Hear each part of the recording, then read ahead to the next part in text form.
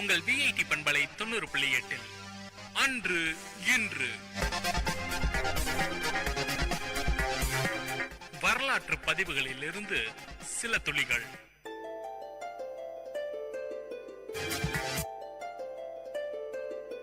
வணக்கம் நேயர்களே, இது விஐடி பண்பலை 90.8 விஐடி பல்கலைக்கழகத்தின் சமுதாய வானொலி.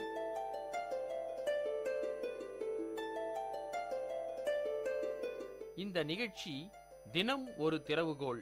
விடியலின் வேளையில் சிந்தைக்கு கருத்து சிதறல்களோடு முனைவர் கா. தமிழ்ச்செல்வன். இன்றைய கருத்து சிதறலில் முயற்சி.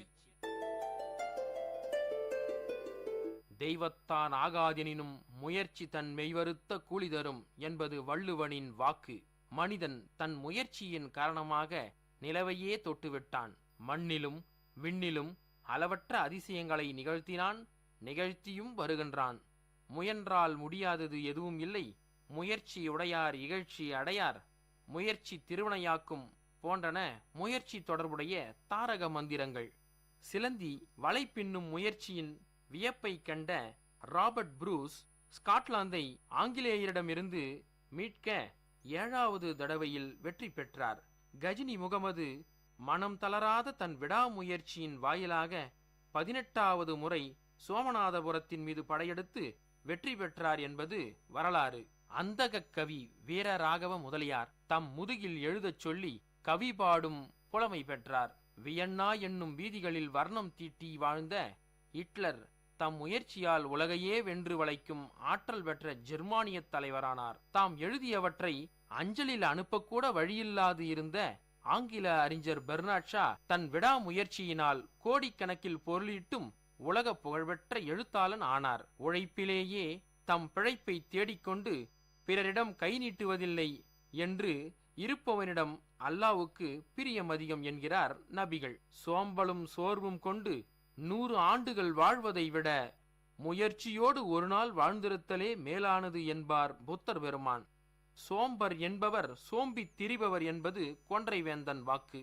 முயற்சி திருவினையாக்கும், முயற்சி இல்லையில் தாழ்வு நேரும் என்பது இன்றைய தினத்தின் திறவுகோல். இன்றைய கருத்து சிதறலில் சிந்தனை துளிகள் உங்களை சிந்திக்க வைத்திருக்கும் என்ற நம்பிக்கையோடு மற்றும் ஒரு தினம் ஒரு திறவுகோல் நிகழ்ச்சியில் சந்திக்கும் வரை உங்களிடமிருந்து விடைபெறுவது முனைவர் கா. தமிழ்ச்செல்வன். இது விஐடி பண்பலை 90.8 விஐடி பல்கலைக்கழகத்தின் சமுதாய வானொலி. நன்றி.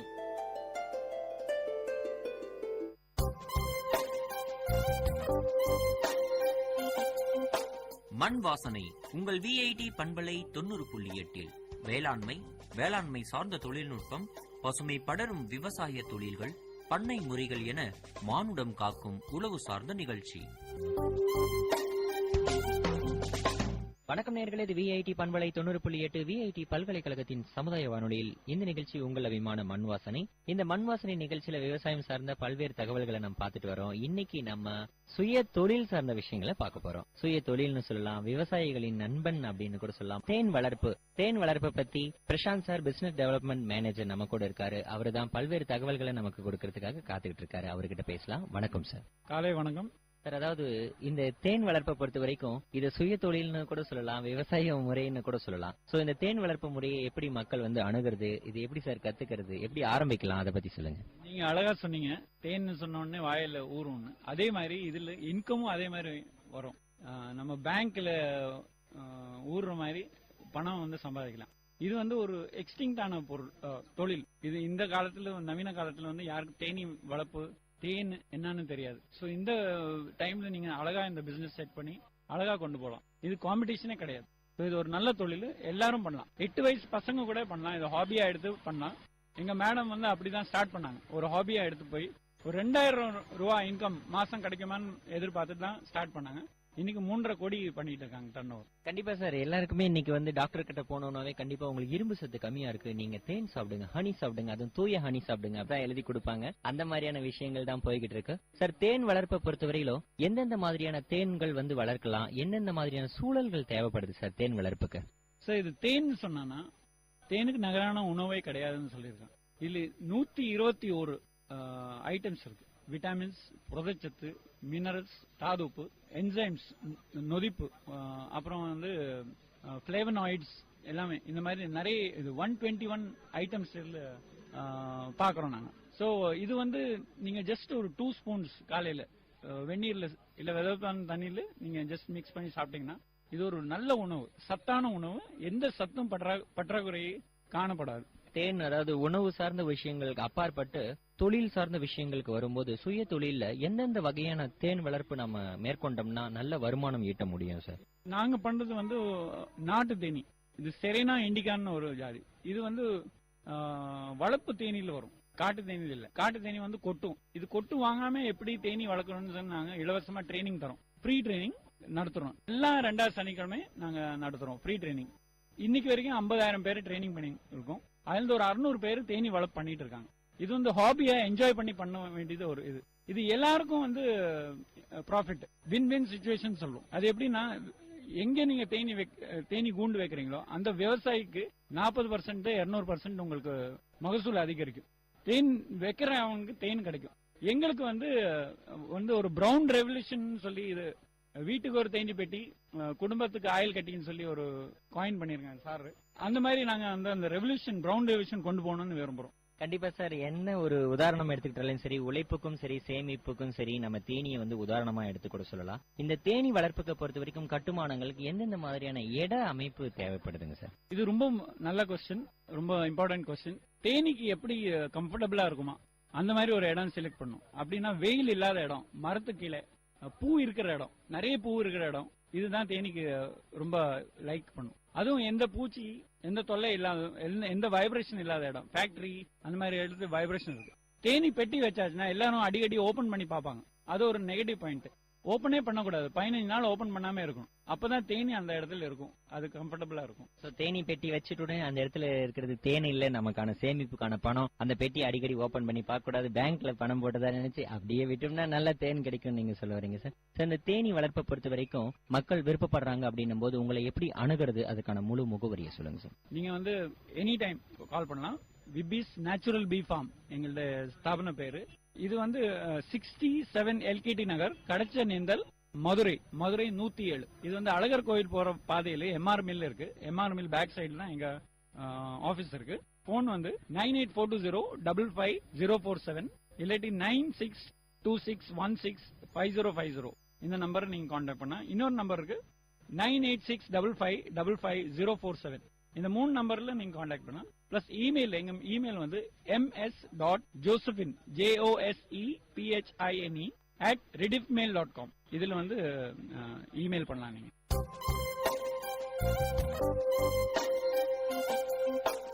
நேயர்கள் இதுவரை கேட்டது மண் வாசனை.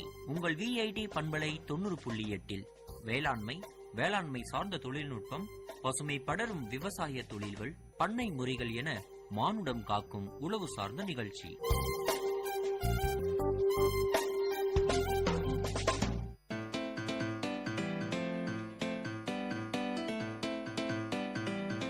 செவிச்செல்வம், VIT பண்பலையின் அறிவு களஞ்சியம்.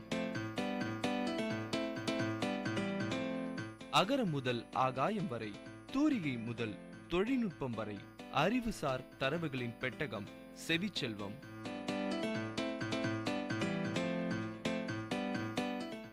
VIT பண்பலை 90.8 செவிச்செல்வம் நிகழ்ச்சியில் கரும்பு பற்றிய அறிவுசார் தொகுப்போடு ஸ்ரீவித்யா. பொங்கல் திருநாள் என்றாலே நம் நினைவுக்கு வருவது கரும்புதான். இனிப்பு சுவையானது கரும்பு. கரும்பின் குணம்தான் என்ன தெரிந்து கொள்வோம். கரும்பு உடலுக்கு பலத்தையும் குளிர்ச்சியையும் தருவதால் நம் உடலில் இருக்கும் சிறுநீரை தாராளமாக வெளியேற்றி மலச்சிக்கலை நீக்கி உடலுக்கு தெம்பையும் சுறுசுறுப்பையும் தருகின்றது. பழுப்பு சர்க்கரை, வெள்ளை சர்க்கரை, கற்கண்டு, வெல்லம் ஆகிய மூலப்பொருட்கள் நம் அன்றாட வாழ்க்கையில் உணவுக்கு பயன்படுத்தும் அத்தியாவசிய பொருளாகும். இவை அனைத்தும் கரும்பில் இருந்துதான் தயாரிக்கப்படுகிறது. நாம் நம் அன்றாட வாழ்க்கையில் பரிமாறிக்கொள்ளும் இனிப்பு வகைகளில் பெரும்பாலானவை சர்க்கரை பாகில் செய்யப்படுபவையே. அது போன்ற இனிப்பு வகைகள் நமக்கு சுவையை கொடுப்பது மட்டுமல்லாமல் அந்த இனிப்பு வகைகளை கெடாமல் பாதுகாக்கும் பதப்படுத்தும் பொருளாகவும் சர்க்கரை பாகு செயல்படுகிறது. மேலும் சர்க்கரை பாகு, நீர்க்கோவை, பிணச நோய் போன்றவற்றையும் குணப்படுத்துகிறது. நாம் களிம்பேறிய செம்பு, பித்தளை பாத்திரங்களில் உட்கொள்வதன் மூலமாக நஞ்சு இரத்தத்தில் கலந்து உடலில் பரவி தீங்கு செய்யும் போது சர்க்கரை உட்கொள்ளும் போது முறியும். அதற்கு காரணம் சர்க்கரை சிறந்த நஞ்சு முறிப்பான், விடாநாசினி, அதாவது விஷத்தை முறிக்க செய்யும் மருத்துவ குணம் நிறைந்தவையாகும். முகத்தில் தோன்றும் பரு, மரு மற்றும் கரும்புள்ளிகள் முகத்தின் அழகை கெடுத்து விகாரமாக்கிவிடும். இதை போக்க தேன்மெழுகை உருக்கி சம அளவு சர்க்கரை சேர்த்து தினமும் இரவில் முகத்திற்கு லேசாக தடவி மறுநாள் காலையில் வெதுவெதுப்பான நீரில் முகம் அலம்பினால் ஆச்சரியப்படத்தக்க வகையில் குணம் தெரியும். நோயாளிகள் இருக்கும் அறையில் ஒரு விதமான துர்நாற்றம் வீசும். அந்த அறையில் நெருப்பினால் சர்க்கரை தூவி புகையுண்டாக்க துர்நாற்றம் நீங்கி அந்த அறை தூய்மை அடைந்துவிடும். குழந்தைகளுக்கு தாய்ப்பாலுக்கு அடுத்ததாக கொடுக்கப்படும் ஒரே உணவு சர்க்கரை கரைத்த நீர்தான். சர்க்கரையை ஆரிய வெந்நீரில் கரைத்து சிறிது சிறிதாக புகட்ட வேண்டும். ஓட்டப்பந்தய வீரர்கள், சைக்கிள் பந்தய வீரர்களுக்கு களைப்பை போக்க சர்க்கரை வழங்கப்படுகிறது. 2ஆம் உலகப் போரின் போது ஜெர்மன் நாட்டின் ராணுவ வீரர்களுக்கு போரிடும் களைப்பு தெரியாமல் இருக்க சர்க்கரையை சிறு சிறு கோழி உருண்டைகளாக செய்து வழங்கப்பட்டது என வரலாறு கூறுகின்றது. இளைப்பு நோய் உள்ளவர்களுக்கு இரவு நேரங்களில் அதிக அளவில் உண்டாகும் வியர்வையை தடுக்க கரும்பு சாற்றை சற்று புளிக்க வைத்து அத்துடன் சம அளவு யுடிகோலானை சேர்த்து மார்பில் பூசி வர அதிவியர்வையை கட்டுப்படுத்த முடியும். விக்கல், வாய்க்குமட்டல், சுவையின்மை, பசியின்மை ஆகியவற்றை குணப்படுத்த ஒரு வழி உண்டு. கரும்பை 2ஆக நெடுக வெட்டி அதனுள் ஏலக்காய் பொடி, திப்பிலி பொடியை அதிகபட்சம் வைத்து ஒரு மெல்லிய துணியால் மூடி அதனை கட்டி செம்மனை கரைத்து பூசி கவசம் செய்து பின் காய்ந்ததும் கரும்பை அடுப்பில் வைத்து சுட்டெடுக்க வேண்டும். மேலே உள்ள எரிந்த துணி செம்மனை நீக்கி அந்த கரும்பின் சாற்றை ஒரு கரண்டி வீதம் 2 மணி நேரத்திற்கு ஒரு முறை சாப்பிட்டு வர ஆச்சரியப்படுத்தும் வகையில் மேற்கண்ட நோய்களும் குணமாகும்.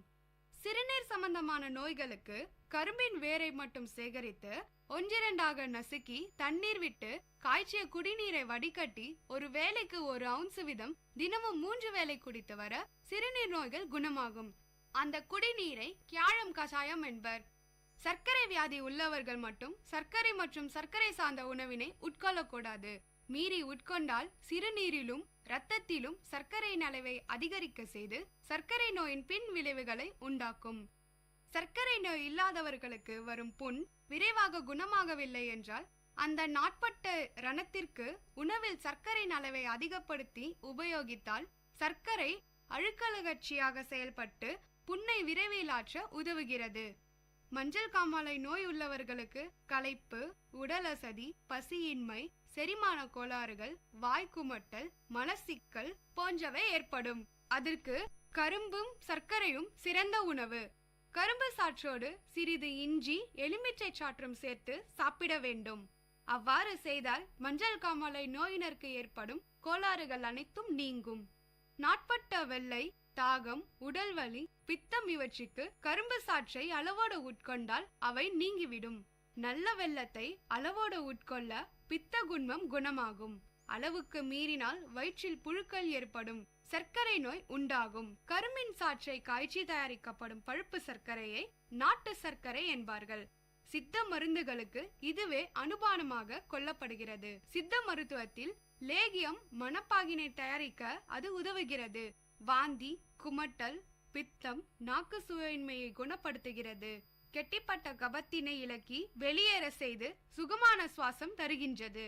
வெள்ளை சர்க்கரையிலிருந்து தயாரிக்கப்படும் கற்கண்டு பல்லீறு வீக்கம், இருமல், வாந்தி, கபம், பித்தம் ஆகிய நோய்களை குணப்படுத்துகிறது.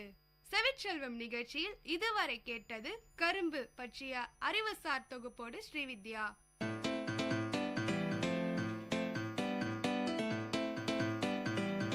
செவிச்செல்வம் விஐடி பண்பலையின் அறிவு களஞ்சியம். அகரம் முதல் ஆகாயம் வரை, தூரிகை முதல் தொழில்நுட்பம் வரை, அறிவுசார் தரவுகளின் பெட்டகம் செவிச்செல்வம்.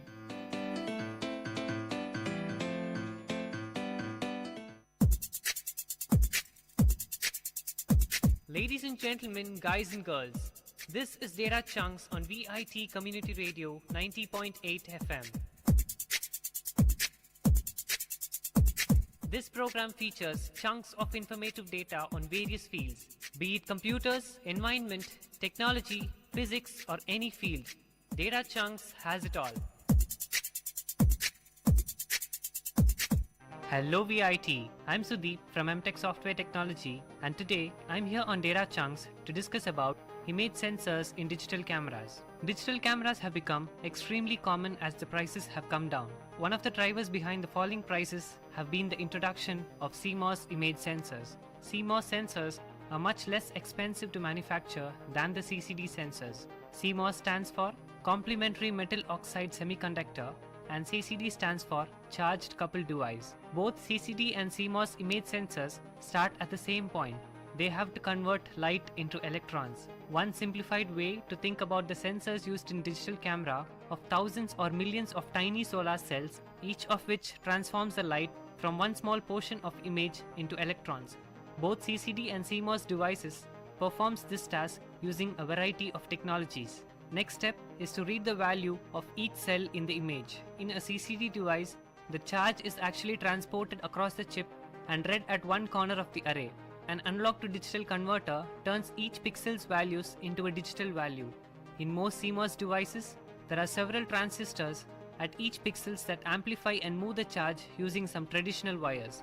The CMOS approach is more flexible because each pixel can be read individually.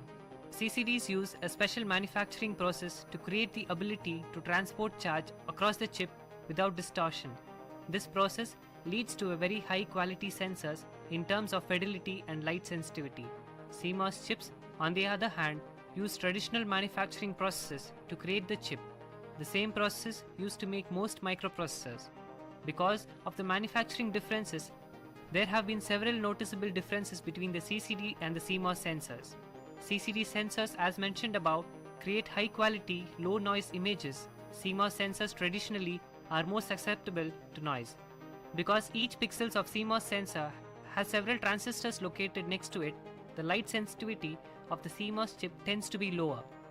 Many of the photons hitting the chip hit the transistor instead of the photodiode. CMOS traditionally consumes little power. Implementing a sensor in CMOS yields a lower power sensor. CCDs use a process that consumes lot of power. CCDs consumes as much as 100 times more power than an equivalent CMOS sensor. CMOS chips can be fabricated on just about any standard silicon production line, so they tend to be extremely inexpensive compared to the CCD sensors. CCD sensors have been mass produced for a long period of time, so they are more mature. They tend to have higher quality and more pixels. Based on these differences, you can see that CCDs tend to be used in cameras that focus on high image quality with lot of pixels and excellent light sensitivity. CMOS sensors traditionally have lower power quality, lower resolution and lower sensitivity. CMOS sensors are just now improving to the point where they reach near parity with the CCD devices in some applications. CMOS cameras are usually less expensive and have a great battery life. You've heard about image sensors in cameras at Data Chunks with me, Sudeep. Ladies and gentlemen, guys and girls, this is Data Chunks on VIT Community Radio 90.8 FM. See you next time with another interesting, informative chunk of data on Data Chunks.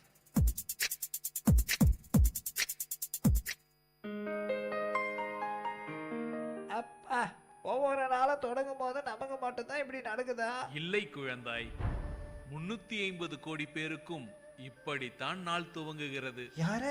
யார் பேசுறது? நான் யாராக இருந்தால் என்ன, நான் சொல்ல வருவதுதான் முக்கியம். அப்படி என்ன முக்கியமான விஷயம் சொல்ல வந்தீங்க நீங்க? நான் காலைக்கடை முடிக்கும் போதுதான் வரணுமா? சீக்கிரம் சொல்லுங்க. உன்னுடைய கழிவறையை பார், அது ஏன் இவ்வளவு அசுத்தமாக இருக்கிறது? அது வந்து நீ ஏன் மூக்கை பிடித்துக் கொண்டு தினமும் சலித்துக் கொண்டு உன் நாளை துவங்க வேண்டும்? அது வந்து உன் கழிவறையை தினமும் சரியாக சுத்தம் செய்து பராமரித்து வை. அப்படி செய்தால் நீ அந்த 350 கோடி பேரில் ஒருவனாக இருக்க மாட்டாய். ஆமா, யார் அந்த 350 கோடி பேரு? அந்த 350 கோடி பேரும் இந்த உலகில் சுகாதாரமான கழிவறை வசதி இல்லாதவர்கள். இப்போது சொல், உன்னிடம் கழிவறை உள்ளது, ஆனால் சுகாதாரம் இப்ப சொல்லிட்டீங்கல்ல, இதோ சுத்தம் பண்ணிடுறேன். இந்த உலகில் 1/3 சுகாதாரமான கழிவறை வசதி இல்லை என்று ஐக்கிய நாடுகள் கணக்கெடுப்பு கூறுகிறது. நம் வீட்டில் இருக்கும் கழிவறை சுகாதாரமாக உள்ளதா என நாம் கவனித்து சுத்தம் செய்வோம். சமுதாய நலன் கருதி வெளியிடுவோர் VIT பண்பலை 90.8.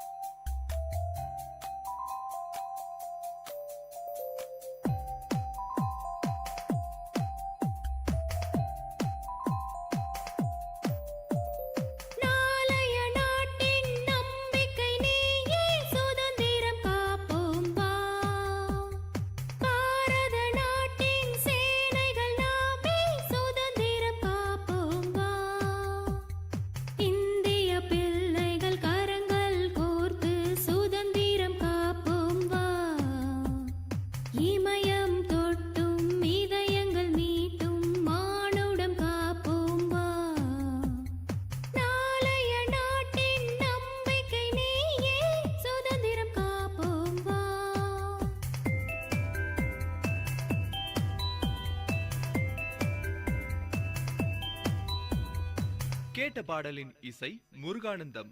பாடலை பாடியவர் உமா மகேஸ்வரி.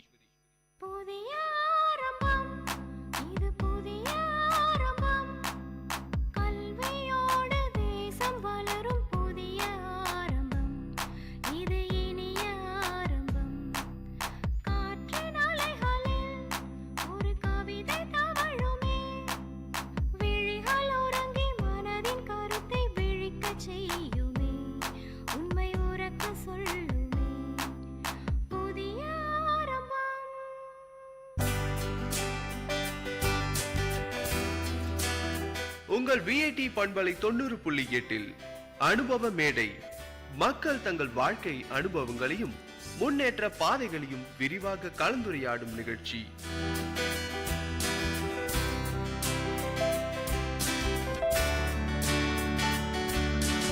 வணக்கம் அன்பு நேயர்களே, இது உங்கள் VIT பண்பலை 90.8 வணக்கம் அனுபவ மேடை நிகழ்ச்சி. இன்றைய நிகழ்ச்சிக்கு வந்திருக்கும் நபர் யாருன்னு பாத்தீங்கன்னா, வேலூர் வானிலை தன்னார்வ ஆராய்ச்சியாளர் திரு பிரபு விஸ்வநாதன் அவர்கள் வந்திருக்காங்க.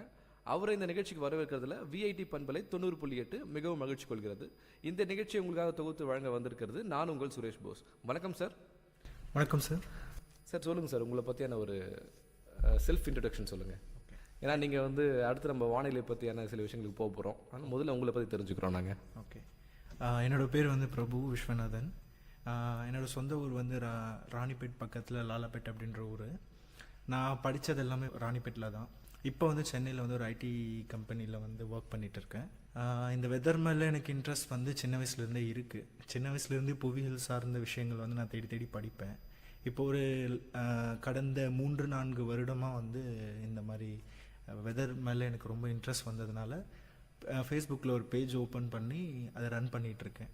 முக்கியமாக நான் இந்த பேஜ் ஓப்பன் பண்ணதுக்கு முக்கிய காரணம் என்ன அப்படின்னா, வெள்ளூர் அப்படின்னாலே எல்லோரும் வெயிலூர் வெயிலூர் வெயிலூர்னு சொல்லிட்டு இருந்தாங்க. அது இல்லை, உண்மையான வெயிலூர் எது அப்படின்ட்டு எங்களோட தரவுகள் மூலயமா அதை நிரூபிக்கிறதுக்காக தான் நாங்கள் இந்த பேஜை ஓப்பன் பண்ணி ரன் பண்ணிகிட்ருக்கோம். அப்போது நீங்கள் படித்தது அஃபிஷியலாக இதை படிக்கல இல்லைங்களா? ஓன் இன்ட்ரெஸ்ட்னால இதை நீங்கள் ஆராய்ச்சி பண்ண ஆரம்பிச்சிருக்கீங்க. ஆமாம், அஃபிஷியல். இதுக்கான தரவுகள் உங்களுக்கு எங்கேருந்து கிடைக்குது? உங்களுக்கு இதுக்கான தரவுகள் நிறைய வெப்சைட்ஸ் இதுக்குன்னு இருக்குது. ஆக்சுவலாக பார்த்தீங்கன்னா, சுவிட்சர்லாண்டோட மெட்டியோலாஜிக்ஸ் அப்படின்ட்டு ஒரு ப்ரைவேட் வெப்சைட் இருக்குது. அப்புறம் நம்ம IMDயோட வெப்சைட்ஸ் இருக்குது. அப்புறம் ஜப்பானில் ஹிமாவாரின்னு ஒரு வெப்சைட் இருக்குது. அதுக்கப்புறம் யூகேயில் மெட்டியோ ப்ளூன்னு ஒரு வெப்சைட் இருக்குது. அப்புறம் யூஎஸில் வெதர் யூஎஸ் அப்படின்ட்டு நிறைய வெப்சைட்ஸ் இருக்குது. இவங்கெல்லாம் வெதர் வெப்சைட்ஸை இவங்களோட மாடல்ஸ் எல்லாம் கலெக்ட் பண்ணி அதில் எது அதிகமான பர்சன்டேஜ் கொடுக்குது அப்படின்றத பார்த்து நாங்கள் அதுக்கேற்ற மாதிரி சொல்லுவோம். எப்படி உங்களுக்கு இதில் இன்ட்ரெஸ்ட் வந்துச்சு முதல்ல? ஏன்னா எல்லாருமே படிச்சுட்டு அவங்க ஃபீல்டுக்குள்ள ஜாப் போவாங்க. இதில் என்னை யாருமே அவ்வளோ சீக்கிரம் இதில் போக மாட்டாங்க. ஆரம்பித்து நீங்கள் ஃபேஸ்புக் வரலும் போயிருக்கீங்க. இதில் இது எப்படி இன்ட்ரெஸ்ட் வந்துச்சு உங்களுக்கு? எனக்கு சின்ன வயசுலேருந்தே பார்த்தீங்கன்னா புவியியல் மேலே ரொம்ப விருப்பம். புவியியல் பாடத்தில் நான் ரொம்ப அதீத ஆர்வம் காட்டி படிப்பேன். நான் ஆக்சுவலாக என்னோட +1 +2 முடிச்சுட்டு புவியியல் சார்ந்த படிப்பு தான் படிக்கலான்னு இருந்தேன். எங்கள் அப்பாவோட எல்லாரும் போல் எங்கள் அப்பாவோட நிர்பந்தத்தினால இன்ஜினியரிங் எடுத்து படிச்சுட்டேன். அதுக்கப்புறம் என்னோடய இன்ட்ரெஸ்ட் சும்மா இருக்குல்ல, சரி ஒரு பேஜ் ஓப்பன் பண்ணி நம்ம மக்களுக்கு வந்து நம்பிட்டு இருக்கிற இதெல்லாம் வந்து இல்லை, இதுதான் உண்மை அப்படின்றத சொல்லணும் அப்படின்றதுக்காகவே இந்த பேஜ் ஓப்பன் பண்ணி ரன் பண்ணிகிட்ருக்கேன். ஓகே. இப்போ வந்து மேக்ஸிமம் வந்து படிச்சுட்டு இதில் அஃபிஷியலாக வரவங்களே வந்து மேக்ஸிமம் வந்து அவங்க கெஸ் பண்ணுறது வந்து 90% நடக்கும், மீதி 10% நடக்காது இல்லையா அவங்களுக்கு. இப்போ உங்களுக்கு அந்த மாதிரி டிஃபிகல்ட்டிஸ் எப்படி இருக்குது? இல்லை, இதில் வந்து எங்களுக்கு வந்து அவங்கள விட எங்களுக்கு டிஃபிகல்ட்டிஸ் கம்மி தான். ஏன் அப்படின்னு பார்த்தீங்கன்னா அஃபிஷியல் ப்ராட்காஸ்ட் ஏஜென்சி வந்து என்ன பண்ணுவாங்கன்னா மார்னிங் ஒரு 8:30க்கு வந்து டெம்பரேச்சர் அவங்க வச்சுருக்கிற 24 இடத்துல தமிழ்நாட்டில் வச்சுருக்காங்க அப்சர்வேட்டரி. அந்த அப்சர்வேட்டரியோட ரீடிங்ஸ் எல்லாம் 8:30க்கு அவங்க அப்டேட் பண்ணுவாங்க. அப்போவும் அப்புறம் 11:30 மணிக்கு வந்து தமிழ்நாட்டில் அவங்க வச்சுருக்கிற ரெயின் காஜஸில் எவ்வளோ மழை பெஞ்சிருக்கு அப்படின்றதெல்லாம் பண்ணுவாங்க. ஸோ இந்த 8:30 11:30 இந்த சமயத்தில் தான் அவங்க வந்து அந்த நாளுடைய வானிலை கணிப்பை வந்து சொல்லுவாங்க.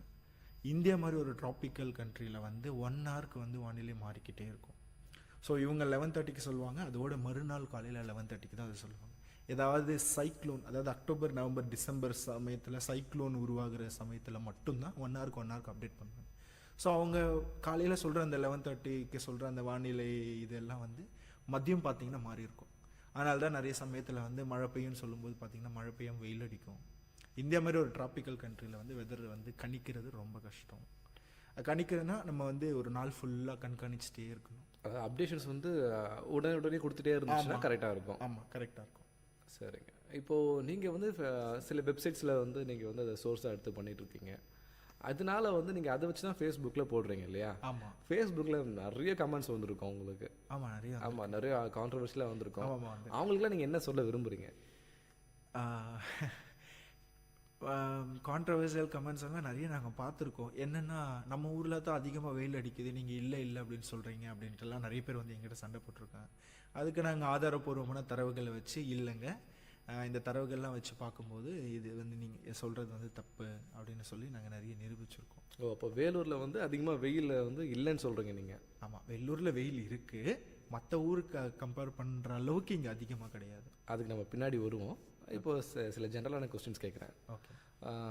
மழையை வந்து இப்போது மிதமான மழை, வேகமான மழைலான்னு சொல்கிறாங்க இல்லையா, அது எதை வச்சு வந்து கணிக்கிறாங்க? அதுக்கான அளவீடுகள் என்ன?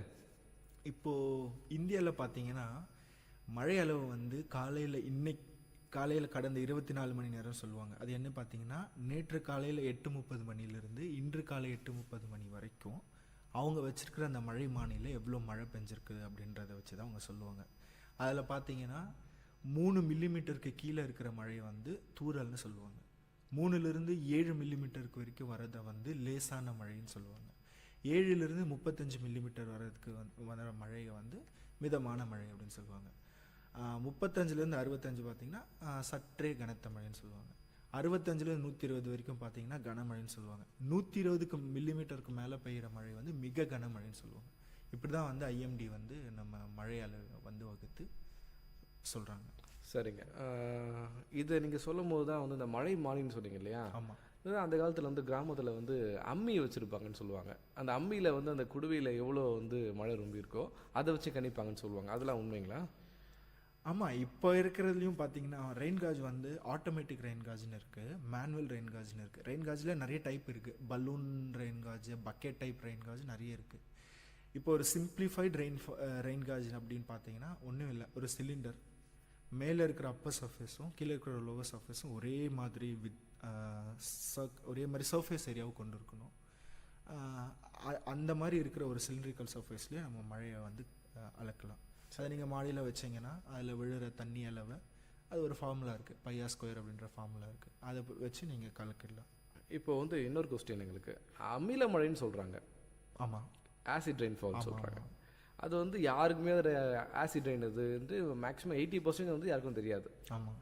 அது எப்படி தெரிஞ்சுக்கலாம்? அது எந்த டைமில் வரும்? ஓகே, ஆசிட் ரெயின்ஃபால் பார்த்தீங்கன்னா அதிகமான வந்து கெமிக்கல் ஃபர்டிலைசர்ஸ், கெமிக்கல்ஸ், அப்புறம் பெட்ரோலியம் ரிஃபைனரிஸ், இந்த தொழிற்சாலைகள் அமைஞ்சிருக்கிற ஊர்களில் ஆசிட் ரெயின்ஃபால் வரதுக்கு அதிகமான வாய்ப்பு இருக்குது. அதே மாதிரி இந்த க்ரீன் ஹவுஸ் எஃபெக்ட் கேஸ் சொல்லுவாங்க இல்லைங்களா, குளோரோஃப்ளூரோ, ரெஃப்ரிஜரேட்டர், ஏசி, இந்த அதிலிருந்து வெளியாக ஃப்ரீயான் கேஸ், இந்த சிஎஃப்சி, ஹெச்சிஎஃப்சி இந்த மாதிரி கேஸஸ் வர இடத்துல வந்து அந்த ஆசிட் ரெயின் வந்து அதிகமாகும்.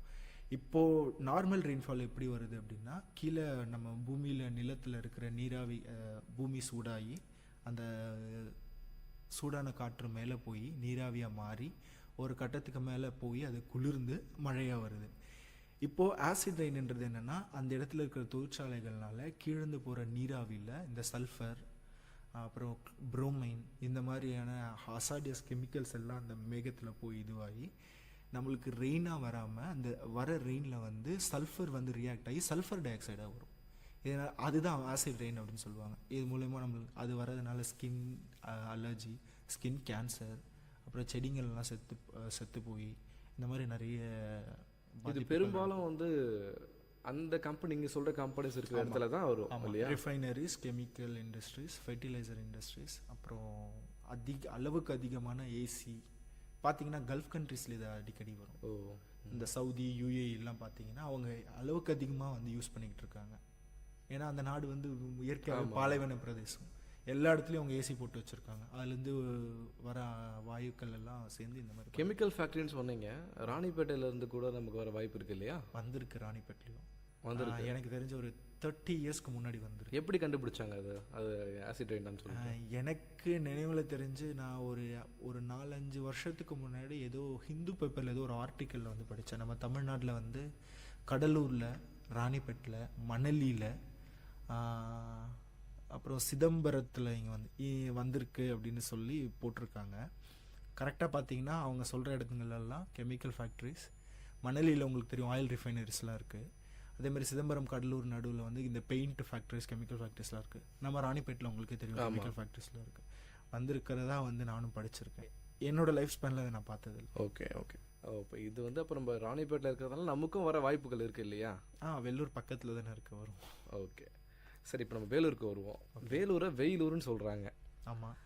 மழைகள் கம்மின்னு சொல்கிறாங்க. ஃபஸ்ட்டு எனக்கு மழைக்கு சொல்லுங்கள். வேலூரில் மழை எப்படி பெஞ்சிட்ருக்கு? தென்மேற்கு பருவமழை, வடகிழக்கு பருவமழை, இந்த ரெண்டுத்தில் வந்து எது நமக்கு அதிகமாக ஃபேவர் பண்ணுது?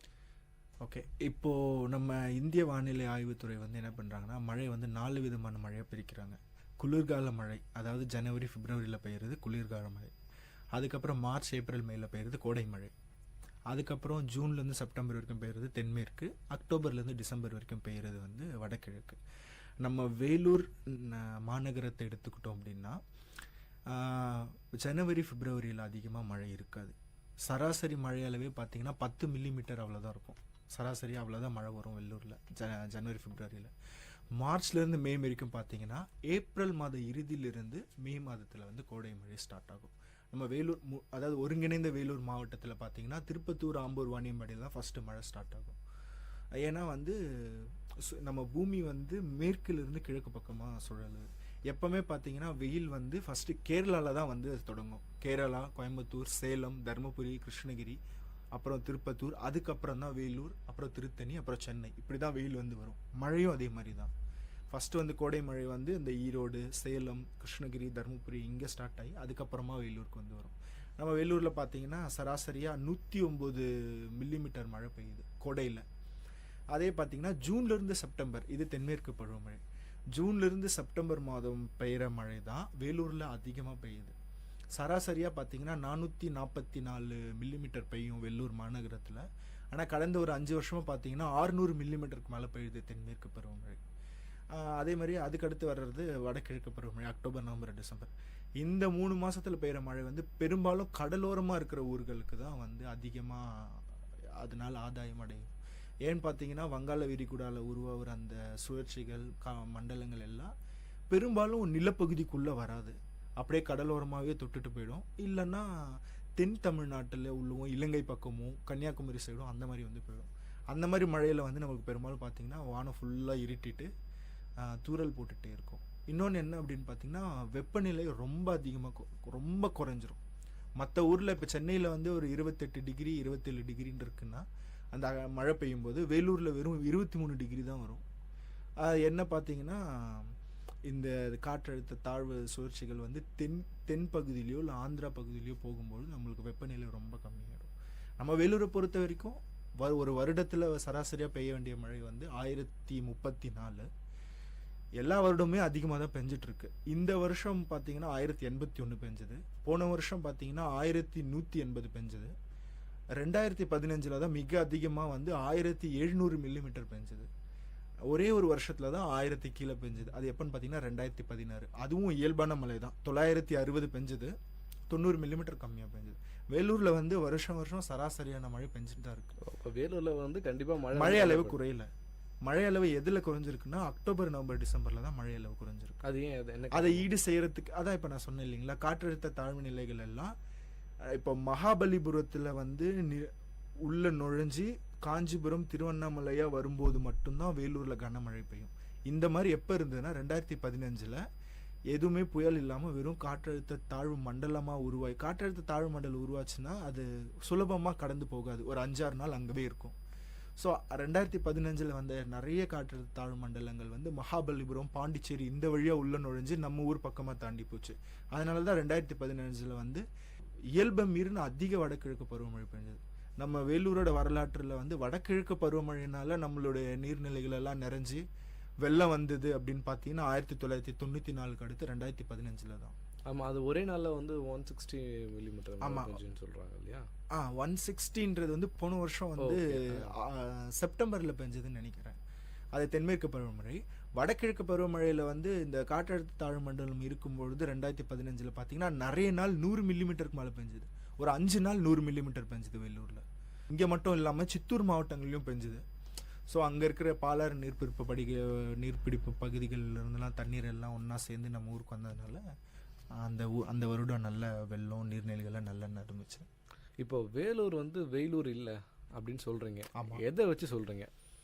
இப்போது ஒரு ஊரை வந்து வெயிலூர் அப்படின்னு நம்ம சொல்லணும் அப்படின்னா அந்த ஊரில் வந்து அதிகபட்சமான வெப்பநிலை அடிச்சிருக்கணும். இப்போ தமிழ்நாட்டில் 24 இடங்களில் அப்சர்வேட்டரி, அதாவது வானிலை ஆய்வுக்கூடம் வச்சுருக்காங்க சொன்னேன் இல்லைங்களா. அதில் பார்த்தீங்கன்னா தமிழ்நாட்டில் அதிகபட்சமான வெப்பநிலை எங்கே பதிவு ஆனது அப்படின்னு பார்த்தீங்கன்னா திருத்தணியில் பார்த்தீங்கன்னா மே 31, 2003 அந்த நாளில் திருத்தணியில் 48.6 டிகிரி அடிச்சது. ரவுண்ட் ஆஃப் பண்ணிங்கன்னா 49 டிகிரி. அதே மே 31 தேதி 2003 வேலூரில் 45 அடிச்சது, சென்னையிலையும் 45 அடிச்சது. ஸோ பார்த்தீங்கன்னா அதிகமான வெப்பநிலை அடித்தது பார்த்தீங்கன்னா திருத்தணியில் தான். திருத்தணிக்கு அடுத்து அதிகமான வெப்பநிலை பார்த்தீங்கன்னா வேலூர் டிஸ்ட்ரிக்டில் முன்னாடி இருந்த திருப்பத்தூர், அங்கே பார்த்தீங்கன்னா 1980s 90s வந்து 46 டிகிரி அடிச்சது. அதுக்கடுத்து பார்த்தீங்கன்னா கரூர் வந்து 46.2. அதுக்கப்புறம் தான் வேலூரும் சென்னை நுங்கம்பாக்கமும் 45. அதுவும் ஒரே நாள் மட்டும்தான் 45 டிகிரி அடிச்சது. அதிகமான வெப்பநிலை வேலூரில், திருத்தணி. இன்னொன்று பார்த்தீங்கன்னா சராசரி வெப்பநிலை. இந்த 24 அப்சர்வேட்டரி வச்சுருக்காங்க இல்லையா, இதில் சராசரியாக, அதாவது வருடம் ஃபுல்லாக இப்போ அங்கே அடிக்கிற வெப்பநிலையை வந்து கணக்கிட்டு சராசரி வெப்பநிலை இந்த ஊரோட இது அப்படின்னு சொல்லுவாங்க. அப்படி பார்த்தீங்கன்னா வேலூரோட சராசரி வெப்பநிலை வந்து 33.8 டிகிரி. மதுரையோட சராசரி வெப்பநிலை பார்த்தீங்கன்னா 34.3 டிகிரி. ஸோ சராசரி வெப்பநிலையில் பார்த்தீங்கன்னா மதுரை தான் ஃபஸ்ட்டு வரும், அதுக்கப்புறம் திருச்சி வரும், அதுக்கப்புறம் சேலம் வரும், அதுக்கப்புறம் தான் வேலூர் வரும். ஸோ சராசரி வெப்பநிலையிலும் வேலூர் வராது. அதே மாதிரி சொல்கிறாங்க அதிகமான வெப்பநிலையும் வேலூரில் அடித்தது கிடையாது. எப்படி இதை வந்து சொல்கிறாங்கன்னா எல்லாம் மீடியா பண்ண காரணம் வேலை தான்.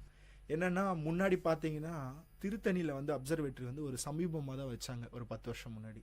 அதுக்கு முன்னாடி வந்து திருத்தணியில், கரூர்லலாம் அப்சர்வேட்டரி கிடையாது. அப்போ வேலூரில் மட்டும்தான் இருந்தது. ஸோ அப்போ பார்த்தீங்கன்னா ஆப்வியஸ்லி வேலூரில் அதிகமாக வெயில் அடிக்கும். அதை வந்து டிவிலெலாம் சொல்ல ஆரம்பிச்சு அப்படியே வேலூர்னா வெயிலூர்னு அப்படியே இப்போ ஒவ்வொன்றா அப்சர்வேட்டரி ஓப்பன் பண்ண வேலூர் வர்றதே கிடையாது. அப்போ முதல்ல அப்சர்வேட்டரி வச்சது ஒரு குத்தமா? ஆமாம், அப்படியே சொல்லலாம். இப்போ தான் சமீபத்தில் கரூர், இப்போ பார்த்தீங்கன்னா ஈரோடுலாம் ஜனவரியிலே 37 டிகிரி வந்திருக்கு. நம்மளுக்கு 37 டிகிரி நீங்கள் பாருங்கள் மார்ச் மாதத்தில் தான் வரும். மார்ச் மாதம் நடுவில் தான் 36 தாண்டும். ஆனால் ஈரோடு, மதுரை, சேலம்லாம் பார்த்தீங்கன்னா ஜனவரியிலே 36 வந்துடும்.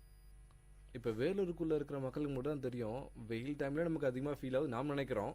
ஆமாம், ஆனால் அதே மாதிரி குளிர் டைமில் அதிகமாக நமக்கு ஃபீல் ஆகுது இல்லையா? ஆமாம், அதுவும் கரெக்ட் தான். இப்போ நம்ம தமிழ்நாட்டில் பார்த்தீங்கன்னா சமவெளி பகுதின்னு சொல்லுவாங்க. சமவெளி பகுதி ஐஎம்டி எப்படி சொல்கிறாங்க அப்படின்னு பார்த்தீங்கன்னா மலை மேலே இல்லாத ஊர்களை வந்து சமவெளின்னு சொல்கிறாங்க. அவங்க வச்சிருக்கிற அப்சர்வேட்டரியில் பார்த்தீங்கன்னா தமிழ்நாட்டில் வந்து குறைவான வெப்பநிலை எங்கெல்லாம் பதிவாயிருக்குன்னா வேலூர், திருத்தணி, திருப்பத்தூர், மதுரையில் வந்து அது வந்து மதுரையில் பதிவானது வந்து 1960களில். நம்ம வேலூரில் பார்த்தீங்கன்னா 1999 வந்து 10.2 டிகிரி அடித்தது. வேலூர், திருப்பத்தூர், திருத்தணி இந்த 3 ஊரில் தான் தமிழ்நாட்டில் சமவெளி பகுதிகளில் குறைவான வெப்பநிலையும் நம்ம ஊரில் தான் அடிக்கும். ஸோ நம்ம ஊர் குளிரூர்னு சொல்லலாம். அதாவது 9க்கு கீழே போயிருக்கு இல்லையா வேலூரில்? ஆமாம், 9க்கு கீழே. இப்போ விரிஞ்சிபுரமில் வந்து ஐஎம்டி வந்து என்னென்னா ஆட்டோமேட்டிக் வெதர் ஸ்டேஷன் ஒன்று வச்சுருக்காங்க. அது வந்து டெஸ்டிங் மாதிரி வச்சு பண்ணிகிட்ருக்காங்க. அது வந்து சக்ஸஸ்ஃபுல்லாக அவங்களுக்கு தெரிஞ்சதுக்கப்புறமா இந்த அப்சர்வேட்டரியில் சேர்ப்பாங்க. அதில் பார்த்தீங்கன்னா விரிஞ்சிபுரம் அப்சர்வேட்டரியில் வந்து 9.6 டிகிரி அடிச்சுது. அந்த எப்போனா February 1, 2018. ஈக்குவலன்ட்டு கொடைக்கானல் சொல்லலாம் இல்லையா? கொடைக்கானலோட கம்மி. அந்த நாளில் வந்து கொடைக்கானலில் 12 டிகிரி அடிச்சது. ஆனால் நம்ம விரிஞ்சிபுரம்ல 9.6 டிகிரி வந்தது. ஸோ இதனால தான் வேலூரை வந்து எல்லா டைம்லையும் எக்ஸ்ட்ரீமாக இருக்கு இல்லையா நமக்கு? ஆமாம். ஓகே. இன்னொரு முக்கியமான காரணம் என்னன்னா, நம்ம ஆந்திரா பக்கத்தில் இருக்கோம். ஸோ இப்போ சித்தூர் மாவட்டம் திருப்பதியில் வந்து வெயில் அதிகமாக இருக்கும் பொழுது இப்போ பார்த்தீங்கன்னா மார்ச்லேருந்து மே மாதம் வரைக்கும் பார்த்தீங்கன்னா வடக்கு தெற்காக வந்து காற்று வீசும். ஸோ வடக்கு தெற்கு, நம்மளுக்கு வடக்கு இருக்கிறது சித்தூர், திருப்பதி. ஸோ அதுக்கும் அவங்களுக்கு வடக்காக இருக்கிறது டெல்லி. அவங்கெல்லாம் நார்த் இந்தியாவில் உங்களுக்கு தெரியும் சம்மர் வந்து எக்ஸ்ட்ரீமாக இருக்கும். ஸோ அந்த ஹீட் வேவ் எல்லாம் வந்து நார்த்லேருந்து சவுத் அவங்களுக்கு வரும். அவங்களுக்கு சவுத்தில் நம்ம தான் இருக்கும். ஸோ நம்மளுக்கும் திருத்தணிக்கு தான் ஃபஸ்ட்டு அதோட இன்ஃப்ளூயன்ஸ் வந்து வரும். இந்த நார்த் சவுத் விண்ட் டைரக்ஷன் பார்த்தீங்கன்னா மே மந்த் முடியும் போது தான் சவுத் வெஸ்ட் மான்சூன் கேரளாவில் வந்து அடிக்கும்போது இந்த நார்த் சவுத் டைரக்ஷன் வந்து பார்த்தீங்கன்னா நார்த்லேருந்து ஈஸ்ட் பக்கமாக மாறும். அப்போ தான் வந்து பார்த்தீங்கன்னா மே மந்த் எண்டிங்கில் தான் சென்னை, கடலூர், நாகப்பட்டினம்லாம் 40 டிகிரி மேலே வரும். ஸோ அதுதான் பேட்டர்ன். அதனால தான் பார்த்தீங்கன்னா மே மந்த் வரைக்கும் பார்த்தீங்கன்னா கடற்கரையோரம் இருக்கிற ஊரில் மழையே பெய்யாது. இப்போ சித்தூர்லேயும் திருப்பதியில் வெயில் அடித்தா நம்மளுக்கு அந்த எஃபெக்ட் இருக்கும். சித்தூர்லேயும் திருப்பதியிலும் வெப்பசலன மழை வந்துச்சுன்னா நம்மளுக்கும் வரும். ஆனால் கடலோர மாவட்டங்களில் வந்து ஜூன் மாதத்துலேருந்து தான் அந்த மழை பெய்ய ஸ்டார்ட் ஆகும், காற்றோடைய திசைனால. ஓகே. இப்போ வேலூரில் சுற்றி மலை இருக்குது, இதனால நமக்கு வந்து மழைகள் வந்து அதிகமாக பெய்யணும். ஆமாம் ஆமாம். இப்போ வேலூரில் இருக்கிற மலைனால அதிகமாக மழை பெய்யணும்னா என்ன பண்ணலாம்? இந்த மலைகள்னால என்ன நடக்குது? ஆமாம், இப்போது வேலூர் மலைகள் இருக்கு இல்லைங்களா? இப்போது நம்ம வேலூர் மலைகளில் தான் மேகமூட்டங்கள் வந்து அதிகமாக உருவாகுது. நம்ம சொல்லப்போனால் வட தமிழகத்துக்கே மழைகள் கொடுக்கறதுக்கும் அந்த மேகங்கள் உருவாகிறதுக்கும் முக்கியமான காரணம் நம்ம வேலூர் மலைகள் தான். நம்ம இடத்துல என்னென்னா மார்ச்லேருந்து மே வரைக்கும் வெயில் அடிக்குது. வெயில் அடிக்கிறதுனால நிலம் வந்து சூடாகிறதுனால நிலத்துலேருந்து நீராவி மேலே போகுது. நீராவி மேலே போகுதுன்னா மேகமூட்டம் உருவாகுது. இந்த மேகமூட்டங்கள் அதிகமாக உருவாகிறதுக்கு நம்ம மலை ரொம்ப அதிகமாக இருக்குது. இது என்ன சொல்லுவாங்கன்னா கிழக்கு மேற்கு திசை முறிவுன்னு சொல்லுவாங்க. இந்த கிழக்கு தொடர்ச்சி மலைகள் இல்லைங்களா, ஜவாது மலை, இதெல்லாம் இது வந்து என்ன பண்ணுது அப்படின்னா இந்த மேலே எழும்புற அந்த நீராவியை வந்து மேகங்களாக உருவாக்குறதுக்கு ரொம்ப உதவி புரியுது இந்த கிழக்கு தொடர்ச்சி மலை.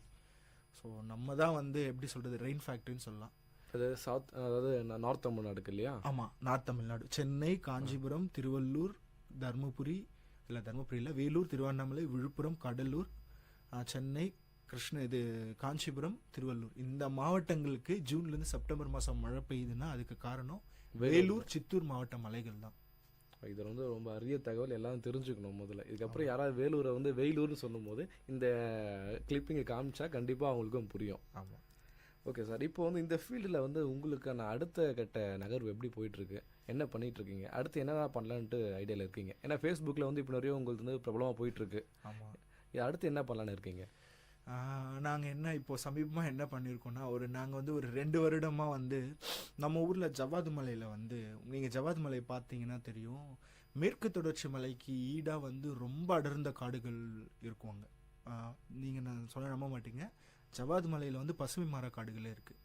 அந்தமான்லேயும் வடகிழக்கு மேகாலயா, மிசோரமில் இருக்கிற காடுகள் வேலூர், திருவண்ணாமலை மாவட்ட எல்லையில் இருக்கிற ஜவாது மலையிலும் இருக்குது. அதுக்கப்புறம் நாங்களாம் வந்து எங்களோட ஓன் காசை செலவு பண்ணி அங்கே ரெயின் காஜ் வச்சுருக்கோம். நாங்கள் மேனுவல் ரெயின் காஜ் தான். மேனுவல் ரெயின் காஜ் வந்து வேலூர்லையும் திருவண்ணாமலையிலையும் வச்சுருக்கோம். வச்சு அதோட ரீடிங்ஸ் எல்லாம் அவங்க தினமும் எங்களுக்கு ரிப்போர்ட் பண்ணுறாங்க. நாங்கள் வந்து அதை வச்சு ரிசர்ச் பண்ணிகிட்ருக்கோம். நாங்கள் நம்ம அப்படி பார்க்கும்போது பார்த்திங்கன்னா ஜவாது மலையில் வந்து அதிகமான மழை வந்து பெய்யுது. ஜவாது மலை இல்லை அப்படின்னா நம்ம வேலூரெல்லாம் வந்து சவுத் தமிழ்நாடு மாதிரி செமி ஆரிட் ரீஜனாக மாறிடும். செமி ஆரிட்னா என்னென்னா வறண்ட பகுதியாக. இப்போ நீங்கள் பார்த்தீங்கன்னா வேலூரில் வெயில் அடிக்குதுன்னு சொல்கிறாங்க, நிறைய விவசாய உற்பத்தியில் நம்ம முன்னிலையில் இருக்கோம் வேலூர். இப்படி வெயில் அடிக்கிற ஊரில் பார்த்தீங்கன்னா இந்த நம்மளுக்கு வந்து நிலத்தடி நீர் இருந்திருக்காது, தென் தமிழ்நாடு மாதிரி பார்த்தீங்கன்னா இங்கே மழை தர இந்த புங்கன் மரம், வேம்பு மரம் இதெல்லாம் அதிகமாக இருந்திருக்காது. ஸோ இதெல்லாம் இருக்குது அப்படின்னா வேலூர் வந்து வெயிலூர் கிடையாது. ஓகே, இப்போ மரங்களை பற்றி பேசிட்டு இருக்கும்போது வேலூரில் மரங்கள் எப்படி இருக்குது? ஏன்னா சில இடத்துல வந்து மரங்கள் இருக்கும் மேலேருந்து பார்க்கும்போது, ஆனால் கீழே பார்த்தா அதில் கருவேல மரமாக இருக்கும். வேலூரில் எப்படி இருக்கு? இப்போ வேலூரில் பார்த்தீங்கன்னா நம்ம வேலூர் மாநகரத்தை ஒட்டி இருக்க இந்த சத்வாச்சார் இந்த இடத்துல இருக்கிற குன்றுகள் இருக்குங்களா, அங்கே வந்து அதிகமான நம்ம நாட்டு மரங்கள் இல்லை. சொல்லப்போனால் கருவேல மரங்கள் தான் இருக்குது அடிப்பகுதிகள்லாம். மலை மேலே வந்து கொஞ்சம் வருஷத்துக்கு முன்னாடி விஐடி பல்கலைக்கழகம் அப்புறம் தங்கக்கோவில் நிர்வாகம் இவங்கெல்லாம் சேர்ந்து ஏதோ செக் டேம்லாம் கட்டி மேலே பண்ணியிருக்காங்க. ஆனால் அது பத்தாது. இப்போது திருப்பதியில் நீங்கள் பார்த்துருப்பீங்க, திருப்பதியில் அந்த மலை ஃபுல்லாகவே மரங்களாகவே இருக்கும். அந்த மாதிரி நம்ம வேலூர் மலைகள் சுற்றி இருக்கிற சிட்டி சுற்றி இருக்கிற மலைகளும் ஃபுல்லாக மரமாக இருந்ததுன்னா நம்மளுக்கு இந்த அளவுக்கு வெப்பநிலையும் தெரியாது, உணர முடியாது. அதுக்கப்புறம் இன்னும் அதிகமாகவும் மழை வரும். நம்மளுக்கு நாட்டு மரங்கள்லாம் வந்து வளர்க்கணும். புங்கன், வேப்ப மரம், நாவல் மரம், அந்த மாதிரி மரங்கள், ஆலமரம், அரச மரம், மூங்கில், இந்த மாதிரி மரங்கள் ஜவாது மலையில் இருக்குது. அதனால தான் அங்கே அதிகமாக மழை பெய்யும். சார், இப்போது என்ன மாதிரியான மரங்கள் நம்ம நடலாம்? சில மரங்கள் அதிகமான மழை இருக்கும் இல்லையா? ஆமாம். நம்ம வெள்ளூருக்கு ஏற்ற மாதிரி என்ன மரங்கள் நம்ம வளர்க்கலாம்? வெள்ளூரில் பார்த்தீங்கன்னா, வெள்ளூர்னு இல்லை, நம்ம இந்திய நாட்டுக்கே பார்த்தீங்கன்னா அரச மரம், ஆலமரம், மூங்கில், அப்புறம் புங்கன் மரம், வேப்ப மரம் இதெல்லாம் பார்த்தீங்கன்னா அளவுக்கு அதிகமான ஆக்சிஜனை வந்து வெளியிடுற மரங்கள். இந்த மரங்கள் வந்து இருக்கிற மலைப்பகுதிகளில் பார்த்தீங்கன்னா இயற்கையாகவே இதுக்கு வந்து மேகங்கள் இப்போ வந்து ஒன்றும் இல்லை, மார்ச் மாதத்துலேயே நம்மளுக்கு மேகம் வந்து உருவாக ஸ்டார்ட் ஆகிடுது. அந்த மேகங்கள் உருவானாலே நம்மளுக்கு மழை வந்துடும் இந்த மரங்கள் இருக்கிற மலைப்பகுதிகளில் இருந்துன்னா. இப்போ நம்ம வேலூர் சுற்றி இருக்கிற மலைகளில் இந்த மரங்கள்லாம் அதிகமாக இருந்தது அப்படின்னா மேகம் உருவானாலே அடுத்து ஒரு அரை மணி நேரத்தில் மழை வந்துடும். நீங்கள் பார்த்துருப்பீங்க, நம்ம இதில் பார்த்தீங்கன்னா மேகங்கள் இருந்துகிட்டே இருக்கும், ஆனால் மழை வரவே வராது, நகர்ந்து போய்கிட்டே இருக்கும். என்னென்னா ஈரப்பதத்தை இழுக்க முடியல. அந்த மரங்கள் வேலூர் மாநகரத்தை சுற்றி இல்லை, ஜவாது மலை காடுகள் அதிகமாக இருக்குது, அதனால தான் அங்கே அதிகமாக மழை வருது. ஸோ இந்த மரங்கள்லாம் வளர்த்தனா கண்டிப்பாக மழைகள் வந்து அதிகமாக வரும். இப்போது இன்னொரு டவுட்டு, இப்போது ரீசெண்டாக ஃபேஸ்புக்கில் கூட பார்த்தேன், இப்போ நம்மளை சுற்றி வந்து இப்போது ஏசி இருக்குது அப்படின்னா, ஏசி அவுட்டோர் இருக்குது இல்லைங்களா, அதுக்கு வெளியே நம்ம நிற்கும் போது நம்ம அந்த இடத்துல அதிகமான டெம்பரேச்சரை நம்ம வந்து ஃபீல் பண்ணுறோம். ஆமாம். அப்போ அங்கே என்ன நடக்குது? ஆக்சுவலாக வந்து அங்கே காற்றுல ஈரப்பதத்தை அது எடுத்துக்குதுங்களா? ஆமாம், காற்றுல இருக்கிற ஈரப்பதத்தை உறிஞ்சு நம்மளுக்கு உள்ளே இருக்கிற நம்மளுக்கு வந்து அது வந்து குளிர்காற்றை தருது. ஸோ குளிர்காற்று அது தரும்போது எமிஷன் வந்து வரணும் இல்லைங்களா. அதே மாதிரி இப்போ எப்படி ரெஃப்ரிஜரேட்டரில் வந்து எமிஷன் கேஸ் வருதோ, இப்போ எப்படி ஒரு வெஹிக்கிள் எமிட் ஆகுதோ, பெட்ரோலை உள்ளே கிரகிச்சுக்கிட்டு வெளியில் வந்து கார்பன் மோனாக்சைடை வெளியிடுது, அதே மாதிரி ஏசியும் அந்த மாதிரி அவுட்லெட் மூலமா அந்த கார்பன் மோனாக்சைடையும் அப்புறம் ஹைட்ரோஃப்ளூரோ கார்பனையும் வந்து வெளியிடுது. இப்போ செயற்கை மழை பற்றி நம்ம பேசி ஆகணும். செயற்கை முறையாக வந்து பல இடத்துல நம்ம கேள்விப்பட்டிருக்கோம். ஆமாம். அது என்ன டெக்னாலஜி? அது வந்து உண்மையிலேயே வந்து இயற்கைக்கு உகந்ததா? இயற்கைக்கு உகந்தது அப்படின்னு நம்ம அதை சொல்ல முடியாது. இயற்கையாகவே நடக்கிறது தான் இயற்கை. நம்ம வந்து அதை ஏதாவது மாற்றம் பண்ணால் அது செயற்கை தான். இப்போ பார்த்தீங்கன்னா இந்த வளைகுடா நாடுகள்லாம் பார்த்தீங்கன்னா இந்த ஐக்கிய அரபு எமிரகம், சவுதி அரேபியா இந்த மாதிரி நாடுகளில் வந்து ஒரு வருடத்திற்கே பார்த்தீங்கன்னா 100 மில்லிமீட்டர் மழை தான் பெய்யும். அதாவது நம்ம வெள்ளூரில் 1034 மில்லிமீட்டர் பெய்யுது இல்லைங்களா, அதில் ஒரு பங்கு தான், அவ்வளோதான் பெய்யும் அந்த மழை. அதனால தான் பார்த்தீங்கன்னா சவுதி அரேபியா அது வந்து பாலைவனம் இல்லைங்களா, அதில் வந்து ஏரியோ ஒரு ஆறுகளோ எதுவும் கிடையாது. அவங்க குடிநீருக்கு வந்து என்ன பயன்படுத்துகிறாங்க, கடல் நீரை வந்து சுத்திகரித்து பயன்படுத்துகிறாங்க. அவங்களுக்கு அதே இப்போ நம்ம ஊரில் வர மாதிரி அங்கேயும் வந்து நிலப்பகுதி வந்து சூடாகி மேலே வந்து நீராவி போய் மேகங்கள் உருவாகுது, ஆனால் அங்கே மழை பெய்யாது. ஏன் அப்படின்னா அங்கே மரங்களோ பசும் தவறுகள் எதுவுமே கிடையாது. அப்போ மேகங்கள் உருவாகும் போது இவங்க என்ன பண்ணுறாங்கன்னா செயற்கையாக மழையை வந்து உருவாக்குறாங்க. எப்படி அப்படின்னா விமானம் மூலயமாவோ ஹெலிகாப்டர் மூலயமாவோ போய் சில்வர் அயோடைடு வந்து தூவுறது. சில்வர் அயோடைடு பார்த்தீங்கன்னா அந்த மேகத்தோட வினை புரிந்து மழை வந்து கொடுக்கும், செயற்கை மழை. இது வந்து வளைகுடா நாடுகள் பண்ணுறாங்க. இந்தியாவில் நிறைய இடத்துல இது பண்ணிக்கிட்டு இருக்கு. எந்த மாதிரி இடத்துல பண்ணுறாங்க இது இந்தியாவில்? எனக்கு தெரிஞ்ச ஒரு 3 வருடத்திற்கு முன்னாடி கர்நாடகாவில் இதை பண்ணி பார்த்தாங்க. அப்புறம் கேரளாவில் கூட ஒரு தடவை பண்ணியிருக்காங்க. மழை இல்லை அப்படின்னு தென்மேற்கு பருவமழை சரியாக வந்து மழை வரலன்னு போது கேரளாலையும் பண்ணியிருக்காங்க. ஆனால் இந்த மழை பண்ணுறது வந்து இயற்கைக்கு எதிரானது தான். ஆனால் ரொம்ப ஒரு மழை இல்லாமல் நீடித்த நாட்கள் வெயில் இருந்து ரொம்ப வறட்சியாக இருக்கும்போது இதை வந்து நம்ம இந்திய அரசாங்கமே பண்ணியிருக்கு. ஆனால் இதுக்கு முக்கியமாக மேகங்கள் இருக்கணும், இருந்தால் தான் அந்த செயற்கை மழை வர வைக்கும். அதாவது மழை மேகங்கள் இருந்தால் தான் மழை மேகங்களில் தான் நம்ம அந்த சில்வர் எடுத்து தூங்கும்போது அது வந்து ஒரு மழையாக வரும். சார் ரொம்ப நன்றி சார். இவ்வளோ நேரமாக வந்து எங்ககிட்ட வந்து பல விஷயங்களை பகிர்ந்துக்கிட்டீங்க. அதுவும் முக்கியமாக வந்து வேலூரை வெயிலூர் அப்படின்னு சொல்லக்கூடாது அப்படிங்கிற பல காரணங்கள் நீங்கள் சொன்னீங்க. இது உண்மையிலே வந்து வேலூர் மக்களுக்கு ரொம்ப பயனுள்ளதாக இருக்கும். வேலூரை பற்றி விமர்சனம் பண்ணுறவங்களுக்கும் வந்து பயனுள்ளதாக இருக்கும்னு நினைக்கிறேன். இது ஆமாம், எங்கள் நிகழ்ச்சிக்கு வந்து நிறைய தகவல் பகிர்ந்துக்கிட்டீங்க. எங்கள் விஐடி பண்பலை சார்பாக மிகவும் நன்றி தெரிவிச்சுக்கிறோம் சார். நானும் உங்களுக்கு ரொம்ப நன்றி தெரிவிச்சுக்கணும். ஏன்னா வேலூரை பற்றி நிறைய பேர் வந்து விமர்சனம் பண்ணும்போது இதெல்லாம் கொட்டி தீக்கு ஒரு இடம் கிடைக்காதான் நினச்சோம். அதுக்காக தான் பேஜ் ஓப்பன் பண்ணோம். இப்போ வந்து இந்த நிகழ்ச்சி மூலமா மக்களுக்கு வந்து என்னோட கருத்துக்களை வந்து நான் கொண்டு சேர்த்துருக்கேன் அப்படின்னு நம்புகிறேன். அதனால விஐடி பண்பலைக்கு என்னுடைய மிக்க நன்றிகள். நேரிலே இவ்வளோ நேரமாக வேலூரின் தன்னார்வ வானிலை ஆராய்ச்சியாளர் திரு பிரபு விஸ்வநாதன் அவர்கிட்ட பேசிட்டு இருந்தோம். மீண்டும் ஒரு அனுபவமுடைய நிகழ்ச்சியில் உங்களை சந்திக்கும் முறை உங்களிடமிருந்து விடைபெறுவது நான் உங்கள் சுரேஷ் போஸ். இது விஐடி பண்பலை 90.8 வழங்கும் அனுபவமுடைய நிகழ்ச்சி, வேலூரின் சமுதாய வானொலி. நேர்கள் இதுவரை கேட்டது அனுபவ மேடை. மக்கள் தங்கள் வாழ்க்கை அனுபவங்களையும் முன்னேற்ற பாதைகளையும் விரிவாக கலந்துரையாடும் நிகழ்ச்சி. உங்கள் விஐடி பண்பலை 90.8 விஐடி பல்கலைக்கழகத்தின் சமுதாய வானொலி.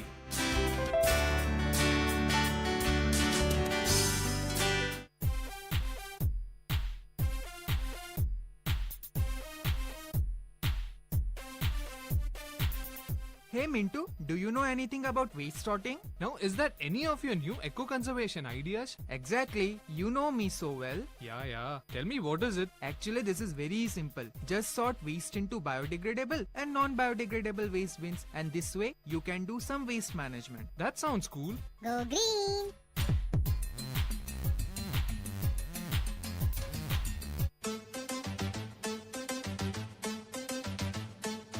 It's time to pick some words in glossary box with Miss Ahitya and Vit Community Radio 90.8. Flatter. F-L-A-T-T-E-R. To praise someone insincerely in order to please him or her. Synonym of the word flatter is compliment, praise. Antonym of the word flatter is insult, criticize.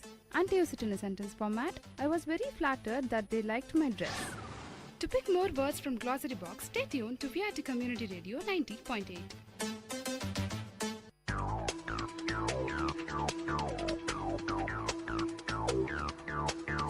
நேர்களே, இது VIT பண்பலை 90.8.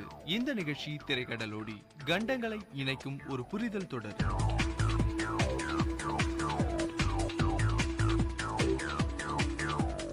வணக்கம் நேர்களே, இது VIT பண்பலை 90.8 திரைக்கடலோடி நிகழ்ச்சியில இன்னைக்கு எந்த ஊரை பத்தி நம்ம தெரிஞ்சுக்க போறோம் அப்படின்றத பாக்கிறதுக்கு முன்னாடி, தமிழ் திரையுலகின் சிறப்பு மிக்க நகைச்சுவை நடிகர் பல பேர் இருக்காங்க. அதுல எனக்கு ரொம்ப பிடிச்சவர் யாருன்னு பாத்தீங்கன்னா கவுண்டமணி சார். கவுண்டமணி சாருக்கும் இந்த திரைக்கடலோடி நிகழ்ச்சிக்கும் என்ன சம்பந்தம்? இப்ப அதான உங்களோட மனசுல ஓடிட்டு இருக்க கேள்வி. சொல்றேன். அதாவது, ஊரை விட்டு ஊர் வந்து அப்படின்னு தமிழ்ல வந்த ஒரு திரைப்படம். அதுல நம்ம கவுண்டமணி சார் ஒரு ஊருக்கு போவாரு. அந்த ஊருக்கு போயிட்டு, இது என்ன ஊர்? சிங்கப்பூர் அப்படின்னு. ஆமாங்க, சிங்கப்பூரை பத்தி தான் இன்னைக்கு தெரிஞ்சுக்க போறோம். இதோட அதிகாரத்துவ பெயர் ரிபப்ளிக் ஆஃப் சிங்கப்பூர். தெற்கு கிழக்காசியாவில் ஒரு தீவு நாடு அப்படின்னு இதை சொல்லலாம். மலேசிய தீபகற்பத்துக்கு நடுவுல அமைந்திருக்கக்கூடிய இந்த சிங்கப்பூரை பத்தி தான் இன்னைக்கு நம்ம திரைக்கடலோடி நிகழ்ச்சியில தெரிஞ்சுக்க போறோம்.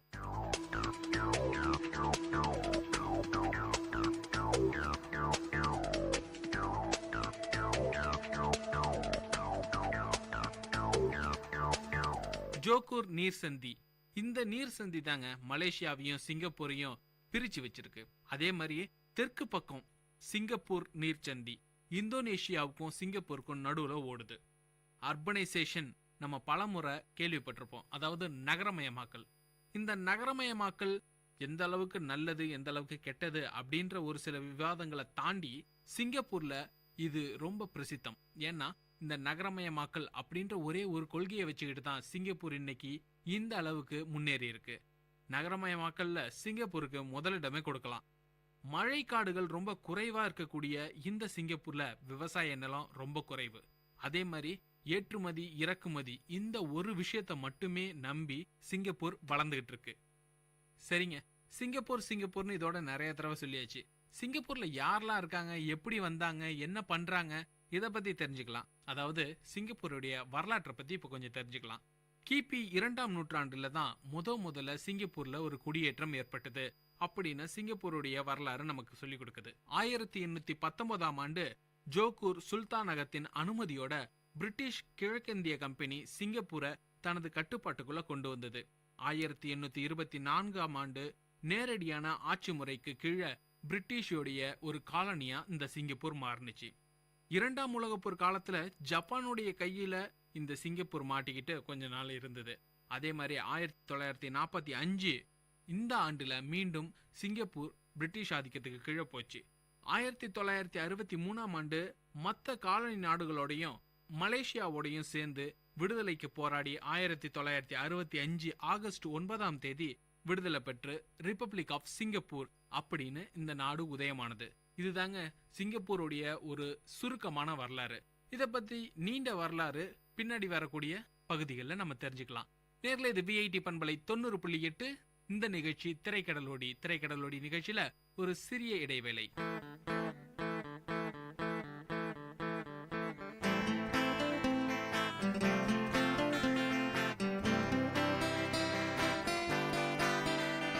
உங்கள் இல்லம் நுழைந்திடும், உங்கள் செவிகளை தீண்டிடும், உங்கள் மனதினை வருடவே பண்பலையாய் மலருதே. உங்கள் இல்லம் நுழைந்திடும், உங்கள் செவிகளை தீண்டிடும், உங்கள் மனதினை வருடவே பண்பலையாய் மலருதே. விஐடி 90.8 வேலூரில் நாங்க Tambe. VIT 90.8. Ladies and gentlemen, you're listening to VIT Community Radio 90.8 FM. Engage, evolve, empower. VIT பண்பலை 90.8 திரைக்கடலோடி நிகழ்ச்சியில இடைவெளிக்கு பிறகு உங்களை சந்திக்கிறதுல ரொம்ப சந்தோஷம். நான் உங்கள் அன்பு தோழன் KP ஆனந்த். 1963 வருஷம் பிற காலனிகளோடையும் மலேசியாவோடையும் சேர்ந்து தன்னுடைய விடுதலைக்காக போராடின சிங்கப்பூருடைய வரலாற்றை பத்தி தான் பார்த்துக்கிட்டு இருக்கோம். அதாவது வெஸ்ட் மினிஸ்டர் மக்களாட்சி முறை. இது ஒரு ஓரங்க நாடாளுமன்ற முறை. இது குடியரசு ஆட்சி முறையா இருக்குது. 1959 ஆண்டு மக்கள் செயல் கட்சி அப்படின்னு ஒரு கட்சி துவங்கப்பட்டது. சிங்கப்பூர்ல இன்னைக்கு வரைக்கும் மக்கள் செயல் கட்சி தான் ஆட்சியில் இருக்குதுன்றது குறிப்பிடத்தக்கது. 1965 ஆண்டு ஆகஸ்ட் 9 தனி நாடா விடுதலை பெற்று தனி ஆட்சி முறைக்கு கீழே இந்த சிங்கப்பூர் நடைபெற்று வருது. இந்த சிங்கப்பூர்ல இருக்கக்கூடிய பொருளாதாரம் பற்றி ஒரு சில விஷயங்களை பார்க்கலாம். பொருட்கள் வாங்கும் திறன், அதாவது ஒவ்வொரு மனிதர்களும் தங்களுடைய பொருட்களை வாங்கி விற்று தன்னுடைய வாழ்க்கை முறையை நடத்திட்டு இருக்காங்க. அதே மாதிரிதான் ஒரு நாடும் பொருட்களை வாங்கி வித்து அதோடைய திறனை நிர்ணயம் செஞ்சுக்கும். இந்த திறன் சமநிலையில இருக்கணும். அப்படி இருந்தா தான் அந்த நாட்டுடைய பொருளாதாரம் சரியான நிலையில இருக்கு அப்படின்னு சொல்லுவாங்க. அப்படி பார்த்தோம்னா தனி நபருடைய வருமானம் உலக அளவுல 3வது இடத்துல சிங்கப்பூர் இருக்கு. சிங்கப்பூர்ல இருக்கக்கூடிய ஒவ்வொரு தனி மனிதருடைய வருமானமும் மற்ற நாடுகளுக்கு கூட ஒப்பிட்டு பார்த்தோம்னா தனிநபருடைய வருமானம் 3வது இடத்துல இருக்குதுன்னு சொல்றாங்க. 2011 ஆண்டோட கணக்குப்படி 5 மில்லியன் மக்கள் தொகையா சிங்கப்பூர்ல கணக்கெடுத்திருக்காங்க. 5 மில்லியன் மக்கள் இருந்தாலும் கூட இதுல ரொம்ப கணிசமான அளவு, அதாவது 2.91 மில்லியன் மக்கள் அங்கேயே பிறந்தவங்க, அதாவது அடுத்த தலைமுறைக்காரங்க. அவர்கள பெரும்பாலானவங்க சீனர்களா இருக்காங்க. அடுத்ததா மலாய் மொழி பேசக்கூடிய மலேசியாவிலிருந்து குடியேறியவர்களோட அடுத்த தலைமுறையினர் இருக்காங்க. அடுத்ததா சிங்கப்பூர் இந்தியர்கள், அதாவது இந்தியாவிலிருந்து போய் அங்க தங்கி அங்க குடியேறின மக்களுடைய அடுத்த தலைமுறையினர். சரிங்க, சிங்கப்பூருடைய வரலாறு, பொருளாதாரம், அதே நேரத்துல மக்கள் என்னென்ன இனங்களா இருக்கிறாங்க, இவ்வளோத்தையும் பார்த்தாச்சு. இப்போ ஆட்சி அமைப்பை தாண்டி சிங்கப்பூர்ல என்ன ஒரு முக்கியத்துவம் இருக்கு அப்படின்றத பத்தி கேட்டீங்கன்னா, சார்க் அமைப்பு, ஆசியாவில் இருக்கக்கூடிய இந்த சார்க் அமைப்புடைய தலைமையகம் சிங்கப்பூர்ல தான் இயங்கிட்டு இருக்கு. அது மட்டும் இல்லைங்க, ஆப்ஸ் APEC அப்படின்னா என்ன அப்படின்னு கேக்குறீங்களா? ஆசியா பெசிபிக் எக்கனாமிக் கோஆபரேஷன் கூட்டமைப்புடைய தலைமையகமும் சிங்கப்பூர்ல தான் அமைஞ்சிருக்குது. சிங்கப்பூரோட அலுவல் மொழி என்னன்னு கேட்டீங்கன்னா ஒண்ணு கிடையாதுங்க, பல அலுவல் மொழிகள் இருக்கு. அதாவது ஆங்கிலம், சீனம், மலாய், அப்புறம் தமிழ். இந்த மாதிரி 4 வித்தியாசமான மொழிகளை கொண்ட ஆட்சி முறைய அவங்க நடத்திக்கிட்டு இருக்காங்க. ஆட்சி மொழிகளா இத்தனை மொழிகள் இருக்கிறதுக்கான காரணம் அங்க இருக்கக்கூடிய மக்கள் பலதரப்பட்ட இனங்களா பிரிக்கப்பட்டிருக்கிறது தான். இந்த பகுப்பு முறை எப்படி உண்டானது அப்படின்றத பத்தி பின்னாடி வரக்கூடிய பகுதிகளில் பார்க்கலாம். உலகத்திலேயே ரொம்ப சின்ன நாடா இருக்கக்கூடிய சிங்கப்பூர் விடுதலைக்கு அப்புறமா பல்வேறு பொருளாதார மாற்றங்களாலையும் அரசுடைய துணையோட தன்னுடைய உள்கட்டுமானத்தை தரப்படுத்தி கொண்டதாலையும் இந்த நாட்டு மக்களோட வாழ்க்கை முறை மிகவும் பன்மடங்கு உயர்ந்திருக்குன்னு சொல்லணும். வரலாறு முக்கியம் அமைச்சரே அப்படின்னு சொன்னீங்கன்னா வரலாறு ரொம்ப முக்கியம்தான். அதை விட முக்கியம் ஒரு நாட்டுடைய பெயர். அந்த நாட்டுடைய பெயர் எப்படி உருவானுச்சு அப்படின்றத தெரிஞ்சுக்கலன்னா நம்மளுக்கு மண்டைய வெடிச்சிரும்ல. சரி, இப்போ சிங்கப்பூர் அப்படின்ற ஒரு ஊருடைய பெயர் எப்படி உருவானுச்சுன்னு பார்க்கலாம். இதுக்கு 2-3 விதமான பதில்கள் நம்மளுக்கு கிடைக்குது. தமிழ் மொழியிலிருந்து தான் இந்த சிங்கப்பூர் உருவானுச்சு அப்படின்னு சொல்றாங்க. அப்படி பார்த்தோம்னா சிங்கம் கூட்டல் ஊர், அதாவது சிங்கப்பூர் அப்படின்னு தமிழ்ல நேரடியான ஒரு பொருள் தரக்கூடிய விஷயமும் அங்க இருக்கு. ஆனா மலாயில வேற மாதிரியான ஒரு புரிதல் முறை இருக்கு. சிங்கப்பூரா அப்படின்ற ஒரு சொல்லுல இருந்து தான் இந்த சிங்கப்பூர் வந்துச்சுன்றாங்க. இந்த சிங்கப்பூரா அப்படின்ற ஒரு சொல் மலாய் மொழியில சிங்கா அப்படின்ற ஒரு சொல்லாலையும் பூரா அப்படின்ற ஒரு சொல்லாலையும் இணைக்கப்பட்டதுதான். சிங்கா அப்படின்னா என்னன்னு கேக்குறீங்களா? ஒண்ணு இல்லைங்க, நம்ம ஊர்ல சொல்லக்கூடிய அதே சிங்கம் தான். பூரா அப்படின்றது நம்ம ஊர்ல சொல்லக்கூடிய ஊர் அப்படின்ற ஒரு பொருள் தரக்கூடியது. சிங்கம் கூட்டல் ஊர், அதே தாங்க அங்கேயும் பொருள்படுது. மலாய் வரலாறு மூலமா இந்த வரலாற கொஞ்சம் மீட்டெடுத்து பார்க்கலாம். அப்படின்னு பார்த்தோம்னா சுமாந்திரா அப்படின்னு சொல்றாங்க. மலாய் இளவரசர் சாங் நீங் உத்தமா அப்படின்ற ஒருத்தர் பெரும் கடும் புயல் ஒண்ணு ஏற்பட்டதுனால எங்க கரை ஒதுங்கிறது அப்படின்னு தெரியாம ஒரு தனித்து இருக்கக்கூடிய ஒரு தீவுல போய் கரை ஒதுங்குறாரு. இப்படி ஒதுங்கின அந்த கரையில ஒரு சிங்கம் மாதிரியான உருவம் கொண்ட ஒரு மிருகத்தை பாக்குறாரு. இவரு தவறுதலா அது சிங்கம் தான் அப்படின்னு நினைச்சுக்கிட்டு இந்த ஊருக்கு சிங்கப்பூரா அப்படின்னு அவரு ஒரு பேர் கொடுத்துட்டாரு. அந்த சாங் நிலா உத்தமா அப்படின்ற ஒரு இளவரசருடைய தவறான உச்சரிப்புனாலதான் இன்னைக்கு சிங்கப்பூர் அப்படின்ற ஒரு ஊர் உருவாயிருக்கு, இந்த பேர் பெற்றிருக்கு அப்படின்னு ஒரு வரலாறு மலாய் வரலாறு மூலமா சொல்லப்படுது. அது மட்டும் இல்லாம தமிழ்லயும் இன்னொரு வரலாறு தனியா சொல்றாங்க. 14ஆம் நூற்றாண்டுக்கு முன்னாடி, அதாவது இந்த மலாய் வரலாறுக்கு முன்னாடி ஒரு விஷயத்த சொல்றாங்க தமிழ் வரலாறுல. மலேசியா, சிங்கப்பூர், இந்தோனேஷியா இது எல்லாத்துக்குமே தமிழ்ல இன்னொரு பேரும் இருக்குதுங்க. அதாவது கடாரம் அப்படின்னு சொல்லப்படுது. இந்த கடாரம் அப்படின்ற ஒரு சொல் என்னத்தை குறிக்குது அப்படின்னு கேட்டீங்கன்னா சோழர்களோட ஆட்சிக்கு கீழே இருந்த ஒரு இடத்தை தான் குறிக்குது. அந்த சோழர்களுடைய ஆட்சி முறை அங்க இருந்ததுக்கான ஆதாரங்களும் நமக்கு கிடைக்குது. மலாய் வரலாறு மூலமா 14ஆம் நூற்றாண்டுல துமாசிங் நகரம் அப்படின்னு ஒன்னு சொல்லப்படுது. துமாசிங் நகரம் வேற எதுவும் இல்லைங்க, சிங்கப்பூரை தான் அவங்க துமாசிங் நகரம் அப்படின்னு சொல்றாங்க. சுமாந்திராவுக்கு கீழே இருக்கக்கூடிய ஆட்சியில ஸ்ரீ விஜய பேரரசு கீழே வர்த்தக மையமா இது இயங்கிட்டு இருந்திருக்கு. இது மாதிரி மலாயிலையும் அதே நேரம் தமிழ்லையும் பல்வேறு விதமான வரலாறுகள் சொல்லப்பட்டு இருக்கு. இந்த ஸ்ரீ விஜய பேரரசோட வீழ்ச்சிக்கு பின்னாடி ஜாவால இருந்து மஜா பாஹித் பேரரசு, தாய்லாந்துல இருந்து அயுத்தியா அரசு, இவங்களுக்கு கீழே சிங்கப்பூர் ஆட்சி பெற்று வந்தது. அயுத்தியா அரசு வெற்றி பெற்றதுக்கு அப்புறமா துமாசிக் நகரம் சிங்கப்பூர்னு பேர் மாற்றம் பெற்றது அப்படின்னு சொல்றாங்க. சரிங்க, இதெல்லாம் பழைய வரலாறு.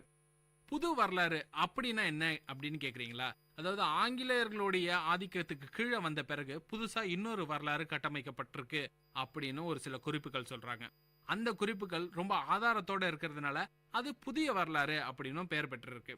1819ஆம் ஆண்டு பிரிட்டிஷோடைய பிரித்தாளும் ஆட்சி முறை அது சிங்கப்பூர்ல அறிமுகப்படுத்தப்பட்டது. அந்த அறிமுகத்துக்கு அப்புறமா அந்த சிங்கப்பூர் என்னென்ன மாதிரியான மாற்றங்கள் அடைஞ்சது அப்படின்றத இந்த ஒரு சிறிய இடைவெளிக்கு அப்புறமா தெரிஞ்சுக்கலாம். இது விஐடி பண்பலை 90.8. இந்த நிகழ்ச்சி திரைக்கடலோடி. நான் உங்கள் அன்பு தோழன் KP ஆனந்த். உள்ளம் கொள்ளை போகுமே விஐடியின் ரேடியோ, பங்கு பெற வாருங்கள். நிகழ்ச்சிகள் 1000, தீரன்களின் சங்கமம், திறமைகள் வெளிப்படும். விஐடியின் ரேடியோ, உங்கள் ரேடியோ. என்ன ரகு, ரொம்ப சந்தோஷமா இருக்க போல? ஆமாண்டா, ரொம்ப நாள் கழிச்சு வீட்டுக்கு போறேன் இல்லையா, அந்த சந்தோஷம் தான். எப்பவும் வீட்டுக்கு போறப்பெல்லாம் கடையே வாங்கிட்டு போவிய, இந்த தடவை எப்படி? இந்த தடவை தான் அம்மாவுக்கு புடவை, தம்பிகளுக்கு Dress, அப்பாவுக்கு வேட்டி சட்டை, ஒஸ்தியான சுருட்டு, பாட்டிக்கு வெத்தலை பாக்கு, வாசனை சுண்ணாம்புன்னு புகையில கூட வாங்கிட்டு போறேன். அட பாவி, ஏண்டா உன் குடும்பம் இவ்வளவு நாள் சந்தோஷமா இருந்தது மட்டும் போதுமா உனக்கு? ஏன்டா இப்படி கேக்குற?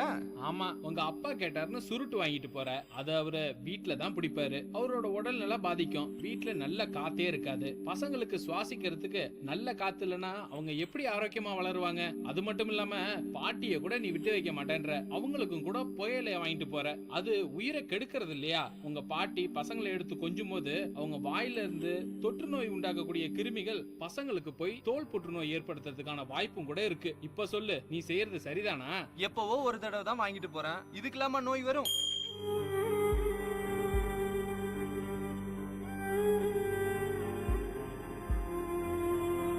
விளையாட்டு வினையாகும். நம் சந்ததியை காக்க வேண்டிய நாமே அதை அழிவுக்கு உட்படுத்தலாமா? புகையிலையை தடுப்போம், புத்துயிர் பெறுவோம்.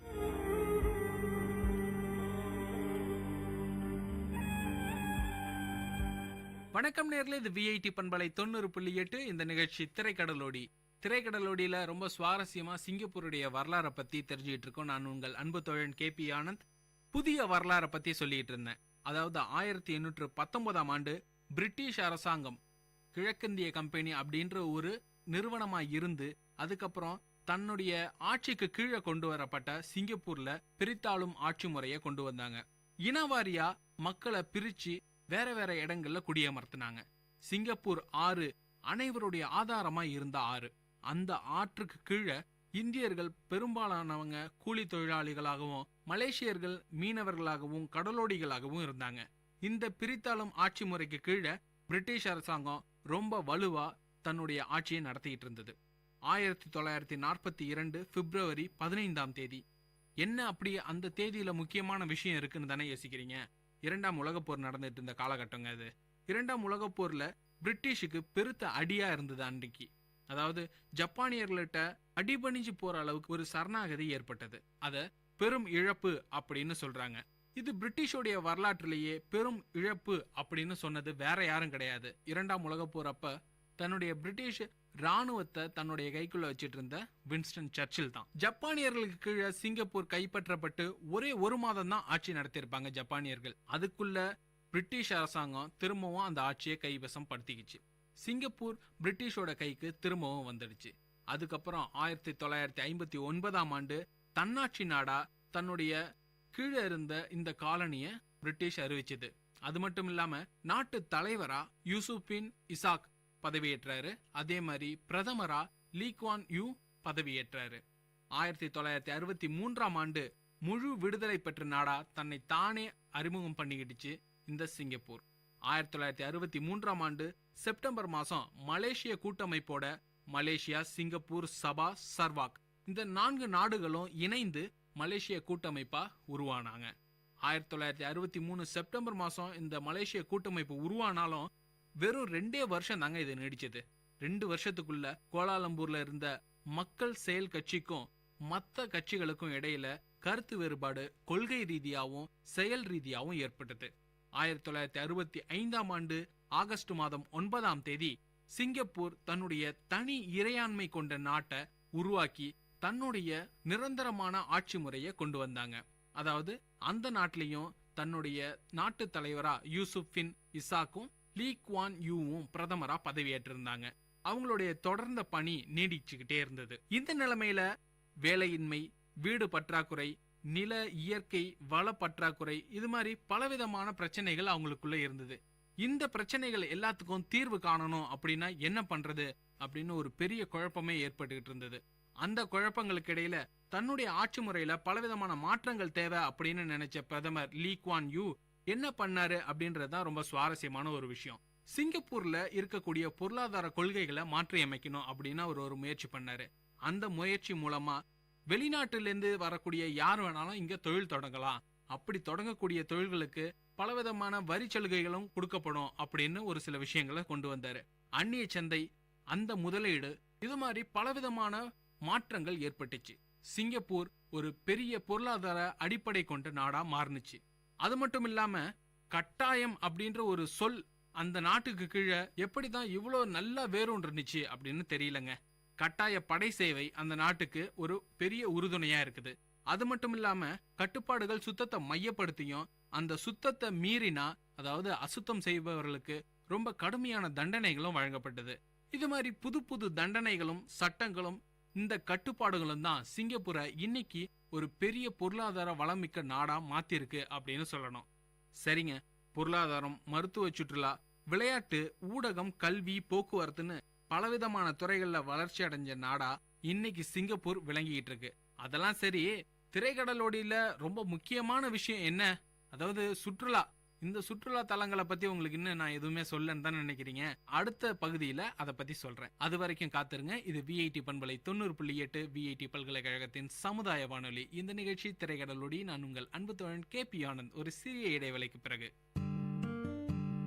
வானொலி ஒலித்திடுதே, மனிதத்தை வளர்த்திடுதே, சமுதாயத்தை நலமாய் மாற்றிடுதே, செவிகளை வருடுதே, கவிதைகள் வார்த்திடுதே, பண்பலைகளின் பயன்களை பரவிடுதே. வணக்கம் நேர்களே, இது விஐடி பண்பலை 90.8. இந்த நிகழ்ச்சி திரைக்கடலோடி. திரைக்கடலோடி நிகழ்ச்சியில சிங்கப்பூரை பத்தின தகவல்களை உங்களுக்கு கொடுத்துட்டு இருக்கேன். நான் உங்கள் KP ஆனந்த். இன்னைக்கு சிங்கப்பூரை பத்தின பல விஷயங்கள் வரலாற்று பூர்வமாகவும் அதிகாரப்பூர்வமாகவும் பல விஷயங்கள் உங்களுக்கு கொடுத்துருக்கோம். அது மட்டும் இல்லாம இப்ப இந்த பகுதியில சுற்றுலா தலங்கள், அதாவது உங்களுக்கு ரொம்ப பிடிச்ச தலங்களை பத்தி இப்போ நம்ம தெரிஞ்சுக்கலாம். சிங்கப்பூர்ல நீங்க முதல்ல பார்க்க வேண்டிய சுற்றுலா தலம் என்னன்னு கேட்டீங்கன்னா மெரினா பே சாண்ட்ஸ். இது 2010ஆம் ஆண்டு திறக்கப்பட்டது. இந்த கட்டடங்கள் எப்படி இருக்கும் அப்படின்னு பாத்தீங்கன்னா 3 சிம்னிகளும் அதுக்கு மேல ஒரு ட்ரெயின் போற மாதிரியும் இருக்கும். இத பாக்கிறதுக்கு ஒரு கப்பலை தலைகீழ வடிவமைச்ச மாதிரி இருக்கிறதுனால இத பாக்கிறதுக்கே பல பேர் அங்க கூடிட்டு இருக்காங்க. இது எப்படி கட்டப்பட்டது அப்படின்றது ரொம்ப சுவாரஸ்யமான ஒரு விஷயம். அதாவது 5.7 பில்லியன் US டாலர்கள், அமெரிக்க டாலருடைய விலை மதிப்புல 5.7 பில்லியன் டாலர்கள்ல இந்த கட்டிடம் கட்டப்பட்டது. இது கட்டப்பட்டதுல என்னங்க அப்படி சுவாரஸ்யம் இருக்குன்னு தானே நினைக்கிறீங்க? இதோடைய விலை இவ்வளோ அதிகமா இருந்தாலும் கூட இது எல்லாத்தையும் சுற்றுலாக்கு வராங்கல்ல அவங்களுடைய வரியிலேருந்து எடுத்து கட்டியிருக்காங்க. இது உண்மையிலேயே பெரிய விஷயம் தானே. வெறும் சுற்றுலாக்கு வந்தவங்கள்ட்ட இருந்து வசூலிச்ச வரியிலேருந்து ஒரு பெரிய கட்டடத்தையே நிர்மாணிக்க முடியுதுன்னா அது சிங்கப்பூர் அரசாங்கத்தால மட்டும்தான் முடியும். இந்த கட்டடத்துல திரையரங்கம், மியூசியம், ஸ்கேட்டு, அதாவது உள்ளேக்கையே ஒரு ஸ்கேட்டிங் அரங்கத்தையே உருவாக்கி இருக்காங்க. இது மாதிரி பல சுவாரஸ்யமான விஷயங்கள் மெரினா பே சாண்ட்ஸ்ல இருக்கு. நீங்க போனீங்கன்னா மறக்காம அதை பார்த்துட்டு வாங்க. அதுக்கு அடுத்து சிங்கப்பூர் ஃபிளையர்ஸ். இது ஒரு ஜெயிண்ட் வீலுங்க. நம்ம சாதாரணமா கண்காட்சி போனோம்னா ஜெயிண்ட் வீல்ல ஏறி சுத்துறது வழக்கமா இருக்கும். ஆனா சிங்கப்பூர் போயிட்டு இந்த ஜெயிண்ட் வீல்ல சுத்தாம வந்துட்டீங்கன்னா நீங்க சிங்கப்பூர் போனதுக்கே அர்த்தம் இல்லைன்னு தான் சொல்லணும். ஏன்னா 2008ல திறக்கப்பட்ட இந்த ஜெயிண்ட் வீல் சிங்கப்பூர் ஃபிளையர் 28 பேரை மட்டுமே தன்னுடைய கொள்ளளவுல கொள்ள முடியும். அது மட்டும் இல்லாம 541 அடிகள் உயரம் உள்ள இந்த ஃபிளையர்ல ஒரு சிறப்பு அம்சம் இருக்கு. என்ன அப்படின்னு கேட்டீங்கன்னா ஒண்ணுமில்லைங்க, மாற்றுத்திறனாளிகளுக்காக ஒரு சலுகை. இது சலுகைன்னு சொல்றதோட அவங்களுடைய உரிமைன்னு தான் சொல்லணும். சிங்கப்பூர் அரசாங்கம் மாற்றுத்திறனாளிகளுக்காக பலவிதமான சேவைகளை செய்யணும் அப்படின்ற ஒரு விஷயத்துல ரொம்ப முனைப்பா இருக்காங்க. அதனால இந்த சிங்கப்பூர் ஃபிளையர்லயும் மாற்றுத்திறனாளிகள் தங்களுடைய வீல் சேரோட நேரடியா உள்ள போயிட்டு உட்காந்து அந்த ஃபிளையர்ல, அதாவது அந்த ஜெயிண்ட் வீல்ல முழுசா 541 அடியும் சுத்தி பார்க்க முடியும் அப்படின்னு செஞ்சிருக்காங்க. இது சிறப்பான விஷயம் தானே. அதனால இந்த இடத்தையும் நீங்க மறக்காம போய் பார்க்கணும்.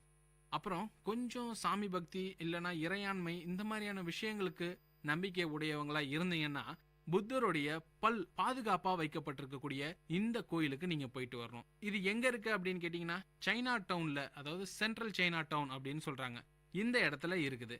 இதை நீங்க கண்டிப்பா போய் பார்த்துட்டு வரணும். சரி, இதெல்லாம் பாத்தீங்கன்னா அப்படியே உங்களுக்கு ராத்திரி ஆயிடும். ராத்திரி ஆன பிறகு என்ன சிங்கப்பூர்ல போய் படு தூங்கிடணும் அப்படின்னு நினைச்சீங்கன்னா அது ரொம்ப ரொம்ப தப்பு. ஏன்னா நைட் சஃபாரி அப்படின்னு ஒண்ணு இருக்குங்க. 1984லயே இதை கட்டிட்டாங்க. இது என்ன அப்படின்னு கேட்டீங்கன்னா நைட் சஃபாரி பெரிய பார்ட்டி அந்த மாதிரி இருக்கக்கூடிய இடம்னு நினைச்சீங்கன்னா இல்ல, கிடையாது. ஏன்னா இது ஒரு மிருக காட்சி சாலை. இங்க மிருகங்கள் மட்டும் இல்ல, மரங்கள், செடிகள், கொடிகள் எல்லாமே இருக்குது.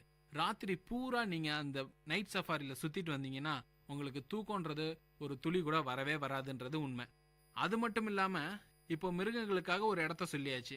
அடுத்தது என்ன, மரங்களுக்கான ஒரு இடத்த சொல்லணும்ல. சிங்கப்பூர் பொட்டானிக்கல் கார்டன் இது பட்ஜெட்டுக்குள்ள இருக்கக்கூடிய பல இடங்கள்ல ஒன்னா இருக்குது. இங்க போனீங்கன்னா உங்களுக்கு அதிகமா கையில இருந்து காசு செலவாகாது. ஆனா இங்க சுவாரஸ்யமான இன்னொரு விஷயமும் இருக்கு. என்ன அப்படி சுவாரஸ்யம்னுட்டு எப்ப பார்த்தாலும் சொல்லிட்டே இருக்கேன். இது உண்மையிலேயே ரொம்ப சுவாரஸ்யங்க. ஏன்னா 60,000 வகையான மரங்களும் விலங்குகளும் இந்த கார்டன்ல இருக்கு.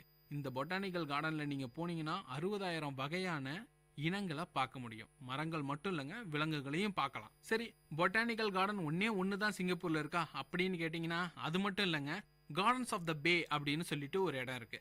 அங்க மொத்தம் 3 தோட்டங்கள் இருக்கு. சென்ட்ரல் பே அப்படின்ற இடத்துல ஒரு தோட்டம். அங்க வெறும் நீராவே இருக்கும், தண்ணியாவே இருக்கும்.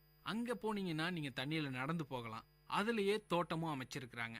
அதே மாதிரி பே ஈஸ்ட், பே சவுத் அப்படின்னு 2 இடங்கள் இருக்கு. இந்த பே சவுத்துல ஒரு முக்கியமான விஷயம் என்னன்னா, ஒரு 50 அடி அளவுக்கு மரம் மாதிரியான ஒரு கட்டமைப்பா அவங்க பண்ணியிருக்காங்க. அந்த இடத்த மறக்காம பார்த்துட்டு வாங்க. கார்டன்ஸ் பை த பே கண்டிப்பா பார்க்க வேண்டிய ஒரு இடமா இருக்கும். சரி, இதெல்லாம் பார்த்தாச்சு. எனக்கு இப்போ பொருட்கள் வாங்கணும், நல்ல சாப்பாடு கிடைக்கணும், ஹோட்டல் தங்கறதுக்கு இந்த மாதிரியான இடங்கள்லாம் வேணும். அப்ப எங்க போகலாம் அப்படின்னு கேட்டீங்கன்னா, சிங்கப்பூர்ல அதுக்காகவே இருக்குங்க ஆர்ச்சர்ட் ரோடு. ஆர்ச்சர்ட் ரோட்ல நீங்க போனீங்கன்னா உங்களுக்கு மால்ஸ் இருக்கு, ஹோட்டல்ஸ் இருக்கு, கஃபேஸ் இருக்கு, காஃபி ஷாப்ஸ் இருக்கு. இந்த மாதிரி பலவிதமான இன்ட்ரெஸ்டிங்கான இடங்கள் இருக்கு. உங்களுக்கு முழுமையான ஒரு ஷாப்பிங் பண்ண மாதிரியான ஒரு சூழல் அமையும். அது மட்டும் இல்ல, அங்கேயும் கூட ஒரு பார்க்கறதுக்கு முக்கியமான விஷயம் இருக்கு. என்னன்னு கேட்டீங்கன்னா, பிரசிடென்ட் ஆஃப் த சிங்கப்பூரோட வீடும் அங்கதான் இருக்கு. அவருக்கு போயிட்டு அப்படியே ஒரு ஹாய் சொல்லிட்டு வந்துருங்க. சிங்கப்பூர்ல எல்லா இடத்தையும் பாத்துருங்க. இது மாதிரி சிங்கப்பூரை சுத்தி பலவிதமான சுவாரஸ்யமான விஷயங்கள் இருக்கு. வரலாற்று ரீதியாகவும் சரி, இன்னைக்கு பொருளாதார ரீதியாகவும் சரி, அதே நேரத்துல சுற்றுலா தலங்களை சம்பந்தப்படுத்தியும் சரி, எல்லாத்துலயும் சிங்கப்பூர் ரொம்ப அருமையான ஒரு இடமா அமைஞ்சிருக்குது. சுற்றுலாவுக்கு மறக்கவே முடியாத ஒரு இடமா அமையக்கூடிய இடம் சிங்கப்பூர்.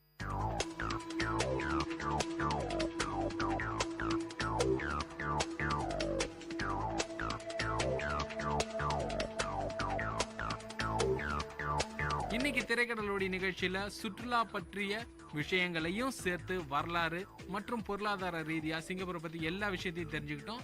இந்த நிகழ்ச்சி திரைக்கடலோடி மீண்டும் ஒரு வித்தியாசமான அந்த இடத்தோடைய தகவல்களோட உங்களை வந்து சந்திக்கிறேன். நான் உங்கள் அன்பு தோழன் KP ஆனந்த். இது திரைக்கடலோடி VIT பண்பலை 90.8 VIT பல்கலைக்கழகத்தின் சமுதாய வானொலியில். நன்றி நேயர்களே.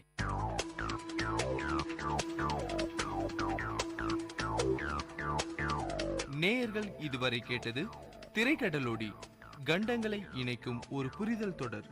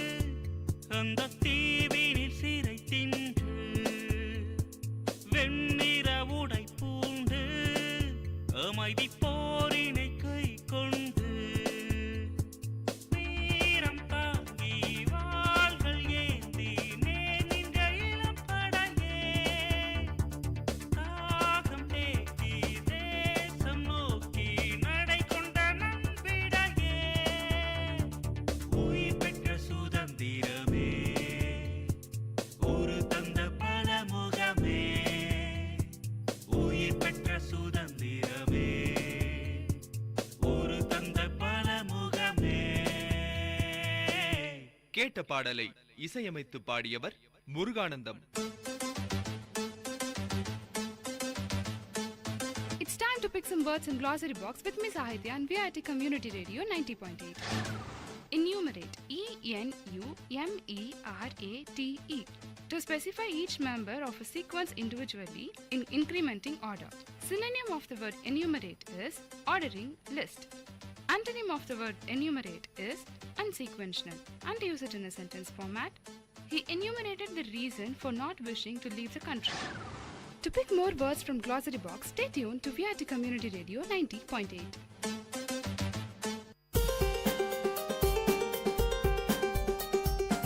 வல்லுனர் பார்வை.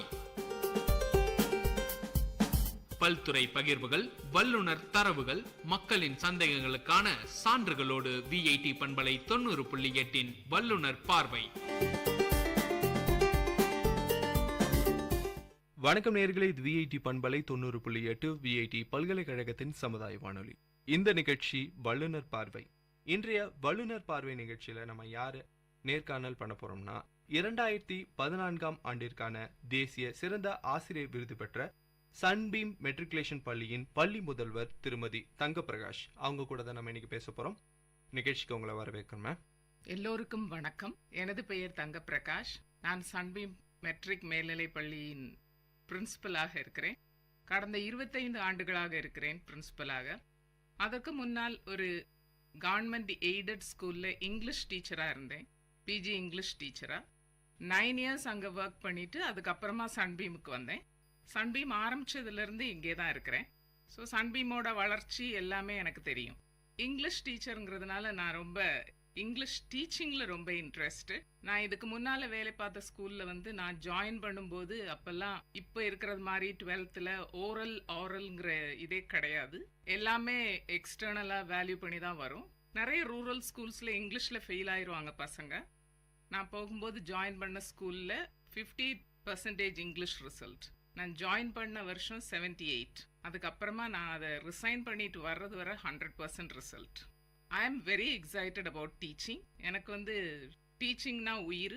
சின்னதுலே நான் டீச்சராக தான் ஆகணும்னு நினச்சேன். அதே மாதிரி ஆகியிருக்கிறேன். சரி மேம், உங்களோட அனுபவங்களை ஸ்டார்டிங்கில் சொல்லிட்டீங்க. அடுத்ததாக பார்த்தீங்கன்னா, இப்போ தேசிய சிறந்த ஆசிரியருக்கான விருது வாங்கியிருக்கீங்க. அந்த எக்ஸ்பீரியன்ஸை பற்றியும் பிரசிடென்ட் கையிலேருந்து வாங்கும்போது, அந்த விருது வாங்கும்போது எப்படி ஃபீல் பண்ணீங்க, அதை பற்றி கொஞ்சம் சொல்ல முடியுமா? விருது வாங்கும்போது ரொம்ப சந்தோஷமா இருந்தது. அங்க இருந்த 317 பேர் விருது வாங்கணும் த்ரூ அவுட் இந்தியா. அந்த 317 பேரும் ரொம்ப சந்தோஷமா இருந்தோம். அண்ட் ஒவ்வொருத்தரையும் பிரசிடென்ட் பார்த்து கங்க்ராச்சுலேட் பண்ணாரு. அது இன்னும் சந்தோஷமா இருந்து, ஒருத்தருக்கு ஒருத்தர் எல்லாருமே best teachers, national best teachers, ஒருத்தருக்கு ஒருத்தர் கிரீட் பண்றது, பேசும்போது இருக்கக்கூடிய ஒரு ஃப்ரெண்ட்ஷிப் அண்ட் அதுல எல்லாரும் நம்மளை ரெஸ்பெக்ட் பண்றது, அதெல்லாம் நினைக்கும் போது ரொம்ப சந்தோஷமா இருந்து. இந்தியாவில் உள்ள டீச்சர்ஸ் பாப்புலேஷன் 71 lakhs. அதுல இந்த 317 ஆர் செலக்டட். அதுல நான் ஒண்ணு நினைக்கும் போது எனக்கு ரொம்ப ரொம்ப சந்தோஷமா இருந்தது. அதுக்கு முழு காரணம் இந்த வெள்ளூர் சொசைட்டி. இந்த வெள்ளூர் சொசைட்டினால தான் நான் என்னோட சர்வீஸை என்ஹான்ஸ் பண்ண முடிஞ்சது. அதனால தான் அவார்ட் வந்தது. 2006ல ஸ்டேட் அவார்ட் வாங்கினேன். அப்போ ஸ்டேட் அவார்ட் அவ்வளோதான், அதுக்கு மேலே நினைக்கவே இல்லை. அப்புறம் திடீர்னு அப்ளை பண்ணி வந்த உடனே ரொம்ப சந்தோஷம். நம்மளுக்கு ஒரு நேஷனல் அவார்டு, அதுவும் பிரசிடென்ட் இருந்து அவார்ட், அதுவும் டாக்டர் ராதாகிருஷ்ணன் அவார்ட் அப்படின்னு சொல்லும்போது it was really exciting. And அந்த moment was a very proud moment. எல்லாரையும் மீட் பண்ணியிருப்பீங்க, பிரசிடெண்ட்டை பார்த்துருப்பீங்க. உங்களை மாதிரியே விருது வாங்க வந்தவங்க கூட டிஸ்கஷன் அந்த மாதிரி நிறைய விஷயங்கள் நடந்திருக்கும். அடுத்ததாக பார்த்தீங்கன்னா, இப்போ இருக்கிற எஜுகேஷன் சிஸ்டத்தில் மாற்றங்கள் நிறைய தேவைன்னு கருத்துக்கள் வந்த வண்ணம் இருக்கு. சேஞ்சஸ் வரணும்னு சொல்லிட்டு எல்லாரோட ஒப்பீனியன் இருக்கு. உங்களோட ஒப்பீனியன் பற்றி சொல்லுங்க. டைம் சேஞ்சஸ் வரணும். எஜுகேஷன் சிஸ்டம் ரொம்ப மாடர்ன் ஆகணும். நம்மளோட டெக்னாலஜி மாடர்ன் ஆயிடுச்சு, நம்மளோட வேர்ல்டே ரொம்ப மாடர்ன் ஆயிடுச்சு. பட் எஜுகேஷன் சிஸ்டம் மட்டும் இன்னும் ஒரு 30 இயர்ஸ் பின்னால இருந்த மாதிரி இருக்குது. அப்படி இருக்கக்கூடாது. நிறைய யங்ஸ்டர்ஸ் புக் எழுதணும். Young professors who are exposed to more technology books எழுதணும். வேர்ல்டு எஜுகேஷனுக்கு அட் பார் வித் நம்மளோட எஜுகேஷன் சிஸ்டம் மாறணும். அப்படின்னா நிறைய சேஞ்சஸ் வரணும். இன்னும் கட்டாயமாக சேஞ்சஸ் வரணும்.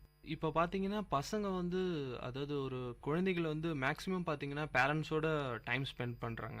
அடுத்ததாக பார்த்தீங்கன்னா, டீச்சர் கூட தான் அதிக நேரம் அவங்களோட டைமை ஸ்பெண்ட் பண்ணிட்டு இருக்காங்க.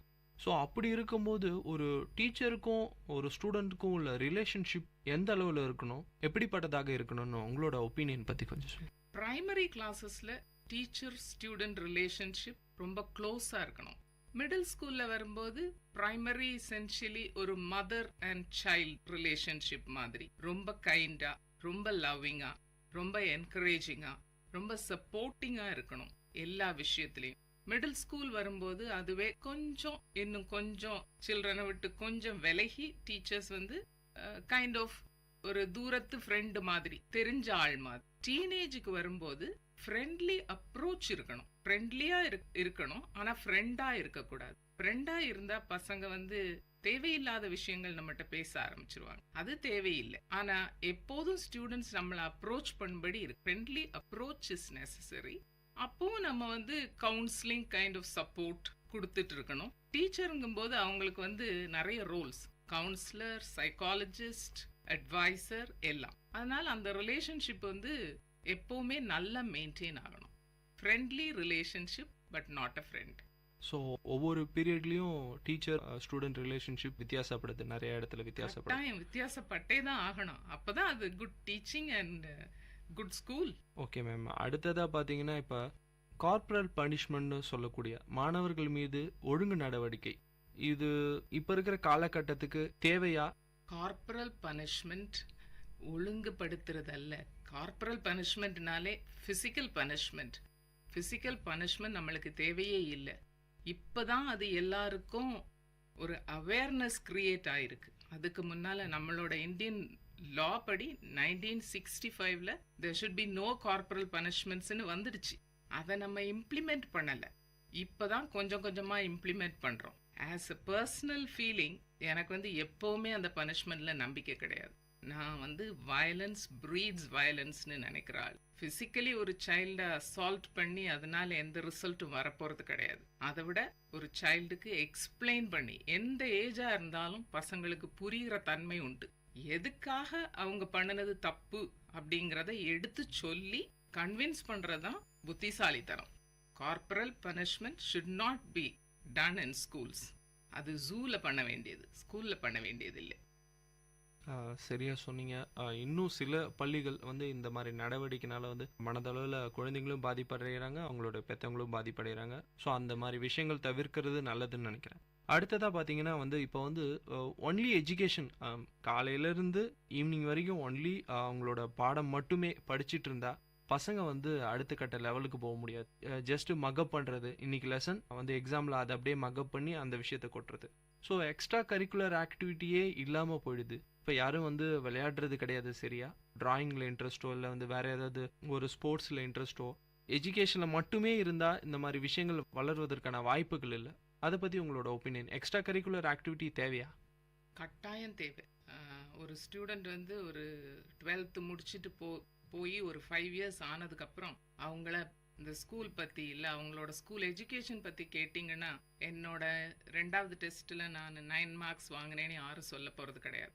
நான் ஃபர்ஸ்ட் இயர் படிக்கும்போது டான்ஸில் பார்ட்டிசிபேட் பண்ணேன். நாங்கள் 10 பேர் ஆடணும் காம்படிஷனில், அப்படிங்கிறது எல்லாருக்கும் ஞாபகம் இருக்கும். இல்லை ஒரு ஃபுட்பால் மேட்ச், நான் 9th ஸ்டாண்டர்டில் சீனியர் ஃபுட்பால் மேட்ச்சுக்கு போனேன். அங்கே வந்து நாங்கள் வின் பண்ணணும், டிஸ்ட்ரிக்ட் வின் பண்ணணும், இல்லை டிஸ்ட்ரிக்ட் ரன்னர் ஆனோம், இல்லை ஃபர்ஸ்ட் டைமே ஃபெயில் ஆனா கூட, போகவே இல்லாம செலெக்ஷனே ஆகாட்டி கூட அந்த ஒரு ஃபீலிங், அதை தான் பின்னால லைஃப்ல ஃபுல்லா நம்ம பேச போறோம். இந்த பின்னால லைஃபுக்கு வரக்கூடிய மெமரி எல்லாமே ஸ்கூல்ல இருந்து வர்றது. ஸோ ஸ்கூல் வந்து வெறும் படிக்கிறது மட்டும் இல்லை, எல்லாத்தையும் சேர்த்து கொடுத்து ஒரு ஆளோட கம்ப்ளீட் பர்சனாலிட்டியை டெவலப் பண்ணணும். அதுதான் ஒரு ஸ்கூலோட டியூட்டி. அந்த ஸ்கூல் வந்து கல்ச்சுரல் இவெண்ட்ஸ், எல்லா கைண்ட் ஆஃப் காம்படிஷன்ஸ், ஸ்போர்ட்ஸ் எல்லாம் கரெக்டான ரேஷியோல கொடுத்தாதான் ஒரு ஸ்டூடெண்டோட ஃபுல் டெவலப்மெண்ட் வரும். இந்த காம்படிஷன்ஸ் எல்லாம் தான் ஒரு பையனோட இல்லை ஒரு பொண்ணோட ஸ்டெபிலிட்டி அண்ட் மைண்டுக்கு ஒரு ஸ்ட்ரெங்க், எதையும் தாங்கக்கூடிய இதயம், இதெல்லாம் டெவலப் பண்றது இந்த ஆக்டிவிட்டீஸ். சரியா சொன்னீங்க மேம். வெறும் படிப்பு மட்டுமே வந்து மாணவர்களுக்கு வந்து அவங்களோட வாழ்க்கை தரத்தை உயர்த்த போகிறதில்ல. எக்ஸ்ட்ரா கரிக்குலர் ஆக்டிவிட்டின்னு தான் அவங்களோட வாழ்க்கை தரத்தை உயர்த்ததுக்கு ஒரு உதவியாக இருக்க போகுது. அடுத்ததாக பார்த்தீங்கன்னா இப்போ இருக்கிற சுச்சுவேஷனில் வந்து ப்ராக்டிக்கல் எஜுகேஷனுக்கும் தியரிட்டிக்கல் எஜுகேஷனுக்கும் உள்ள ப்ராப்ளம்ஸ், அதை பற்றி டிஃப்ரென்ஸை பற்றி கொஞ்சம் ஷேர் பண்ண முடியுமா? ப்ராக்டிக்கல் அண்ட் தியரி வந்து நம்மளுக்கு வந்து ரொம்ப அன்கனெக்டடாக இருக்கிறது உண்மை. அந்த அன்கனெக்டடாக இருக்கிறதுனால தான் நிறைய டிஃபிகல்ட்டிஸ், நிறைய ஜாப்ஸ் கிடைக்காம போகிறது. சில சமயங்களில் ஜாபுக்கே போனால் கூட அந்த ஃபீல்டில் அவங்களுக்கு எக்ஸ்போஷர் இல்லாமல் இருக்கிறது. திருப்பி ஃபர்தராக எதுவும் பண்ண முடியாமல் பசங்க தவிக்கிறதே அதனால தான். அதுக்கும் நான் முதல்ல சொன்னது தான், ப்ரெசன்ட் ஜென்ரேஷன் எஜுகேஷன் எக்ஸ்போஷர் உள்ள பீப்புள் புக் ரைட்டர்ஸாக வந்தாங்கன்னா அந்த கேப்பை நம்ம பிரிட்ஜ் பண்ணிடலாம். அந்த மாதிரி ஒரு நிலைமையே வராது. So youngsters should be given chances to right. அந்த கரிக்குலத்துக்கு இந்த புக்கு அப்படிங்கிறது கொஞ்சம் யங்கர் பீப்புள் எழுதணும். இது வந்து இன் ஜென்ரல். பட் ப்ராக்டிக்கலும் தியரியும் ஸ்கூலில் உள்ள சப்ஜெக்ட் ரிலேட்டட் அப்படின்னா நிறைய சப்ஜெக்ட்ஸ் ரிலேட்டடாக இருக்கும். ப்ராக்டிக்கல் அண்ட் தியரி ஒரு சிலது தான் ரிலேட்டடாக இல்லாமல் இருக்கும். அதுவும் அவங்களுக்கு ஹையர் எஜுகேஷனுக்கு ரொம்ப யூஸ்ஃபுல்லாக இருக்கும். மேம், இவ்வளோ நேரம் பேசிகிட்டு இருந்தோம். நிகழ்ச்சியில் ஒரு சின்ன இடைவேளைக்கு பிறகு மீண்டும் நிறைய விஷயங்களை டிஸ்கஸ் பண்ணலாம்.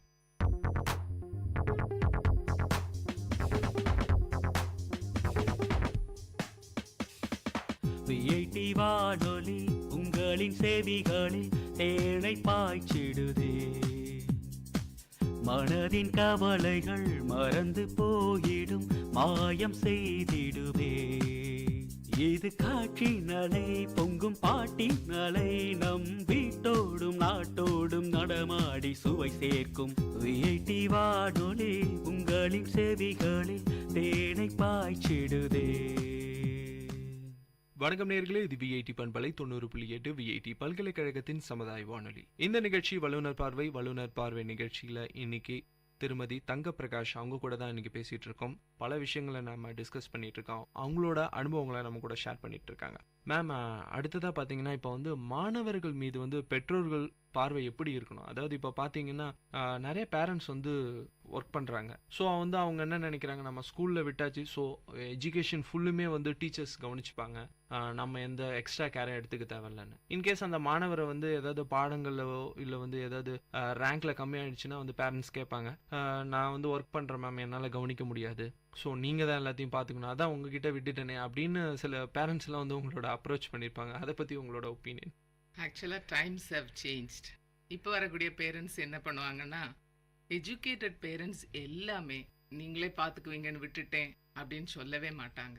ஒரு 12th ஸ்டாண்டர்ட் பேரண்ட் வந்து நாங்கள் ஓப்பன் ஹவுஸ்ன்னு வைப்போம். எல்லா பேரண்ட்ஸும் டீச்சர்ஸ் கூட வந்து பேசி என்ன பண்ணுறாங்க பசங்க கிளாஸில், என்ன செஞ்சால் டெவலப் பண்ண முடியும் அப்படின்னு ஒரு ஓப்பன் டிஸ்கஷன். ஒரு டீச்சர் பக்கத்துலேயும் அந்த சப்ஜெக்டுக்காக அந்த பேரண்ட் ஸ்டூடெண்ட் அவங்க பேப்பர் எடுத்துகிட்டு போய் நிற்பாங்க. இப்போ அந்த டீச்சர் சொல்லுவாங்க, எஜுகேட்டட் பேரண்ட்ஸ் எல்லாமே என்ன கேட்பாங்கன்னா, மேம் இதில் புரியாததை என்ன பண்ணணும் அப்படின்னு கேட்போம். அப்போ நாங்கள் என்ன சொல்லுவோம்னா, அந்த டீச்சர் அப்போவே சொல்லுவாங்க, இத்தனை நாளைக்கு இல்லைன்னா நாளான்னைக்கு ஈவினிங் ஒரு 1 hour நான் கோச் பண்ணுறேன், எக்ஸ்பிளைன் பண்ணுறேன் அப்படின்னு சொல்லுவாங்க. அப்போ அந்த பேரண்ட்ஸுக்கும் ஒரு திருப்தி, எங்களுக்கும் திருப்தி, நாங்களும் வேலை செஞ்ச திருப்தி.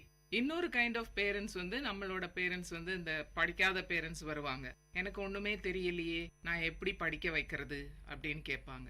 அப்போ அவங்களுக்கு நம்ம என்ன சொல்லுவோம்னா, ஸ்டூடெண்ட்டை கூப்பிட்டு உனக்கு என்ன புரியல அதை மார்க் பண்ணு, புரியாததை மார்க் பண்ணி அதை எக்ஸ்பிளைன் பண்றதுக்கு டீச்சர் கொடுக்கும். அடுத்தது என்ன பண்ணுவோம்னா, பேரண்ட்டை வந்து நீங்க தயவுசெய்து ஒரே ஒரு சின்ன வேலை செய்யுங்க.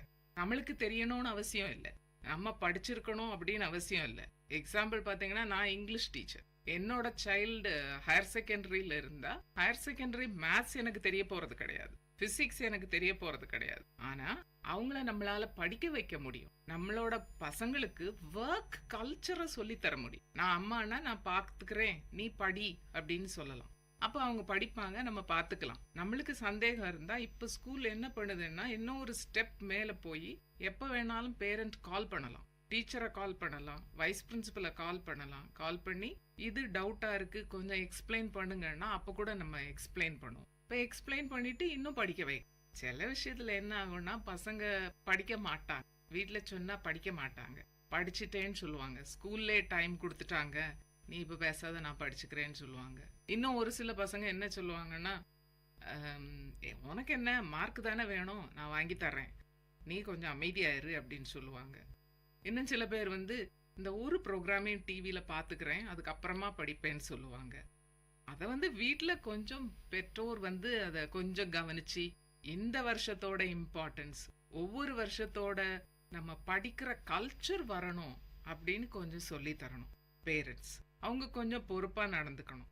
சில பேரண்ட்ஸ் வந்து நீங்கள் சொல்கிறது மாதிரி உங்ககிட்ட தான் விட்டுட்டோமே, அது ஆக்சுவலாக ப்ரைமரியில் நடக்கும், அவங்களே கூட இருப்பாங்க, ஆனால் ஸ்கூலில் தானே இருக்கோம் அப்படின்னு சொல்லிட்டு நீங்கள் பார்த்துக்குவீங்கன்னு நாங்கள் நினச்சோம் அப்படிம்பாங்க.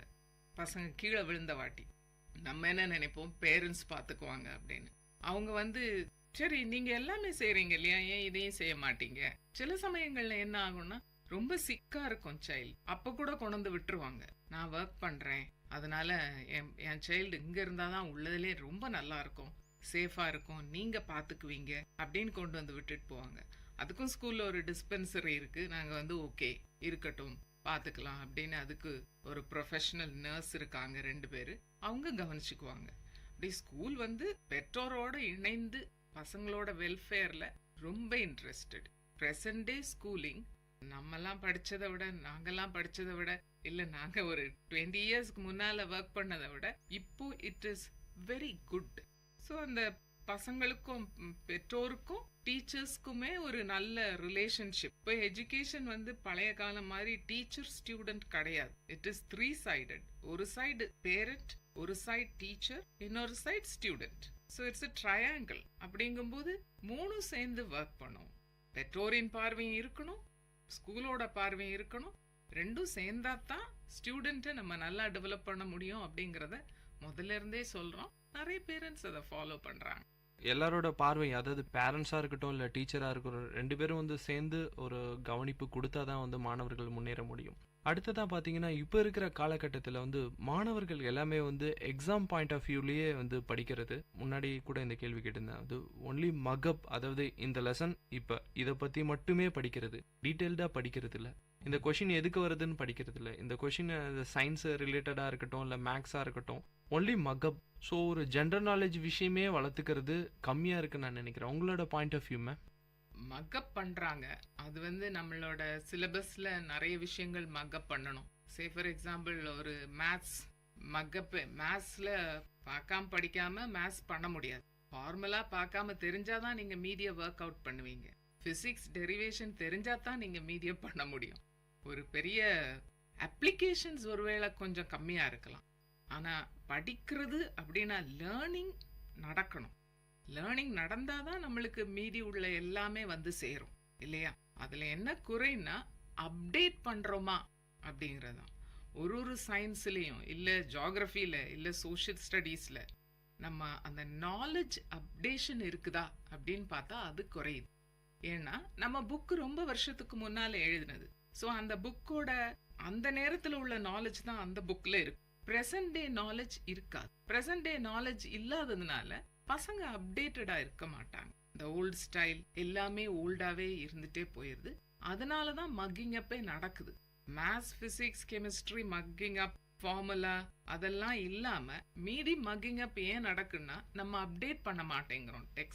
டெக்ஸ்ட் அப்டேட் பண்ணா அது கட்டாயம் ரொம்ப நல்லா நம்ம பண்ணுவோம். அதனாலதான் நம்ம பசங்களுக்கு இப்ப நம்ம மக்கிங் அப் அப்படின்னு சொல்றோம்.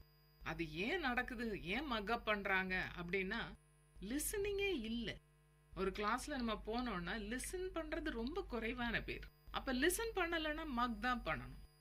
அந்த கிளாஸ்ல கவனிச்சோம்னா என்ன சொல்றாங்க அப்படிங்கறது நம்மளுக்கு புரியும், ஏறும். அதுக்கு அப்புறம் நம்ம வீட்டுல போய் பழைய ஸ்டைல் ஒரு புது ஸ்டைல் கூட ஒரு வாட்டி எல்லாம் கேட்டுட்டு நல்லா தெளிவா கேட்டுட்டு வீட்டுல போய் பார்க்கும்போது நம்மளுக்கு புரிஞ்சுதா புரியலையான்னு தெரியும். அந்த புக்ல இருக்கதை விட ரிலேட்டட் திங்ஸ் எவ்வளவு சொல்லியிருக்காங்க அப்படிங்கறதும் தெரியும். நம்ம கவனிக்கவே செய்யாம அங்க போய் பார்த்தோம்னா மக்கப் தான் பண்ணணும். கவனிக்கணும். அண்ட் டீச்சிங்கும் டீச்சர்ஸும் கொஞ்சம் ரிலேட்டட் நாலேஜ் சொல்லி கொடுக்கணும், அப்டேட் பண்ணணும். லாட் ஆஃப் ஃபெசிலிட்டிஸ் வேர்ல்டே நம்ம ஹேண்ட்ல தான் இருக்குது இல்லையா? குளோபலைஸ்ட் அண்ட் இன்டர்நெட், ஒரு சின்ன விஷயத்துக்கு கூட டீட்டெயில் நாலேஜ் நம்மளுக்கு கிடைக்குது. அப்படி இருக்கும்போது டீச்சர்ஸ் இன்னும் ஒரு step they have to go ahead. கொஞ்சம் ப்ரிப்பரேஷன் ஜாஸ்தியா இருந்தா இந்த நீங்க சொல்ற விஷயங்கள் mugging up, uninteresting, knowledge updation இல்லாம இருக்கிறது இதெல்லாம் நடக்கவே நடக்காது. அடுத்தது ஒரு முக்கியமான கேள்வின்னு கூட சொல்லலாம். இப்போ இருக்கிற காலகட்டத்தில் செக்ஸ் எஜுகேஷன் பற்றி மாணவர்கள் எந்த யாராவது நமக்கு இஷ்டமான முறையில் இல்லாம நம்மளை தொட்டாவே சத்தம் போடணும் அப்படிங்கறதாவது அந்த சைல்டுக்கு சொல்லி கொடுத்துருக்கணும். அப்படின்னா முதல்ல நம்ம செக்ஸ் எஜுகேஷன் கட்டாயம் சொல்லி கொடுக்கணும். இது நம்மளோட உடம்பு, இதை இன்னொரு ஆள் எங்கெல்லாம் தொடலாம் எங்கெல்லாம் தொடக்கூடாது அப்படின்னா அந்த மாதிரி ஒரு ஆள் நம்மள மோசமா பார்த்தா கூட சத்தம் போடணும், நம்ம சொந்தக்காரங்களா இருந்தா கூட தைரியமா சொல்லணும். அதுல உன்னோட தப்பு ஒன்னும் இல்ல, அந்த உன்னை கஷ்டப்படுத்துற ஹாரஸ் பண்ற ஆளோட தான் தப்பு அப்படிங்கறது கட்டாயம் சொல்லி தரணும். கவர்மெண்ட் கூட நிறைய ஸ்கீம்ஸ் கொண்டு வந்தாங்க, ஒரு ஏஜ்ல எப்படி எப்படி சொல்லி தரணும் அப்படின்னு. நாங்க கூட ஸ்கூல்ல என்ன பண்ணுவோம்னா கார்ட்டூன் வச்சு எல்கேஜில இருந்து செகண்ட் ஸ்டாண்டர்ட் வரை கார்ட்டூன் ஷோ என்ன பண்ணக்கூடாது அப்படின்னு சொல்லி, அதுக்கப்புறமா அதுக்கு மேல இன்னொரு டீடைல் ஷோஸ், எப்படி செக்ஷுவல் ஹாரஸ்மெண்ட்ஸ் நடக்குது, க்ளோசர் குரூப்ஸ்ல எப்படி நடக்குது, ஃபேமிலி மெம்பர்ஸ் என்ன பண்றாங்க, இதெல்லாம் டீட்டெயிலா சொல்லியிருக்கோம். அதை கூட நாங்க காமிக்கிறோம், வீடியோ ஷோ எல்லாருக்கும் காமிச்சு சொல்லி தர்றோம். அது ரொம்ப தேவை. அதை தனியா கேர்ள்ஸ் தனியா பாய்ஸ் தனியா அப்படின்னு கட்டாயம் சொல்லி தரக்கூடாது. கேர்ள்ஸுக்கும் பாய்ஸுக்கும் சேர்த்து சொல்லி தரணும். அப்பதான் ஒரு கேர்ளுக்கு தெரியும் எந்த லெவல் தான் ஒரு பையன் கூட நம்ம பையனை டச் பண்ணலாம்னு தெரியும். ஒரு பாய்க்கும் அப்பதான் தெரியும் எவ்வளவுதான் நம்ம ஒரு கேர்ளை டச் பண்ணலாம். நிறைய சின்ன பசங்க தெரியாம கூட டச் பண்ணுவாங்க. கியூரியாசிட்டி, செக்ஸ் ரொம்ப கியூரியஸ் திங் ஆயிருது. அதான் அந்த மாதிரி கியூரியஸ் திங் இல்ல, நார்மல் திங். நம்ம அதை இவ்வளவுதான் நம்ம ஹேண்டில் பண்ணணும். ஒரு ஆளோட பாடி இட் இஸ் தேர்ஸ், அவங்களோடது. It is a private thing. எப்படி நம்ம ஒரு கடையில போனா ஒரு ஸ்வீட்டை எடுத்து இன்னும் கடையில இருந்து திருடி சாப்பிட மாட்டோமோ, அதே மாதிரி ஒரு ஆளோட பாடியை தொடறதுக்கு நம்மளுக்கு ஃப்ரீடம் கிடையாது. இட் இஸ் a மிஸ்டேக் அப்படிங்கிறது சொல்லி தரணும். ஒவ்வொரு பார்ட் ஆஃப் லைஃப்லயும் அது கட்டாயமா செக்ஸ் எஜுகேஷன் இருக்கணும். அதுவும் டீனேஜ் வரும்போது கட்டாயம் சொல்லி தரணும். நிறைய டீனேஜ் கேர்ள்ஸ் தப்பு பண்றதுக்கு ரீசன் அவங்களுக்கு அந்த எஃபெக்டே தெரியாது. நம்ம தப்பு பண்ணா பிரெக்னன்ட் ஆகும், அதுக்கு மேல என்னென்ன நடக்கும்ங்கிறது தெரியறது இல்ல. அதை டீட்டெயிலா சொல்லி தரும்போது ஹெல்த் அண்ட் செக்ஸ் எஜுகேஷன் சேர்த்து கொடுக்கும்போது யாருக்கும் ஒரு மாதிரி ரொம்ப டெலிகேட்டா தோணவே தோணாது. ஹெல்த், ஹைஜீன், செக்ஸ் எஜுகேஷன், இந்த மூணும் கட்டாயமா நம்மளுக்கு இருக்கணும். அண்ட் கூட நம்ம ஃபிட்னஸ் கூட சேர்த்துக்கிட்டோம்னா இன்னும் ஹெல்த்தியா இருக்கும். ஒரு ஆல் ரவுண்ட் ஹெல்த் எஜுகேஷன் மாதிரியே அமைஞ்சிரும். என்ன சொன்னாலும் செக்ஸ் எஜுகேஷன் ரொம்ப தேவை.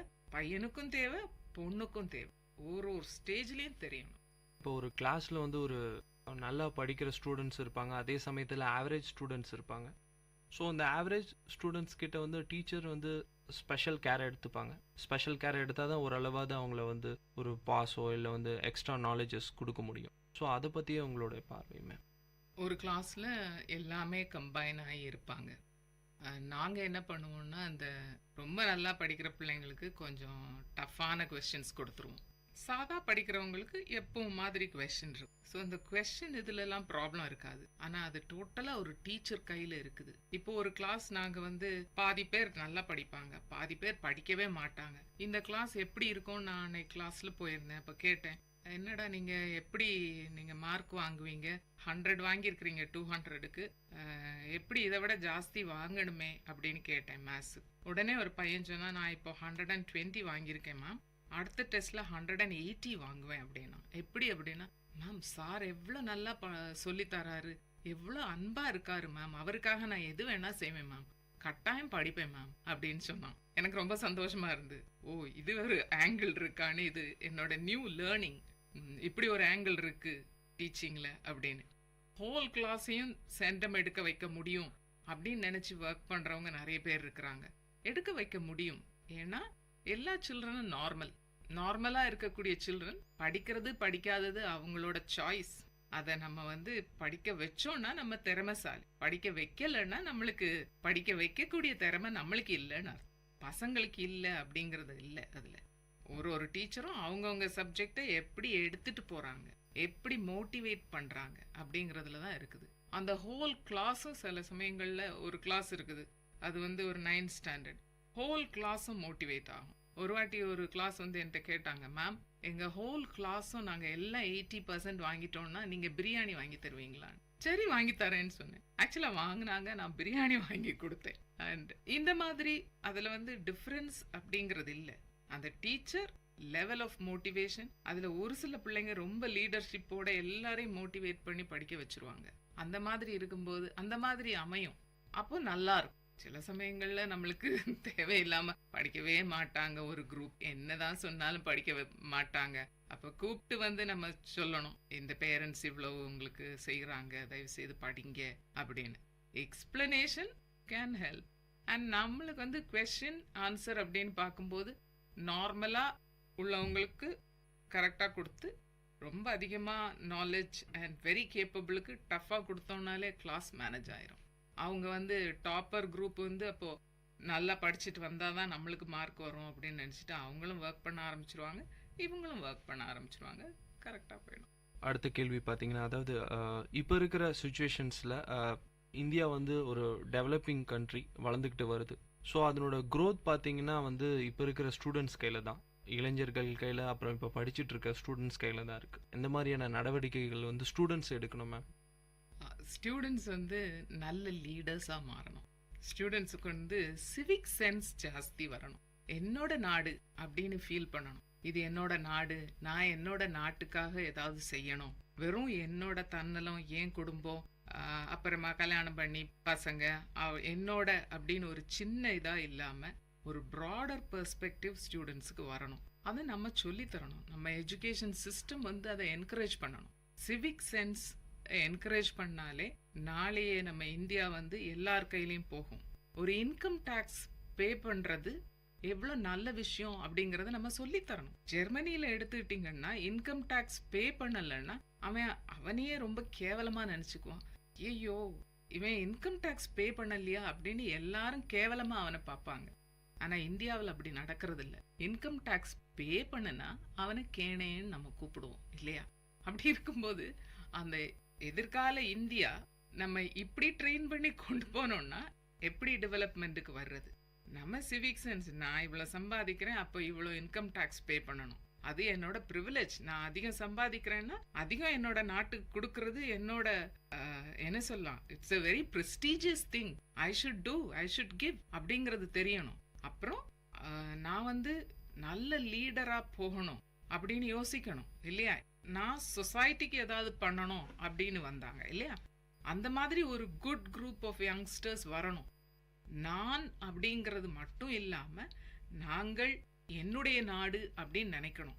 என்னுடைய நாடுன்னு நினைக்கும் போது தான் நம்மளுக்கு வந்து இந்தியா டெவலப் ஆகும். நம்ம அதே பார்வையில இருந்தோம்னா அப்படியே தான் இருக்க போறோம். மேம், இப்போ இருக்கிற காலகட்டத்தில் ஒரு டீச்சர் எப்படி இருக்கணும்? ஏன்னா நீங்கள் ஒரு டீச்சராக இருந்து இன்னைக்கு பிரின்ஸிபலாக இருக்கீங்க. ஸோ உங்களோட பார்வையில் ஒரு டீச்சர் வந்து ஸ்டூடெண்ட்ஸ்கிட்ட எப்படி நடந்துக்கணும்? ஒரு நிறைய பேருக்கு வந்து அவங்களோட டீச்சரே ரோல் மாடலாக இருப்பாங்க. சில பேருக்கு வந்து அவங்களோட ப்ரொஃபஷனை முன்னாடியே சூஸ் பண்ணுறாங்க, நான் டீச்சராக தான் ஆகணும்னு சொல்லிட்டு. ஸோ ஒரு டீச்சர் எப்படி இருக்கணும்னு நீங்கள் நினைக்கிறீங்க? எனக்கு வந்து ஒரு டீச்சர் பசங்களுக்கு என்ன கேட்டாலும் சொல்லி தர தெரியணும். நம்ம வந்து 2005 சுனாமி எடுத்துக்கலாம். அந்த சமயத்தில் புக்கே ஐலண்ட்ஸில் ஒரு பிரிட்டிஷ் சைல்டால் ஒரு 50 பேர் பக்கம் சேவ் ஆனாங்க. அந்த சைல்டு வந்து அந்த சீ உள்ளே போயிருந்தது. அந்த சீ உள்ளே போனோன்னு அந்த சைல்டு சொல்லிச்சு அவங்க அப்பா கிட்ட, சுனாமி வரப்போகுது, எங்கள் மேம் சொல்லி கொடுத்தாங்க, எங்கள் டீச்சர் சொல்லி கொடுத்தாங்க, நம்ம போயிடலாம் அப்படின்னு சொல்லிச்சு. அவங்க அப்பாவுக்கு தெரியல, அவர் பெரிய என்ஜினியர், அவருக்கு தெரியல. அவங்க அம்மா என்ன சொன்னாங்கன்னா, இல்லை வேண்டாம், இவளுக்கு என்ன தெரியும், 3rd ஸ்டாண்டர்டில் படிக்கிறவளுக்கு அப்படின்னு சொன்னாங்க.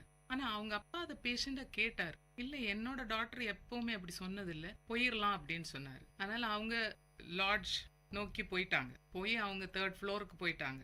கூடவே பக்கத்துல இருந்த ஃபேமிலிஸையும் கூப்பிட்டாங்க. ஒரு 50 பேர் அவங்களோட போயிட்டாங்க, மீதி பேர் வரல. 10 மினிட்ஸ்க்கு அப்புறம் சுனாமி. எப்படி அந்த சைல்டுக்கு சுனாமி தெரிஞ்சது? சுனாமிக்கு முன்னால உள்ள சீயோட ரியாக்ஷன்ஸ் என்ன அப்படிங்கறது எப்படி தெரிஞ்சுன்னா அவங்க ஜியோகிராஃபி டீச்சர். சிம்பிளா பிக் வேவ்ஸ் அண்ட் ஓஷன் பத்தி அவங்க எடுத்தாங்க. அப்போ ஒரு சைல்டு கேட்டுச்சான், biggest wave in the sea is what அப்படின்னு. இப்போ பிக்கஸ்ட் வேவ் எவ்வளவு பெருசா இருக்கும், எவ்வளவு தூரத்துக்கு வெளியே வரும், அதுக்கு முன்னால என்ன நடக்கும் அப்படின்னு கேட்டது ஒரு சைல்டு. உடனே அவங்க அதை சொன்னாங்க. அதை சொன்னதுனால தான் அந்த சைல்டுக்கு தெரிஞ்சது. அப்படி இருக்கணும் ஒரு டீச்சர். ஒரு சப்ஜெக்ட் அப்படின்னு எடுத்தோம்னா அதை டீட்டெயிலா சொல்லி கொடுக்கலாம். 3rd ஸ்டாண்டர்ட் சைல்டுக்கு சுனாமியோட எல்லாத்தையும் சொல்லி கொடுக்க முடிஞ்ச டீச்சர் அண்ட் புரிஞ்சுக்க முடிஞ்சது சைல்டு. இப்போ நம்ம எவ்வளோ சொல்லி தரலாம் டீச்சர்ஸ்.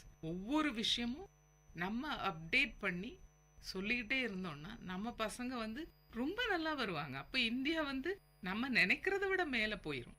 ஒரு சின்ன ப்ராப்ளம் கூட நம்மளுக்கு இருக்காது. ஒரு ஃபீல்டும் அந்தந்த டீச்சர் வந்து நோ ஹொரைசன் டு இட். எஜுகேஷனுக்கு வந்து sky is not the limit. நீங்கள் என்ன வேணால் தெரிஞ்சுக்கலாம். அண்ட் அதை நீங்கள் எவ்வளோ அழகாக கொடுக்க முடியுமோ அவ்வளோ அழகாக பசங்களுக்கு கொடுக்கலாம். அண்ட் எவ்வளோ அட்ராக்டிவாக கொடுக்க முடியுமோ அவ்வளோ அட்ராக்டிவாக கொடுக்கலாம். அப்படி அட்ராக்டிவாக நம்ம கொடுக்கும்போது பசங்களுக்கு ஞாபகமும் இருக்கும். அதுதான் நம்ம முதல்ல பேசின அந்த எஜுகேஷனுக்கும் லைஃபுக்கும் கனெக்ஷன். நம்ம வந்து சுனாமி டீச்சிங்ல என்ன இருக்க போகுது கனெக்ஷன் லைஃபுக்குன்னு நினைப்போம். ஆனால் அது எப்படி கனெக்ட் ஆகிருக்கு இல்லையா? இதே நம்ம நாட்டில் நம்ம ஊர்லேயும் கன்னியாகுமரியில் வந்து கடல் உள் வாங்குச்சு, அதனால எல்லா சில்ட்ரனும் அங்கே இருந்த மீனை போய் பொறுக்குனாங்க. யாரும் கடல் உள்வாங்கினதுனால திருப்பி பெருசா வரப்போகுது ஓடிடலாம் அப்படின்னு நினைக்கல. இந்த மாதிரி ஒரு எஜுகேஷன் இருக்கணும். அதை ஒரு டீச்சர் இப்படி எஜுகேட் பண்ணுனாங்கன்னா அதுதான் பெஸ்ட் எஜுகேஷன். அண்ட் அப்படிதான் ஒரு டீச்சர் இருக்கணும்னு நான் நினைக்கிறேன். ஒரு moving encyclopedia, powerhouse of knowledge அப்படின்னு இருந்தோம்னா அவங்க ஃபீல்டில் இந்தியா எங்கேயோ போயிடும். ஓகே மேடம், இந்த வல்லுனர் பார்வை நிகழ்ச்சியில் நிறைய விஷயங்கள் ஷேர் பண்ணிக்கிட்டீங்க. டீச்சராக வந்து நிறைய விஷயத்த பார்த்துருப்பீங்க, நிறைய விஷயத்த ஃபேஸ் பண்ணியிருப்பீங்க. ஸ்டூடெண்ட்ஸ் எப்படி இருக்கணும், டீச்சர்ஸ் எப்படி இருக்கணும், பேரண்ட்ஸ் வந்து ஸ்டூடெண்ட்ஸ்கிட்ட எப்படி அப்ரோச் பண்ணுறோம் போன்ற பல விஷயங்கள் வந்து இங்கே எங்கள் நேயர்களுக்காக நீங்கள் வந்து டிஸ்கஸ் பண்ணீங்க.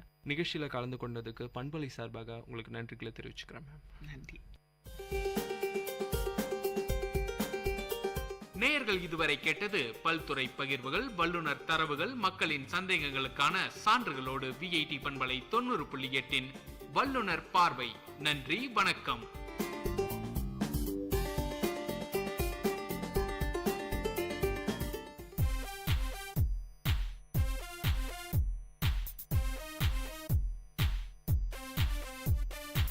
Chintu, did you close all the windows and door properly before coming out? Yeah, I did. And did you switch off all the lights and all the electricals? Oh god, I totally forgot. Chintu, how can you be so irresponsible? Huh? Using energy wisely in the home saves money and the environment. So let's start doing our own share. Sorry, I'll go and switch off all the lights and come back. Go green!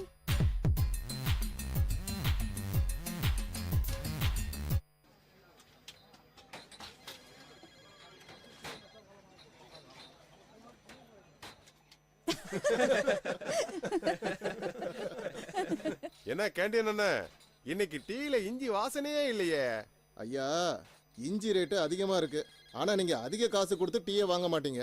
அதனால தான் நானும் இஞ்சியை சேர்க்கல. என் நிலைமையையும் கொஞ்சம் யோசிச்சு பாருங்க. ஸ்ரீராம், இஞ்சி டீ குடிக்காம உன்னால வாழ முடியாதா? நீ என்னதான் செய்வியோ டீ குடிக்காம? ஜோக் நல்லா தான் இருக்கு, ஆனா அவங்க உண்மையிலேயே நல்லவங்கன்னா மற்றவங்கள பத்தியும் யோசிக்கணும். இப்போ நம்ம தலைவரை பாருங்க, அவர் நாட்டில் இருக்கிற எல்லார பத்தியும் யோசிக்கிறார்ல, அந்த மாதிரி நாமளும் இருக்கணும். அது சரி, மத்தவங்களுக்கு பயனுள்ளவங்களா கொஞ்சமாச்சும் இருக்கணும். இல்லனா இந்த வாழ்க்கை பயனற்றது. அப்புறம் விலங்குக்கும் மனுஷனுக்கும் என்ன வித்தியாசம்? ஆமா, நீங்க சொல்றது ரொம்ப சரி. நீங்க ஒரு உண்மையான மனுஷனா இருந்தா மனித நேயத்தை பின்பற்றி அதே மாதிரி நடக்கணும். என்னாச்சு தம்பி? ஸ்ரீராம் மாமா, கடவுள் ரொம்ப மோசமானவர். ஷாருக் தம்பி, என்ன நடந்துச்சு? நீங்க என்ன பண்ற? என்னாச்சு தம்பி, சொல்லுங்க. ஏன் இப்படி பேசுறீங்க? ஸ்ரீராம் மாமா, உங்க அசிஸ்டன்ட் மேனேஜர் இருக்கார்ல பீட்டர், அவரோட பையன் மெல்வின் என்னோட உயிர் நண்பனா இருந்தான். தம்பி, நண்பனா இருந்தான்னு ஏன் சொல்றீங்க? இப்போ அவர் உங்க நண்பன் தானே? இல்ல, இப்போ அவன் இல்ல, இனிமேலும் வரமாட்டான். மெல்வின் ஹெல்மெட் போடாம பைக் ஓட்டிட்டு போனான். அப்போ அவனுக்கு விபத்து ஏற்பட்டுருச்சு. அவனுக்கு தலையில பலமான காயம். அவனை ஹாஸ்பிட்டலுக்கு கொண்டு போனாங்க. ஹாஸ்பிட்டல்ல சேர்த்ததும் டாக்டர் அவனுக்கு எல்லா டெஸ்டும் எடுத்துட்டு அவனோட மூளை இறந்துருச்சுன்னு சொன்னாரு. அதான் பீட்டர் மாமா அவருக்கு லீவ் அப்ளை பண்ண என்ன ஆபீஸ்க்கு அனுப்புனாரு. அவனோட சின்ன பையனை பீட்டர் இழந்துட்டான்பா. ரொம்பவே கஷ்டமா இருக்கு. ஆனா மாமா, மெல்வின் தன்னோட உடல் உறுப்பை தானம் பண்ணி 9 பேருக்கு உயிர் கொடுத்திருக்கான். அவன் சாகும் போது கூட ஒரு பெரிய தானம் பண்ணியிருக்கான். எப்படி? பீட்டர் மாமா குடும்பத்தை சேர்ந்தவங்க சரியான நேரத்துல மெல்வினோட உடல் உறுப்பை தானம் செஞ்சு ஒரு பெரிய உன்னதமான காரியம் செஞ்சாங்க. அப்படியா? உறுப்பு தானம்னா என்ன? நாங்க அத பத்தி கேள்விப்பட்டிருக்கோம், ஆனா என்ன நடக்குது எப்படிங்கறத பத்தி எங்க கிட்ட முழுமையான தகவல் இல்ல. இதோ உங்க பாஸ் வராரு, அவர்கிட்டயே கேளுங்க. ஏன்னா அவர்தான் உறுப்பு தானம் செய்ய பீட்டர் மாமாக்கு அறிவுறுத்தினாரு.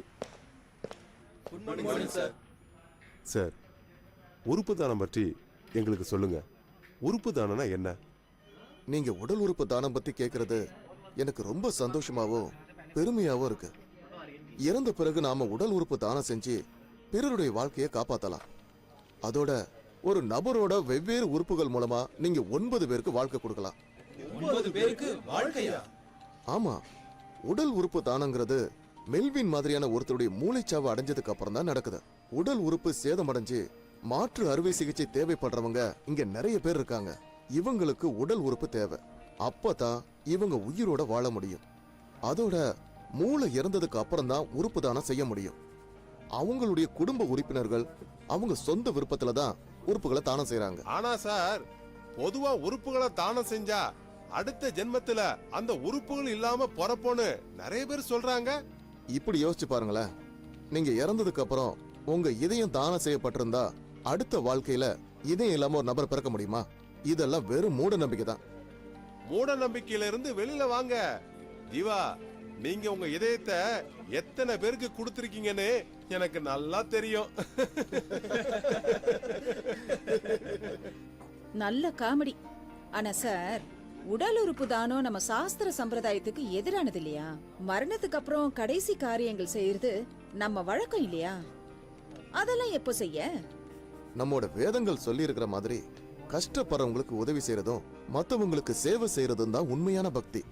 அதோட உடல் தானம் செய்பவருடைய உடல் தானத்துக்கு அப்புறமா அது சிதைக்கப்படுறது இல்ல, உடல் ரொம்ப மரியாதையோட திருப்பி தரப்படுது. ரொம்ப சரியா சொன்னீங்க. ஒருத்தர் வாழும்போது நிறைய சேவைகள் செய்யலாம், ஆனா இறந்த பிறகும் நிறைய பேரை வாழ வைக்கிறவன் தான் உண்மையான மனுஷன்.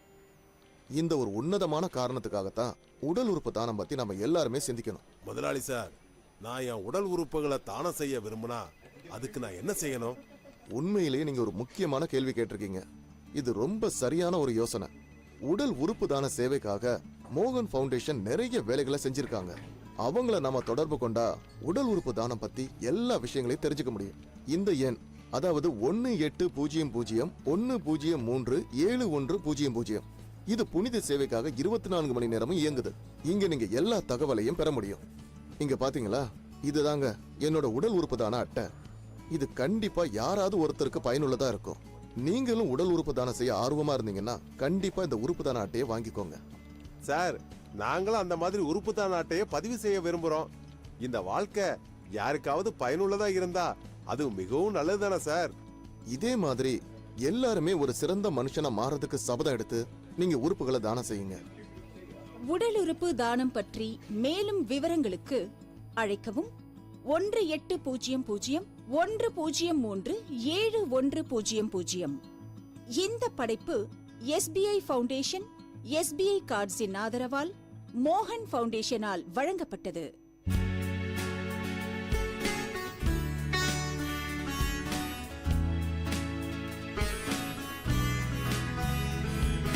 விஐடி பண்பலை 90.8 விஐடி பல்கலைக்கழகத்தின் சமுதாய வானொலியில் இது மருத்துவ நேரம்.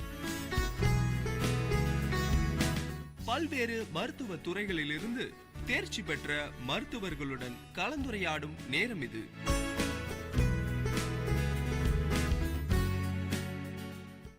வணக்கம் நேயர்களே, இது விஐடி பண்பலை 90.8 விஐடி பல்கலைக்கழகத்தின் சமுதாய வானொலி. இந்த நிகழ்ச்சி மருத்துவ நேரம். இன்னைக்கு மருத்துவ நேரம் நிகழ்ச்சியில நம்ம கூட பேச இருக்கிற மருத்துவர் ராஜவேலு, பேராசிரியர் அறுவை சிகிச்சை, அரசு மருத்துவக் கல்லூரி வேலூர். இன்னைக்கு அவங்க கூட தான் நம்ம இன்னைக்கு பேச போறோம். வணக்கம் சார். வணக்கம் நேயர்களே. இன்னைக்கு மருத்துவ நேரம் நிகழ்ச்சியில உங்க எல்லாரோடையும் பேசுறதுக்கான வாய்ப்பு கிடைச்சதுக்கு எனக்கு ரொம்ப சந்தோஷம். உங்களுடைய அறுவை சிகிச்சை சம்பந்தமான சந்தேகங்களுக்கு என்னால் முடிந்த விளக்கங்களை கொடுக்குறேன். இதற்கு மேல ஏதாவது சந்தேகங்களுக்கு பின்னொரு சந்தர்ப்பத்தில் நாம் பார்ப்போம். சார், முதல் கேள்வி, அதாவது இப்போ மேஜர் சர்ஜரி, மைனர் சர்ஜரின்னு 2 கேட்டகரி இருக்கு. ஸோ மக்களுக்கு இதை பற்றிய நிறைய சந்தேகங்கள் இருக்கு. இதை பற்றி கொஞ்சம் தெளிவாக சொல்ல முடியுமா? பொதுவாக அறுவை சிகிச்சை என்பதே ஒரு தீர்வுக்காக செய்யக்கூடிய ஒன்று. நமக்கு ஒரு நோய் ஏற்பட்டால் அதை மருந்து மூலமாக சரி செய்வதற்கு முயற்சி செய்வோம். ஒருவேளை அது மருந்து மூலமாக சரி செய்ய முடியவில்லை என்றால் அதற்கு அறுவை சிகிச்சை என்ற தீர்வு இருந்தால் அந்த அறுவை சிகிச்சை மூலமாக அந்த நோயை சரி பண்ணி அவர்களுக்கு உடல் ஆரோக்கியத்தை நாங்கள் கொடுக்கிறோம்.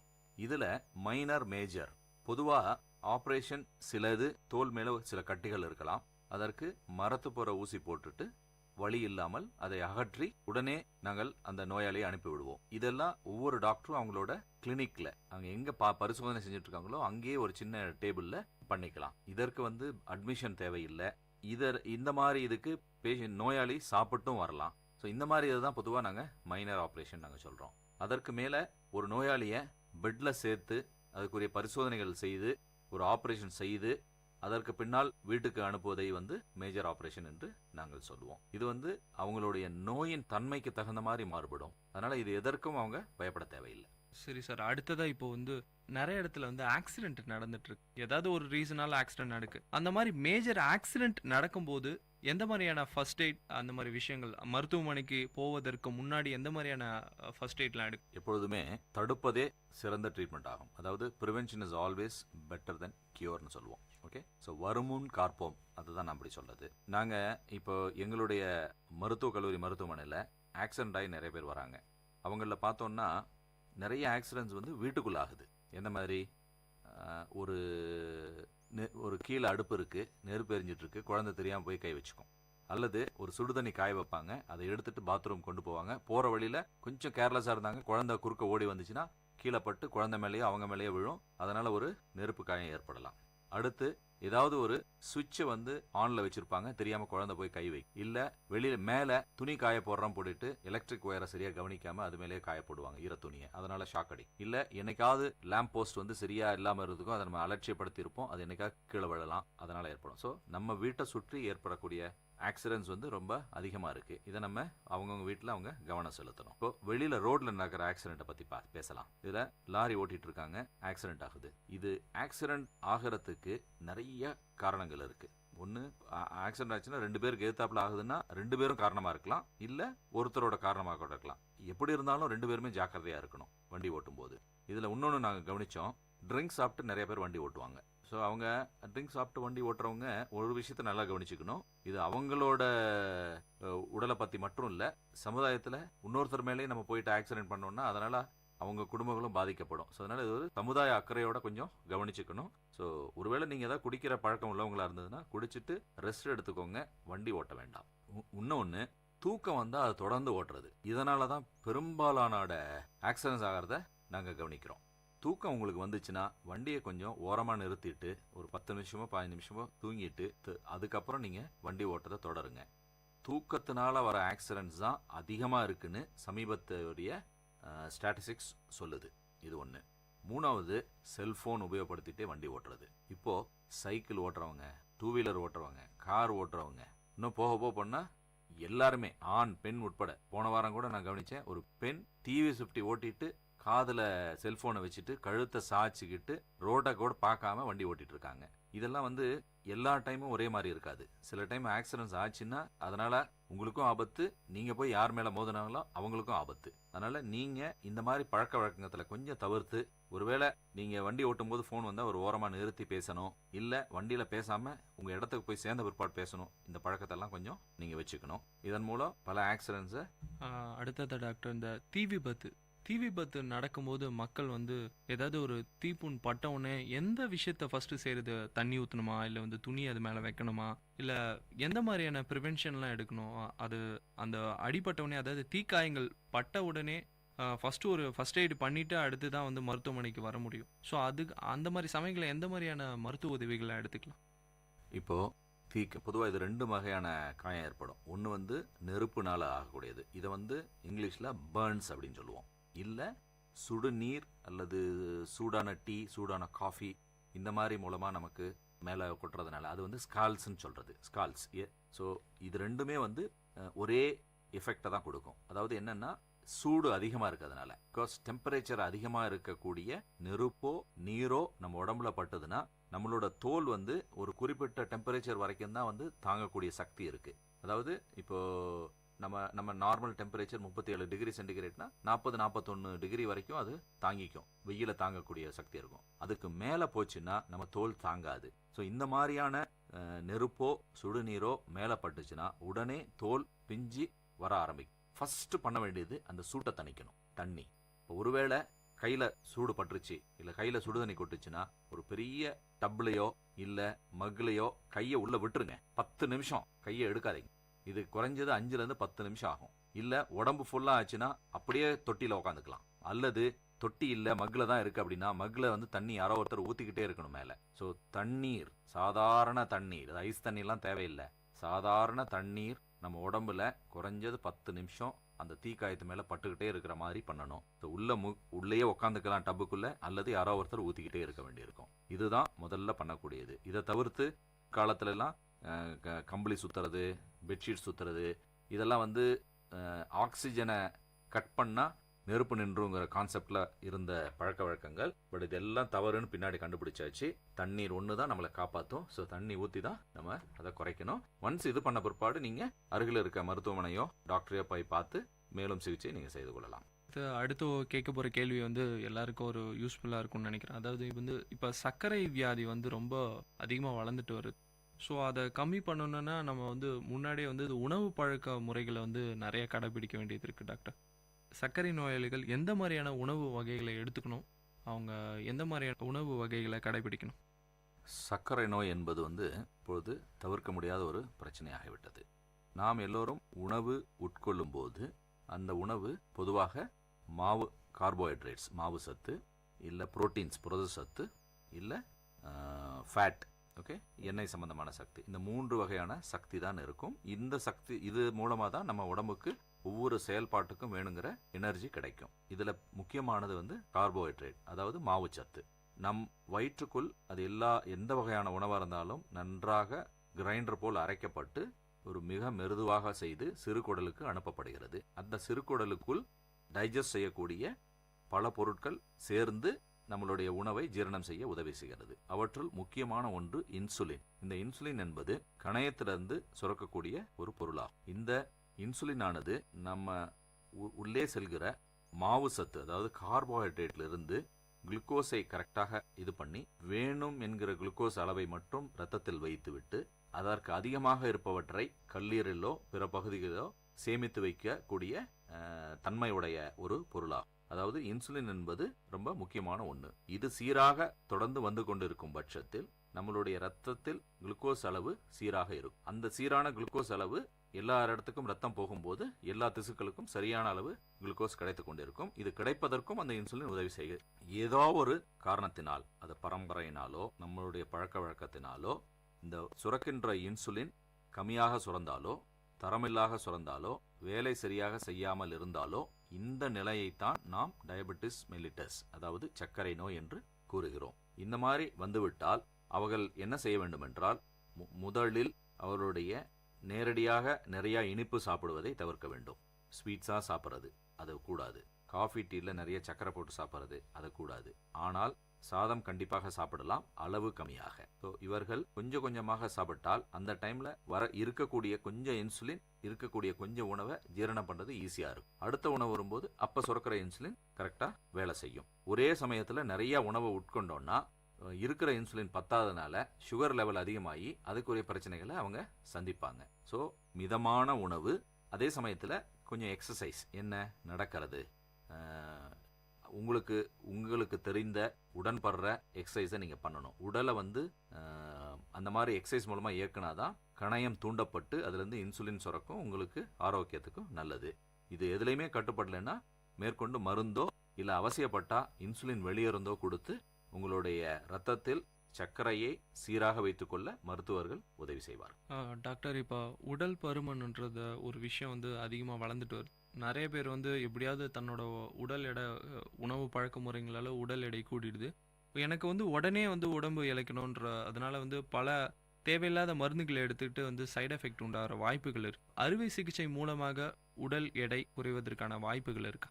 உடல் எடை என்பது பெரும்பாலும் நம்மளுடைய எப்படி நாம் உருவாகி வருகிறோமோ, அதாவது ஜெனட்டிக் பேக்கப், நாம் நம்மளுடைய பரம்பரையுள்ள ஜீன்ஸ் வழியாக நம்ம வந்து கொண்டிருப்போம். ஒரு குழந்தை அவருடைய அப்பா அம்மா இவங்க மூலமா, ஜீன் மூலமா நம்ம உருவாகிற ஒரு குழந்தையாக உருவாகிறோம். இந்த ஜீனில் உடல் பருமன் ஏற்படக்கூடிய ஜீனும் கலந்திருந்தால் நாம் கண்டிப்பாக உடல் பருமனாக தான் இருப்போம். ஆனால் இதை நம்ம உட்கொள்ளும் உணவு, நம்மளுடைய பழக்க வழக்கங்கள், உடற்பயிற்சி இவற்றின் மூலமாக நிவர்த்தி செய்யக்கூடிய வாய்ப்பு இருக்கிறது. இதை நிவர்த்தி செய்ய முடியாதவர்கள் இல்ல முயற்சி செய்ய மனமில்லாதவர்கள், இப்படித்தான் பெரும்பாலும் இருக்கிறார். மனமில்லாதவர்கள் உடனே உடல் எடையை குறைக்க வேண்டும் என்றால் அவங்க பெரும்பாலும் என்ன செய்கிறார்கள், அவங்களுக்கு ஏதோ ஒரு நோய், ஒரு சக்கரை வியாதி வந்துருச்சாலோ இல்ல வேற ஏதோ ஒரு பிரச்சனை வந்தாதான் உடல் எடையை குறைக்கணும் அப்படிங்கறத நினைக்க ஆரம்பிக்கிறாங்க. அந்த மாதிரி இருக்கவங்களுக்கு ஒரு வரப்பிரசாதம் மாதிரி இப்போ ஒரு அறுவை சிகிச்சை வந்திருக்கு. அது பேர் பேரியாட்ரிக் சர்ஜரி. அதாவது வயிற்றுக்குள் வயிற்று பகுதியை இருக்கிற அளவை பாதியாகவோ இல்ல 1/3 சிறிதாக்கி வைத்து விட்டால் அவர்கள் உட்கொள்ளும் உணவு எவ்வளவுதான் முயற்சி இருந்தாலும் ஒரு குறிப்பிட்ட அளவை மீறி சாப்பிட முடியாது. வயிறு நிரம்பியது போல் ஃபீலிங் இருக்கும். ஏன்னா நம்ம சாப்பிடும் போது நம்ம பசிக்காக மட்டும் சாப்பிடுவதில்லை, வயிறு நிறைவதற்காகவும் சாப்பிடுகிறோம். இது நம்மளை அறியாமல் மனம் அதை ஏற்றுக்கொள்ளும், கரெக்டாக இருக்கும். ஸோ வயிற்று பகுதியை கம்மியாக்கி விட்டால் நம் மனம் ஈஸியாக அமைதிப்படுத்தப்படும். This is called satiety centre. இது நம்ம மனசு மூளையில சட்டைட்டி சென்டர்னு ஒரு இடம் இருக்கு. அந்த இடம் தூண்டப்பட்டா மட்டும்தான் நம்ம போதும் நம்ம நிறுத்துவோம். அது இல்லாட்டினா சாப்பிட்டுக்கிட்டே தான் இருப்போம். இது எவ்வளவு தூரம் வயிறு விரிவடைந்து உணவை ஏற்றுக்கொள்கிறதோ அதை பொறுத்தது. ஸோ இந்த ஆபரேஷன் மூலமா அந்த வயிற்று பகுதியை சிறிதாக்கிறோம். இப்படி சிறிதாக்கிறது மூலமா வேற எந்த தொந்தரவும் வரது கிடையாது. அதனால அதுக்கு தகுந்த மாதிரியான அறுவை சிகிச்சை செஞ்சு வயிற்று பகுதியை சுருக்கி விடுவதால் சாப்பிடும் அளவு குறைந்து காலப்போக்கில் அவருடைய எடை குறைந்து அவர்கள் நலமாக ஆவார்கள். இது ஒரு வரப்பிரசாதம். நிறைய பெரிய ஆஸ்பத்திரிகள் இதை செய்கிறார்கள். இதை பற்றி தெரிய வேண்டும் என்றால் நீங்க எந்த டாக்டர் போய் பார்ப்பீங்களோ அவங்கள போய் கேளுங்க, அவங்க அதுக்குரிய ஆலோசனை வழங்குவார்கள். இப்போ பெண்கள் சந்திக்கக்கூடிய ஒரு பெரிய விஷயமா பார்த்தீங்கன்னா மார்பக புற்றுநோய். அந்த அவேர்னஸ் இப்போதான் கொஞ்சம் கொஞ்சமாக வளர்ந்துட்டு வருது. நிறைய பேருக்கு தெரியறது இல்லை. அறுவை சிகிச்சை மூலமா அந்த அவேர்னஸ் இல்லாதனால அவங்களோட மார்பகங்களை இழுக்க வேண்டிய சூழ்நிலை ஏற்படுது. ஸோ எந்த மாதிரியான அவேர்னஸ் அவங்க எடுத்துக்கணும், விழிப்புணர்வு எந்த மாதிரியான விஷயங்களை அவங்க கடைபிடிக்கணும்? பெண்களுக்கு மார்பகம் என்பது இயற்கை கொடுத்த ஒரு வரப்பிரசாதம். இது குழந்தை பிறந்தவுடன் முதல்ல ஏற்படுற ஒரு பாண்டிங் சொல்லுவோம். ஸோ அம்மாவுக்கும் குழந்தைக்கும் உள்ள ஒரு பெரிய பாண்ட். அது மூலமா நம்ம ரத்தத்திலிருந்து ஒரு அழகான சக்தி உணவை பாலாக்கி நம்ம குழந்தைக்கு கொடுக்க முடியுது. இது ஒரு இயற்கை கொடுத்த ஒரு வரப்பிரசாதம். இப்போ ஆனால் இதுலயும் சில மார்பகத்துல பிரச்சனை வரக்கூடிய வாய்ப்பு இருக்கு. பொதுவா திரும்ப இதுவும் பரம்பரை சம்பந்தமானது. நம்மளுடைய ஆண்கள் வழியாவோ பெண்கள் வழியாகவோ வரலாம். பெரும்பாலும் பெண்கள் வழியாக வருகிறது. அம்மா, பாட்டியோட அம்மா, அவங்க பாட்டி இல்ல அத்தைமார்கள், எப்படி வேண்டுமானாலும் அந்த பரம்பரை ஜீன் இருக்கலாம். ஸோ அவங்களுக்கு இருக்கிற அதே ஜீன் நமக்கும் வந்ததுன்னா நமக்கும் அந்த பிரச்சனை வரதுக்கூடிய வாய்ப்பு இருக்கு. இதை தவிர்க்க முடியுமா என்பது ஆராய்ச்சியில் உள்ளது. ஆனா சீக்கிரம் கண்டுபிடிச்சிக்கலாம். ஒருவேளை சீக்கிரம் கண்டுபிடிச்சிட்டோம்னா அதுக்குரிய ட்ரீட்மெண்ட்டை சீக்கிரம் ஆரம்பிச்சுக்கலாம். நல்ல வகையில் நாம் முன்னேற்றத்தை கொண்டு வரலாம். அதனால தான் நாங்கள் என்ன சொல்லுவோம், 20 வயசு கடந்த பெண்கள் மாதம் ஒரு முறையாவது அவர்களுடைய மார்பகத்தை குளிக்கும் போது அவர்களாவே பரிசோதனை செய்து பார்க்க வேண்டியது. மேல் பகுதியில் ஆரம்பித்து முறையாக எல்லா பகுதியையும், மார்காம்பு உட்பட எல்லா பகுதியையும், வலது கையை உபயோகித்து இடதுபுறமும் இடது மார்பகத்தையும், இடது கையை உபயோகித்து வலது மார்பகத்தையும் பொறுமையாக சுமார் 10 நிமிடம் உபயோகித்து அழுத்தி பார்க்க வேண்டும். மேலோட்டமாக ஏதாவது உருளையாகவோ கட்டி மாதிரியோ வித்தியாசமாகவோ இருந்தால் உங்களுடைய மருத்துவரை நீங்கள் அணுகி ஆலோசனை பெறலாம். இது எல்லோருக்கும் கண்டிப்பாக தெரிய வேண்டிய ஒரு விஷயமாகும். ஓகே டாக்டர், அடுத்ததான் இந்த தைராய்டு ப்ராப்ளம் இருக்கு இல்லையா, அது உணவு வகைகளும் ஒரு விதமான காரணமா இல்லை ஜெனட்டிக்கல் ப்ராப்ளமா டாக்டர்? தைராய்டு என்பது பொதுவாக இதுவும் ஜெனட்டிக் சம்பந்தமான ப்ராப்ளம் தான். உணவு சம்பந்தமான ப்ராப்ளம் இருக்கா என்ன, பொதுவாக இந்த முட்டைக்கோஸ், கேபேஜ் என்பதை மட்டும் தவிர்க்க சொல்லுவார்கள். அது சம்பந்தமான உணவு சிலருக்கு இந்த தொந்தரவை கொண்டு வருகிறது. பட் பெரும்பாலும் இது ஜீன் சம்பந்தமான ஒரு பிரச்சனை தான். இந்த தைராய்டு கிளாண்ட் என்பது ஒரு பேப்பர் மாதிரி கழுத்தின் முன்பகுதியிலேயே இருக்கக்கூடிய ஒரு ஆர்கனாகும், ஒரு உறுப்பாகும். இதிலிருந்து தைராக்சின் என்கிற ஒரு புரத சம்பந்தமான பொருள் சுரக்கப்படும். இந்த தைராக்சின் என்பது உடலில் இருக்கும் பிற உறுப்புகள், மூளை, இருதயம், தசை, வயிற்றுப்பகுதி, குடல், சிறுநீரகம், ஜெனிட்டோ யூரினரி சிஸ்டம், அதாவது பெண் உறுப்பு ஆண் உறுப்பு சம்பந்தமான அனைத்து பகுதிகளுக்கும் சரியாக இயங்குவதற்கு உதவி செய்யும் ஒரு பொருளாகும். ஏதோ ஒரு காரணத்தினால் இந்த தைராக்சின் குறைவாக செயல்பட்டால், உற்பத்தியானால் அவர்களுடைய உறுப்புகள் மந்தமாக இயங்க ஆரம்பிக்கும். டாய்லெட் போவது சிரமமாக இருக்கும், பீரியட் சரியாக வராது, ரொம்ப டயர்டாக இருப்பாங்க, தூக்கம் சரியாக வராது, எந்த வேலையும் நிதானமாக செய்வார்கள். இந்த மாதிரி பிரச்சனைகள் அவர்களுக்கு இருக்க வாய்ப்பு. ஒருவேளை இந்த தைராக்சின் அதிகமாக சுரந்தால் மூளை சம்பந்தமான இதில் நிறைய கோவப்படுவார்கள், எரிச்சல் அடைவார்கள், பதட்டமாக செய்வார்கள், மார்பு படபடப்பு அதிகமாக இருக்கும், மலம் அடிக்கடி கழிவார்கள், பீரியட்ஸில் ப்ராப்ளம் இருக்கும்.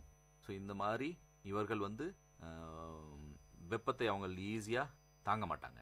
தைராக்சின் குறைவாக சுரந்தா குளிர் தாங்க மாட்டாங்க. ஸோ இந்த மாதிரி உடல் சுத்தமாக ஆரோக்கியம் கெட்டு இருக்கும். ஸோ இதை பரிசோதனை மூலம் அளவு எவ்வளவு இருக்கிறது தைராக்சின் அளவு என்று பார்த்து அதில் வித்தியாசங்கள் இருந்தால், குறைவாக இருந்தால் தைராக்சினையும், அதிகமாக இருந்தால் அது குறைவதற்கான மருந்தையும் கொடுத்து அதை சரி செய்யலாம். இது தைராக்சின் உற்பத்தி ஆகும் அளவை பொறுத்து. இது மேலும் இந்த தைராய்டில் பேப்பர் போல் இருக்கும் என்று நான் கூறினேன். அதில் சில கட்டிகள் உருவாகலாம். அந்த கட்டிகள் சாதாரண கட்டிகளாகவும் இருக்கலாம் அல்லது கேன்சர் கட்டியாகவும் இருக்கலாம்.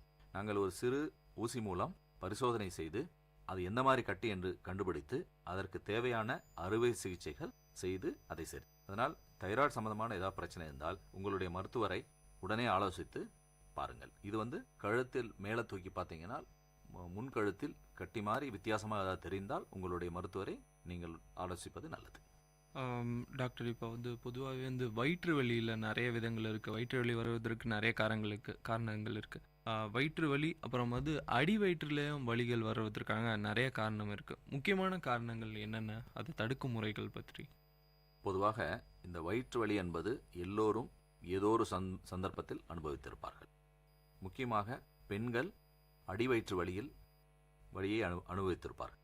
அடிவயிறு என்பது நடுவில் சிறுநீர் பையும் கர்ப்பப்பையும் அது சம்பந்தமான பிற உறுப்புகளும் இருக்கின்றன. பின்புறத்தில் மலம் கழிக்கும் பகுதியும் உள்ளது. இதில் ஏதாவது பிரச்சனை என்றால் அதுக்குரிய பிரச்சனைகள் வரும். சிறுநீரக பையில் பிரச்சனை என்றால் அடிக்கடி யூரின் போவது போன்ற ஒரு உணர்வு இருக்கும். யூரின் போய் முடியும் போது ஒரு எரிச்சலோ வலியோ ரத்தப்போக்கோ இருக்கலாம், அல்லது குளிர் ஜுரம் வரலாம். கூட கர்ப்பப்பையில் கூட பிரச்சனை என்றால் இரத்தப்போக்கு அதிகம் இருக்கலாம், வலி ஏற்படலாம், ஜுரம் வரலாம், இந்த மாதிரி இருக்கலாம். மலம் கழிக்கும் இடத்தில் பிரச்சனை இருந்தால் திரும்ப இரத்தப்போக்கு இருக்கலாம், இல்லை மலம் சரியாக கழிக்க முடியாமல் இருக்கலாம். இந்த மாதிரி பிரச்சனைகள் இருக்கும்.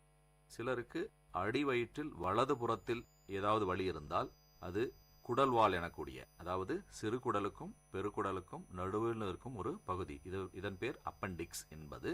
இந்த அப்பெண்டிக்ஸ் என்பது சில விலங்குகளில் முக்கியமான ஜீரண பகுதியாக இருக்கிறது. ஆனால் மனிதர்களாகிய நமக்கு இது ரொம்ப முக்கியமான உறுப்பு அல்ல.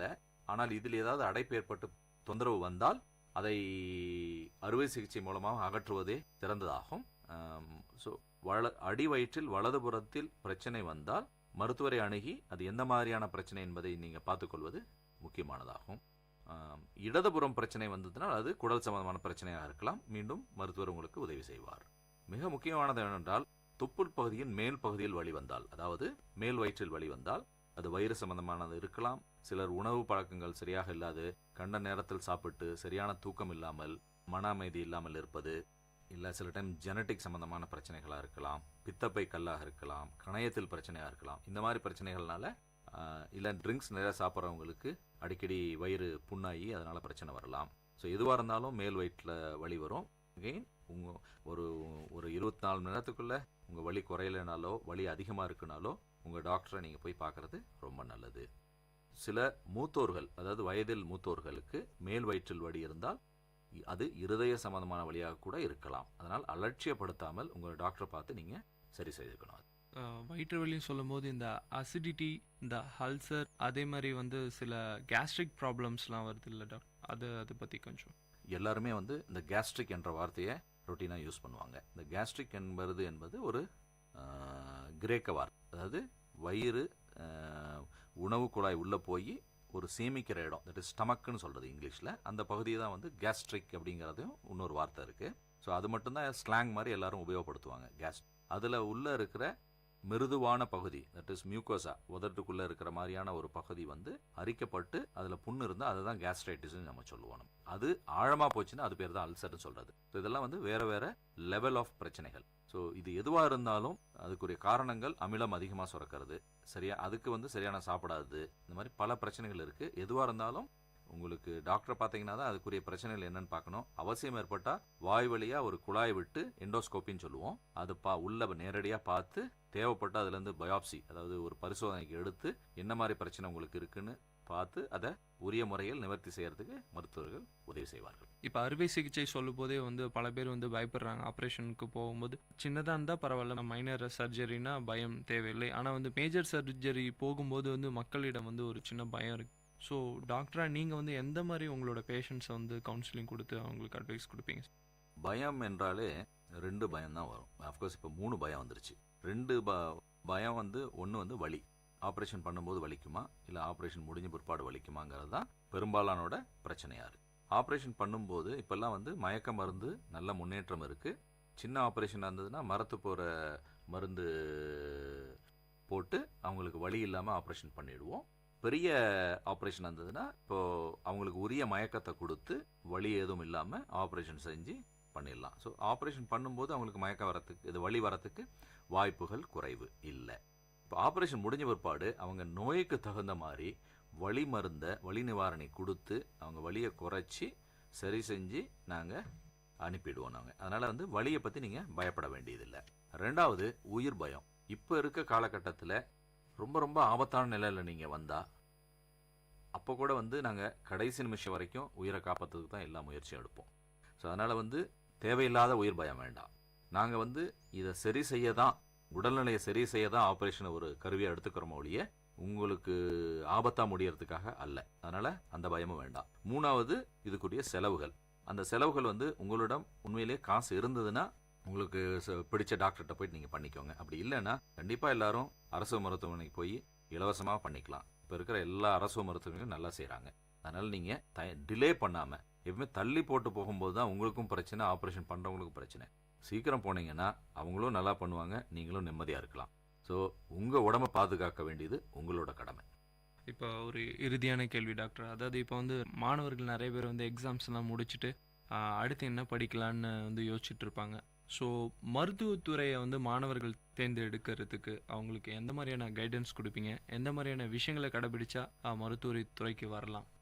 இது வந்து பெரும்பாலான மாணவர்கள் அவங்க முடிவாக இருக்காங்களோ இல்லையா, அவங்க பெற்றோர்களும் அவங்களோட உற்றோர்களும் அவங்களோட உறவினர்களும் முடிவெடுத்துறாங்க, இவன் இந்த குழந்தை வந்து டாக்டர் ஆகணும் அப்படின்னு சொல்லிட்டு.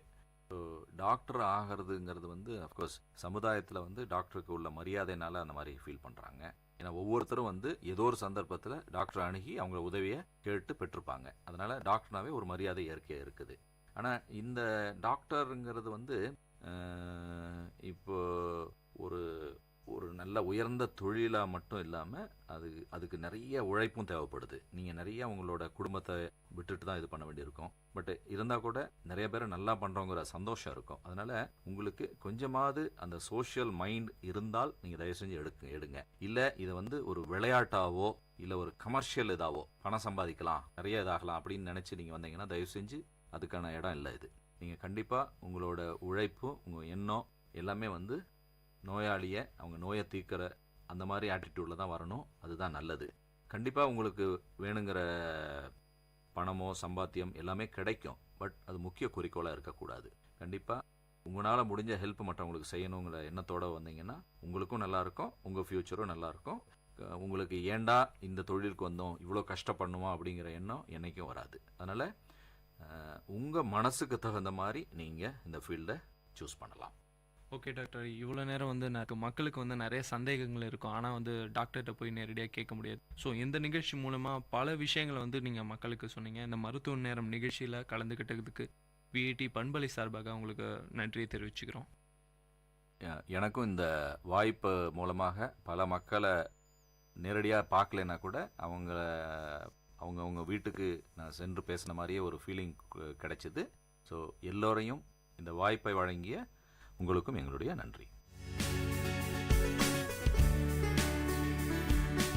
நேயர்கள் இதுவரை கேட்டது பல்வேறு மருத்துவ துறைகளிலிருந்து தேர்ச்சி பெற்ற மருத்துவர்களுடன் கலந்துரையாடல்.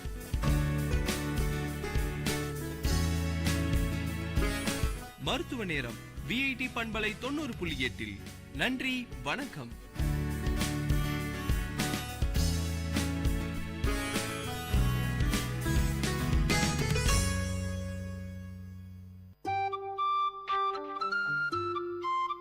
தம்பி வா வா வா வா வா. அண்ணே வேலை அண்ணே, யார கூப்பிட்டு இருக்க? அதுவா பாலு, அதோ தெரியுது பாரு மேகம், அததான் கூப்பிடுறேன். அட அண்ணே, எனக்கு வெளியில வேலை இருக்கு. இப்ப போய் மேகத்தை கூப்பிடுறேன்ற. மேகம் வந்தா தனியா வரும், கூடவே மழையில வரும். தம்பி பாலு, நான் யாரு? வேலு. வேலூர் வேலு. நான் ஒரு வேலை செஞ்சா அதுக்கு பின்னாடி 1000 அர்த்தம் இருக்கும். அப்படி என்ன அர்த்தம்னு இருக்கும் சொல்லுங்க கேப்பா. தம்பி, மழை நம்ம நாட்டுக்கு ரொம்ப முக்கியம். ஆனா அதே நேரத்துல மழை காலத்துல நாம சில விஷயங்களை கடைபிடிக்கிறது அதை விட முக்கியம். வேலண்ண, அப்படி என்னெல்லாம் செய்யணும் சொல்லுங்க கேப்போம். தம்பி பாலு, மழை காலத்துல நான் சொல்ற விஷயங்களை முக்கியமா கடைபிடிங்க. உங்க உடல்நிலைய நல்லா வச்சுக்கலாம். மழையில நடக்க கூடாது. அப்படியே மழையில நனைஞ்சா உடனே தலையை துவட்டணும்.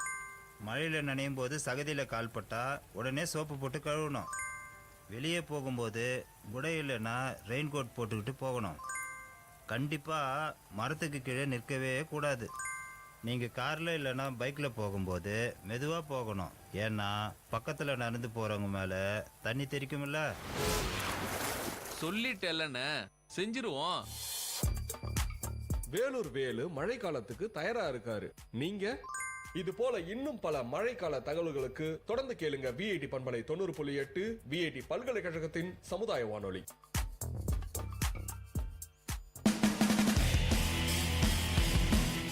உங்கள் விஐடி பண்பலை 90.8 வழங்கும் கருத்துக்களம். மக்கள் கருத்துக்கள் அரங்கேறும் ஒளித்தளம். உங்கள் குரல்களில் ஒருங்கிணையும் கருத்துக்களம். விஐடி பல்கலைக்கழகத்தின் சமுதாய வானொலியில்.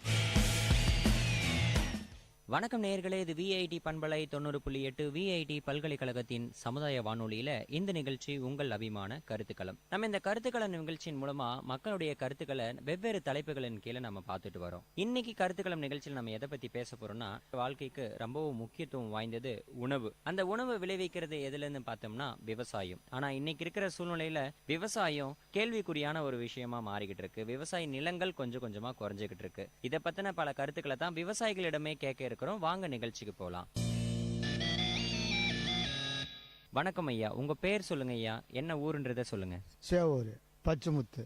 விவசாயத்தில் இந்த கரும்பு கைனி அது பாதிப்பு இப்போ பன்னி தொல்லை குரங்கு இதெல்லாம் பாதிப்பு. மழை நாட்டில் மழை அத்து போச்சு, அதெல்லாம் பாதிப்பு விவசாயம் குறைஞ்சிக்கின்னு வருது. சரிங்க ஐயா பச்சைமுத்து ஐயா, நீங்க எத்தனை வருஷமா விவசாயம் பண்ணிக்கிட்டு இருக்கீங்க ஐயா? 50 வருஷமா பண்ணிக்கிறோம். 50 வருஷமா பண்ணிட்டு இருக்கீங்க. என்னென்ன மாதிரியான விவசாயம்லாம், என்னென்ன பயிர்லாம் பண்ணியிருக்கீங்க? கரும்பு கைனி எள்ளு இந்த மாதிரி பயிரெலாம் பண்ணியிருந்தோம். கடல்காய் போட்டதுனால இப்போ பனி வந்ததுனால கடல்காயெல்லாம் போச்சு. இப்போ பெரும்பாலுமா கரும்பு தான். ஸோ 50 வருஷம் விவசாயம் பண்ணியிருக்கீங்க, மிகப்பெரிய அனுபவம் இருக்குது உங்களுக்கு. இன்னைக்கு இருக்கிற சூழ்நிலையில் விவசாயம் எப்படி ஐயா இருக்குது? கொஞ்சம் கொஞ்சமாக விவசாய நிலம் காணாமல் போயிட்டு இருக்குங்க இல்லையா? அதுக்கான காரணம் என்னன்னு நினைக்கிறீங்க? விவசாயம் அழிஞ்சிக்கிட்டு வரதுக்கு முக்கிய காரணம் என்ன நினைக்கிறீங்க ஐயா நீங்கள்? முதல்ல மழை கிடையாது, மழை இல்லாததுனால எல்லாம் குறைஞ்சிக்கினே வருது விவசாயத்தில். ஆளு கிடைப்பும் ரொம்ப இதுவாக விலைவாசி யாரா அது கூலி ஜாஸ்தி. அதனால பயிர் எல்லாம் பண்ணது, பயிர் எல்லாம் பண்ண போதுன்னு கூட எல்லாம் கரமாக விட்டுறாங்க. அவ்வளோதான் அங்கே இருக்குது அதிகமாக. இந்த 50 வருஷத்துல பயிர் பண்ணிட்டு இருக்கீங்கன்னு சொன்னீங்க இல்லைங்களா? ஒவ்வொரு 10 வருஷத்துக்கும் எதனா பயிர்ல மாற்றம் இருக்குங்களா? இப்ப இருக்கிற சூழ்நிலைக்கு மழை பற்றாக்குறைன்னு சொன்னீங்க, இப்ப என்ன பயிர் வைக்கிறீங்க ஐயா நீங்க? இருக்கிற சூழ்நிலை கரும்பு கைனி தான், எள்ளு கொஞ்சம் மண்ணிக்கிறோம், அவ்வளோதான். வேற எதுவும் பயிரே கிடையாது. ஜாஸ்தி பெரும்பாலுமா கரும்பு தான். அன்னைக்கு இருந்த விளைச்சலுக்கும் இன்னைக்கு இருக்கிற விளைச்சலுக்கும் எப்படிங்க ஐயா இருக்கு? அன்னைக்கு விலைவாசி கம்மியாக இருந்துச்சு, நல்லா இருந்துச்சு விளைச்சல். இன்னைக்கு விலைவாசி ஏறுது, விளைச்சல் கம்மியாகுது. அதுதானே ஆற்று தண்ணி. இப்போல்லாம் கிணத்து தண்ணி ஏசா தான். தண்ணி இப்போ உப்பாகி போச்சு, தண்ணியும் கம்மியாக கிடையாது, தண்ணியும் குறைஞ்சி போச்சு. அது முன்னே தண்ணி ஏராளமான தண்ணி, இப்போ தண்ணியும் குறைஞ்சி போச்சு. அது இருக்கிற தண்ணி பயிருக்கிற தண்ணிக்கிற மாதிரி பயிர் வச்சுக்கிறோம். ஸோ மழை அளவு குறைஞ்சதுனால நிலத்தடி நீர் மட்டமும் குறைஞ்சிருச்சுன்னு சொல்றீங்க. அதுவும் குறைஞ்சி போச்சு. மழை ஆத்ததுனால நீரோடமும் பூச்சி கீழே எல்லாம் 400 அடி 500 அடி போர் போடுறாங்க. அதெல்லாம் இந்த இடத்துல போர் போட்டாலும் தண்ணி கிடையாது. அதெல்லாம் கூலி ஆள் பிரச்சனை. இருக்கிற கிணத்து அந்த காலத்துல எல்லாம் கிணறு, அந்த தண்ணியை இருக்கிற தண்ணி வச்சு ஓட்டிக்கிறாங்க, இருக்கிறவங்க சும்மாவும் விட்டுறாங்க. சரிங்க ஐயா, இப்போ இருக்கிற விவசாய முறைகளில் நீங்கள் 50 வருஷம் விவசாயின்னு சொல்லியிருக்கீங்க, மிகப்பெரிய அனுபவம் வாய்ந்த விவசாயி. எந்த மாதிரியான உரம் ஐயா நீங்கள் பயன்படுத்துவீங்க? இயற்கை உரம் பயன்படுத்துறீங்களா, செயற்கை உரம் பயன்படுத்துறீங்களா? நாங்கள் ஜாஸ்தி தழை எரு அது முன்னே. இப்போ எல்லாம் குறைஞ்சி போனதுனால மரமட்டெல்லாம் போச்சு. எரு ஜாஸ்தி பெரும்பாலுமா எரு யூஸ் பண்ணுவோம். இந்த மாதிரி மருந்து காம்ப்ளெக்ஸு யூரியா இதுதான் போடுவோம். ஸோ இயற்கை உரம் பயன்படுத்திட்டு இருந்து இப்போ கொஞ்சம் மாறி செயற்கை உரமும் பயன்படுத்துறீங்க. அது அதை பண்ணுறோம் இப்போ. சரிங்க ஐயா. இப்போ நீங்கள் சொன்ன மாதிரி விவசாயம் வந்து ரொம்ப பாதுகாக்கப்படக்கூடிய ஒன்று விஷயம்தான். ஆனால் கொஞ்சம் நீங்கள் 50 வருஷம் விவசாயியாக இருக்கிற சூழ்நிலை கொஞ்சம் கொஞ்சமாக விவசாயம் அழிஞ்சிக்கிட்டு இருக்கு. இப்போது இருக்கிற சூழ்நிலையில் கவர்மெண்ட்டுக்கிட்ட இருந்து நீங்கள் என்ன எதிர்பார்க்குறீங்க? விவசாயத்தை எப்படிங்க ஐயா பாதுகாக்கிறது? எங்களை போன்ற சந்ததிகள் எல்லாம் வந்து பயன்பெறணும்னா அந்த விவசாயம் கண்டிப்பாக இருந்தே ஆகணும். அப்போ தான் நாங்கள் சாப்பிட முடியும். அரசு வந்து என்ன செஞ்சாங்க ஐயா இந்த விவசாயத்தை பாதுகாக்க முடியும்? மானியத்தில் மருந்து கூட்டினாங்க. அது கொடுத்தது கூட இப்போ அது கூட நல்ல விலைவாசி இன்றைக்கி 100 இந்த மூட்டை இன்றைக்கி 300 400 போச்சு. அதில் 1000 கூட 1000 சொல்ல கூட போட்டுக்குது. இந்த டிஏபி எல்லாம் 1100 1500 இருக்குது. மருந்து மாதிரிலாம் வருஷத்துக்கு மத்தியில் கரண்ட் பில்லு அது வரும். அது இது அரசாங்கம் எதனா உதவி செஞ்சால் தான் நாங்கள் மேலே போக முடியும். அது இல்லையே, அதுதான் செய்யலையே. அது கரும்பு ஆளாறது விட்டோம். மில்லில் ஓட்டினாலும் கரும்பு இந்த மாதிரி தொல்லை எல்லாம் நின்று போகுது. அது வர பில்லு வராது, அது வர தொல்லை. இந்த மாதிரிலாம் என்னால் விவசாயத்தில் வந்து 5 பைசா லாபம் கிடையாது. சும்மா நாம் இருந்து என்ன பண்ண போகிறோம்? நம்ம சொத்து சம்பாதிச்சுட்டு அந்த காலத்துலேருந்து எது இருக்கிற பூமி கொஞ்சம் கொஞ்சமாக பயிர் வைக்கணும்னு வச்சுக்கிறோம். அவ்வளோதான், வேறு ஒன்றும் இல்லை. நல்லதுங்க ஐயா. விவசாயம் வந்து இன்னைக்கு இருக்கிற சூழ்நிலையில் நிறைய அலைச்சல்கள் இருக்குது, அவங்களுக்கு அதை குறைக்கணும்னு சொல்லியிருக்கீங்க. கண்டிப்பாக உங்களுடைய 50 வருட விவசாய அனுபவம் வந்து கண்டிப்பாக பாதுகாக்கப்படக்கூடியது ஐயா. வாழ்த்துக்கள் ஐயா. நன்றி. வணக்கம். இன்னைக்கு இருக்கிற விவசாய முறைகள் எப்படி இருக்கு? விவசாயம் என்னென்ன வந்து பாதுகாப்பான நடவடிக்கைகள் மேற்கொள்ளணும் அப்படின்ற மாதிரியான நிறைய கருத்துக்கள் விவசாயிகள் சொல்லிக்கிட்டு இருக்காங்க. இங்க நம்ம கிட்ட ஒரு ஐயா இருக்காரு, அவர்கிட்ட பேசலாம். வணக்கம் ஐயா, உங்க பேர் சொல்லுங்க, உங்களுடைய ஊர் சொல்லுங்க ஐயா. என் பேர் தர்மலிங்கம், நான் சேவூர். நான் ஒரு 10 வருஷமாக விவசாயம் பண்ணியிருக்கிறேன். விவசாயம் பண்ணுறோம், ஆனால் அதுக்கு உண்டான இது கிடைக்குது இல்லை எங்களுக்கு. விவசாயம் செய்கிறேனுமோ அதுக்கு உண்டான மதிப்பு கிடைக்குது விவசாயத்தில். மேற்கொண்டு தண்ணியெல்லாம் உப்பாயிடுச்சு. இந்த பாலாறு தண்ணி வந்து பூரா உப்பாயிடுச்சு. அதனால் விவசாயத்தில் நாங்களாம் சரியான முறையில் பயன்படுத்த முடியல. அதுக்கு தகுந்த மாதிரி அதுக்கு முன்னே ஆஃபீஸருங்கெல்லாம் விவசாயம் பார்ப்பாங்க, இப்படி சொன்னால் இப்படி செய்யணுவாங்க. இப்போ யாரும் வரதே கிடையாதுங்க, விவசாயம் பக்கம் திரும்புறதே கிடையாது. இப்போ நாங்களே போயிட்டு அதிகாரிங்கிட்ட கேட்கணுன்னாக்கா, அதிகாரி கலெக்டருக்கு போயிட்டாருப்பா, அங்கே யாரும் இல்லைப்பா, எங்ககிட்ட இது கிடையாதுப்பா, அது கிடையாதுப்பா, இப்படி தான் சொல்கிறாங்க. விவசாயம் நாங்கள் செய்கிறோம், ஆனால் அதுக்கு தகுந்த எங்களுக்கு ஆலோசனை கொடுத்து அதிகாரிங்க யாரும் வரது கிடையாது. மெயின் அதுதான் எங்களுக்கு. அக்ரிகல்ச்சர் அந்த பக்கம் திரும்புறதே கிடையாது. நாங்களும் போய் கேட்டோம்னா அதுக்கு தகுந்த முடியான ஒரு அட்வைஸ் பண்ணுறது கிடையாது எங்களுக்கு. அவங்க உழைப்புக்கேற்ற ஊதியம் இல்லைன்னு சொல்கிறீங்க நீங்கள். சார், இந்த 10 வருஷம் விவசாயம் பண்ணிட்டு இருக்கீங்கன்னு சொன்னீங்க இல்லையா? இன்னைக்கு விதைகளை பொறுத்த வரைக்கும் என்னென்ன மாதிரியான விதைகள் இருக்குது? வீரியமிக்க விதைகள் இருக்குங்களா, இல்லை செயற்கை முறையான விதைகள் இருக்கா? நல்ல பயிர் விளையுதுங்களா நிலத்தில்? விதை வந்து உருப்படியான விதையை கிடைக்கிறது கிடையாது எங்களுக்கு. செயற்கை முறை விதை தான் கிடைக்குது எல்லாமே. வேளாண்மை துறையிலிருந்து கிடைக்குது விதையும் அப்படி தான் இருக்குது. கடையில் போய் நாங்கள் வாங்கும்போது அந்த விதையும் அப்படி தான் இருக்குது. நாங்களே உற்பத்தி பண்ணுற விதையை வச்சு இது பண்ணோம்னாக்கா ஒரு முறை இதுவாகுதுங்க, மறுபடியும் அது இதுவாக மாட்டாங்க. அந்த விதைக்கூடிய இது கிடைக்க மாட்டேங்குது. இதுதான் எங்களுடைய இது. இப்போ அதே தகுந்த பண்ணினாக்கா அதுக்கெல்லாம் வந்து முன்ன சாணம்லாம் போட்டு நிறைய நாங்கள் பயிர் வைப்போம். ஆனால் இப்போ வந்து கெமிக்கல் தான் நிறைய யூஸ் பண்ண வேண்டிய நிலைமை வந்துடுச்சு எங்களுக்கு. ஆள் பற்றாக்குறை ஒரு பக்கம், விலைவாசி ஏற்பது ஒரு பக்கம், ஃபெர்டிலைசர்ஸ் போட்டு நிறைய போனாக்கா. இப்போ எடுத்துக்கலாம், டிஏபி எடுத்துக்கோங்க, ஊறப்பட்ட வேலை 1670 ரூபா நிற்க வைக்கிறோம். அதை எடுத்துன்னு வந்து நாங்கள் கையில் போடுறவங்களாம் எங்களுக்கு 1400 ரூபா செலவாகுது. அந்த பின்னால் அதை வச்சு நாங்கள் எங்கே பண்ண முடியும்? இப்போ நெல் போயிட்டு நாங்கள் அறகிறோனாக்கா அந்த நெல்லினுடைய மதிப்பு வந்து வெறும் 800 ரூபா. மண்டி தெருக்கு நாங்கள் இங்கே போனாக்கா, பண்ணையில் போனாக்கா அங்கே சரியான முறையான எங்களை இது பண்ணுறது கிடையாது.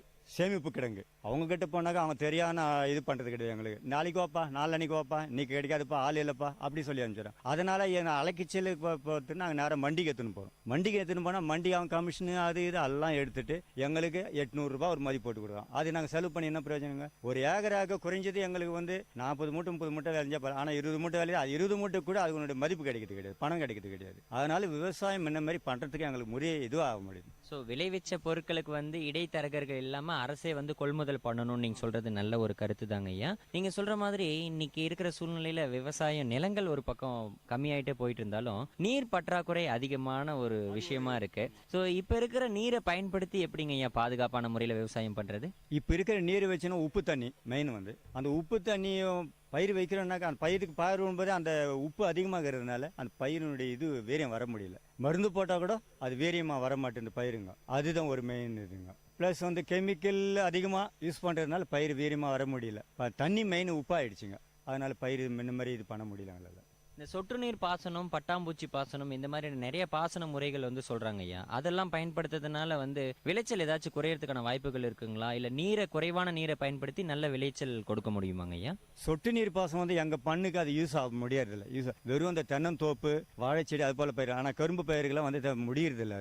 அதில் செலவு அதிகமாகிடுது. எங்கள் பண்ண எடுத்து ஆஃபீஸ் போயிட்டு கேட்க போகிறவங்கன்னா சொட்டு நீர் பாசனம் நாங்கள் விடுறோன்னு சொல்லிட்டு அவன் 58 பிரச்சனை கொடுக்குறான். அதுக்கு எங்களுக்கு அதுக்கு தகுந்த மாதிரி நாங்கள் போய் முடியல, எங்களால் அலைச்சியில் வாங்க முடியல. அது வாங்கிக்கணுவா, இது வாங்கிக்கணுவா, அந்த ஆஃபீஸில் போய் பாரு, அந்த ஆஃபீஸில் போனால் ஆளே இருக்க மாட்டேன்றான். இதுக்கே போனால் இன்னொரு 5 வருஷத்துக்கு போனால் விவசாயத்துக்கு பண்ணணுமா வேணுமா, நிலம் இருக்கிறது வச்சுன்னு இருக்கிறதா வித்துட்டு போகணுமான்ற நிலைமையில இருக்கிறோம் நாங்கள். ஸோ இன்னைக்கு இருக்கிற சூழ்நிலை குறைந்த அளவு விவசாயிகள், குறைந்த அளவு விவசாய நிலங்கள் இருந்த பொழுதிலும் வந்து அரசு சார்ந்த விஷயங்கள் உங்களுக்கு நிறைய சப்போர்ட்டிவா இருக்கணும் அப்படின்னு நினைச்சு எதிர்பார்க்குறீங்க நினைக்கிறோம். அது போல நினைக்கிறோம். ஆனால் அரசு எங்களுக்கு தகுந்த ஹெல்ப்பிங் இல்லைங்க. விவசாயம் எங்களுக்கு சப்போர்ட் பண்ணல அரசு. எப்படி அரசு அதிகாரிங்க சப்போர்ட் அரசு கொடுத்தா தானே நம்மள இது பண்ண முடியும். ஒரு மானியம் போய் கேட்கறோம் பண்ணி நம்ம மானியத்தில் அவங்க என்னன்றாங்க, மானியம் இப்போ இல்லைப்பா, அதுக்கு க்ளோஸ் ஆயிடுச்சுப்பா, அது கவர்மெண்ட் எங்களுக்கு இது பண்ணலப்பா, எங்களுக்கு அதிகாரி ஆர்டர் கொடுக்கலப்பா. விவசாயம் என்ன மாதிரி விவசாயம் பண்ணாக்கா அது 58 கொஸ்டின் கேட்குறாங்களே, எங்களால் பண்ண முடியல, அதில் செய்ய முடியல. அதனால விவசாயம் பண்ணுறதா இல்லையான்ற ஒரு முடிவில் இருக்கிறோம் நாங்கள்.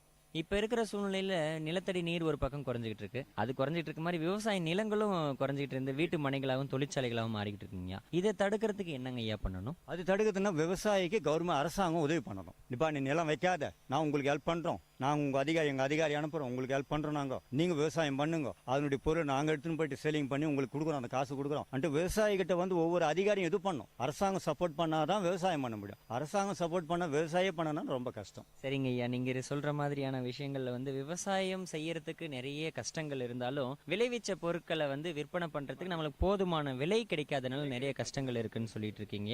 ஏன்னா இந்தியா வந்து ஒரு விவசாய நாடுன்னு சொல்லிட்டு இருக்கோம். விவசாயம் இருந்தால் தான் நம்ம எல்லாம் வந்து நல்ல முறையில் வாழ முடியும். சரிங்க ஐயா, விஐடி கம்யூனிட்டி ரேடியோ சார்பாக உங்களுக்கு வாழ்த்துக்கள். தேங்க்ஸ். வணக்கம் ஐயா, உங்க பேர் சொல்லுங்க, உங்களுடைய ஊர் சொல்லுங்க. கே சடையான், சேவூர். அப்பா பேர் குப்புசாமி. நான் ஒரு 45 வருஷமாக விவசாயம் பண்ணிடுறேன், டிகிரி முடிச்சுட்டு. விவசாயத்தில் வந்து இருக்க தொழில்நுட்பம் முன்னேற விவசாயம் நல்ல வருமானம் தான். ஆள் பற்றாக்குறை, அப்புறமா புதிய நவீன முறைகள்லாம் வந்திருக்கு, நல்லா தான் இருக்குது. அதுக்கேற்ற மாதிரி தொழு உரமெல்லாம் இப்போ வந்து மாறிடுச்சு. ஏன்னா இந்த காம்ப்ளெக்ஸ் யூரியா போட்டால் பயிர் கொஞ்சம் நல்லா செழிக்குது. அதுக்கு போட்ட மாதிரி இப்போ என்ன தான் அப்புறம் கூலியால் பிரச்சனை மெயின் பன்றிங்கிற நிறைய இருக்குது. அது மாதிரி நம்ம இந்த விவசாய விளைபொருளுக்கு வந்து அவங்க கேட்குற மாதிரி நான் கொடுத்துட்டு வர்றதா இருக்குது. அதுக்கு நிரந்தரமான விலை நிர்ணயம் வந்து கிடையாது. அது ஒரு முக்கியமானது. கரும்பு எதுவுமே தள்ளிடுறான், அவங்க 3000 தரட்டு 2000 2500 தராங்க. அதில் ஒரு பிடிச்சிடறாங்க. அதனால விவசாயம் என்ன பண்ணுறோம், கரும்பு இது பண்ணுறேன், அதுலேயும் டன்னேஜ் வருது. அதனால் ஒரு விவசாயம் மில்லு ப்ராப்ளம்.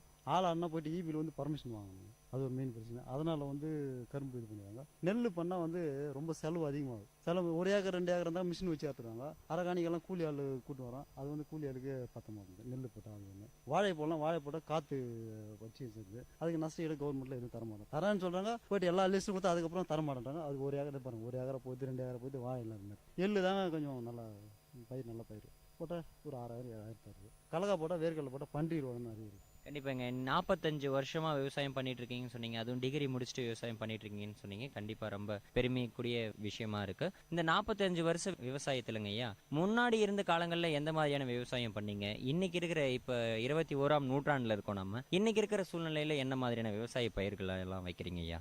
இன்னைக்கு இருக்கிற மாதிரி ஏற்ற மாதிரி பண்ணுறேன். கரும்பு பண்ணுறேன், எள்ளு போட்டேன், அப்புறமா உளுந்தும் போட்டேன். உளுந்து போட்ட மாதிரி அக்ரி பண்ணைக்கே நான் விதைக்கும் கொடுத்தேன். அது மாதிரி காலத்து ஏற்ற மாதிரி பயிர் மாற்றி கொண்டு போயிருக்கேன். அப்புறம் மாட்டு தீவனம் நடுறேன், சோளம் கால்நடைக்கு தீவனுக்கு சோளம் போடுங்கிறேன். அதுவும் கரும்பில் தரிசிலாத எதுவும் பயிரிட்டுக்கிட்டு அதுக்கு ஏற்ற மாதிரி நான் பயிரிட்டு இருக்கேன். விளைச்சலை பொறுத்த வரைக்கும் எப்படி இருக்குதுங்க? குறிப்பா ஒரு 10 வருஷத்துல வந்து 1 ஏக்கர்ல வந்து ஒரு 10 மூட்டை நெல் விளைஞ்சதுன்னா இப்ப வந்து இருக்கிற சூழ்நிலையில 5 மூட்டை நெல் தான் விளையுது அப்படின்னு சொல்லிட்டு ஒரு தரப்புல வந்து சொல்லிட்டு இருக்காங்க. பயிர் வந்து வீரியம் இல்லாத ஒரு பயிரா இருந்துகிட்டு இருக்கு, மண்ணினுடைய தரம் குறைஞ்சிட்டு இருக்கு அப்படின்னு மாதிரிலாம் சொல்றாங்க.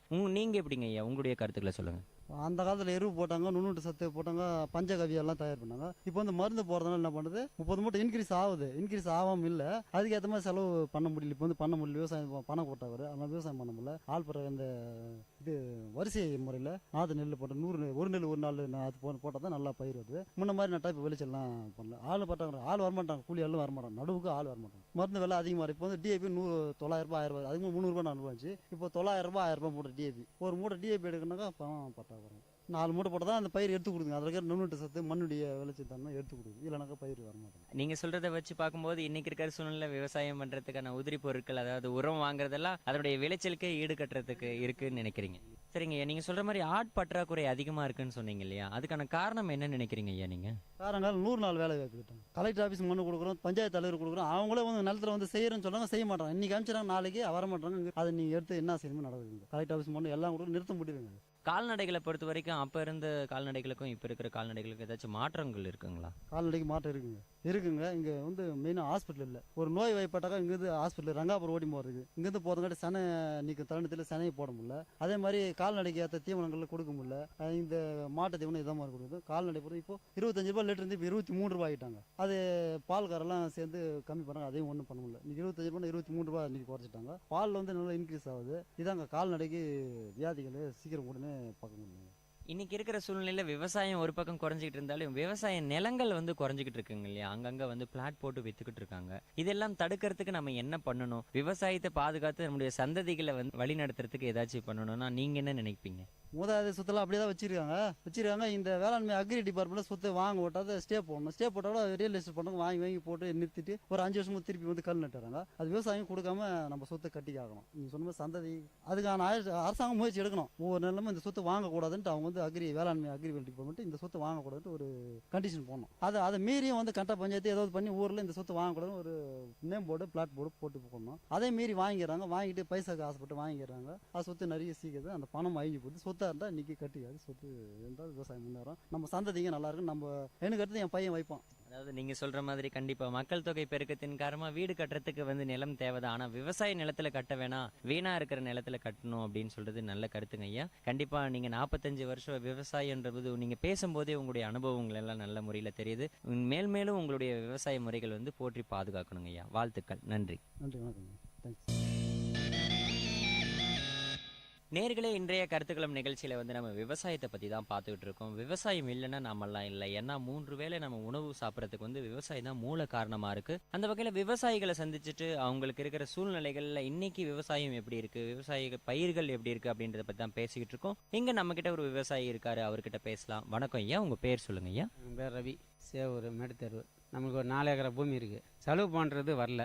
ஏதோ கௌரவத்துக்கு வந்து நிலம் சம்பாதிச்சுட்டு வந்து ஏதோ ஒன்று பயிர் வச்சுருக்கிறேன். இந்த வருஷம் கூட கரும்பு ஓட்டணும். எந்த கவர்மெண்ட் வந்தாலும் சரி அந்த நிலுவு காசு வந்து கொடுக்க மாட்டுறாங்க. இப்போ 2650 ரூபா டன்னுன்னு சொன்னாங்க. 2200 தான் கொடுத்துக்கிறாங்க. இன்னும் பேலன்ஸு கொடுக்கல. அவங்க அரசாங்கம் நம்ம ஒத்து வச்சா தான் நம்ம பயிர் வைக்க முடியும். அரசாங்கம் ஒத்து வைக்கல நம்ம பயிர் வைக்க முடியும். கண்டிப்பா இன்னைக்கு இருக்கிற சூழ்நிலையில நிலத்தட்டுப்பாடு ஒரு பக்கம், நீர் தட்டுப்பாடு ஒரு பக்கம் இருந்தாலும் அரசு சார்பில் எதிர்பார்க்குறீங்கன்னு சொல்றீங்க. இன்னைக்கு இருக்கிற காலகட்டத்தில் நீர் பற்றாக்குறை இருக்குங்க இல்லையா, அதுக்கு தகுந்த மாதிரி என்னென்ன விதமான பயிர்கள் ஐயா பண்றீங்க நீங்க? கரும்பு வந்து 2 வருஷம் கரும்பு, ஒரு வருஷம் எள்ளு பயிர் வைக்கிறோம். இந்த 3 மாதம் பயிர். அது என்ன வச்சா இப்போ வந்து எள்ளு இருக்குது, எதுவுமே போடலான்னா போட முடியல. 95 ரூபா ஒரு கிலோன்றான். அப்படின்னா 80 கிலோ என்ன ஆகுது நீங்களே கணக்கு போடுங்க. இப்போ என்னன்றான் 50 ரூபா கிலோ கேட்குறான். அதனால் போட முடியாது, எதுவுமே வீட்டில் வச்சுட்டு இருக்கேன். ஸோ அதாவது விளைவிச்சாலும் அந்த விளைவிச்ச பொருட்களுக்கு வந்து நியாயமான விலை கிடைக்கல அப்படின்னு சொல்லிட்டு சொல்றீங்க ஐயா. செலவு பண்ணுற துட்டு எங்களுக்கு கிடைக்க மாட்டேங்குது. ஒரு பக்கம் வந்து விவசாய பயிர்கள் வந்து இருக்கிற கொஞ்ச நஞ்ச தண்ணியை வச்சு விவசாயம் பண்ணிட்டு இருக்காங்க, இன்னொரு பக்கம் விவசாய நிலத்தை வித்துக்கிட்டு இருக்காங்க இல்லையா, அதை தடுக்கிறதுக்கு என்னங்க ஐயா பண்றது? இப்போ வந்து பயிர் வச்சு வலையில இப்போ வந்து ஒரு ஏக்கரை ஒரு 50,000 ரூபாய்னா ஒரு ஏக்கரை 50 லட்ச ரூபா வருது. அந்த 50 லட்ச ரூபா பேங்க்கில் போடணும். ஒரு வட்டினா கூட மாதம் 50,000 ரூபா வருது. அது மாதம் வெட்டி வாங்கி சாப்பிட்டு போகலான்ட்டு அந்த கணக்கு ஜனம் வந்து தெளிவாயிடுச்சு. இதே சூழ்நிலை நீடிச்சாங்கன்னா நம்மளுடைய சந்ததிகள், அதாவது நம்முடைய பிள்ளைங்க வரும்போது அவங்களுக்கு என்னென்ன மாதிரியான கஷ்டங்கள் இருக்குங்க ஐயா? அப்படியே தான் அந்த மாதிரி தான் வேற பயிர் வைக்க முடியாதுங்க. இனிமேல் வந்து ரொம்ப விவசாயம் கெட்டு போச்சுங்க. தண்ணி சவலாயிடுச்சுங்க. உப்பு ஆயிடுச்சு. அந்த தோல் சாப்பு தண்ணியை தான் ஆற்றுல விட்டுட்டு மொத்தமே குடிக்கிறதுக்கே தண்ணியை வந்து உப்பாக தான் ஆயிடுச்சு. இங்கேருந்து வடக்குமோட்டிலேருந்து நம்ம ஊருக்கு தண்ணி குடி தண்ணி வருது. அது வரலனாக்கா அது கூட கிடையாது. நெல் வந்து விளைச்சோம்னா அதில் சத்துக்கள் குறைவான ஒரு சத்துக்காக இருக்குது அப்படின்னு சொல்லிட்டு மக்கள் வந்து போதுமான அளவு சத்துக்கள் கிடைக்கிறதில்ல அப்படின்னு சொல்லிட்டு ஒரு தரப்பு சொல்லுது. நீங்கள் வந்து இயற்கை முறையில் விவசாயம் பண்ணுறீங்களா? அதுக்கு என்னென்ன இயற்கை முறை சத்துக்கள் வந்து உபயோகப்படுத்துறீங்க ஐயா? நெல் பயிருக்கு வந்து தான் ஏறு ஓடி மருந்து தான், டிஏபி காம்ப்ளெக்ஸு அடி உரம் போடுறோம். அடி உரம் போட்டு நட்டுட்டு அதுக்கு மேல் உரம் வந்து யூரியா போடுறோம். வலை சேர்ந்து வருது வந்து அந்த நெல்லுக்கு உண்டான ரேட்டு கிடைக்கலிங்களே. 1000 ரூபாய் 1200 ரூபாய் விற்று அந்த நெல் இப்போ 900 ரூபாய் 800 ரூபான்றான். அப்போ எப்படி விவசாயி பயிர் வைக்குது? சரிங்க ஐயா, இன்னைக்கு இருக்கிற சூழ்நிலையில் கஷ்டமான விஷயங்களை தான் வந்து விவசாயிகள் விவசாய பயிர்கள் வச்சுட்டு இருக்காங்க. அவங்களுக்கு அரசு சார்பில் என்னென்ன சப்போர்ட் வந்து எதிர்பார்க்குறீங்க நீங்கள்? என்ன அதை சப்போர்ட் பண்ணுறது? அந்த இப்போ வந்து லோன் போட்டு காசு வாங்கி பயிர் வைக்கிறோம். இப்போ அந்த வட்டியை கட்ட முடியல. எப்படி பயிர் வைக்க முடியும் சொல்லுங்க. விவசாயிகளுடைய நிலைமை வந்து ரொம்ப கேள்விக்குறியான ஒரு சூழ்நிலையில் தான் போய்கிட்டு இருக்கு. விவசாயத்தை போற்றி பாதுகாக்கணும், அது அரசாலையும் மக்களாலையும் மட்டும்தான் முடியும்னு சொல்றீங்க. கண்டிப்பாங்க ஐயா, உங்களுடைய முயற்சிகள் அனைத்தும் வெற்றி பெறட்டும். வாழ்த்துக்கள். நன்றி. இப்போ நம்மக்கிட்ட ஒரு விவசாயி இருக்காரு, அவர்கிட்ட பேசலாம். வணக்கம் ஐயா, உங்க பேர் சொல்லுங்க ஐயா. பேர் சிவாங்க. நான் இங்கே சேவூர் இந்த கிராமத்தில் நான் இருக்கேன். எனக்கு தெரிஞ்சு நான் ஒரு 30 வருஷமாக இருக்கேன். எனக்கு வந்து இப்போ 45 நடக்கிறது.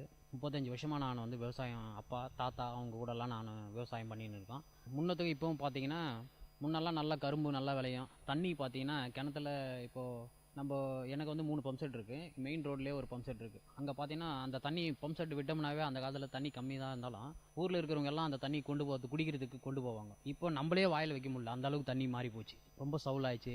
நெல்லே பார்த்தீங்கன்னா அப்போல்லாம் வந்து பார்த்தீங்கன்னா ஒரு 20 சென்ட்டுக்கு பார்த்தீங்கன்னா ஒரு 15 மூட்டையிலேருந்து 30 மூட்டை அப்படி விளையும். இப்போ பார்த்தீங்கன்னா 10 மூட்டை விளையிறதே கஷ்டமாக இருக்குது.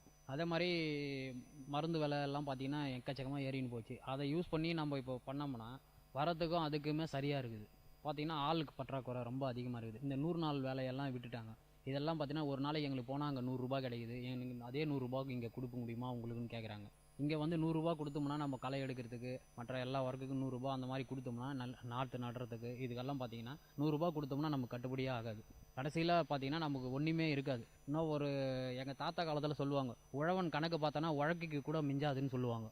பார்த்தீங்களா, அந்த மாதிரி கணக்கு பார்க்கக்கூடாது. ஏதோ நிலம் இருக்குது, சம்பாரிச்சு வச்சோம், ஏதோ நம்மளால் முடிஞ்சது. தாத்தா பண்ணார், இப்போ அப்பா பண்ணுறாரு, இப்போ வந்து நம்ம பண்ணுறோம். ஆனால் இது கூட இதையே நம்பிக்கிட்டு இருந்தோம்னா எங்களால் எதுவும் பண்ண முடியாது. நாங்கள் வந்து பார்த்தீங்கன்னா இப்போது நான் வந்து ஐடிஐ ஃபிட்டர் முடிச்சுட்டு ஒரு 15 வருஷம் ஒரு கம்பெனியில் ஒர்க் பண்ணிட்டேன். தனியாக இப்போ வந்து நான் கம்பெனி வச்சு ஒரு 3 பேருக்கு வேலை கொடுத்து நான் அதை பண்ணிகிட்டு இருக்கேன். ராணிப்பேட்டையில் இருக்க சாமியா டிராக்டர் கம்பெனிக்கு நான் ஜாப் பண்ணிக்கிட்டு இருக்கேன். அது மூலிமா அதில் வர காசு தான் இப்போ விவசாயத்துக்கு போட்டு ஏதோ பண்ணுறேன். ஆனால் விவசாயத்தில் ஒன்றும் வரதில்லை, போட்ட காசே எடுக்க முடியதில்லை. ஸோ விவசாயத்தை வந்து விட்டுடவும் முடியாமல் வேற தொழிலில் இருந்து பணம் சம்பாரித்து அதை இதுங்க முதலீடாக செஞ்சுக்கிட்டு இருக்கீங்க.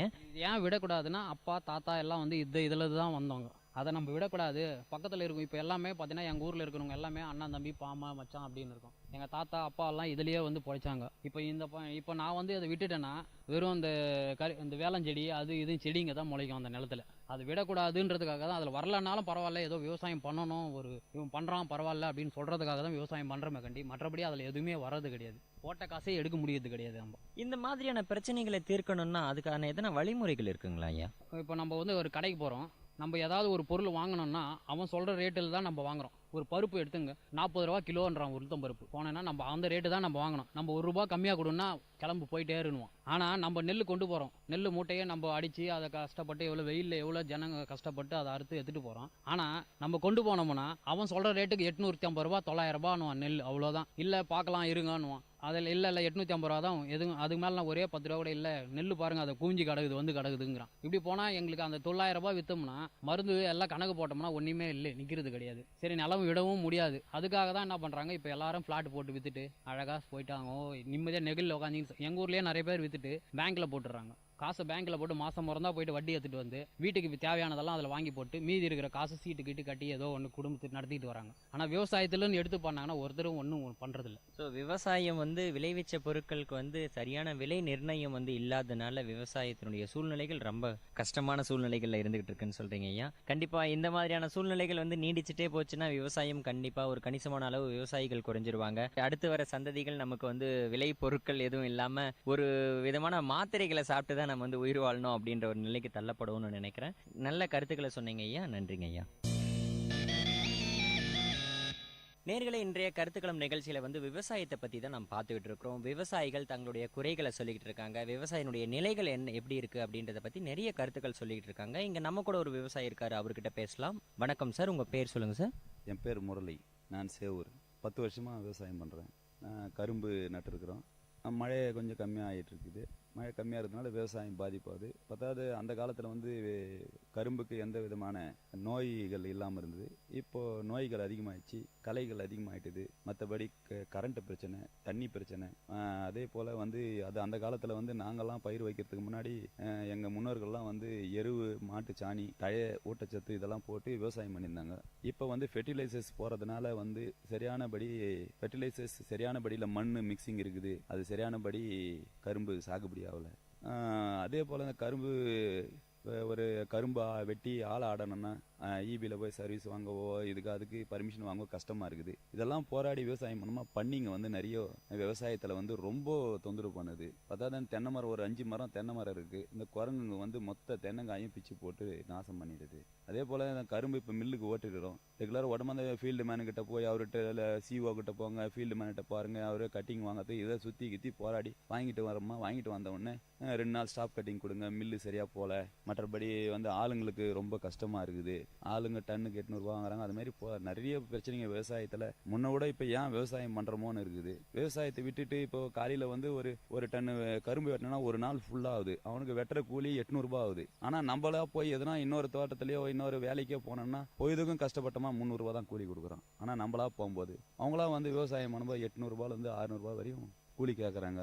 2 வேளை சாப்பாடு போட்டு ஒரு நாளைக்கு 600 ரூபா. அதுமாரி ஒரு 10 ஆட்கள் கூலி ஆட்களை வச்சு செய்தால் கூட இந்த காலத்தில் கட்டுப்படி ஆகலை. ஆனால் விவசாயம் பண்ணுறது ரொம்ப கடினமாக இருக்குது. முன்ன விட இப்போ பண்ணுறது ரொம்ப கடினமாக இருக்குது. இது முன்னாடி இருந்த விவசாய பயிர்கள் காட்டிலும் இப்போ என்னென்ன பயிர் வந்து விவசாயம் பண்ணுறீங்க இன்னைக்கு இருக்கிற சூழ்நிலைக்கு ஏற்ற மாதிரி? முன்னெல்லாம் வந்து இந்த விவசாயம் பண்ண கத்திரி நட்டணும், கீரைக்காய், அந்த வெள்ளரி பிஞ்சு, கடலை அது மாதிரி நட்டணும். இப்போ வந்து அந்த இந்த மாதிரி கடலை தோட்டமெல்லாம் சரியாக வராதனால நோய் வருது. அப்படின்றதுனால கரும்பு தோட்டம் கொஞ்சம் நோவு தாங்குது. அதனால கரும்பு நட்டு இருக்கிறோம். கரும்புக்கும் பிரச்சனை இருக்கு நிறைய. இந்த மாதிரி ஏப்ரல் மேல வந்தா நிறைய நெட் அடிச்சு பயிர் வந்து முன்னபடி அது மாதிரி சரியா உப்பு தண்ணி மெயினாக உப்பு ஆகிட்டே போயின்னே இருக்கிறதுனால அதுக்கு மண்ணுக்கு சத்து கிடைக்காதனால சரியா இது பண்ண முடியல. கிட்டத்தட்ட ஒரு 20 வருஷமா பயிர் வைக்கிறோம். அதுக்கு முன்னாடி நாங்கள் வந்து கத்திரி தோட்டம் அது மாதிரி எல்லாம் வச்சுருந்தோம். அதுக்கு முன்னே எங்கள் அப்பா காலத்தில் எங்கள் தாத்தா காலத்துலலாம் கரும்பு விவசாயம் பண்ணது ஒரு ஏக்கராக்கு 60 டன்னுலேருந்து 70 டன்னு ஓட்டினாங்களாம். இப்போ 25 டன்னு ஓட்டுறதே கடினமாகிறது. என்ன தான் மருந்து போட்டாலும் ஃபெர்டிலைஸ் போட்டாலும்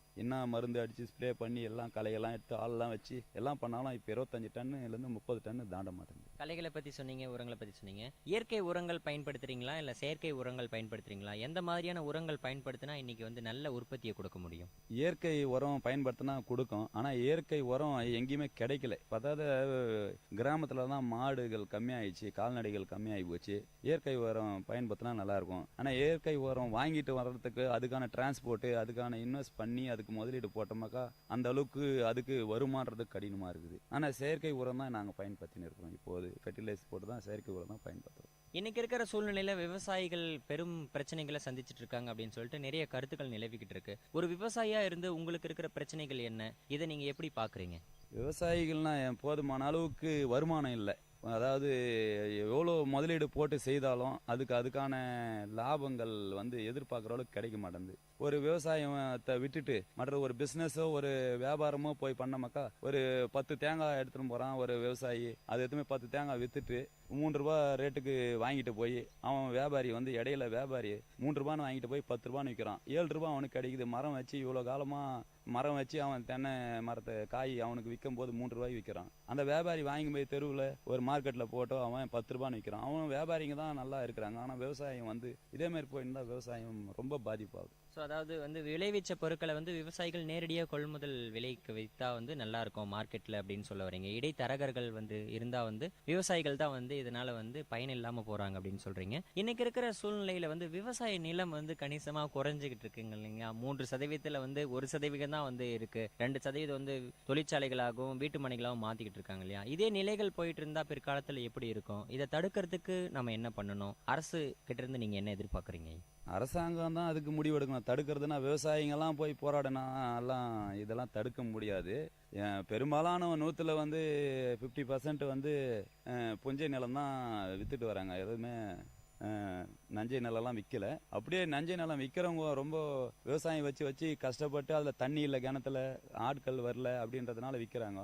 ஒரு ஏக்கரா ஒரு சென்ட் 50,000 ஒரு ஏக்கரா விற்கும்போது அவனுக்கு 50 லட்ச ரூபா. அது 50 லட்ச ரூபா எத்தனை போய் பேங்க்கில் போட்டு இன்னும் ஒரு வட்டிக்கு வாங்கிட்டு உட்காந்து சாப்பிட்லாம். இன்றைக்கி விவசாயம் சுத்தமாக இல்லாமல் போச்சுன்றதுனால எல்லாமே எதிர்பார்க்குறானுங்காண்டி. மற்றபடி விவசாயத்தில் லாபம் வந்தால் அவன் விவசாயம் பண்ண போகிறான். ஏன் அவன் வந்து இருக்க நிலத்தை விற்றுட்டு போய் பண்ண போகிறான்? விவசாயம் லாபம் வந்தால் அவனுக்கு அந்த நிலத்தை விற்க மாட்டாங்க. ஸோ இன்றைக்கி இருக்கிற சூழ்நிலையில் வந்து விவசாயத்தில் லாபம் இல்லை, அதனால் வந்து உழைப்பு இல்லாமல் வீட்டில் உட்காந்து சாப்பிடணும் அப்படின்றதுக்காக பல்வேறு நபர்கள் விவசாய நிலத்தை சேல் பண்ணிட்டு இருக்காங்கன்னு சொன்னீங்க. சார், ஒரு விவசாயியாக இருந்து அரசு சார்பில், ஏன்னா இந்தியாவினுடைய முதுகெலும்பு வந்து விவசாய நாடு அப்படின்னு சொல்லிட்டு நம்ம இந்தியாவை பெருமையாக சொல்லிக்கிட்டு இருக்கோம். இன்னைக்கு இருக்கிற சூழ்நிலையில் விவசாயிகளுக்கு வந்து அரசு சார்பில் என்னென்ன உதவிகள் செய்யணும்னு நீங்கள் எதிர்பார்க்குறீங்க? அரசு அங்கே வந்து நிறைய ஸ்ட்ரைட்டாக ஒரு சின்ன ஒரு வியாபாரமோ ஒரு சின்ன சின்ன வியாபாரத்தெல்லாம் டைரெக்டாக பண்ணுறாங்க. அதுமாரி விவசாயிகிட்ட வாங்கி அரசாங்கமே வியாபாரம் பண்ணால் அது விவசாயி வந்து அந்த இடையில இருக்கிற தரகர்கள் வந்து மிஸ்டேக் ஆகாமல் இருக்கும். அரசாங்கமே நேரடியாக கொள்முதல் பண்ணாங்கன்னா விவசாயம் கொஞ்சம் இன்க்ரீஸ் ஆகும். விவசாயிங்க நல்லபடியாக இன்னும் கொஞ்சம் இது பண்ணுவாங்க. அரசாங்கம் வந்து அவங்களே வந்து அக்ரிகல்ச்சரை போட்டு அவங்கள நல்லபடியாக அதுக்கான டைமுக்கு உரம் கொடுக்கணும், டைமுக்கு நுண்ணூட்டு சத்து கொடுக்கணும். அது மாதிரி விவசாயி வந்து ஒரு ஒரு இடத்துலையும் ஒரு ஃபீல்டு வந்து நேரடியாக பார்த்தாங்கன்னா அந்த விவசாயம் இன்னும் கொஞ்சம் இன்க்ரீஸ் ஆகும். அதுக்கான தேவையான நேரத்துக்கு மின்சாரம் இல்லை, தேவையான நேரத்தில் வந்து ஏதோ ஒரு லைன் மேன்கிட்ட போனோம், இல்லை ஈபியில் வந்து ஒரு பீஸ் போயிட்டு போனோன்னா கூட அவங்க கேட்டால் ஈபியில் ஆள் கிடையாது, ஆட்கள் கம்மி, வரம் போன்றாங்க. அந்த நேரத்தில் ஒரு விதை வைக்கும் போது அவன் தண்ணி விட்டு ஆகணும். அந்த நேரத்தில் போகும்போது அதுமாரி பல்வேறு பிரச்சனைகள்லாம் இருக்கிறதுனால அரசாங்கம் இது வந்து எல்லாத்துக்கும் முன்னே வந்து செய்யணும்னா இந்த காலத்தில் கஷ்டம். எந்த அரசாங்கமும் அது செய்யாது. விவசாயத்துக்கு இன்னும் முன்னே வர்றது கடினம். விவசாயம் 4 நாள் குறைஞ்சிட்டு தான் போகாம கண்டி இன்க்ரீஸ் ஆகிறதுக்கு வாய்ப்பு இல்லை. ஒரு விவசாயம் செய்யறதுக்கு நல்ல நிலம் எப்படி முக்கியமோ அதுக்கு நிகராக வந்து நீர் ரொம்ப முக்கியமான ஒரு சூழ்நிலையா இருக்கு. இன்னைக்கு வந்து நாளுக்கு நாள் நிலத்தடி நீர் மட்டம் வந்து ரொம்ப குறைஞ்சிக்கிட்டே இருக்கு. மழை பொழிவு வந்து குறைவானது இருந்துகிட்டு இருக்கு. அந்த வகையில நீர் பற்றாக்குறை காரணமா இருக்கிறதுனால இன்னைக்கு இருக்கிற நீரை பயன்படுத்தி எந்த மாதிரியான பாதுகாப்பு விவசாயம் செய்ய முடியுங்க? ஏதாச்சும் டிப்ஸ் இருக்குங்களா உங்களுக்கு? அது மாதிரி எதுவும் நமக்கு தெரிஞ்ச மாதிரி அந்த அளவுக்கு இப்போ படிக்கலை நான். எனக்கு மழை பெஞ்சா எதனால் எப்படி என்ன வரும் எனக்கு அவ்வளோ. சரிங்க, இன்னைக்கு இருக்கிற விவசாயம் குறைவு வந்து இப்படியே தொடர்ந்துகிட்டே இருந்ததுன்னா வருங்கால சந்ததிகள் இன்னும் ஒரு 10 வருஷம் கழிச்சு இல்லை 20 வருஷம் கழிச்சு அவங்களுடைய நிலைமை எப்படி இருக்கும்? உங்களுடைய யோசனைகள் ஏதாச்சும் சொல்றீங்க? நிலைமைன்னா எல்லாம் முன்னாடி ஆட்கள்லாம் சொல்கிறாங்க இப்படியே போய்கிட்டே இருந்தாக்கா மெடிசன் சாப்பிட்டு அப்படியே போயிட்டு இருக்க வேண்டியதான் அப்படின்ற மாதிரி சொல்கிறாங்க. பின்னாடி வர காலம் என்ன நடக்கும்னு நமக்கே தெரியல. இப்போவே வந்து நானே இப்போ நானே நெல் அறுத்து என் நெல் மூட்டை எடுத்துன்னு போய் 900 ரூபாய்க்கு 800 ரூபாய்க்கு போடுறேன். நானே அரிசி சிப்பம் 1300 ரூபா கொடுத்து எடுத்துன்னு வரேன், 25 கிலோ. ஆனால் நெல் மூட்டை வந்து 80 கிலோ 90 கிலோ வரை எடுக்கிறாங்க. எடுத்து போய்ட்டு 25 கிலோ வந்து அரிசியை வந்து நான் 1300 ரூபா. இப்போ இருக்கிற காலமே இவ்வளோ கஷ்டமாக இருக்குது. இன்னொரு 10 வருஷமா 5 வருஷம் போனால் ரொம்ப கஷ்டம். விவசாயத்தை வந்து எல்லாமே வாங்கி சாப்பிட்றதுக்கு எல்லா விவசாயிக்குமே எல்லா ஆட்களுக்கும் இருக்கிற இந்தியாவில் உலக மக்களுக்கு ரொம்ப கஷ்டம் இதுக்கு மேலே உணவு சாப்பிடணும்னா. கண்டிப்பாக சார், நீங்கள் சொல்கிறது 100க்கு 100 உண்மையான ஒரு விஷயம் தான். விவசாய நிலங்களும் விவசாயினுடைய நிலைமையும் இதே மாதிரி குறைஞ்சிக்கிட்டே போச்சுன்னா வருங்கால சந்ததிகள் வைட்டமின் மாத்திரையை சாப்பிட்டு தான் வாழக்கூடிய ஒரு நிலைமை ஏற்படுறதுக்கான வாய்ப்புகள் ரொம்ப தூரத்தில் இல்லை, ரொம்ப பக்கத்தில் தான் இருக்குது. விவசாயம் போற்றி பாதுகாக்கப்படணும். உங்களுடைய கருத்துக்கு ரொம்ப நன்றிங்க ஐயா. நன்றி ஐயா. இன்றைய சூழ்நிலையில விவசாயம் எப்படி இருக்கு, விவசாயிகளுடைய நிலைமை எப்படி இருக்கு அப்படின்னு விவசாயிகள் கிட்ட இருந்தே கருத்துக்கள் கேட்டோம். விவசாயம் வந்து பாதுகாக்கப்பட்டாதான் நம்மளுடைய எதிர்காலம் வந்து பாதுகாக்கப்படும், நம்முடைய சந்ததிகள் பாதுகாக்கப்படும். ஏன்னா இந்தியா வந்து ஒரு விவசாய நாடு. கணிசமான அளவுல வந்து விவசாய நிலங்கள் குறைஞ்சுகிட்டு இருக்கு, விவசாயினுடைய தன்மை குறைஞ்சுகிட்டு இருக்கு, விவசாயிகள் குறைஞ்சுகிட்டு இருக்காங்க. இது எல்லாமே மாறி விவசாயம் என்னைக்கு பாதுகாக்கப்படுதோ அன்னைக்குதான் நம்ம 3 வேளை உணவு, சத்தான உணவு சாப்பிட முடியும். எனவே விவசாயத்தை போற்றி பாதுகாப்போம், விஞ்ஞானத்தை வளர்ப்போம். அடுத்த கருத்துக்களம் நிகழ்ச்சியில் உங்களை மீண்டும் சந்திக்கும் வரை உங்களிடமிருந்து விடைபெறுவது உங்கள் கோவிந்தராஜ். இது VIT பண்பலை 90.8 VIT பல்கலைக்கழகத்தின் சமுதாய வானொலி. நன்றி, வணக்கம். நேயர்கள் இதுவரை கேட்டது மக்கள் கருத்துக்கள் அரங்கேறிய கருத்துக்களம் உங்கள் VIT பண்பலை 90.8. நன்றி, வணக்கம்.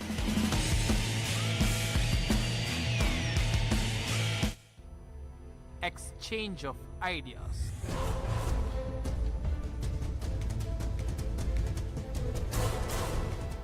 People are throwing garbages on roads and everywhere.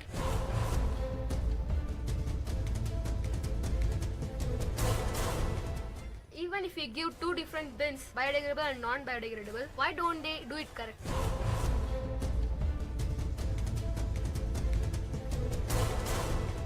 People think that we have to clean and we have to make our places clean. Definitely they'll do it.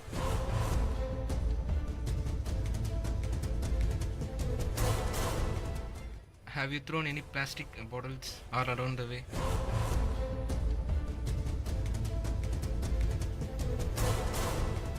Why we can't start cleaning ourselves and our dirty around us?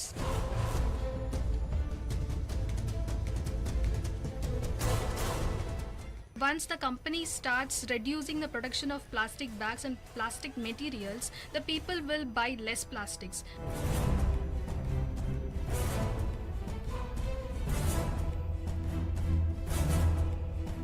Hi, hello listeners. You're listening to Vit Community Radio 90.8. I K. Nirmal. I'm your host in your favorite show, Exchange of Ideas. Today, we are going to discuss about Clean India. Is it a reality or myth?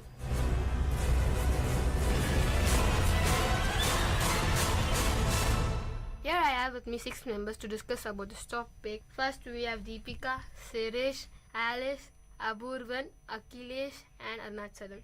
In the first segment, we are going to know about what is cleanliness and why we need it. All we know is cleanliness is something we need in a daily life, and if we are clean only, we can stop our diseases. So what do you think about it, Akhilesh? Cleanliness, it's the only way for everyone to be healthy. So we must also be clean. Each and everyone must follow that. And we must also be clean. So we must take care of our surroundings as well. For examples, we should not throw the garbages around the dustbins, and but not in the dustbin. And also there are many different kinds of waste like biodegradable and non-biodegradable. That may also help people to stay clean. So Akhilesh, what is stopping us from being clean? What is the problem? Why we are not clean? As I said, people are throwing garbages on roads and everywhere. It is helping the people walking on the road to smell that, and which may cause them many heart problems, also lungs problem also. You have said it very nicely, Akhilesh. And Arunachalam, what do you think of it? Why we need cleanliness? We need to be cleanliness because if we be clean, we can be disease free in India, because many diseases have been come due to unhygienic. So we should be clean, and nearly many people have died due to this. And some of the reasons why we get diseases are like pollution, and from the industries, the waste that we put in the seas, and from that we get many diseases. And the waste that we put in the water, and the water that we drink, we also get diseases. So we should keep our surroundings clean. Yes, you're absolutely right. Could you quote an example for this? Why we get more diseases, and place where they get more disease because of unhygienity? If you take the Ganga River, near to Ganga River, many industries were there. The industries used to put the waste in the Ganga River, and many people used to drink those water or used to bath, and from there many diseases come. So the industry should take a separate place to put the waste, and they should also try some methods to stop putting those waste in the water. You have given a good example, Arunachalam. So why and what restricts those company people and industries people? Why are they so careless? They are so careless because if they throw those waste near their industries, they may get a bad impression from the people, because the people may feel that this industry is bad and it may be unhygienic. So they throw it in the rivers, and they do not find any places to where to dump it. So they just throw it in the rivers. You have said it absolutely right. So it's the impression of the people. Yeah. So why don't the people help the industries to clean the waste, or why don't the industries clean the garbage? They don't care about it. They just want to do their work and get escape. Abhurvan, why and what are restricting us from cleanliness? I go with Akhilesh and Arnachalam. As they said, the industries don't care about the water they leave in the river. The water they leave must be saturated, and as Akhilesh said, there are many different kinds of garbages, non-biodegradable, biodegradable. So that we must have an attitude that we should throw our garbage and waste in the dustbins. But we are not doing this. This is not the environmental mistake. That is our mistake. Why? Because we are not having an attitude to do that. And even the municipal garbage collectors, even they come, but they don't have two bins separately, biodegradable and non-biodegradable. When they assign the work, and even if we give two different bins, biodegradable and non-biodegradable, why don't they do it correctly? Why don't they do their job correctly? I accept your thought, but there are no sufficient municipal workers here. So Alice, you know that India is a populous country, and more than the required number of people in a square meter. So why is it that there are not more than 2 people in a street? Yeah, even I agree with you. because our daily life, routine life, in sense, it is very busy for everyone because they are going for their jobs. So they are very busy. They don't have any time to take care of themselves or our streets, because after the one step they are taking out of their home, they can see their streets with full of the garbages, because the problem arises from the beginning, from your house till our country, because every street are filled with the garbages in the corner of your street. You can notice that. And the garbages are not taken care also, because every week now they should be having some people responsible or some organization who used to have put some in charge of the people to clean our street. So the problem comes from your house and from the street, then it goes to the country. Why can't the central part of the Delhi, it is clean, no other dust we can see in the central part of a country, but why it is in Mumbai, the garbage place? So some of the rushed or populated countries are being dumped, and more populations leads to the dirty places. So some measures our government has taken recently, the Narendra Modi, we have heard about that, and sir has taken some steps, but what is our main fact is that we have to follow them. So it is responsible for every citizens to do that. So Sirish, we have seen in the news that people taking oath that they were going to keep the country clean or like that. But what they do after going off the camera, they again start littering. Why do they do like that? It's simple, because of the people's carelessness. Once if people think that we have to clean and we have to make our places clean, definitely they'll do it. And do you think before 100 years we were having diseases like malaria, dengue, all those things? No, because of the cleanliness, and one more thing is of the carelessness of the people. Nowadays, if we can see that in poor places where people live, we can see that all the garbages are being dumped into that places. It's all because of that. Even we have street cleaners, even they are human beings, right? If one day they are ill, they're not coming to our street to collect the dustbin, what do? We throw them on the roadside, right? Yeah. Why is it happening like that? In our mindset, it's just fixed that it's not our work. Once if we throw our garbage out of a house, it is their work to clean and collect and do some partitions. Once if the thought come into our mind that we should clean our surrounding, and if what else is there, if the workers are not there, we can arrange some people and we can clean our surrounding on that particular day. So don't go anywhere, listeners.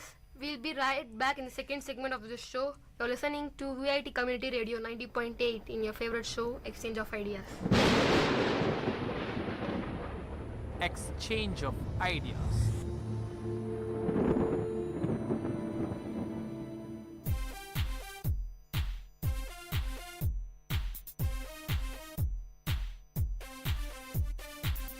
Hey Mintu, do you know anything about waste sorting? Now, is that any of your new eco-conservation ideas? Exactly, you know me so well. Yeah. Tell me, what is it? Actually, this is very simple. Just sort waste into biodegradable and non-biodegradable waste bins, and this way you can do some waste management. That sounds cool. Go green!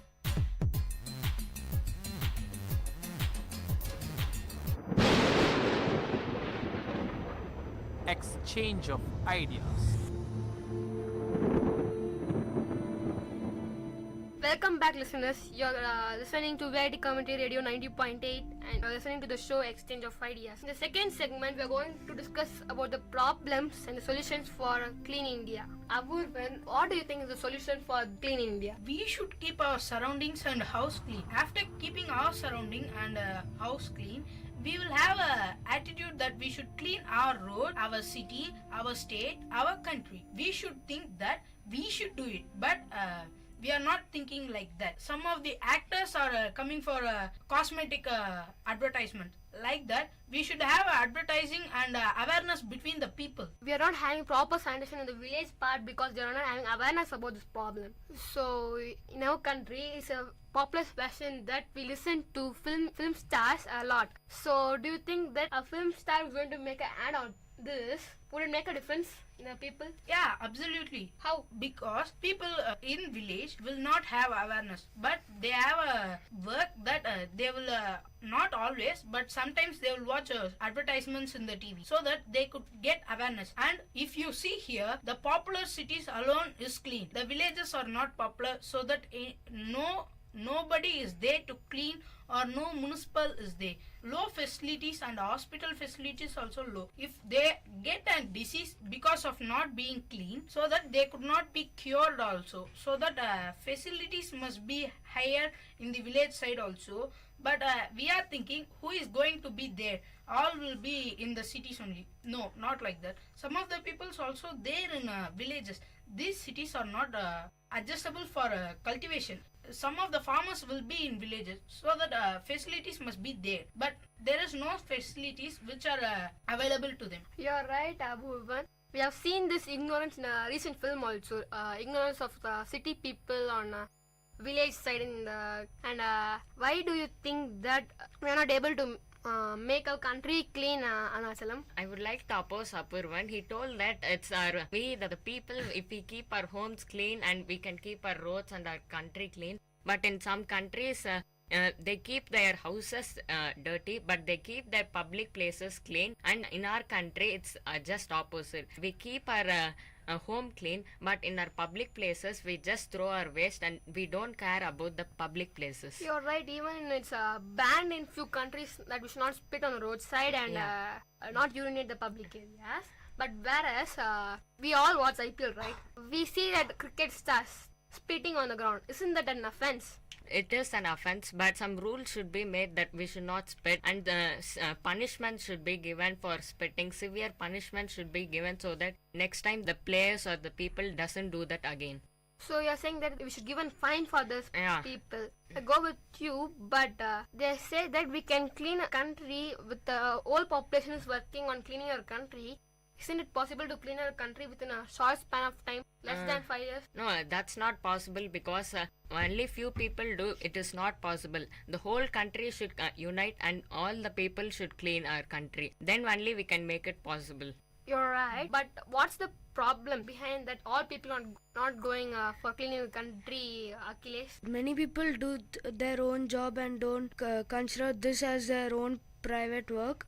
But even then, village people are there who take a private interest in it and clean the garbages. But if you come across the city areas, they do their own job and just litter here and there, and they do not give interest much in cleaning. That might be the problem. You're saying that because of we are littering the plastic materials around the places, that's also a point for consideration, right? Yeah, especially in cities, just like bottle cans, they just after drinking they throw it away from cars, and municipality also don't care about that, and there are especially in city main roads nobody's there for cleaning areas. But there are dustbins, right? Yeah, so at least people can throw in the garbages, dustbins. Why don't they throw in the dustbin? What's the thought in the people's mind that is stopping them from throwing the bottles or the waste in dustbins disposal? Because people think that is not our right job to do and we have a proper job, and they don't think that is our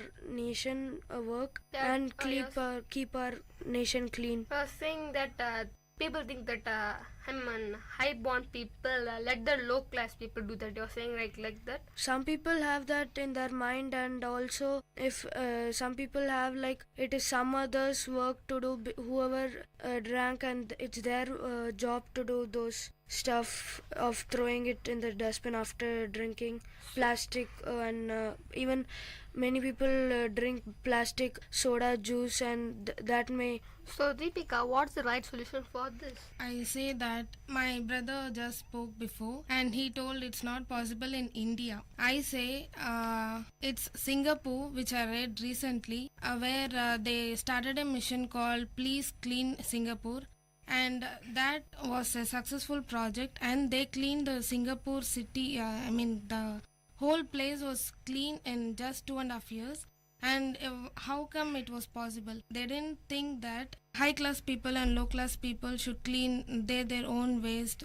They just saw the dust and the waste garbages on the road, and in spite of their caste or religion, they just did what they thought. So Deepika, you are saying that Singapore is just a small country, right? If they were able to clean the country in 2.5 years, how much time will it take for our country? India, it's a vast country, right? How much time will it take for our country to be clean? I say that this 5 years that Clean India mission, this project is enough to clean our country in just 5 years if each and every person from their home start cleaning their own waste and start preparing to clean their own surroundings, and it will be successful in 5 years. So Sirisha, what's the problem? How to stop the throwing of plastic bottles and plastic covers here and there? What can we do? What's the solution? Before you answer, I want to ask you a question. Have you thrown any plastic bottles all around the way? I mostly reuse the plastic bottles. I will just dispose it in the garbage dustbins. So, well, I'm not able to believe it, but most of the people, after their drinks, they throw it out all the way in the roadside. An individual must get to know that we must not do that. If each and everyone thinks about that, then definitely we can control the garbage waste. If they're reusing or correctly disposing it, we'll be able to clean our country easily. We can't clean it, but we can reduce the wastages. The first and foremost thing that we must do is to throw out the garbages in the dustbins or else in the recycle bins. And the other work must be taken by the corporation, because they recycle the things, all those plastics, or that the two things that they say it as biodegradable and non-biodegradable. But in Ranipet, where we live, I have seen that the people take all the garbages in dumps and throw it in a particular area where it is sinking, and when the load gets more and more, they burn it. Isn't it an offense to the nature what we do? There's no other way, because do you think non-biodegradable thing can be varnished? Because we don't have any other option except burning that. But due to burning plastics, they emit a toxic gas in the atmosphere, right? Yes, of course they do it, but there are a few technologies which have been invented in order to recycle it, and a few chemicals are also been invented in order to decompose the plastics. You're right, and I go with your point, but I think that there's a problem because there are a few types of bottles which cannot be reused or recycled. So what do you think about the Alice? Yeah, I would be very much happy to the person who is listening here, who is using the plastic. He should have certain thing that he should put that all those plastics into a dustbin, not throwing into out, wasting it or some other thing. So for every individual, he should have certain responsibility to do all the cleanliness habits of our everyday life. As Sirish said, the person who is listening over here, he should have think whatever we have discussed here, he should have think that why we can't do certain actions, why we can't start cleaning ourselves and our dirty around us. So it is our responsibility first that we should have to take measures, not only listening, but we should do it in action. So what are the major source for plastic? Plastic, in sense, we are taking the plastics out, and it is being recycled and using by many industries we have, who's having only the plastics input to it, and all plastics gets recycled and a new product has been forming. The industries are there in India, but I think it is in small amount of industries are there. But shouldn't we stop buying those plastic covers? Even big retail shops nowadays, to stop these things, first of all, plastic bags were free. Now in big retail stores, if we need a plastic bag, we need to give a specific charge.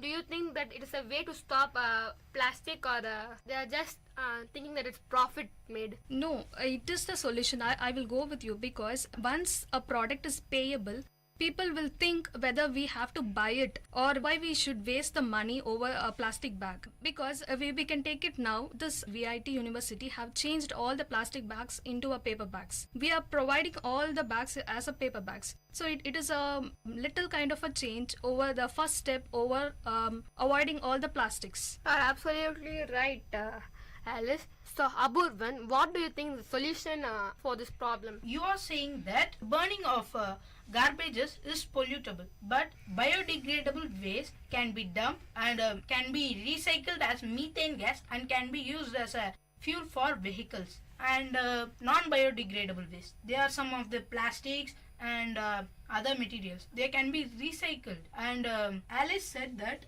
there is a small amount of industries to recycle it. You are also right. I'm asking the solution at large for the whole India. In Singapore, there is a less population. They clean the Singapore in 2.5 years. But in India, the population is higher, and India is the second population in the world. So that if we start to clean from now onwards, Prime Minister said, Mr. Narendra Damodar Modi, we can clean it in 5 years. On 2019, our India will be cleaned fully. You're absolutely right. The solution at large for a country to be clean is the Swachh Bharat Abhiyan started by our respected Prime Minister Narendra Modi. So you're saying that we'll be able to clean, right? Yeah.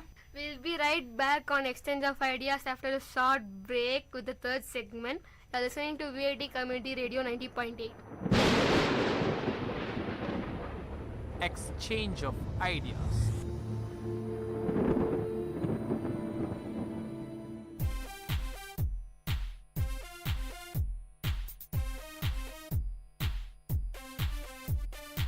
Mintu, I'm going to the market today. I have to get some vegetables. Are you coming? Wait, Chintu, I am coming. Hey, where is the carry bag? Carry bag? Huh? Why? Don't worry, we will get plastic bags there, no? Don't be so stupid. You know how much waste is generated every year by plastic bags. So please save your planet by carrying your own bags to the market. Alright, I got it. Let's go now.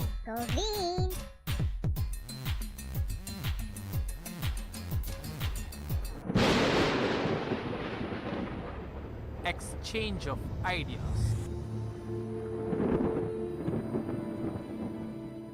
We are back after the break in Vit Community Radio 90.8. Now, for the last section of Exchange of Ideas, we are going to see the ultimate solution, the next level of solution for clean India. We'll start with Aburvan. Okay, I think all of us will know 3 R's. In that, I am going to say one. Reuse. We can reuse the biodegradable waste when it is separated, biodegradable waste, and convert it as a methane gas, and we can use as a fuel for our vehicles. Now they also invented a vehicle which uses a methane gas as a fuel. Next we will listen to Akhilesh. Okay, I am also going to say about that one of the 3 R's is reuse. We can reuse plastic bottles and empty water cans and cola tin cans also, which are thrown in the garbages. Instead of polluting them, we can reuse them. Next we'll go with Arnachalam. I will also say one of the 3 R's, reduce. When you go out of your home, fans, tube lights, bulbs are all off, and you also check your pipes are closed so that the water doesn't leak. I will end with a quote: the energy saved is the energy produced. Next we'll go with Alice. I will say the second R, that is reduce. Reduce the production of plastics, because once the company starts reducing the production of plastic bags and plastic materials, the people will buy less plastics. So once they reduce the production, all things will get set right. It's the major point, so that there will be no toxic in our nature, and all can lead a healthy life. Next we'll go with Sirish. So the solution I prefer is recycle. I think so you guys have heard about the dress showroom about Levi's. So Levi's has created a pants that we wear, men's pant made out of plastic bottles. So using that plastic waste we can recycle, and then we can create new things, so which is completely harmless, so people can prefer it. We can also recycle the plastic bottles to create home decorations. Yeah, of course. Many of the industries use these plastic bottles to create those decorative articles which is present in our homes. So people must encourage it so that the industries of this recycling industries will grow in our India. Finally, we'll ask Deepika's suggestion for this problem. Yeah, and I was thinking about Sirish's idea, and it's that recycling the plastics, and they make a very beautiful flower petals and they are selling it, and many craft items are also even being sold in China, and it's a very popular kind of art, and this can be followed in any ways, and they can earn money using that. We got the suggestions from the 6 members here, which are the 3 R's: reduce, reuse and recycle. If we all start reducing the usage of plastics, reusing the paper waste and plastic waste, and start recycling the banana peels and other things, even save lot of energy, and we can also make our country clean. If all of us put our hearts and minds cleaning our country, even it is possible to clean our country with 2 years, because we have a lot of population in our country, but we need all members to cooperate. So don't say you're going to clean the country, all start acting upon it, and we'll have a clean India in the next generation to come.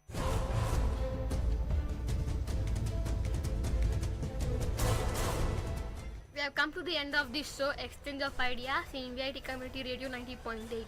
I'm your host Nirmal with Alice, Deepika, Akhilesh, Aburvan, Arunachalam and Sirish. We'll be back in your next show. Thank you. Keep listening to Vit Community Radio 90.8. Exchange of Ideas. This is VIT Community Radio 90.8.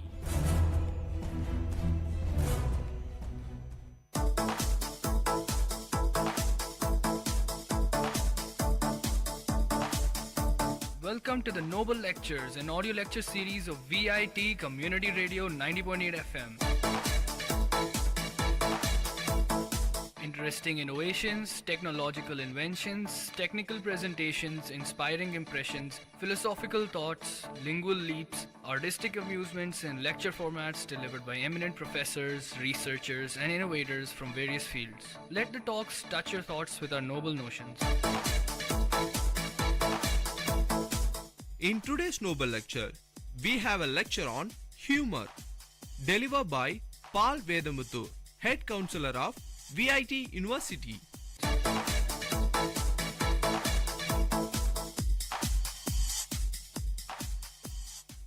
Today I'm going to talk about humor. We live in a world which is full of woes, problems, difficulties, stress and tensions. All these emotions can be of strain to our mind, and eventually that can also upset our bodies. There was a time when people used to play practical jokes on others, but now that's not very funny, and sometimes and in some places they are liable for legal actions or legal suits as well. So, with the rat race that we are forced into, whether we like it or not, a sense of humor is lacking quite a bit. People enjoy a joke and they do laugh. Laughter is better than frowning, and it is a scientific truth. Our facial muscles relax, and our whole body even gives its tensions, and we tend to relax. Not only this, humor can help us make friends and get to know more people. Even if the people forget your name or face, they will remember the joke that you may cracked long time ago. Talking of long time, I remember hearing a joke when I was hardly 18. It was said by an old teacher. He was talking about students who are beginning to act smart and they like to irritate you as well. This happened during the days when corporal punishment was quite common, that is, beating the students with a cane. So, in an elementary school, the teacher stretched his cane and said, "The guy who is at the end of this cane is a rascal." Immediately, the fellow said, "Sir, this end or the other end." We need to think quite quick to give an answer like this, even though we do admit that the fellow was arrogant. There are 2 ways to get to know people. One is to work alongside with someone in a project, or to go through a very difficult time. Well, I guess that there are 3 ways to get to know someone. The third one is to tell a joke. In some circles, you don't need to show a resume or submit testimonials. If you can tell a joke, you are accepted. You can go your whole life and not need math or physics for a minute, but the ability to tell a joke is always handy. Nobody knows where they come from. When we hear a joke, there are so many ways to improve or improvise them and make it a little different to suit different audiences. For example, a story is told of a budding politician who had arranged his first political meeting in the town hall. That evening became stormy and nobody showed up for the meeting except one young man who came in kind of hesitatingly. The young politician asked this guy whether he should conduct the meeting. The young man answered and said, "Sir, I am an ordinary cowhand. I do not know much about anything. But when I take the feed to the cattle, even if there is only one cow, I do feed him." The smart young politician got the message, and so without cancelling, he went on stage to give his speech. He talked and talked for over 2 hours, and then with a proud smile came to his only audience and asked him how the speech was. Now the simple young man answered and said in the same kind of a voice, "Sir, I am an ordinary simple cowhand, and when I go to feed my cattle, if there is only one animal, I do not give him all the feed that I take." Now, this can be changed and modified into the situation that we want and as per the audience. The same can be changed for a church pastor and his congregation. Well, when we are on the topic of long speeches, a guy was known for his long-winded speeches. People started feeling somewhat bored and anxious about his speeches. After some months, his speeches started to be shorter. So one of his friends asked him as to why his speeches aren't long as it used to be. The speaker answered, "It's not good for my throat." So the friend asked him, "Did the doctor tell you not to talk too much as it's bad for your throat?" The speaker answered, "No. Someone who used to come to hear my speeches gave me a warning that they will slit my throat if the speech was long." So, when we are asked to speak, it's good to keep it interesting and, if possible, short. As I had mentioned earlier, humor is a great tool for speakers, teachers, preachers, and public speakers. I have always found it come in handy to start any talk with either a short story of preferably a humorous one or a joke. I have said this one some occasions. There is this story about the great inventor Einstein.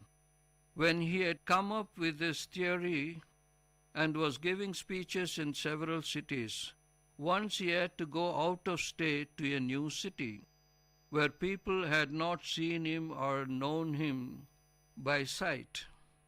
When he was being driven to the city, he was telling his chauffeur, that is his driver, that he was somewhat tired of giving the same speech again and again.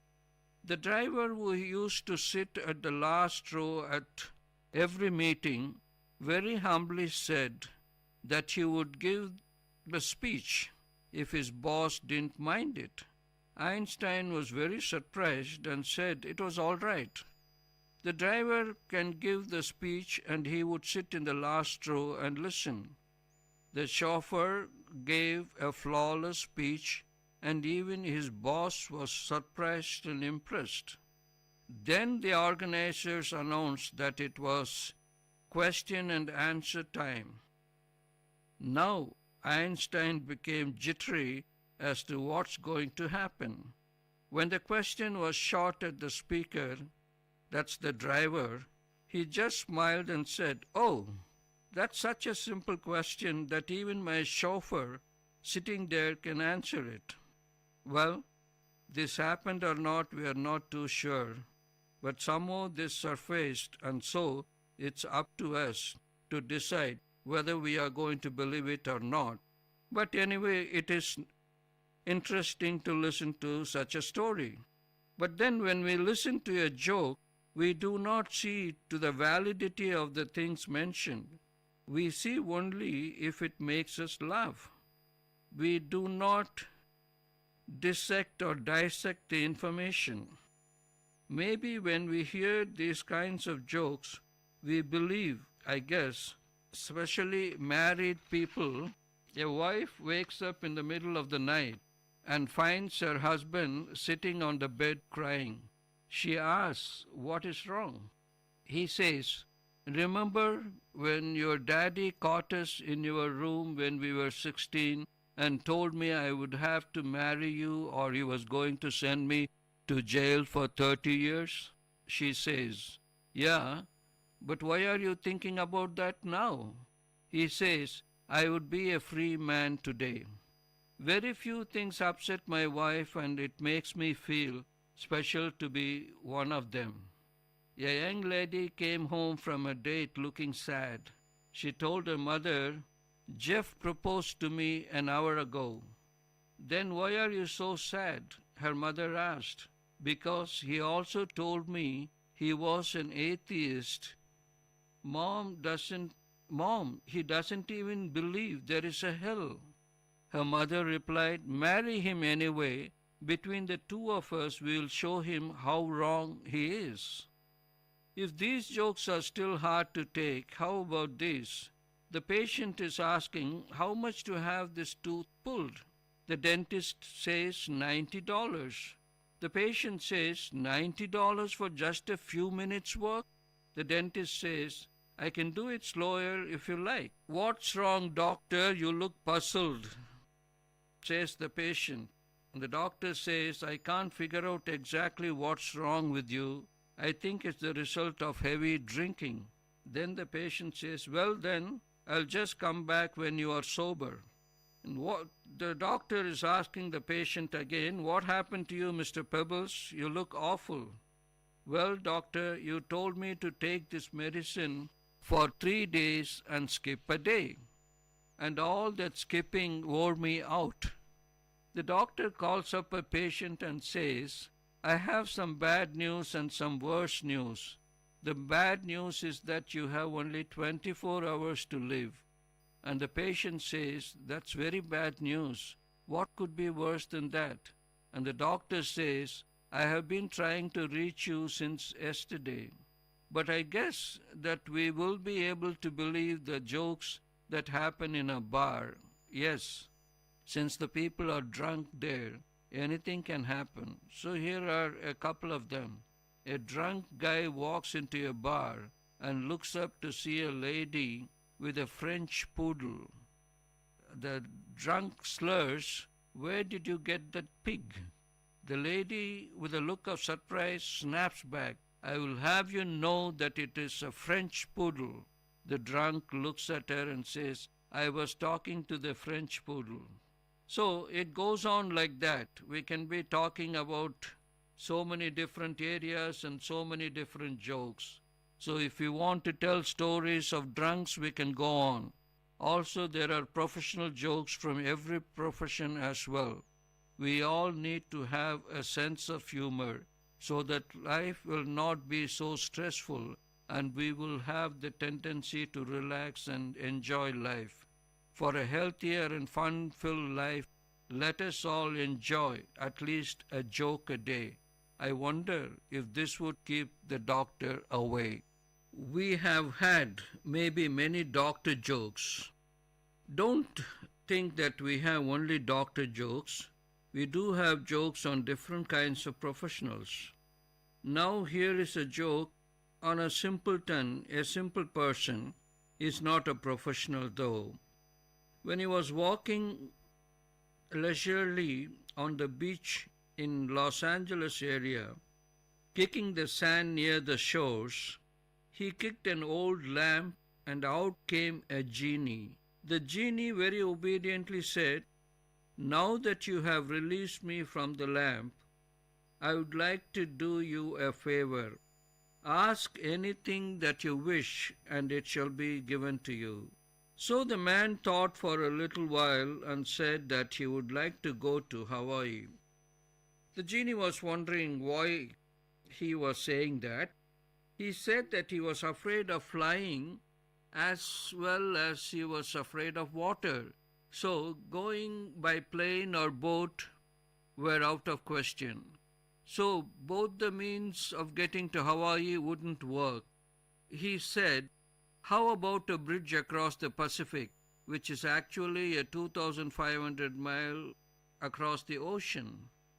Now the genie replied that it's really not possible and apologized and said that he can ask for anything else and it would be done for him. Now it was the man's time to think a little while and said, I've always wanted to understand the mind of a woman. And quickly came the reply from the genie, would you like a 2-lane or 4-lane bridge? Sometimes jokes are narrated and sometimes we see them on notice boards and bulletin boards as well. Here are a few notices that can bring a chuckle, if not a big laugh. This is a sick leave policy in a company, and they are defining when a person can take leave. For sickness, they said, no excuse. We no longer accept your doctor's statement. If you are able to go to the doctor, you are able to come to work. Another one about leave of absence, say for an operation or a surgery, we no longer will allow this practice. We wish to discourage any thoughts that you may need an operation. As long as you are employed here, you will need all of whatever you have and should not consider having anything removed. We need you as you are, and to have anything removed certainly would make you less than what we bargained for. Additionally, too much time is being spent in the restroom. In the future, we will go to the restroom in alphabetical order. For example, those whose names begin with A will go from 8 a.m. to 8:05 a.m. and B will go from 8:05 to 8:10 a.m. and so on. If you are not able to go at your time, you will need to wait until the day when your turn comes again. I don't know whether this brings a smile or a laugh or a chuckle, but these things are real. In some notice boards, some companies do have them. If you think that some of the notices that you find on notice boards are not funny, listen to the little-known laws. Of course, this is not in our country. In US, in several different states, several strange laws were found. Nearly every state in the US has some old laws in the books that made perfect sense when they were written, but changing times have made them obsolete, that is useless or maybe even funny. They have laws that contain bloopers. Here are some of the more interesting and little-known laws. To take a bath in Boston, you must have a doctor's written prescription. In South Decker, an 80-year-old woman cannot stop on the street to talk to a young married man. A Louisiana law upholds your right to grow as tall as you like. Singing out of tune in North Carolina is against the law. In a place called Natoma in Kansas, it is illegal to practice knife throwing at someone wearing a striped suit. It is illegal to set a trap for a mouse in California without a hunting license. Idaho law makes it illegal to give your sweetheart a box of candy weighing less than 50 pounds. You are not permitted to swim on dry land in Santa Ana, California. It is unlawful to whistle on Sunday in Louisiana. In a place called Belvedere in California, the ordinance or the law was written this way. No dog shall be in public without its master on a leash. On Market Street in San Francisco, the law requires that elephants must be kept on a leash. We may be wondering how elephant came to the Market Street, and for your information, in San Francisco, all the roads are very narrow and they're all up and down. In White Cloud, Kansas, it is illegal to break out of jail. In Colorado Springs, Colorado, the law upholds a dog's right to one bite. That is, the dog can bite someone one time and that person cannot take the dog to the court or the owner to the court.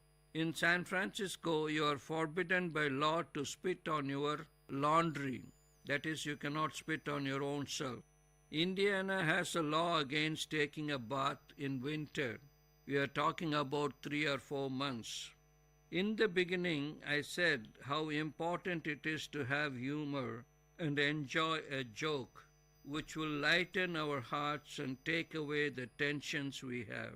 An ancient biblical proverb says, "A joyful heart is good medicine, but a broken spirit dries up bones." One doctor noted that if you can't take humor, not only is fun, it also benefits our minds and bodies. All the more reason for us to share humor with others. For anyone interested in communicating effectively, whether with individuals or larger audiences, humor has several advantages. It is one of the most effective forms of communication. It can dissolve tension in people to whom you are relating and can help them relax. It can help you gain and keep your listeners' attention. It can increase our credibility and help us come across as a real person. It can help overcome resistance to points you are trying to make. It can provide needed breaks in a conversation or speech. It can help drive home a point. I have experienced all this, and these are all very true. And the one I like the best is that it can increase our credibility and help us come across as a real person. And also it can always help the listener to remember the points that we are trying to emphasize when we are giving a talk. Right from the joke or the story, they can remember the points that we were trying to make. And humor is one of the most effective forms of emotional communication. One young bridegroom tells of a minor crisis that took place in his honeymoon. His wife was trying to press his trousers with an iron they had received as a wedding gift. The iron burned a hole and part of his new trousers went up in smoke. The bride was in tears as she explained to her husband what had happened. "That's okay, sweetheart," he responded. "Let's be thankful that my leg wasn't in those trousers." If he had just said, "It's okay, sweetheart, don't worry about it," that certainly would have helped. But his humorous interjection about the leg in the trousers lightened the mood even more and probably lifted the spirits of his disconsolate bride. Here is a joke to prove that humor can dissolve tension and help relax people. One husband remarked, "People ask us the secret of our long marriage, that is many, many years of married life." And he said, "It's really quite simple. 2 evenings a week, we take time to go to a restaurant. A quiet dinner, soft music, some candlelight, a slow walk home." Then he paused for a few seconds and said, "She goes on Tuesdays and I go on Fridays." There are doctor jokes, teacher jokes, and so many other professional jokes. I wonder if you knew that there are engineer jokes too. Let's hear a few.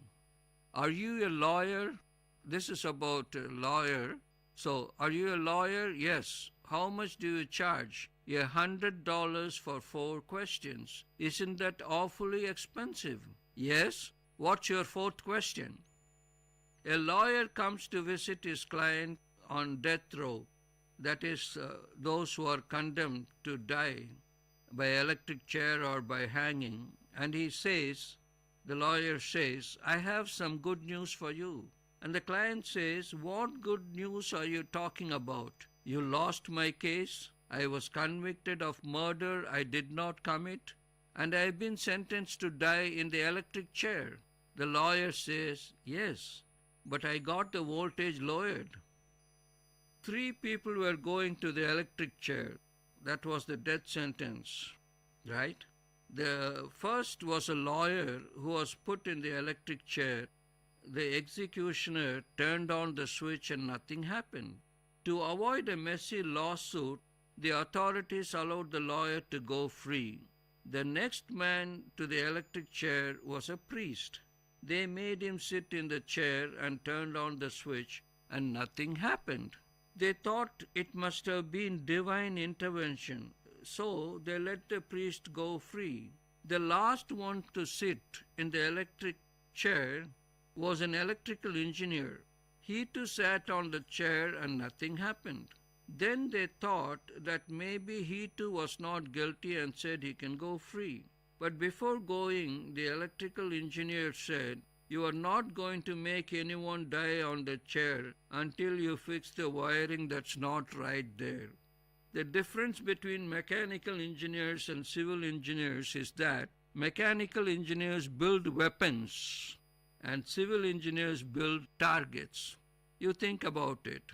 It is said that we all know that computers have made our lives so much easier, and we wonder what we were doing before the advent of the computers and how we managed our businesses.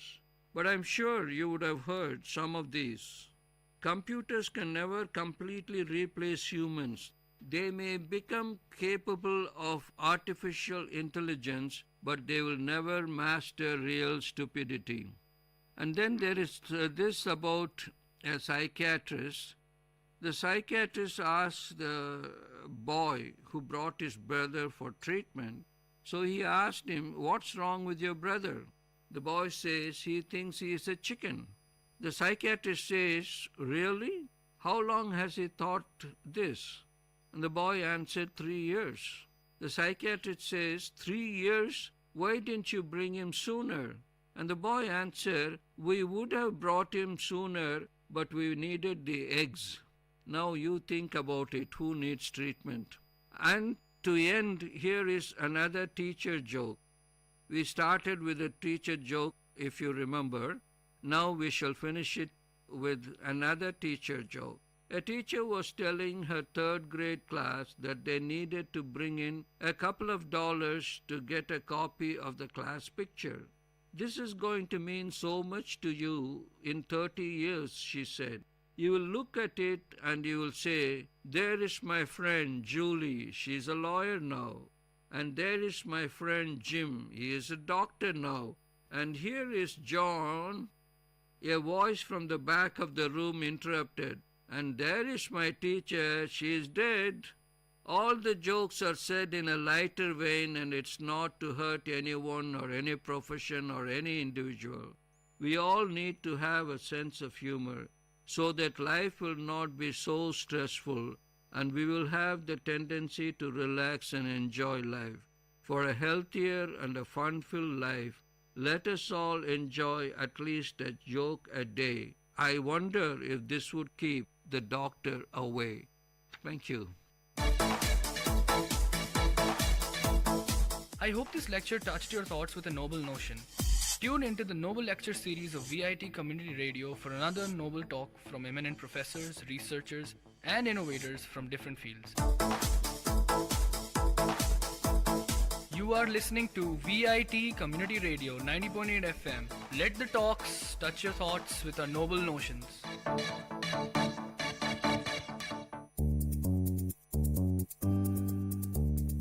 மாணவிகளின் மொழிகளோடும் மாணவர்களின் திறன்களோடும் வாராவாரம் ஆர்ப்பாட்டம், பள்ளி பிள்ளைகளின் கொண்டாட்டம்.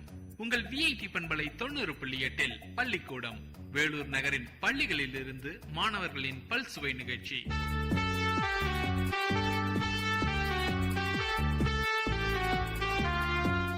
இன்றைய பள்ளிக்கூடம் நிகழ்ச்சியில் உருது பெண்கள் நடுநிலை பள்ளி வேலூர் மாணவிகள் வழங்கும் பல்சுவை நிகழ்ச்சிகளை கேட்கலாம்.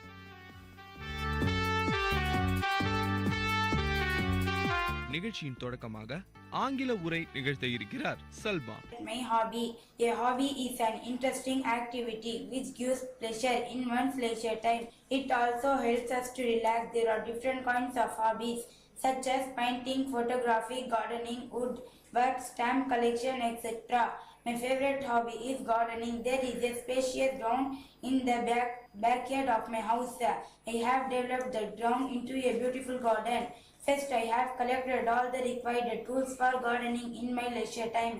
I went to the market and purchased some kinds of small plants for my garden. I mixed the good manure with the soil of the garden.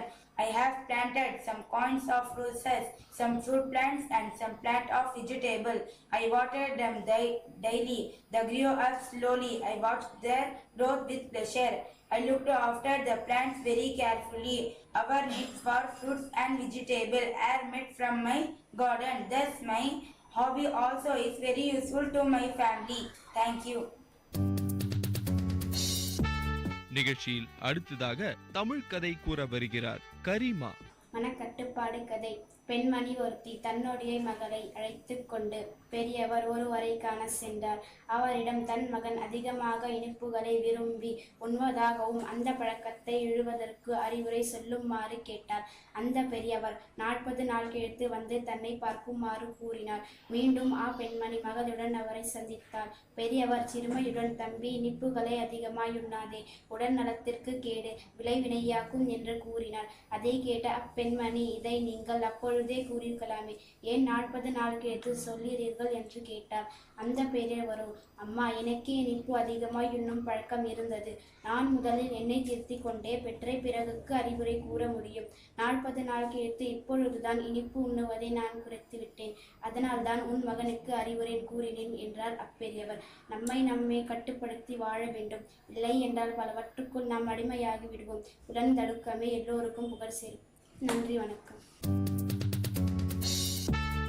நிகழ்ச்சியில் அடுத்ததாக உரை நிகழ்த்த இருக்கிறார் ராசியா Sultana. The importance of discipline. Discipline is very important for the people, especially who live in a democratic country. The father of our nation, Mahatma Gandhi, stressed the value of moral discipline. If there is no discipline, there will be no democracy in a country. Discipline makes a man cultured. A disciplined man becomes a savage. A person who has no discipline is still an animal. Therefore, children should be taught discipline from the childhood, both in home and school.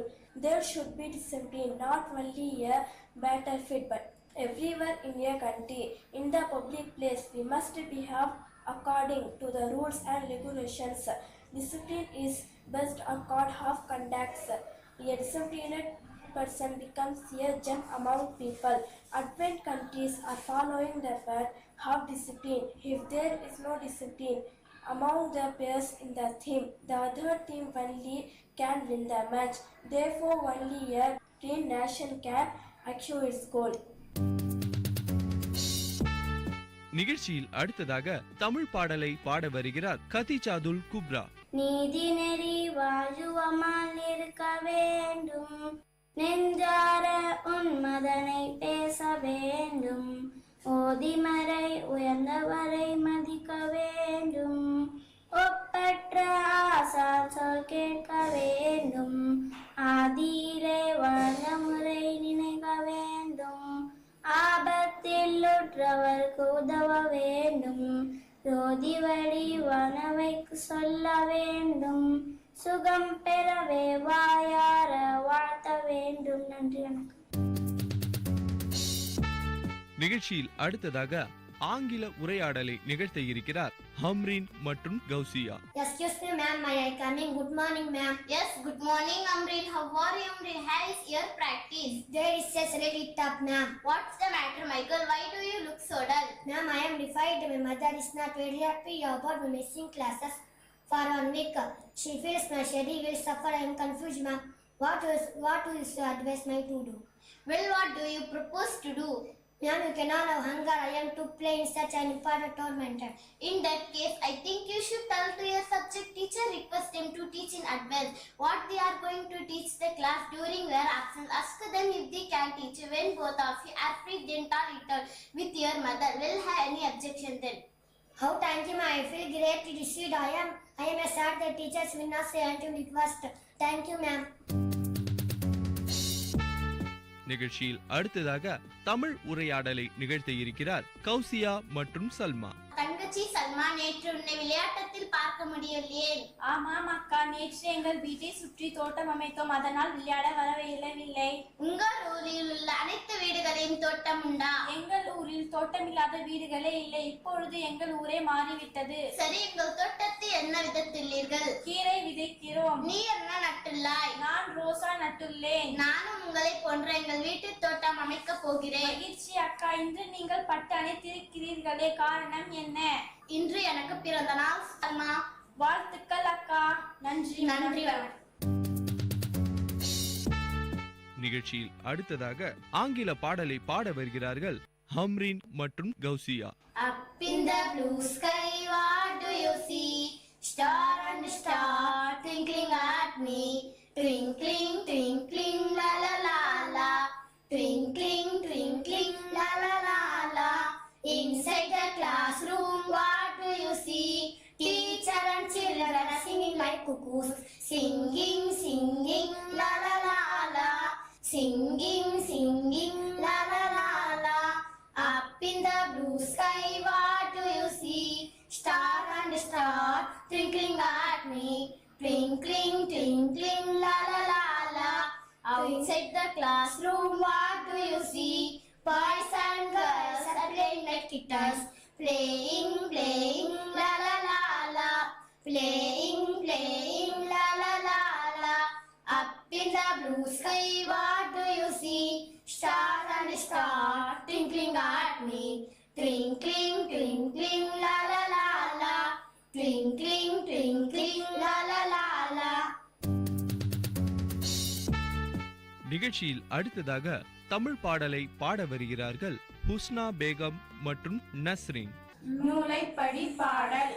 நூலைப்படி சங்க தமிழ் நூலைப்படி. முறைப்படி நூலைப்படி. காலையில் படி கரும்பகல் படி. மாலை இரவு பொருள் படும் படி. கற்பவை கற்கும் படி. வள்ளுவர் சொன்னபடி. கற்கத்தான் வேண்டும் அப்படி. கல்லாதவர் வாழ்வது எப்படி? அறம்படி பொருளை படி. அப்படியே இன்பம் படி. இறந்த தமிழ் நான் வரை மறந்ததென்று சொல்லும்படி. சாதி என்னும் தாழ்ந்தபடி நமக்கெல்லாம் தள்ளுபடி. சேதி அப்படி தெரிந்தபடி தீமை வந்திடுமே மறுபடி. பாரதிதாசன். நன்றி, வணக்கம். நிகழ்ச்சியில் அடுத்ததாக ஆங்கில உரையாடலை நிகழ்த்த இருக்கிறார் சாதியா மற்றும் Yasmin. Hi Raju. Hi Rani. Could you please help me to solve the sum? Sure, certainly. Completely solve together. Okay, I don't get answer to this sum at all. Come on, we will go step by step. Yes, you are correct. The first step is this. Is this the first step? Yesterday our teacher explained this is in our class. Sorry, I don't remember. It is we know to remember this step. Yes, you are suddenly right. It is shall we go to the next step? Oh sure, this step is also very easy to solve. Friends, shall we discuss the practice swims? It is very easy to solve. Okay, bye Raju. Okay, bye Rani. Thank you. நிகழ்ச்சியில் அடுத்ததாக தமிழ் பாடலை பாட வருகிறார் ஃபிசா. கிளையினிற் பாம்பு தொங்க விழுதொன்று குரங்கு தொட்டு விளக்கென்ன தொட்ட பிள்ளை வெடுக்கேட்ட குதித்து போல் கிளைதோறும் குதித்து தாவி கிழிவுள்ள விழுதையெல்லாம் ஒலிபாம்பாய் எண்ணி எண்ணி உச்சை போல் தன் வால் பார்க்கும். இந்த பாடலை எழுதியவர் பாரதிதாசன். அழகின் சிரிப்பு. நிகழ்ச்சியில் அடுத்ததாக ஆங்கில உரையாடலை நிகழ்த்த இருக்கிறார்கள் சபிஹா மற்றும் Taslim Begum. Our state Tamil Nadu is a beautiful state. Has a language on the eastern side. We have many temples with big temple. Yes, I have visited hill station like Ooty, Kodaikanal, you know. Have you visited any of this place? Yes, I have visited Ooty once. Nice different types of flowers are there. It was wonderful. Green hills, waterfall, beautiful garden with tubes of roses. Thank you, very nice. Thank you. நிகழ்ச்சியில் அடுத்ததாக தமிழ் உரையை கூற வருகிறார்கள் ஹப்சா மற்றும் சாதியா. தன்மதிப்பை பேணுதல். நம் நாட்டின் புகழ்பெற்ற நாட்டுப்பாடல் வந்தே மாதரம். இப்பாடல் தோன்றியது எப்படி என்று தெரியுமா? பக்கிம் சந்திரர் என்பவர் வங்காளத்தில் மாவட்ட துணை ஆட்சியாளராக இருந்தார். ஒருமுறை ராமகிருஷ்ணரிடம் வாழ்த்து பெற சென்றார். ராமகிருஷ்ணர் அவரிடம் உன் பெயர் என்ன என்று வினவினார். என் பெயர் பக்கிம் சந்திரர் என்றார் அவர். அப்படியென்றால் நீ வளைந்த சந்திரனா, அதாவது தேய்பிரையா? ஒருவேளை ஆங்கிலேயரிடம் வேலை செய்து இப்படி வளைந்து போய்விட்டாயா என்று கேலியாக கேட்டார். வங்காள மொழியில் பக்கிம் என்றால் வளைந்த என்பது பொருள். அப்போதுதான் தன்மதிப்பை இழந்து அடிமையாக வேலை செய்கின்றோம் என்ற உணர்வு பக்கிம் சந்திரருக்கு ஏற்பட்டது. உடனே அந்த வேலையை விட்டுவிட்டார். நாட்டு விடுதலைக்காக பாடுபட்டார். அப்போது எழுதிய நூல்தான் ஆனந்த மடம். அந்த நூலில் இடம்பெற்ற புகழ்பெற்ற பாடல்தான் வந்தே மாதரம். எப்போதும் நாம் நம் மதிப்பை காத்து கொள்ளுதல் வேண்டும். ஒருபோதும் விட்டு தரக்கூடாது. பலவற்றை விட்டு தரலாம், சிலவற்றை விட்டு தரவே கூடாது. நன்றி, வணக்கம். நிகழ்ச்சியில் அடுத்ததாக ஆங்கில பாடலை பாட இருக்கிறார் Niha Fathima. See spider, rhyme of the water spout. Down come the rain and rise up all the rain. Out come the sun and rise up all the rain. So see spider, rhyme of the water spout. நிகழ்ச்சியில் அடுத்ததாக தமிழ் உரை நிகழ்த்த இருக்கிறார் முஃபிசா. விவேகானந்தர் ஒரு முறை பசியால் வாடியிருந்தார். அவர் வாடியிருப்பதனை ஒருவர் பார்த்தார். அவரது பசியை போக்க விரும்பினார். ஐயா, நீங்கள் மிகவும் களைப்பாக இருக்கிறீர்களே, உங்களை பார்த்தால் உணவு உண்ணாத போல் தெரிகிறது. சப்பாத்தி சுடுவதற்கு தேவையான அனைத்து பொருட்களையும் உங்களுக்கு கொடுக்கின்றேன். நீங்களே சப்பாத்தி சுட்டுக் கொள்ளுங்கள் என்று கூறினார். விவேகானந்தர், ஏன் நீ எனக்கு சுட்டுக் கொடுக்க மாட்டியா என்று வினவினார். ஐயா, நானே ஒரு ஏழை, என் கையால் உங்களுக்கு உணவு கொடுக்க கூடாது என்றார். மற்றவர்கள் சொல்லுவதை பற்றி எல்லாம் எனக்கு கவலையே இல்லை. நீயே சப்பாத்தி சுட்டுக் கொடு என்று கூறி அவர் சுட்டுக் கொடுத்து சப்பாத்தியை உண்டார். நிகழ்ச்சியில் அடுத்ததாக ஆங்கில பாடலை பாட இருக்கிறார் ஜுவரியா தபுசும். When you are happy and you know it, clap your hands, clap your hands. When you are happy and you know it, and you really want to show it, tap your feet, tap your feet. When you are happy and you know it, and you really want to show it, turn around, turn around. நிகழ்ச்சியில் அடுத்ததாக ஆங்கில உரையாடலை நிகழ்த்த இருக்கிறார்கள் சாஃபியா மற்றும் Harshiya Banu. Good morning, teacher. Good morning, Shafia. What do you do after you wake up? Say, I brush my teeth. Say, I brush my teeth. Teacher, I brush my teeth. Shafia, what do you do with your pencil? Say, I write with your pencil. Teacher, I write with a pencil. Shafia, our classroom look neat. Thank you, teacher. What did you do yesterday? Yesterday, I finished my homework. நிகழ்ச்சியில் அடுத்ததாக ஆங்கில பாடலை பாட இருக்கிறார்கள் Safia அஷிரா Banu. Poem climbs over the mountains, over the plains, over the rivers. Here come the trains, carrying passengers, carrying mails, bringing the precious loads in without fail. Thousands of light cars all rushing on through day and darkness, through day and dawn, over the mountains, over the plains, over the rivers. Here come the trains. Thank you.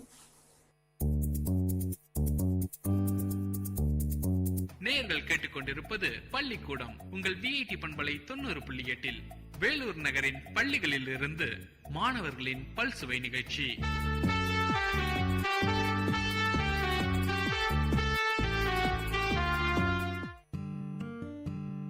வானொலி ஒலித்திடுதே, மனிதத்தை வளர்த்திடுதே, சமுதாயத்தை நலமாய் மாற்றிடுதே,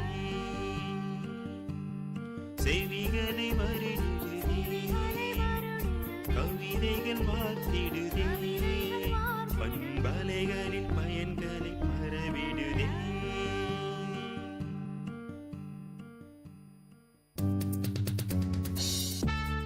நிகழ்ச்சியில் அடுத்ததாக உருதுவில் உரை நிகழ்த்த இருக்கிறார் சல்மா. यौम आज़ादी, हिंदुस्तान हमारा मुल्क है। इस मुल्क पर पहले अंग्रेज़ों की हुकूमत थी। अंग्रेज तिजारत करने के लिए हिंदुस्तान आए थे। रफ्ता रफ्ता इन्होंने सारे मुल्क पर कब्जा कर लिया।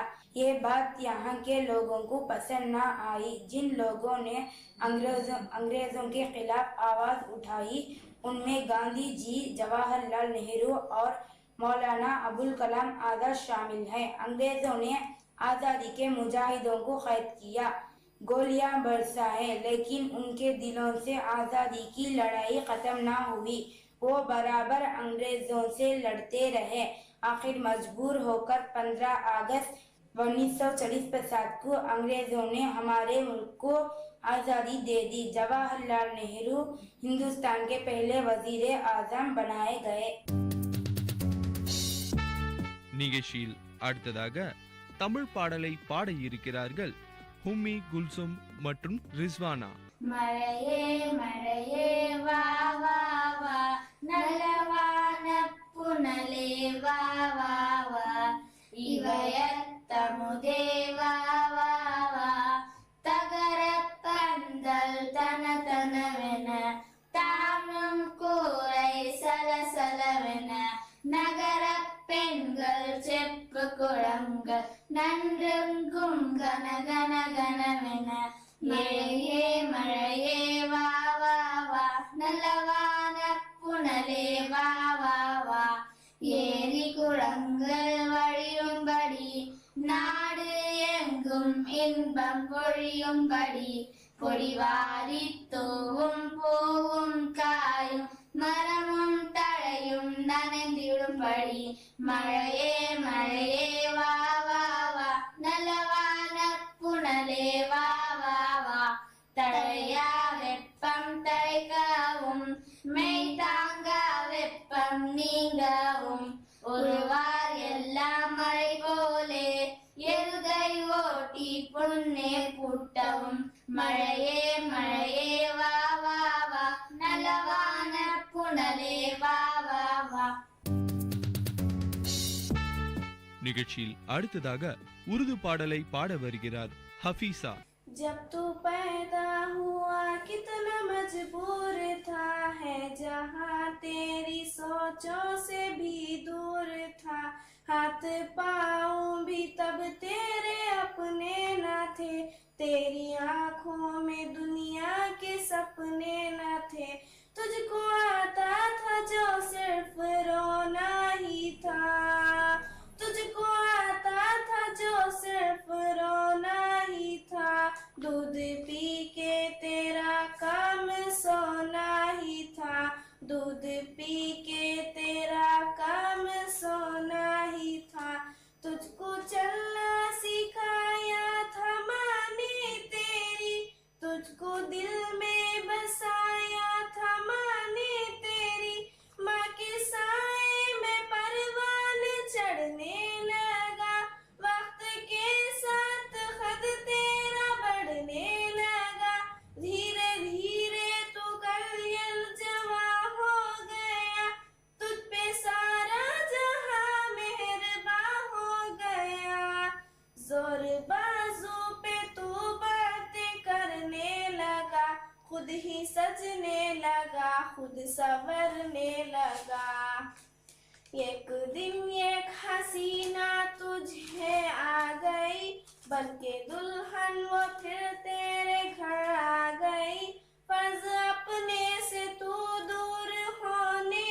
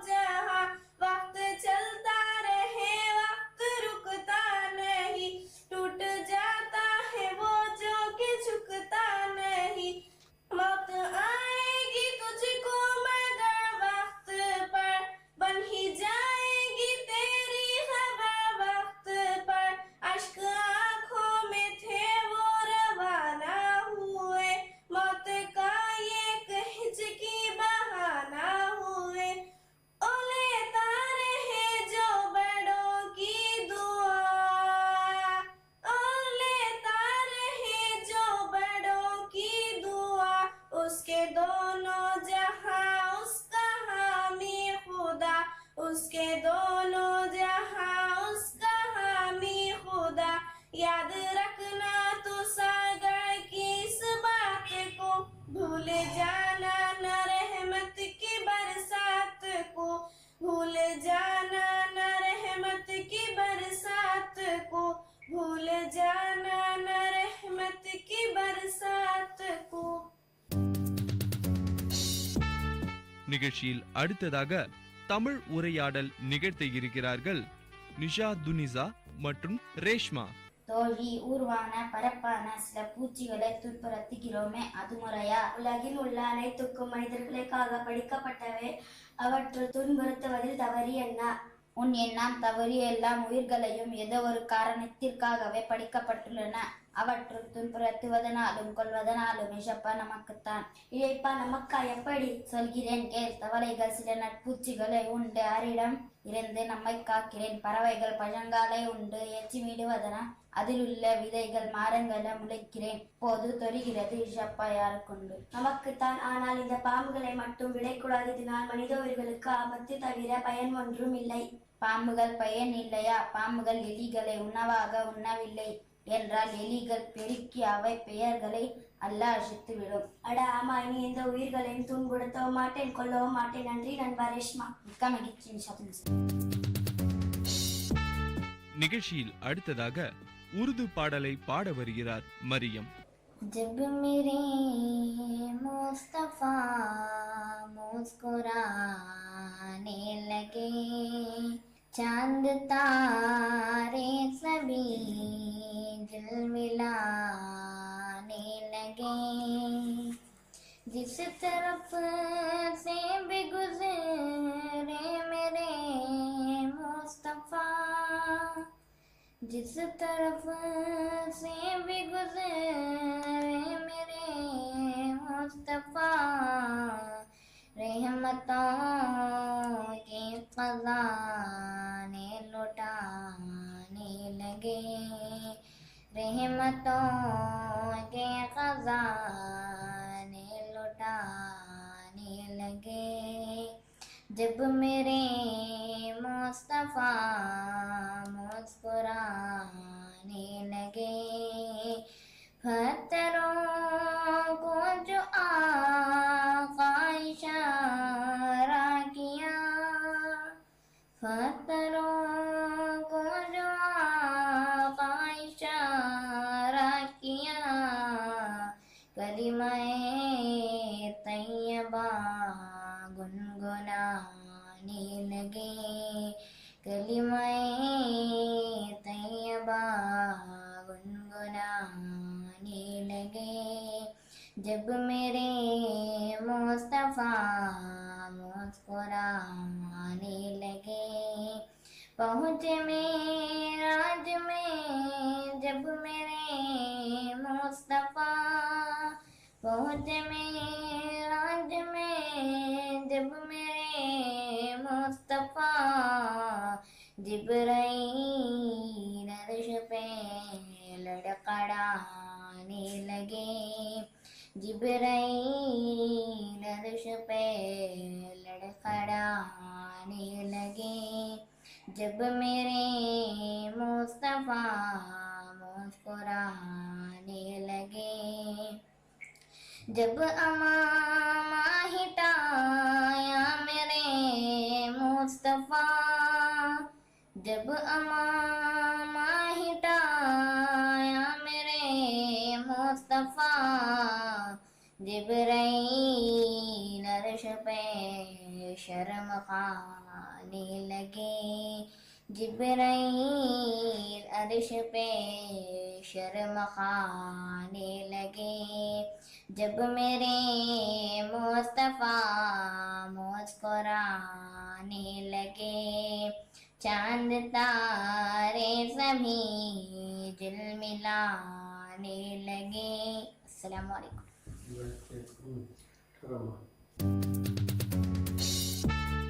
நிகழ்ச்சியில் அடுத்ததாக ஆங்கில பாடலை பாட இருக்கிறார் Nafeesa. What trees are for? Some trees are for playing hide and seek.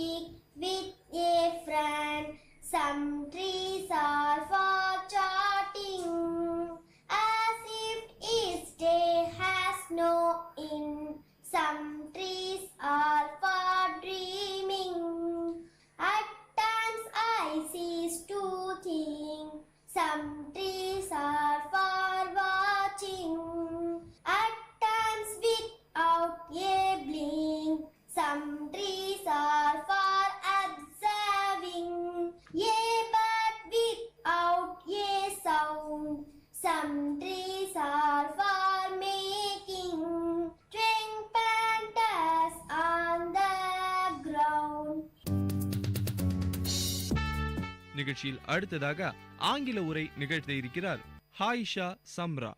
The father of our nation, Mohandas Karamchand Gandhi, popularly known as Mahatma, is the father of our nation. He was born on 2nd October 1869 at Porbandar.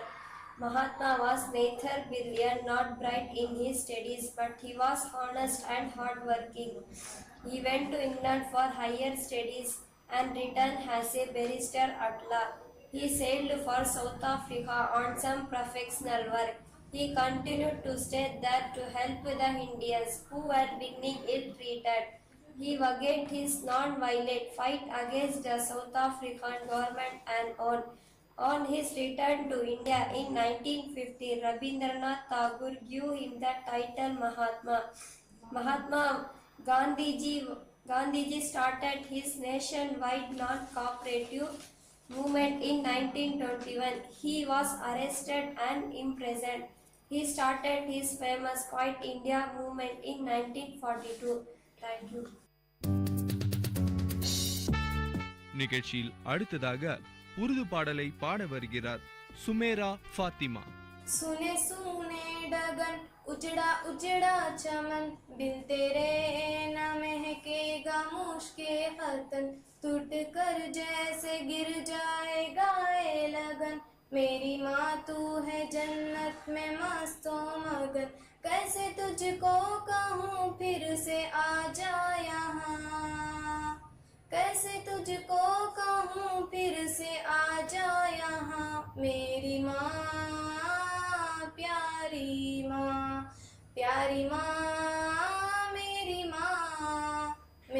माँ प्यारी माँ ये तो मुमकिन नहीं भूल जाऊं तुझे रात दिन फिक्र है कैसे पाऊं तुझे दिल में क्या है तमन्ना बताऊं तुझे अपने अल्लाह से मांग लाऊं तुझे ये तो मुमकिन नहीं अब मिलेंगे वहाँ ये तो मुमकिन नहीं अब मिलेंगे वहाँ मेरी माँ प्यारी माँ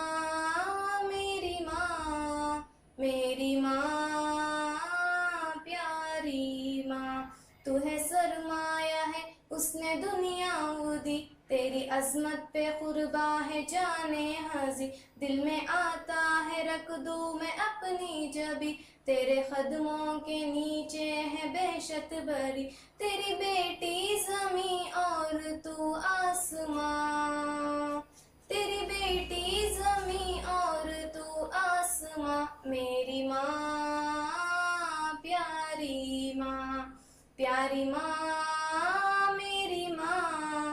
मेरी माँ प्यारी माँ खब्र तेरा बने एक उम्दा चमन तेरा महला ना होता क़यामत का फन खब्र तेरा बने एक उम्दा चमन तेरा महला ना होता क़यामत का फन सोती रह जैसे सोती हो कोई दुल्हन ए जो आ करते हैं सारे ही मर्दुम सन तुझको मिल जाए जन्नत में बेहतर मकान तुझको मिल जाए जन्नत में बेहतर मकान मेरी माँ प्यारी माँ मेरी माँ प्यारी माँ सलाम. நிகழ்ச்சியில் அடுத்ததாக தமிழ் பாடலை பாட வருகிறார் ஹஸ்மா பானு. லட்டு தத்தா லட்டு எனக்கு தா லட்டு எனக்கு வேணுமா துட்டு எனக்கு தா லட்டு தத்தா துடு இல்லனா லட்டு இல்ல லட்டு தத்தா உங்க மீச எவ்வளவு பெருசு உங்க மீச எத்தனை அழகு உங்க மீச சுட்டி பையா இங்கே வாயே துட்டு எனக்கு வேண்டாம் லட்டு இந்தா.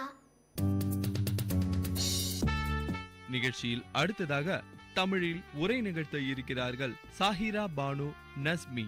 உரையாடல் அம்மா அம்மா உரிமை என்றால் என்ன? நீ இந்த பூமியில் வாழ என்னவெல்லாம் தேவை? நிலம், நீர், காற்று, சூரிய ஒளி மற்றும் பாதுகாப்பு.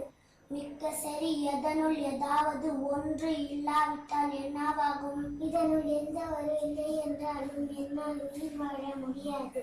ஓ, உயிர் வாழ தேவையான அடிப்படை தேவைகள் அனைத்தும் உரிமைகள் தான். இப்போது புரிகிறதா உரிமை என்றால் என்னவென்று? அம்மா, இனி நான் வினாக்கள் கேட்கிறேன். உரிமைகள் நமக்கு மட்டும்தானா, பிற உயிர்களுக்கும் உள்ளதா? அருமையான வினா. உயிர் வாழும் அனைத்து உயிரினங்களுக்கும் உரிமைகள் பொதுவானவை. ஆனால் மனிதர்களின் உரிமைகள் அடிப்படை தேவைகளுடன் முடிந்து விடுவது இல்லை. அப்படி என்றால் மனிதர்களின் உரிமைகள் என்றால் என்ன? மனிதர்கள் தன் மதிப்புடன் வாழ தேவையான அனைத்தும் மனித உரிமைகள். குழந்தைகளுக்கும் உரிமைகள் உண்டா அம்மா? குழந்தையும் மனிதர்கள் தானே. நிகழ்ச்சியில் அடுத்ததாக தமிழ் பாடலை பாட வருகிறார் ஹாஃபிசா ஹாஜிரா. தஞ்சாவூர் பொம்மை கட்டிவிட்டா நின்றா, தலையே ஆட்டி தானே ஆடும் பொம்மை, செய்ய செய்ய என்று நாட்டியங்கள் ஆடும், தாளம் போட்டு ஆடும் ஜோரான பொம்மை, அத்தை வாங்கி தந்தால் அழகான பொம்மை. நேர்கள் இதுவரை கேட்டது உங்கள் விஐடி பண்பலை 90.8 பள்ளிக்கூடம் வேலூர் நகரின் பள்ளிகளில் இருந்து மாணவர்களின் பல்சுவை நிகழ்ச்சி.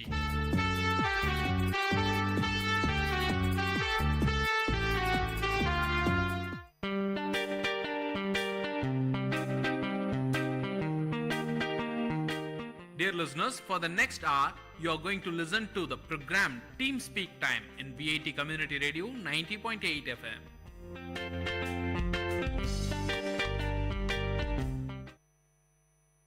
सलाम नमस्ते वीआईटी, आप सुन रहे हैं वीआईटी कम्युनिटी रेडियो 90.8 एफएम। आज आप सुन रहे हैं आपका शो वीआईटी गपशप। दोस्तों, आप हैं आज अपने होस्ट के साथ, अपने दोस्त के साथ। नाम बंदे का है खुशवंत।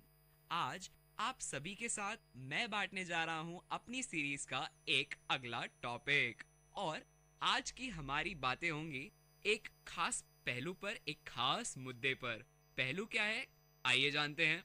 तो आज की हमारी कहानी या आज की हमारी बातचीत है जिसका नाम है यादव। सुन के थोड़ा अजीब लग रहा है ना? चलो थोड़ा लिंक करते हैं। यादव, यादें। हाँ जी, तो मैं आप सभी के साथ बांटने जा रहा हूँ कुछ यादें। आप सभी का तो सबसे पहले वेलकम। आप सभी एक नए सत्र यानी कि एक नए ईयर, हमारे एकेडमिक ईयर में प्रवेश कर रहे हैं, और आप लोगों के सामने बहुत सारे चैलेंजेस हैं जिसका डट के मुकाबला करना है। तो आज की हमारी बातें कुछ इसी बारे में होंगी। तो यादव, अब मैं आपको बताता हूँ, यादव नाम है एक रसोइये का। कुछ समय पहले मेरे घर पर एक फंक्शन था। फंक्शन के लिए खाने की अरेंजमेंट्स करनी थी, तो हमने कांटेक्ट किया हमारे एक जान पहचान के व्यक्ति को, जो कि कहा जाता है मेरे शहर का सबसे अच्छा रसोइया है, सबसे अच्छा हलवाई है। नाम बंदे का यादव है। तो मैं समझ नहीं पाता था कि बंदे में ऐसी क्या क्वालिटीज है जो उसको इतना खास बनाती है। वो बंदा इतना डिमांड में भाई कि जैसे ही शादियों का सीजन चालू होता है, धड़ाधड़ लोग उसको ऑर्डर देने लगते हैं, और हमारी बारी नहीं आ रही थी, लेकिन किसी तरह से हम उसे जानते थे तो कांटेक्ट हो गया। तो अब जब यादव भैया ने हमारे यहाँ काम करना शुरू किया, तो उन भैया से मैं कभी कभी रसोई में जाकर बातें करता था। एक बार मैंने उनसे पूछा कि आपकी इतनी प्रसिद्धि, लोगों का आपको इतना अच्छे ढंग से जानने का आखिर कारण है क्या? क्या राज है आपकी इस खासियत का, आपके खाने को बनाने के इस हुनर की? आखिर ऐसी क्या बातें भाई हमारे साथ भी बांटिए। तो यादव भैया ने हमें बताया कि देख बेटा, अगर 8 बजे खाना मुझे पेश करना है, तो मैं ऐसा मान के चलता हूँ कि मुझे 7 बजे तक पेश करना है, और मैं खाना ले आता हूँ। हाँ जी, सही समझे आप। आज हम बात कर रहे हैं बिफोर टाइम होने की, यानी कि अपने काम को थोड़ा पहले खत्म करने की। अब ये आदत ऐसी है जो कि हम में से अधिकतर लोग अपने लाइफ के बहुत सारे फटीग, टायर्डनेस, थकान के कारण भाड़ में जाए कर देते हैं और आगे बढ़ जाते हैं। लेकिन याद रखिए कि जब तक आप जीवन में बड़े बड़े प्रिंसिपल्स को अपने लाइफ में कह लीजिए यार, छोटे छोटे प्रिंसिपल्स को अपनी लाइफ में नहीं लाएंगे तब तक आप बड़े नहीं बन पाएंगे। कहते हैं ना, बूंद बूंद से सागर भरता है। हाँ जी, एकदम सही बात बोल रहा हूँ। तो आगे बढ़ते हैं। तो यादव भैया से मैंने पूछा, भैया आप क्या करते हैं? उन्होंने बताया कि अगर मुझे 8 बजे तक खाना परोसना है तो 7 बजे तक तैयार कर देता हूँ। अब ये लो, ये कौन सी बात हुई? 1 घंटा पहले कर भी क्या लेगा यार इंसान। हम लोग एग्जाम ही अगर 8 का होता है तो 8:15 8:30 पहुंचते हैं देने के लिए। सही बोला ना? तो देखो भाई, ऐसा है कि भैया ने मुझे बताया ऐसा प्रिंसिपल जो शायद मैं एक्सपेक्ट ही नहीं कर रहा था। उन्होंने ये बोला कि देख भाई, जब तक तू 7 बजे तक खाना नहीं बनाएगा तो उस 1 घंटे में तू कैसे एक परफेक्शन ला पाएगा अपने खाने में। तो मैंने पूछा कैसे? तो उन्होंने बताया कई बार ऐसा होता है कि खाने में नमक कम, शक्कर ज्यादा, और ये हुआ तो सारी मेहनत बर्बाद। जो लोगों के बीच में थू थू होगी वो अलग, और उसके अलावा ग्राहक जो कम हो जाएंगे वो अलग। तो उस 1 घंटे का इस्तेमाल वो कैसे करते हैं? वो उस व्यक्ति जिनके यहाँ रसोईया खाना बनाने गया उनको बोलते हैं कि भैया टेस्ट कीजिए, बताइए कोई दाल मिर्ची कम है, हम डाल देते हैं, कुछ जो भी आपको करेक्शंस लगे आप बताइए। तो इस तरह से 1 घंटे का इस्तेमाल वो भैया ने इतने जबरदस्त ढंग से किया। उन्होंने हमसे पूछा कि आप टेस्ट कीजिए। उन्होंने बहुत ही गजब के पेपर डोसा बनाया था। उन्होंने पेपर डोसा, सांभर, इडली हमें टेस्ट करवाई और पूछा कि बताओ कि इसमें कहीं कुछ पेपर डोसे में कड़कनेस कम है कि नहीं। कड़कनेस थोड़ा शब्द थोड़ा अजीब है स्टिल, तो कड़क उसकी वो कितना ज्यादा कड़क है, कैसा बन रहा है भाई बताओ। हमने उन्हें फीडबैक दिया और इस ढंग से उन्होंने कुछ थोड़े से चेंजेस किए और क्या लाजवाब, यम, एकदम यम यम वाला खाना और यम वाले पेपर डोसे खाए मैंने अपनी लाइफ के शायद बेस्ट पेपर डोसे। तो दोस्तों, शायद उन भैया से बात करने के बाद मुझे लाइफ के एक बहुत ही अच्छे लेसन का एहसास हुआ। वो ये कि लाइफ में कभी सीखना मत छोड़िए। भैया ने हमें कहा कि उन्होंने अपने लाइफ में जब से अपने जीवन की शुरुआत की हमेशा सीखते रहे, और अपने जीवन का सबसे अच्छा गुण जो उन्होंने सीखा वो था हमेशा अपने काम को समय पर खत्म करने का।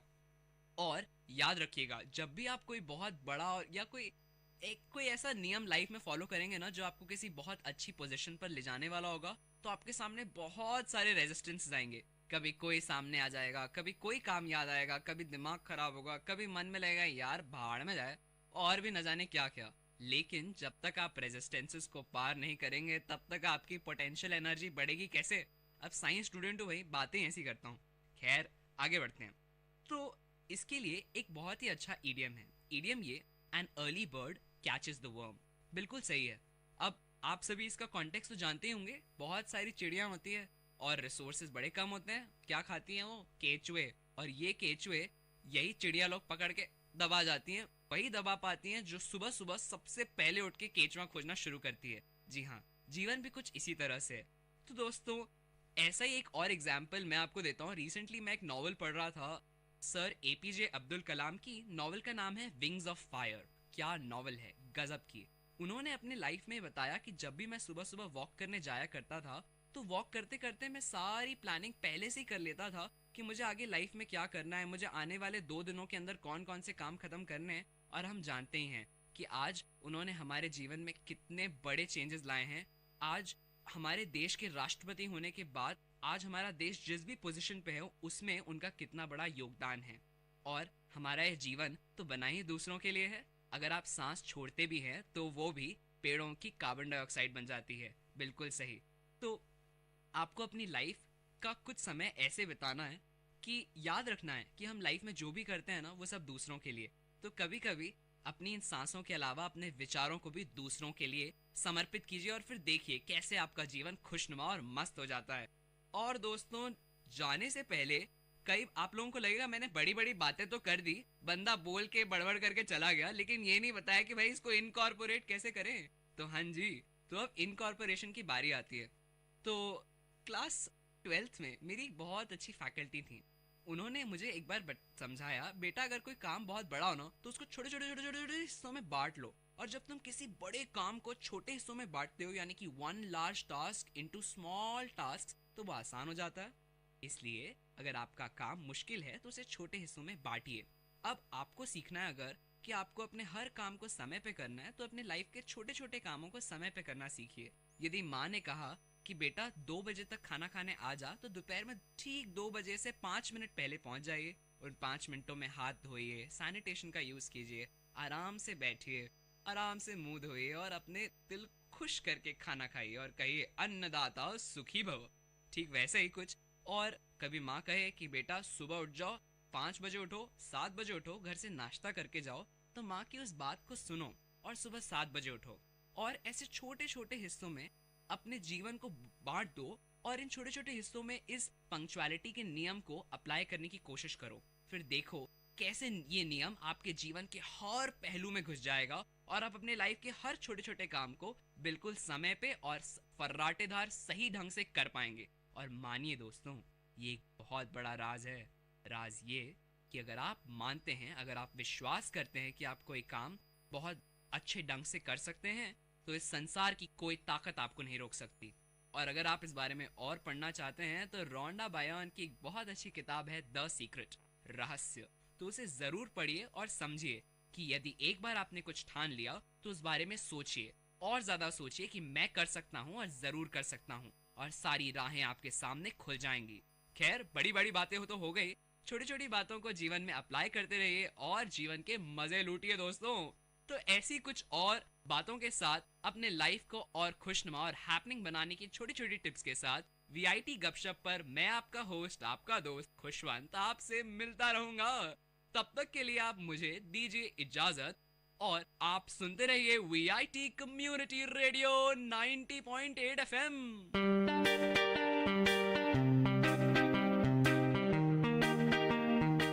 Dear listeners, you're listening to Vit Community Radio 90.8 and this program is Team Speak Time.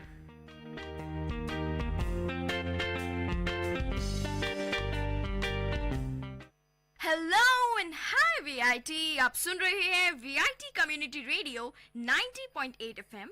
ये है आपका शो गीता और मैं हूँ आपकी होस्ट आशी। तो आप सब लोगों ने मेरी तरह रामायण, महाभारत ऐसी कहानियों के बारे में बहुत सुना है और मैंने भी बहुत सुना है। इनकी पूरी कहानी हमें पता है क्योंकि हम बचपन से देखते हुए आ रहे हैं और टीवी पर हो गया या मम्मी पापा के थ्रू हो गया, हमें इनकी कहानियां पता है। हम इनके डीप रूट में जा चुके हैं। हमें सब पता है कि भगवद गीता, रामायण, महाभारत, इन सब चीज़ों में क्या है। बट भगवद गीता एक ऐसा सब्जेक्ट है, एक ऐसा टॉपिक है जो शायद हम थोड़ा सा कम जानते हैं। थोड़ा सा मतलब मुझे तो बिल्कुल ही नहीं पता था इसके बारे में। और अभी कुछ देर पहले ही, कुछ दिनों पहले ही मेरे पेरेंट्स ने मुझे ये बताया। तो क्योंकि मेरे पेरेंट्स से मुझे जो ज्ञान मिला है वो मैं आप लोगों के साथ शेयर करना चाहूँगी। और तो इसीलिए मैं बात करना चाहूँगी गीता के सार के बारे में। तो गीता का सार है क्या? भगवद गीता श्री कृष्ण जी के द्वारा बताया गया ये वो ज्ञान है जो महाभारत के युद्ध के समय पे हमें उन्होंने दिया था हमारे मोटिवेशन के लिए। इसके बहुत सारे अच्छे पॉजिटिव थॉट्स हैं। वो है, एक तो ये मोटिवेशन देता है आपको टुवर्ड्स लाइफ, आपको हर चीज़ अच्छा करने की पॉजिटिविटी का मोटिवेशन देता है, रिलीफ देता है आपके माइंड को, शांति, एकदम खुशी। और शांति आपको पता है कब मिलती है? शांति हमें तब मिलती है जब हम खुश होते हैं। तो सबसे पहले मैं बताना चाहूँगी कि इसके रूट्स कहाँ हैं। तो basically the roots go back to the era of Mahabharata. Mahabharata से कहानी शुरू होती है। कौरव पांडव भाई हैं। 100 कौरव 5 पांडव कुरुक्षेत्र में रहने वाले ये भाई हैं। और इनमें से एक भाई, पांडवों में से एक भाई अर्जुन जो था, जब इन लोगों की लड़ाई होने वाली थी, महाभारत आप सभी जानते हैं कि कौरवों और पांडवों के बीच की लड़ाई की कहानी है। तो जब ये लड़ाई होने वाली थी तो अर्जुन जो पांडवों की तरफ से थे वो इस बात से परेशान थे कि दो भाइयों के बीच में लड़ाई हो रही है, इसमें रिलेशंस जो है वो ख़त्म हो जाएंगे, रिश्ते नाते सब टूट जाएंगे। और एक तरीके से जो उस समय पे बहुत ही ज़्यादा वर्ड यूज़ किया गया था, अधर्म, तो ये एक सबसे बड़ा अधर्म था। तो अर्जुन इस फाइट को एकदम नहीं होने देना चाहते थे, महाभारत को एकदम, उनके लिए महाभारत जो था वो अधर्म था जिसे वो नहीं करना चाहते थे।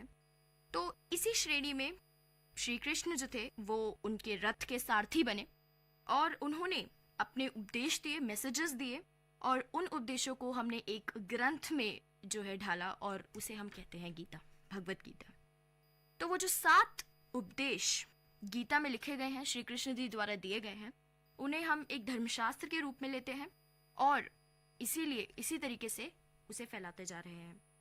तो वो कुछ उपदेश इस प्रकार हैं। जो पहला उपदेश है वो ये है कि जो बीत गया वो अच्छा था, जो हो रहा है वो भी अच्छा है, और जो होने वाला है वो भी अच्छा ही होगा। पॉजिटिविटी, फुल ऑन पॉजिटिविटी आपको इससे देखने को मिलती है। ऑब्वियसली जो अभी है वो अच्छा है, जो चल रहा है that's cool, everything is good. जो हो चुका था शायद उसके पीछे भी कोई रीज़न था, जो हम हमेशा सोचते हैं कि अगर कुछ गलत हुआ है तो ऑब्वियसली उसके पीछे कुछ अच्छा कारण रहा होगा, और वो हुआ इसीलिए आज आप यहाँ हैं। तो कुछ गलतियों से सीखते हो, कुछ अच्छी चीज़ों से सीखते हो, तो इसीलिए सैड होने की तो एकदम ज़रूरत ही नहीं है। दूसरी चीज़ है बेकार की चिंता। क्यों बेकार में डरते हो? किससे डरते हो? कौन है जो आपको मार सकता है? आत्मा can't be made and can't be destroyed, chemistry की लैंग्वेज में बोले तो यही है। चिंता सब जाए भाड़ में, चिंता को मारो गोली, और डरो मत किसी से। जिंदगी बहुत छोटी है यार, किसी से डर के क्यों इसे वेस्ट करना, क्यों इसे वो करना। मतलब कि जिंदगी है, लेट इट बी ना, late it go, late it गो। क्या खोया है? तीसरा जो इस श्रेणी में उपदेश था वो है, क्या खोया है जिसके लिए रो रहे हो? क्या लाए थे अपने साथ जो खो दिया तुमने? क्या पैदा किया तुमने जो नष्ट हो गया? जो मिला था वो यही मिला, जो दिया वो यही दिया, भगवान से लिया और उन्हीं को दे दिया। जो आज रखा है कल किसी और का था, और कल किसी और का हो जाएगा।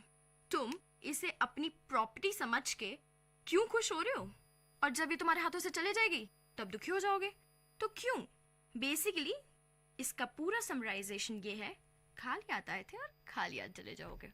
तो क्यों किसी चीज को अपनी पोजेशन के अंदर रखना चाहते हो? सब कुछ जो है वो यहीं का है और यहीं छोड़ के जाना है। केवल तुम हो और तुम्हारी ये छोटी जिंदगी है जो तुम जी रहे हो, और तुम्हें यहीं पर खत्म करने है उसे। तो क्यों इतना हासिल एंड फासिल है? क्यों हर चीज को अपना बनाना चाहते हो? क्यों? चौथी चीज, जो चौथा उपदेश जो था, जो कि दिया गया, वो ये था, परिवर्तन यानी change is a rule of this world. संसार का नियम है कि परिवर्तन होगा तभी संसार आगे बढ़ेगा। जिसे हम मौत कहते हैं वही तो जिंदगी है। एक पल में तुम करोड़पति हो और एक ही पल में तुम बाबा जी का ठुल्लू। तो इसीलिए एक्सेप्टेड, मेरा तेरा, छोटा बड़ा, अपना पराया, सब कुछ अपने मन में होता है। फिर देखो, सब कुछ हटाओ अपने मन से, सब कुछ, ये जो भेदभाव है ना, सब कुछ हटाओ। तो अगर तुम ये करते हो, अगर if you are successful doing this, सब तुम्हारा है और सबके तुम हो, सब तुम्हारे हैं, तुम सबको पसंद आओगे और सब कुछ तुम्हें भी अच्छा लगने लगेगा, क्योंकि तब तुम उसे अपनी चीज समझ के नहीं देखोगे, बल्कि जैसे तुम हो सब कुछ वैसा ही पाओगे। पांचवा उपदेश जो है वो ये है कि हमारी बॉडी, हम सभी जानते हैं हमारा शरीर जो है वो पंच तत्व से बना हुआ है, अग्नि, जल, वायु, पृथ्वी और आकाश। तो इसी से सब कुछ बना हुआ है और इसी में सब कुछ मिल जाएगा। लेकिन आत्मा वो स्थिर है, स्टेबल है।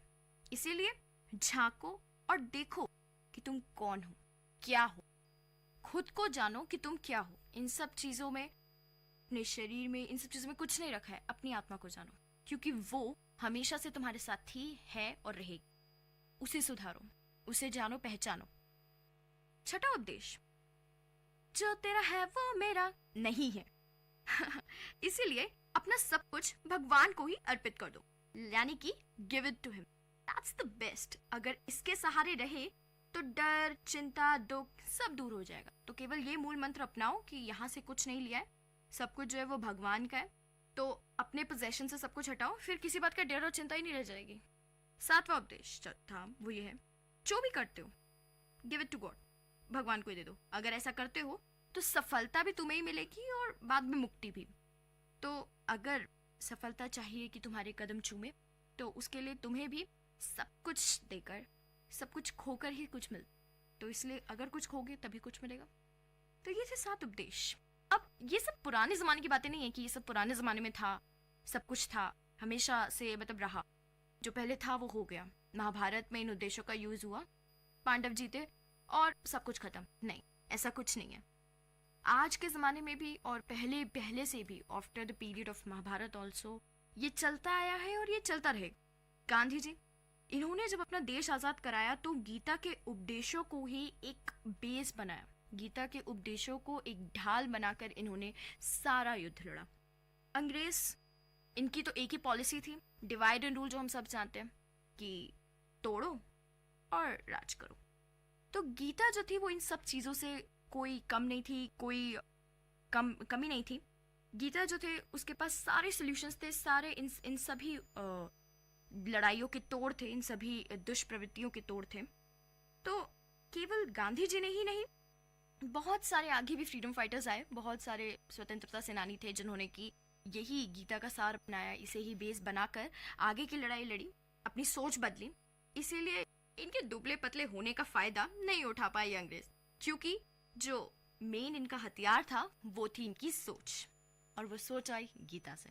गीता ने दिया इन्हें वो थॉट, वो सोचने का जरिया जिससे ये लोग देख पाए कि आगे क्या है, पहले क्या था और आगे क्या हो सकता है। जवाहरलाल नेहरू हमारे सबसे पहले प्रधानमंत्री बने।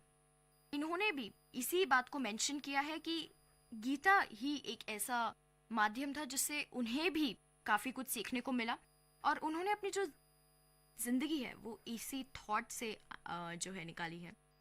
इंडिया को हाइट्स पे लेके गए तो वो भी उसका कारण भी उन्होंने गीता को ही बताया है। इवन उनकी बेटी इंदिरा गांधी जी, जो कि हमारी इंडिया की एक अच्छी प्राइम मिनिस्टर रही हैं, बहुत बड़ी प्राइम मिनिस्टर रही हैं, उन्होंने भी गीता के उपदेशों को माना है और गीता के उपदेशों से ही अपने कार्यों को आगे बढ़ाया है। तो केवल पुराने ज़माने में ही नहीं, आज के नए ज़माने में जो आज आप हैं, वो उसके पीछे गीता का बहुत बड़ा हाथ है, उसके उपदेशों का बहुत बड़ा हाथ है। आज भी हम लोग पढ़ते हैं गीता, हम में से हर किसी के घर में गीता होगी, I am pretty sure.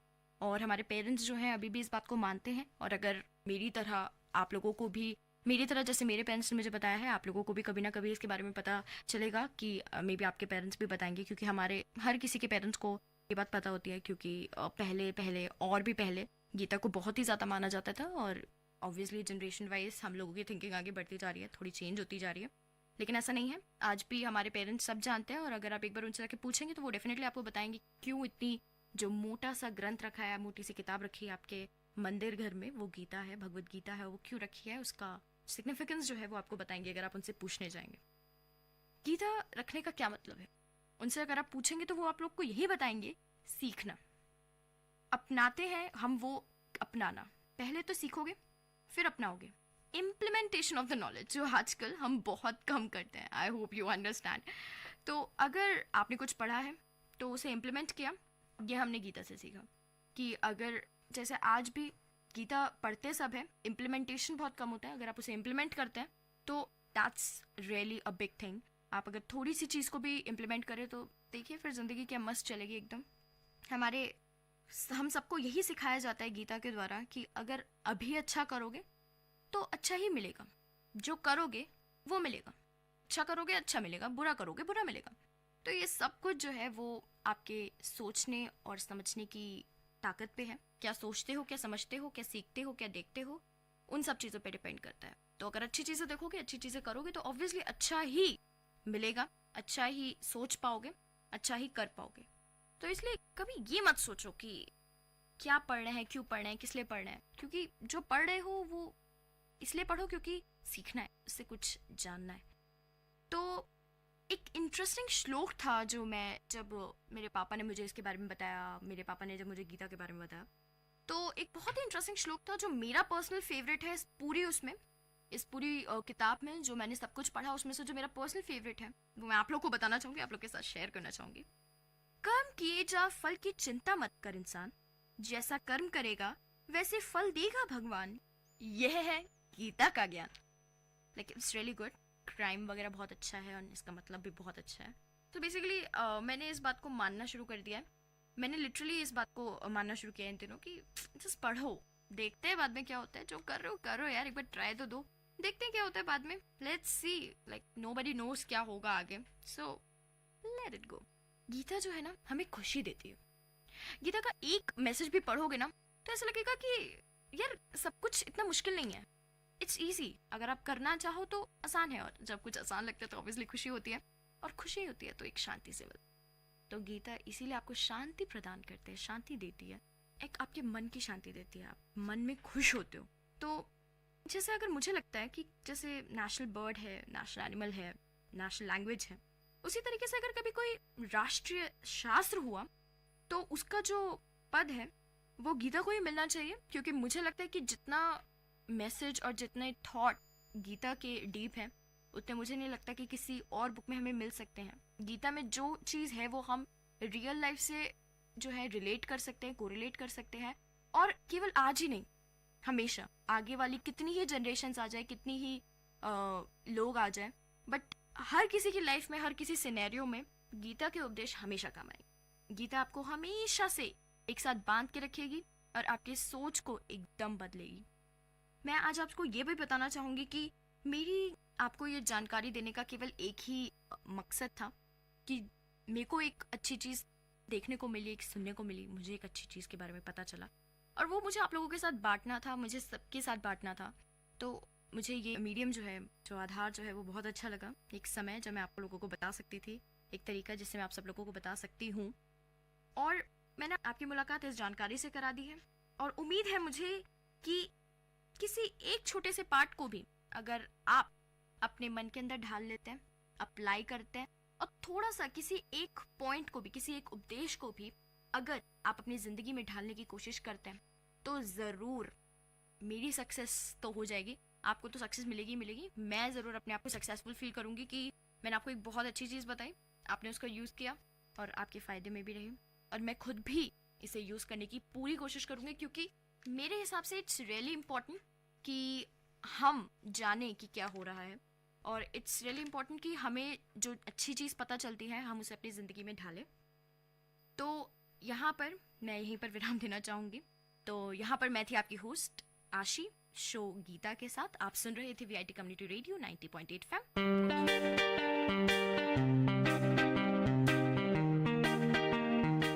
Dear listeners, you're listening to VIT Community Radio 90.8 and this program is Team Speak Time.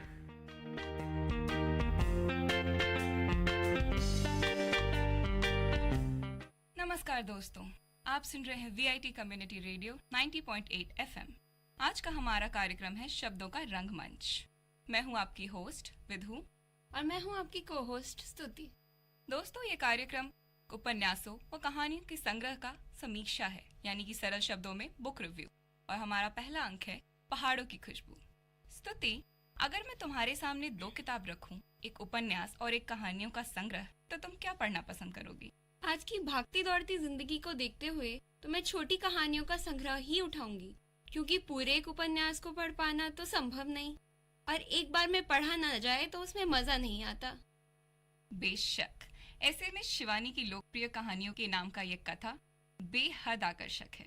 दोस्तों, पद्मश्री गौरा पंत, जो शिवानी उपनाम से प्रसिद्ध हैं, अल्मोड़ा उत्तराखंड से ताल्लुक रखती हैं, और जैसा कि कहा जाता है, होनहार विद्वान के होत चिकने पात शिवानी ने 12 साल की उम्र से ही लिखना आरंभ कर दिया था। रविंद्रनाथ टैगोर जी के मार्गदर्शन ने इनके हुनर में 4 चांद लगा दिया। शिवानी की कहानियां मूल रूप से नारी प्रधान होती हैं, और चूंकि इनका बचपन पहाड़ों में बीता है, इनकी कहानियों से, रचनाओं से पहाड़ी जीवन, वहाँ की संस्कृति और भाषा की बेहद खुशबू आती है। सबसे अच्छी बात यह है विदु कि ये पूरी बात सुनने में तो बड़ी ही जटिल लगती है, पर कहानी लिखी इतनी सरलता से गई है कि बात एकदम समझ आ जाती है। बेशक स्तुति, और तुम बात कर रही हो हमारी कहानी भिक्षुणी की। चंचल और खुले विचारों का होना अच्छी बात है, पर कभी कभी परिस्थितियां ऐसी बन जाती हैं कि ये गुण अवगुण बनकर विवेक को नष्ट कर देता है। अधिक पाबंदी, कटाक्ष अक्सर ऐसे लोगों को स्थिर करने के बजाय उद्दंड बना देता है, जिसका परिणाम उन्हें स्वयं ही भुगतना पड़ता है। अगली कहानी सौत, अंतरंगता घृणा की जननी होती है, इस सोच के इर्द गिर्द घूमती है। अगर आज के नजरिए से मैं देखूं तो कभी कभी ऐसा होता है कि हम देखते हैं पर बोल नहीं पाते, और बाद में फिर ऐसा लगता है कि हमने अपनों को उसके विषय में ना बताकर उन्हें आहत किया है, या फिर हम ये सोचकर नहीं बोलते कि कहीं वह दुखी या आहत ना हो जाए, बट बाद में समझ आता है कि यह एक बहुत बड़ी गलती कर दी हमने और हमें उन्हें बता देना चाहिए था। वहीं अगली कहानी नथ, जहां एक तरफ पति पत्नी के अनोखे रिश्ते को उजागर करती है, तो वहीं दूसरी तरफ उच्च कोटि की मानसिकता और इंसानियत का पाठ पढ़ाती है। विधु, नथ कहानी का एक और पहलू है। थोता चना बाजे घना। बहुत अमीर आदमी अपनी निम्न दान की हुई भी चीजों को बहुत दिखाता है, पर एक गरीब बिना कुछ कहे अपनी सबसे कीमती चीज इंसानियत के नाते फौज को दान कर भी चुप रहता है। बेशक स्तुति, ये तो तुमने सही कहा। हमारी अगली कहानी है दोस्तों, दो बहनें। दो बहनें पढ़कर ऐसा लगता है कि अगर आप कहते हो कि आप एक दूसरे को बहुत अच्छे से जानते हो तो एक बार फिर सोच लो, क्या पहचानते भी हो? जीवन इन दो बहनों को ऐसे दो राह पे लाके खड़ा करता है कि एक दूसरे के लिए मर मिट जाने वाली ये बहनें सदा के लिए विलग हो जाती हैं। गजदंत एक प्रमुख पात्र के सामने दो रास्ते हैं, एक जो उसे निमी के ओर ले जाता है और दूसरा जो उसको एक सराखों पे पली बड़ी अमीर लड़की की ओर ले जाता है। और सबसे महत्वपूर्ण उसकी प्रेयसी है निमी, जो एक गरीब घर से ताल्लुकात रखती है, और दूसरा जो उसे कुरूप कर देने वाली गजदंत की ओर ले जाता है, पर वह बहुत ही अमीर खानदान से ताल्लुक रखती है। इस कहानी में दहेज प्रथा का नंगा नाच दिखाया गया है दोस्तों, और इसके व्यंग्यात्मक शैली की वजह से ये कहानी सीधा दिल पर चोट करती है। घोर व्यथा तो ये है कि ये पुरानी और कुत्सित प्रथा आज भी हमारे समाज में व्याप्त है, और सिर्फ छोटे ही घरों में नहीं, कहे जाने वाले बड़े घरानों में भी ये उतनी ही व्याप्त है। स्तुति, मैंने बहुत सी प्रेम कहानियां पढ़ी हैं, पर अक्सर ऐसी कहानियां किसी सपने की दुनिया जैसी लगती हैं। ये पहली कहानी है जो वास्तविकता के इतने करीब है, और मैं बात कर रही हूँ चलोगी चंद्रिका, हमारी आखिरी कहानी। बिल्कुल सही कहा विदु तुमने, मुझे भी ऐसा ही लगता है। कभी कभी इंसान किसी की छवि अपने मन में ऐसे बसा लेता है और वर्ष तक उसी छवि पर इतना विश्वास कर लेता है कि वास्तविकता जब सामने आती है तो ऐसा लगता है कि मानो उसकी दुनिया ही लुट गई हो। तो कुल मिला के कह सकते हैं दोस्तों कि ये कहानियां बड़े ही सरल भाव से आपके मन को झकझोर देंगी। मुद्दा गंभीर होने के बावजूद व्यंग्यात्मक शैली के इस्तेमाल से जिंदगी के अनोखे पहलुओं को बड़े ही दिलचस्प ढंग से पेश किया गया है। आशा है कि आप इस किताब को पढ़ना बेहद पसंद करेंगे। इसी के साथ मैं लेती हूँ अल्प विराम, और आप सुन रहे थे वीआईटी कम्युनिटी रेडियो 90.8 FM। शुक्रिया।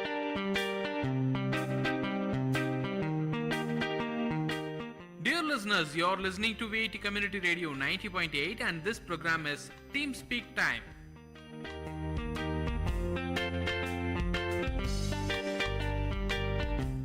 आज फिर दस्तक दी है एक पुरानी याद ने, क्योंकि आप सुन रहे हैं वीआईटी कम्युनिटी रेडियो 90.8 FM के साथ धुंधली यादें, और मैं हूं आपके साथ शिमोना। कैसे हर दिन हर पल हमारी जिंदगी से यादें जुड़ती जाती है ना, कभी किसी चेहरे से, कभी किसी जगह से, तो कभी किसी चीज से। फिर कहीं किसी दिन अचानक ये याद एक दिन दस्तक दे जाती है, कुछ हमारे चेहरे पर मुस्कुराहट छोड़ जाती है, तो कुछ आंखों में आंसू। तो मैं हर बार आपकी मुलाकात एक नए शख्स से करवाऊंगी और ले जाऊंगी आपको उसी की किसी पुरानी याद में। अरे रानू, कहाँ हो भाई? देर हो रही है मुझे। अच्छा चलो, मैं ऑफिस के लिए निकल रहा हूँ, तुम तैयार रहना, शाम को हम दोनों साथ खाना खाएंगे। ये थे मेरे पति पवन और मैं हूँ रानू। वैसे तो हमारी शादी को 5 साल हो चुके हैं, पर पिछले 1 साल में हमारा रिश्ता एक अलग ही मुकाम पर पहुंच चुका है। और पहुंचता भी क्यों नहीं, 1 साल पहले हमारे रिश्ते ने सबसे बड़ा तूफान जो पार किया था। आज से करीब 1.5 साल पहले हम दोनों ही बड़ी बड़ी कंपनियों में काम कर रहे थे और अपने अपने डिपार्टमेंट के हेड भी थे। कुछ सालों में ही घर में वो सब कुछ था जो एक घर को घर बनाता है। बस जो कम पड़ने लगा था वो था वक्त। वक्त की कमी होने लगी थी हम दोनों को, एक दूसरे के लिए समय ही नहीं निकाल पा रहे थे। महत्वाकांक्षी होना यानी कि एम्बिशियस होना अच्छी बात है, पर जब हमारी तमन्नाएं, हमारी डिजायर्स हमारे रिश्तों के बीच आने लगती है तो बिखराव होने लगता है, सब कुछ बिखरने लगता है। हम रिश्ते को संभाल ही नहीं पाते शायद। तरक्की की अंधी दौड़ में हम दोनों इस कदर भागने लगे थे कि पता ही नहीं चल रहा था कि हम दोनों का हाथ से हाथ छूट रहा है। वक्त की कमी हम दोनों को थी, लेकिन दोनों को लग रहा था कि हमें इग्नोर किया जा रहा है। पवन को लगता था कि मैं उन्हें इग्नोर कर रही हूँ, और मुझे लगता था कि पवन के पास मेरे लिए समय नहीं है, तो मैं क्यों दूं उन्हें समय। पहले तो हम दोनों जब साथ बैठते थे तो इतनी बातें करते थे कि समय की कमी हो जाती थी। पता नहीं, और अब पता नहीं कितने समय से हम दोनों साथ ही नहीं बैठे थे, हम दोनों ने बातें ही नहीं की थी। और अगर बात करने के लिए बैठते भी थे तो हमारे पास सिर्फ growth, promotion, campaigns, incentive, reports, बस ये ही शब्द हमारी बातों में गूंजते थे। हम दोनों इसके अलावा और कुछ बात ही नहीं करते थे। पहले की तरह न वो मुझसे कभी पूछते थे कि तुम कैसी हो, तुम्हारा दिन कैसा गया, तुमने आज क्या किया, चलो कहीं बाहर चले, साथ खाएंगे। और न मैं उनसे कभी बोलती थी कि क्या आप मेरे साथ कपड़े लेने चलोगे, क्या आपको कपड़ों की ज़रूरत है, आप क्या चाहते हो, आप क्या खाओगे, मैं आपके लिए क्या बनाऊं। हम दोनों ने एक दूसरे को यह एहसास दिलाना ही छोड़ दिया था कि हम दोनों एक दूसरे से प्यार करते थे। जिंदगी में साथ चलने की कसम खाई थी हम दोनों ने। पता नहीं क्या था जो हम दोनों के बीच में आ चुका था। धीरे धीरे ये वक्त था जब हम दोनों को एक दूसरे का साथ देना चाहिए था, हमारे रिश्ते को संभालना चाहिए था, पर हम दोनों में से किसी ने भी कदम आगे नहीं बढ़ाया। हम दोनों जैसे रुके हुए थे, इंतजार कर रहे थे कि कब सामने वाला कदम बढ़ाएगा और रिश्ते को संभालने की कोशिश करेगा। लेकिन इन सब चीज़ों में हालात इतने खराब होते चले गए कि हम दोनों की घरेलू बातों पर नोक-झोंक होने लगी। छोटी छोटी बातें, बिना बात के टकराव होने लगा, और फिर हम हफ्तों तक बात नहीं करते थे। पता नहीं क्या वो चीज़ थी जो हम दोनों के बीच आ गई थी। शायद हमारा ईगो या हमारी इमेच्योरिटी कहूँ, उस समय कुछ समझ नहीं आ रहा था। बस मैं इतना जानती थी कि मेरा दम घुटने लगा था इस रिश्ते में। मुझे समझ ही नहीं आ रहा था कि मैं इस रिश्ते से क्या चाहती हूँ, और शायद पवन के साथ भी यही हो रहा था। वो भी नहीं समझ पा रहे थे कि वो इस रिश्ते से क्या चाहते हैं, कैसे संभालें हम इस रिश्ते को। फिर एक दिन मैं जब सोफे पर बाहर बैठी थी, पवन आए और उन्होंने मुझे आवाज़ लगाई, रजनी, क्या मैं 5 मिनट तुमसे बात कर सकता हूँ? मैं उनकी तरफ गई और हमने एक दूसरे की आंखों में देखा। हमने एक दूसरे से कुछ कहा नहीं, पर शायद हम एक दूसरे की बात समझ चुके थे। कभी कभी आंखें बहुत कुछ कह जाती है ना। उस दिन हमने फैसला कर लिया था कि हम दोनों एक दूसरे से अलग होना चाहते हैं, डिवोर्स लेना चाहते थे हम दोनों। उस दिन बहुत देर तक अंधेरे में बैठी रही थी मैं, ऑफिस भी नहीं गई थी।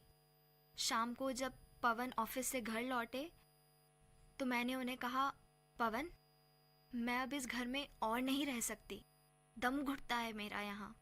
मैंने पास ही के एक अपार्टमेंट में फ्लैट ले लिया है, मैं डिवोर्स की बाकी फॉर्मेलिटीज़ भी वहीं से पूरी करूँगी। मैं जाना चाहती हूँ पवन। पवन ने सिर्फ में जवाब दिया था। मैं शायद चाहती थी कि पवन को पकड़कर कहूँ कि क्यों कर रहे हैं हम दोनों ये, क्यों हम एक दूसरे से दूर भाग रहे हैं, क्या हम सच में इस रिश्ते को ख़त्म करना चाहते हैं? पर मैंने कुछ नहीं कहा था। ये सब कुछ मेरे अंदर ही चलता रहा। शायद बाहर बोल देती तो पवन भी कुछ बोल पाते, लेकिन मैंने कुछ नहीं कहा। चुपचाप मैं अंदर अपने कमरे में चली गई, अपना सामान समेट रही थी, और शायद उस कमरे से, उस घर से जुड़ी यादें भी। इन सब को समेटते हुए जब मैंने अपनी कबर्ड खोली तो उस कबर्ड में से जब सामान निकाला तो अचानक कुछ ज़मीन पर आ गिरा। मैंने नीचे देखा तो उस पे लिखा था, खुशियों का बैंक अकाउंट। ये वो बैंक अकाउंट था जो हम दोनों ने साथ खुलवाया था और एक दूसरे से वादा किया था कि चाहे खुशी कितनी भी छोटी क्यों ना हो, जब भी खुशियाँ हमारे जीवन में आएंगी, हम इस बैंक अकाउंट में कुछ पैसे डलवाएंगे और उस पासबुक में जो एंट्री होगी, उस एंट्री के आगे हमारी खुशी की वजह लिखेंगे। बहुत देर तक मैं उस पासबुक को निहारती रही थी। फिर उसे अपने हाथ में उठाया और उसे लेकर वहीं बिस्तर पर बैठ गई। खुशियों का बैंक अकाउंट, ये लिखा था उसके ऊपर।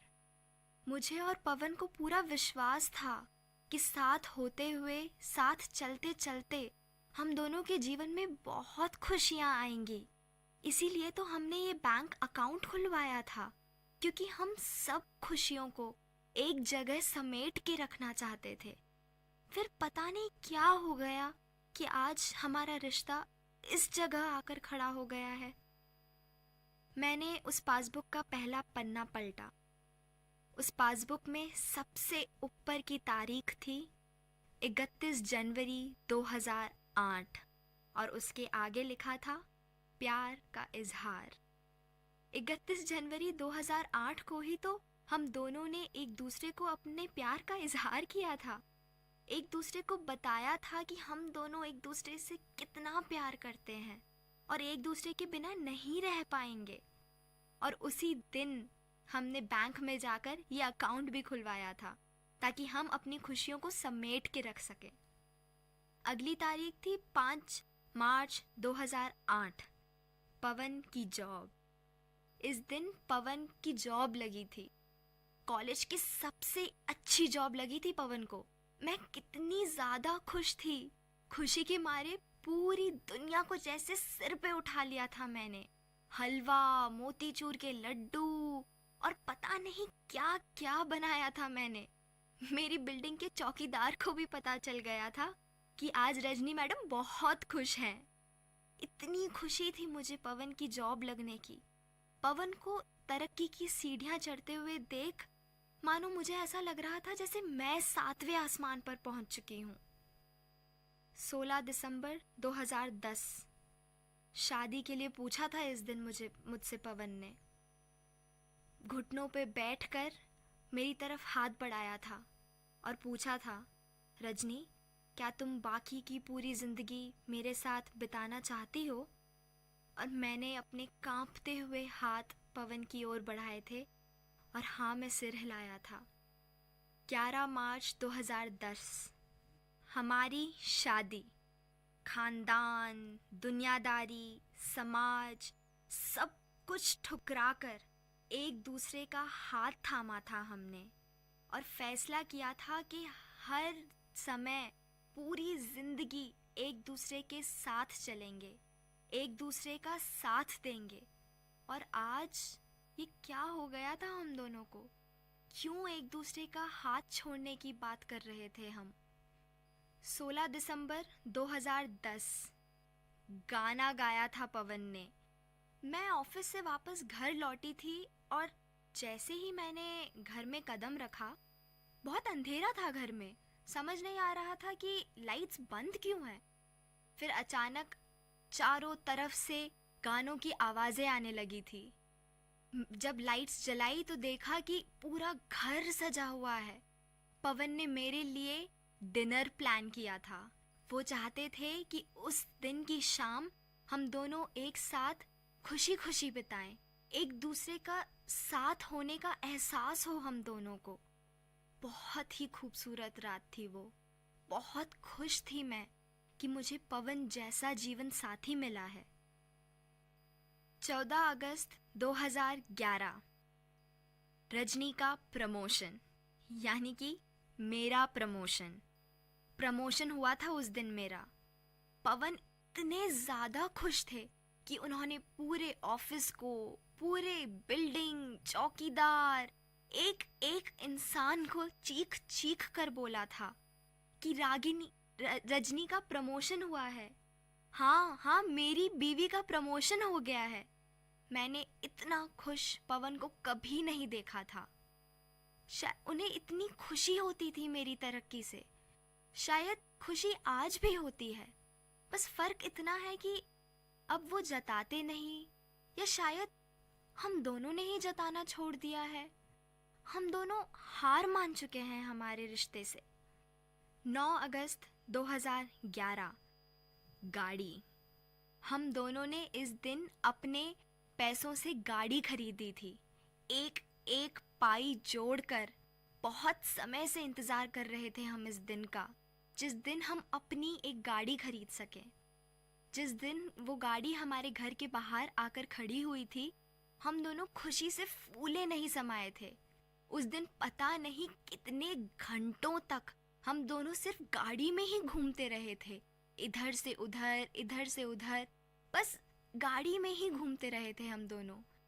हम दोनों बहुत खुश थे और एक दूसरे के साथ का एहसास था हम दोनों को। अब पता नहीं कितने साल हो गए कि हम दोनों ने एक साथ उस गाड़ी में कदम नहीं रखा है। कभी पवन के पास होती है तो कभी मेरे पास, और अब तो हम दोनों के पास एक अलग गाड़ी भी है। तो साथ का शायद एहसास ही ख़त्म हो गया है। 15 सितंबर 2013 को हम दोनों ने पूरा दिन साथ बिताया था। छुट्टी ली थी हम दोनों ने अपने अपने ऑफिस से, और एक दूसरे से वादा किया था कि हम पूरे दिन एक दूसरे के साथ रहेंगे। सुबह 8 बजे ही घर से निकल गए थे। गोलगप्पे खाए, टिकिया खाई, उसके बाद हम दोनों ने बहुत सारी खरीदारी करी। पवन ने मेरे लिए कपड़े खरीदे और मैंने पवन के लिए। घर के कुछ ज़रूरी सामान खरीदे, पूरा दिन साथ बिताया, मूवी देखी और शाम को वापस खाना खाकर ही घर लौटे। हम दोनों के पास इतना ज़्यादा समय था एक दूसरे के लिए। काम हम तब भी कर रहे थे और काम हम आज भी कर रहे हैं, पर पता नहीं क्यों शायद हमने एक दूसरे को नज़रअंदाज करना शुरू कर दिया था, या फिर जो हम कहते हैं ना, एक दूसरे को फॉर ग्रांटेड लेना शुरू कर दिया था। 25 दिसंबर 2013 ये था वो दिन जब पवन का प्रमोशन हुआ था। ये छोटी छोटी खुशियाँ ही हमारे जीवन को बनाती हैं, और इन सब चीज़ों से ही तो हमारा रिश्ता चल रहा था। हम दोनों बहुत खुश थे, एक दूसरे की तरक्की से बहुत खुश थे, एक दूसरे के साथ बहुत खुश थे, एक दूसरे के साथ का एहसास था हम दोनों को। हम दोनों जानते थे कि हमारे खुश होने से या दुखी होने से कोई एक दूसरा इंसान है जिसे फ़र्क पड़ता है, जो सिर्फ इसलिए जीता है क्योंकि हम उनके साथ हैं। पर पता नहीं क्यों समय के साथ साथ हम इन सब चीज़ों को भूल ही गए थे शायद। इन सब तारीखों के अलावा भी पता नहीं कितनी हज़ारों तारीखें थी इस बैंक अकाउंट में, और साथ साथ बहुत से पैसे भी। एक एक पैसा, एक एक तारीख गवाह थी हमारे प्यार की। गुजरा हुआ सारा वक्त मेरी आंखों के सामने आ गया था। कितना प्यार था हमारे बीच, कितने खुश थे हम दोनों एक दूसरे के साथ। इतना सारा प्यार कम कैसे पड़ गया? कैसे हम दोनों ने सोच लिया कि हम दोनों एक दूसरे के बिना खुश रह सकते हैं, और ये रिश्ता हमारे लिए घुटन बन चुका है। पता नहीं कितनी चीज़ें मेरे दिमाग में आ रही थी उस वक्त, पर तो भी शायद मैंने फैसला बदलने का सोचा नहीं, या फिर शायद बदलना चाहती थी लेकिन कदम आगे नहीं बढ़ाया। अपने आंसुओं को रोकते हुए मैंने अपना सामान उठाया और बाहर की तरफ चल दी। बाहर हॉल में पवन किसी गहरी सोच में डूबे हुए थे। मैं उनकी तरफ बढ़ी और बोला, पवन, मैं जा रही हूँ, ये पासबुक है, आपको याद है ना, ये बैंक अकाउंट हमने साथ खुलवाया था कि हम इसमें खुशियाँ भरेंगे अपनी, पर जब अब साथ ही नहीं रहा है तो इस अकाउंट का भी कोई मतलब नहीं है। आप प्लीज़ बैंक जाकर इस अकाउंट को बंद करवा लीजिएगा, और जो भी हो उसके बाद आप मुझे बता दीजिएगा।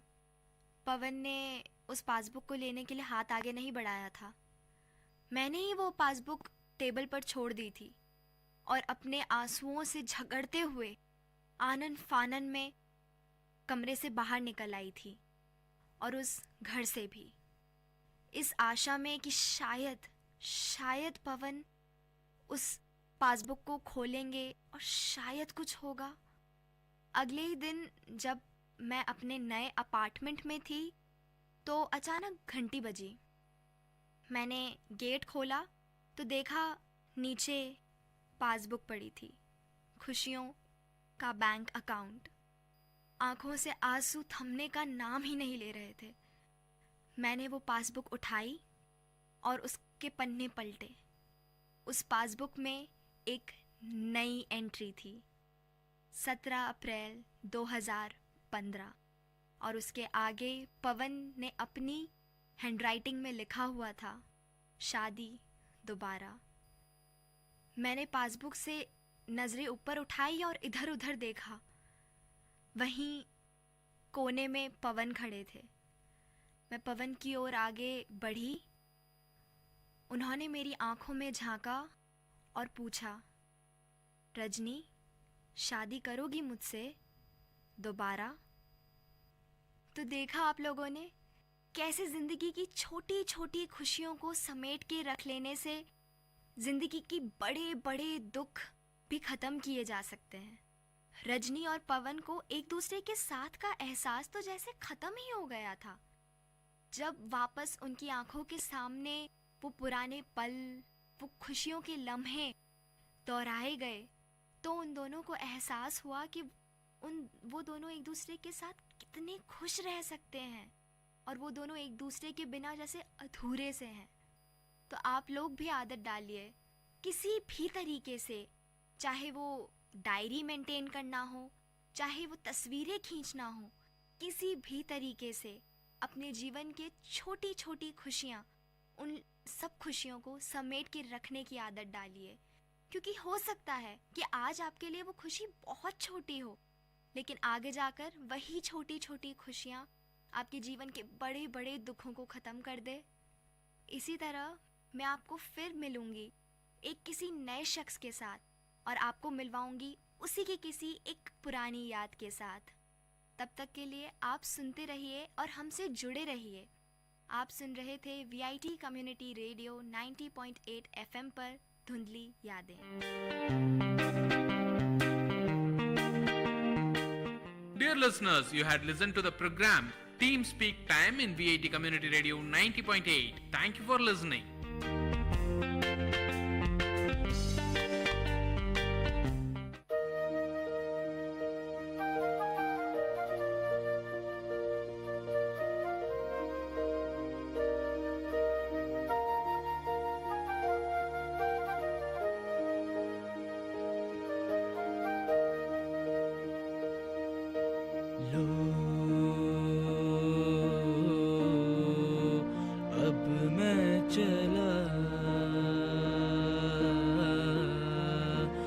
उस राह पे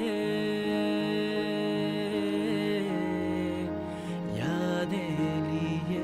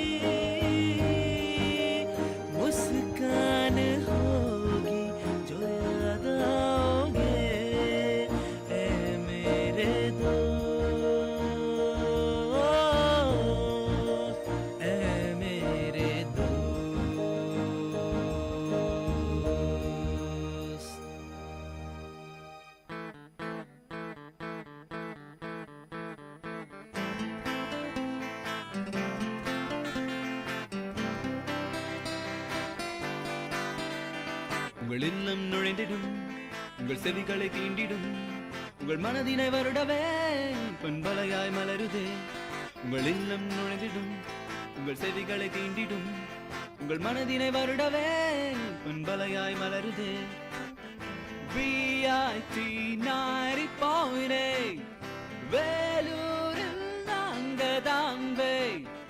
VIT 90.8.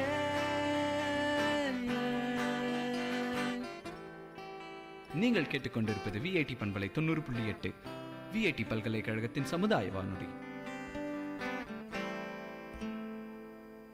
என்ன ரகு, ரொம்ப சந்தோஷமா இருக்க போல? ஆமாண்டா, ரொம்ப நாள் கழிச்சு வீட்டுக்கு போறேன் இல்லையா, அந்த சந்தோஷம் தான். எப்பவும் வீட்டுக்கு போறப்பெல்லாம் கடையே வாங்கிட்டு போவிய, இந்த தடவை எப்படி? இந்த தடவை தான் அம்மாவுக்கு புடவை, தம்பிங்களுக்கு Dress, அப்பாவுக்கு வேட்டி சட்டை, ஒஸ்தியான சுருட்டு, பாட்டிக்கு வெத்தலை பாக்கு, வாசனை சுண்ணாம்புன்னு புகையில கூட வாங்கிட்டு போறேன். அட பாவி, ஏண்டா உன் குடும்பம் இவ்வளவு நாள் சந்தோஷமா இருந்தது மட்டும் போதுமா உனக்கு? ஏன்டா இப்படி கேக்குற? ஆமா, உங்க அப்பா கேட்டாருன்னு சுருட்டு வாங்கிட்டு போற. அது அவரு வீட்டுல தான் பிடிப்பாரு. அவரோட உடல் நல்லா பாதிக்கும். வீட்டுல நல்ல காத்தே இருக்காது. பசங்களுக்கு சுவாசிக்கிறதுக்கு நல்ல காத்து இல்லைன்னா அவங்க எப்படி ஆரோக்கியமா வளருவாங்க? அது மட்டும் இல்லாம பாட்டிய கூட நீ விட்டு வைக்க மாட்டேன்ற. அவங்களுக்கும் கூட புகையில வாங்கிட்டு போற. அது உயிரை கெடுக்கிறது இல்லையா? உங்க பாட்டி பசங்களை எடுத்து கொஞ்சும் போது அவங்க வாயில இருந்து தொற்று நோய் உண்டாக்கக்கூடிய கிருமிகள் பசங்களுக்கு போய் தோல் புற்றுநோய் ஏற்படுத்துறதுக்கான வாய்ப்பும் கூட இருக்கு. இப்ப சொல்லு, நீ செய்யறது சரிதானா? எப்பவோ ஒரு தடவை தான் வாங்கிட்டு போறேன், இதுக்கெல்லாமா நோய் வரும்?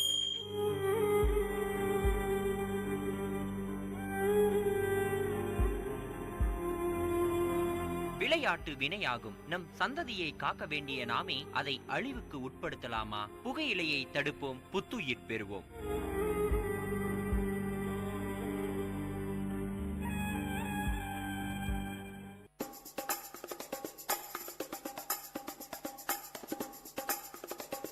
காரசாரம் விஐடி பண்பலையின் விவாத மேடை. ஆரோக்கியமான வாதங்களுடன், அன்றாட நிகழ்வுகளின் தரவுகளுடன், மக்களின் குரல்கள் ஒன்றிணையும் கருத்துக்களம்.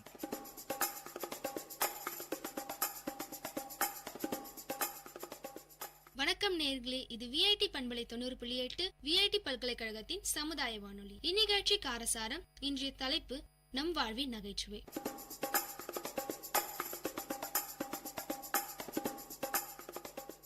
இந்த காரசார நிகழ்ச்சியில நகைச்சுவையுடைய விதங்கள், நகைச்சுவையுடைய பரிமாணம், நகைச்சுவை எப்படி ஒரு துறையா இருக்கு, கார்ட்டூன்ஸ்ல எப்படி நகைச்சுவை திறனை ஊட்டுறாங்க, நம்முடைய வாழ்க்கையில எந்தெந்த வகையில நகைச்சுவைகள் இருக்குன்றத பத்தி பேச போறோம்.